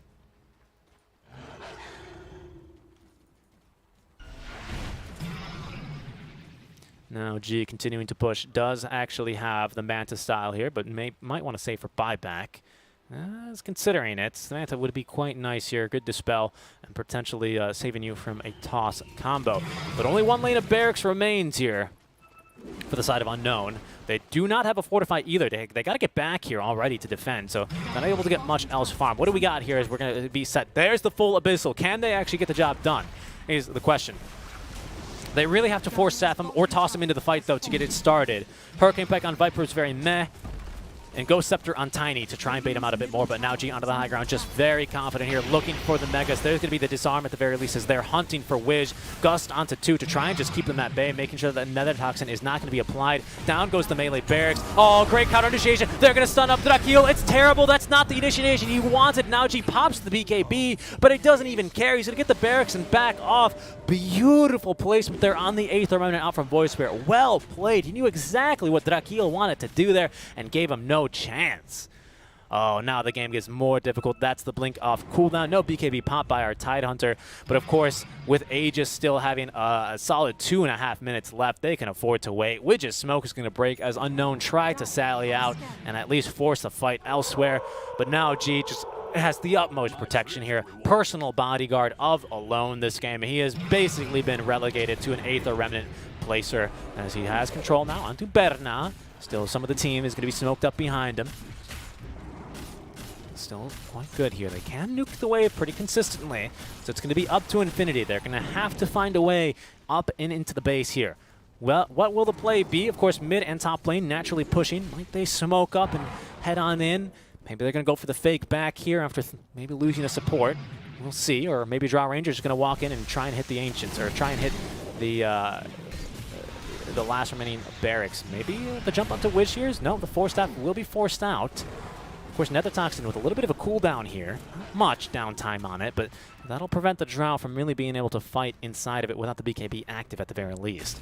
Creep are beginning to pour in through the mid wave, and shortly top lane as well will begin to shove in favor, and heavily in favor of Infinity. They're going to have to spend a little bit of time actually to deal with that wave. Drow Ranger, though, all the eggs in this basket. Will get that D ward real quick. That's going to be breaking the vision, and look at the buildings go. They have to do something. There's going to be the Force Staff to get Nauji back away into safety, and just like that, they can keep doing this day in and day out, day in, day out. They have to find a way here to try and destroy the Drow Ranger. That is not going to be easy here. As in they go, nearly getting the job done. There's going to be the toss, but it's only under the Centaur Conqueror, and that's now Tiny dead. Now G even credited with the kill. They need one more auto attack, now 52 HP. Alone wants it for himself, and there's the horn for the Megas. Are they going to keep fighting? The answer is yes. Drakil has to pop the Ravage with a double BKB, perfectly timed from Prada, as well as now G. They do at least have the Abyssal Blade onto him, but now silence up. Prada, or Berna, is going to be able to purge that one off the BKB. Battle Trance and the first hit bash onto Alone. Yule Scepter for himself, though. He's going to keep him safe and sound, as now G now trying to fight through this one. Still has the Aegis, but no BKB. It's not that it matters, as there's the kill onto Berna, and the GG will be drawn. Infinity with a fantastic draft show that they still have some fight in them. And they're going to take game number 2 for the draw, potentially removing Unknown from playoff contention. That one's got a sting. Oh boy, ladies and gentlemen, that was a fun game. Well executed by the side of Infinity. A few mistakes here and there, but not too far off from a pretty good game out from Infinity. And you know what? A really solid game from Now G. I think they always did play really well here on the core, and I think now Infinity starting to kind of mesh a little bit better now here. And in this game, it really did come together. Everyone kind of recognizing their role by the end. Of course, you know, a classic alone, just dropping all of his items at the end of the game, ruining the picture here for the net worth. But very, very strong game from Infinity Esports. Strong team fights as well as Unknown. Unfortunately, they set themselves up here with a pretty hard draft to execute, and they're not able to make it happen. Very well played to Infinity. They're going to find a draw here, and that is going to be Infinity's 4th win now? Yes, it will be. No, it's going to be their 4th win of the entire tournament. So they are beating and actually double Midas Club's current wins. So well played here to Infinity, who at least will be able to lock in an 11th place finish now that they have the 2-0 or the 1-1 here. They still will play one more game tomorrow. What does this mean for Team Unknown? Well, that's a good question, my friend. Unknown then will falter to 9 and 11. That currently ties them then with Brazil. 11 to 9 is the next closest person here. Infamous in 8th place is going to be the target for them then. Infamous are playing tomorrow as well. They play versus Midas Club. And if they get a draw there, and Infamous, of course, with the advantage, because they can always just request the server onto Peru, which Midas will forfeit, then should be safely and aware. So, it is not official yet, but with this loss, Unknown, I do believe, even if they get a 2-0, are eliminated from playoff contention. I believe we have our top 8, ladies and gentlemen. We don't quite know where they're going to settle out, but it's going to be Zoomers, Omega, Quincy, For Fun, Beast Coast, Ego Boys, Thunder Predator, and Infamous moving on into the playoffs, with, unfortunately, Brazil, Unknown, Infinity, and Midas Club eliminated in 9th through 12th place. But we're going to know for certain tomorrow. Don't quote me. Maybe I shouldn't be making these claims that involve me having to think into the future here after I've casted, 10 hours of Dota 2. But maybe, if not now, then when. That's it for us, guys, though. I do appreciate you all for stopping by. It has been a pleasure today. And do not forget, to follow the channel to get notified of when we go live for tomorrow for our final and ultimate day of the group stage. Tomorrow, December 1st here, a Wednesday, and shortly after we begin the playoffs, guys, it is finally time for some playoff action for between the NA and SA region. And we can't wait to get started, guys. One more day of group stage just to settle things out. And then after that, the playoffs. For now, guys, on behalf of Avo and myself, do not forget to follow the channel here. It's really important to us. That's the only thing that we ask you to do. No sponsors, no ads for you to watch except for the own ePulse ads. And go ahead and give us a drop on the channel here. Drop a follow on the channel, rather, if you could, just to support us. That's all we ask. Or you can also follow us on Twitter, myself at Seek and Strike Dota, or Avo Plus at Mr. Avo Plus on Twitter. Feedback always very, very nice to have in terms of what can be improved. For now, guys, I'm going to rest my voice, drink some tea, and fall asleep here, even though it is just high noon here in Singapore. Actually, I'm in Malaysia. All right, guys, for now, on behalf of Avo Plus and myself, thank you guys so much for tuning in, and hopefully you guys enjoyed the coverage. We have still plenty more Dota to come, but the final day of the group stage is tomorrow. We'll see where everything settles then. For now, guys, see you later.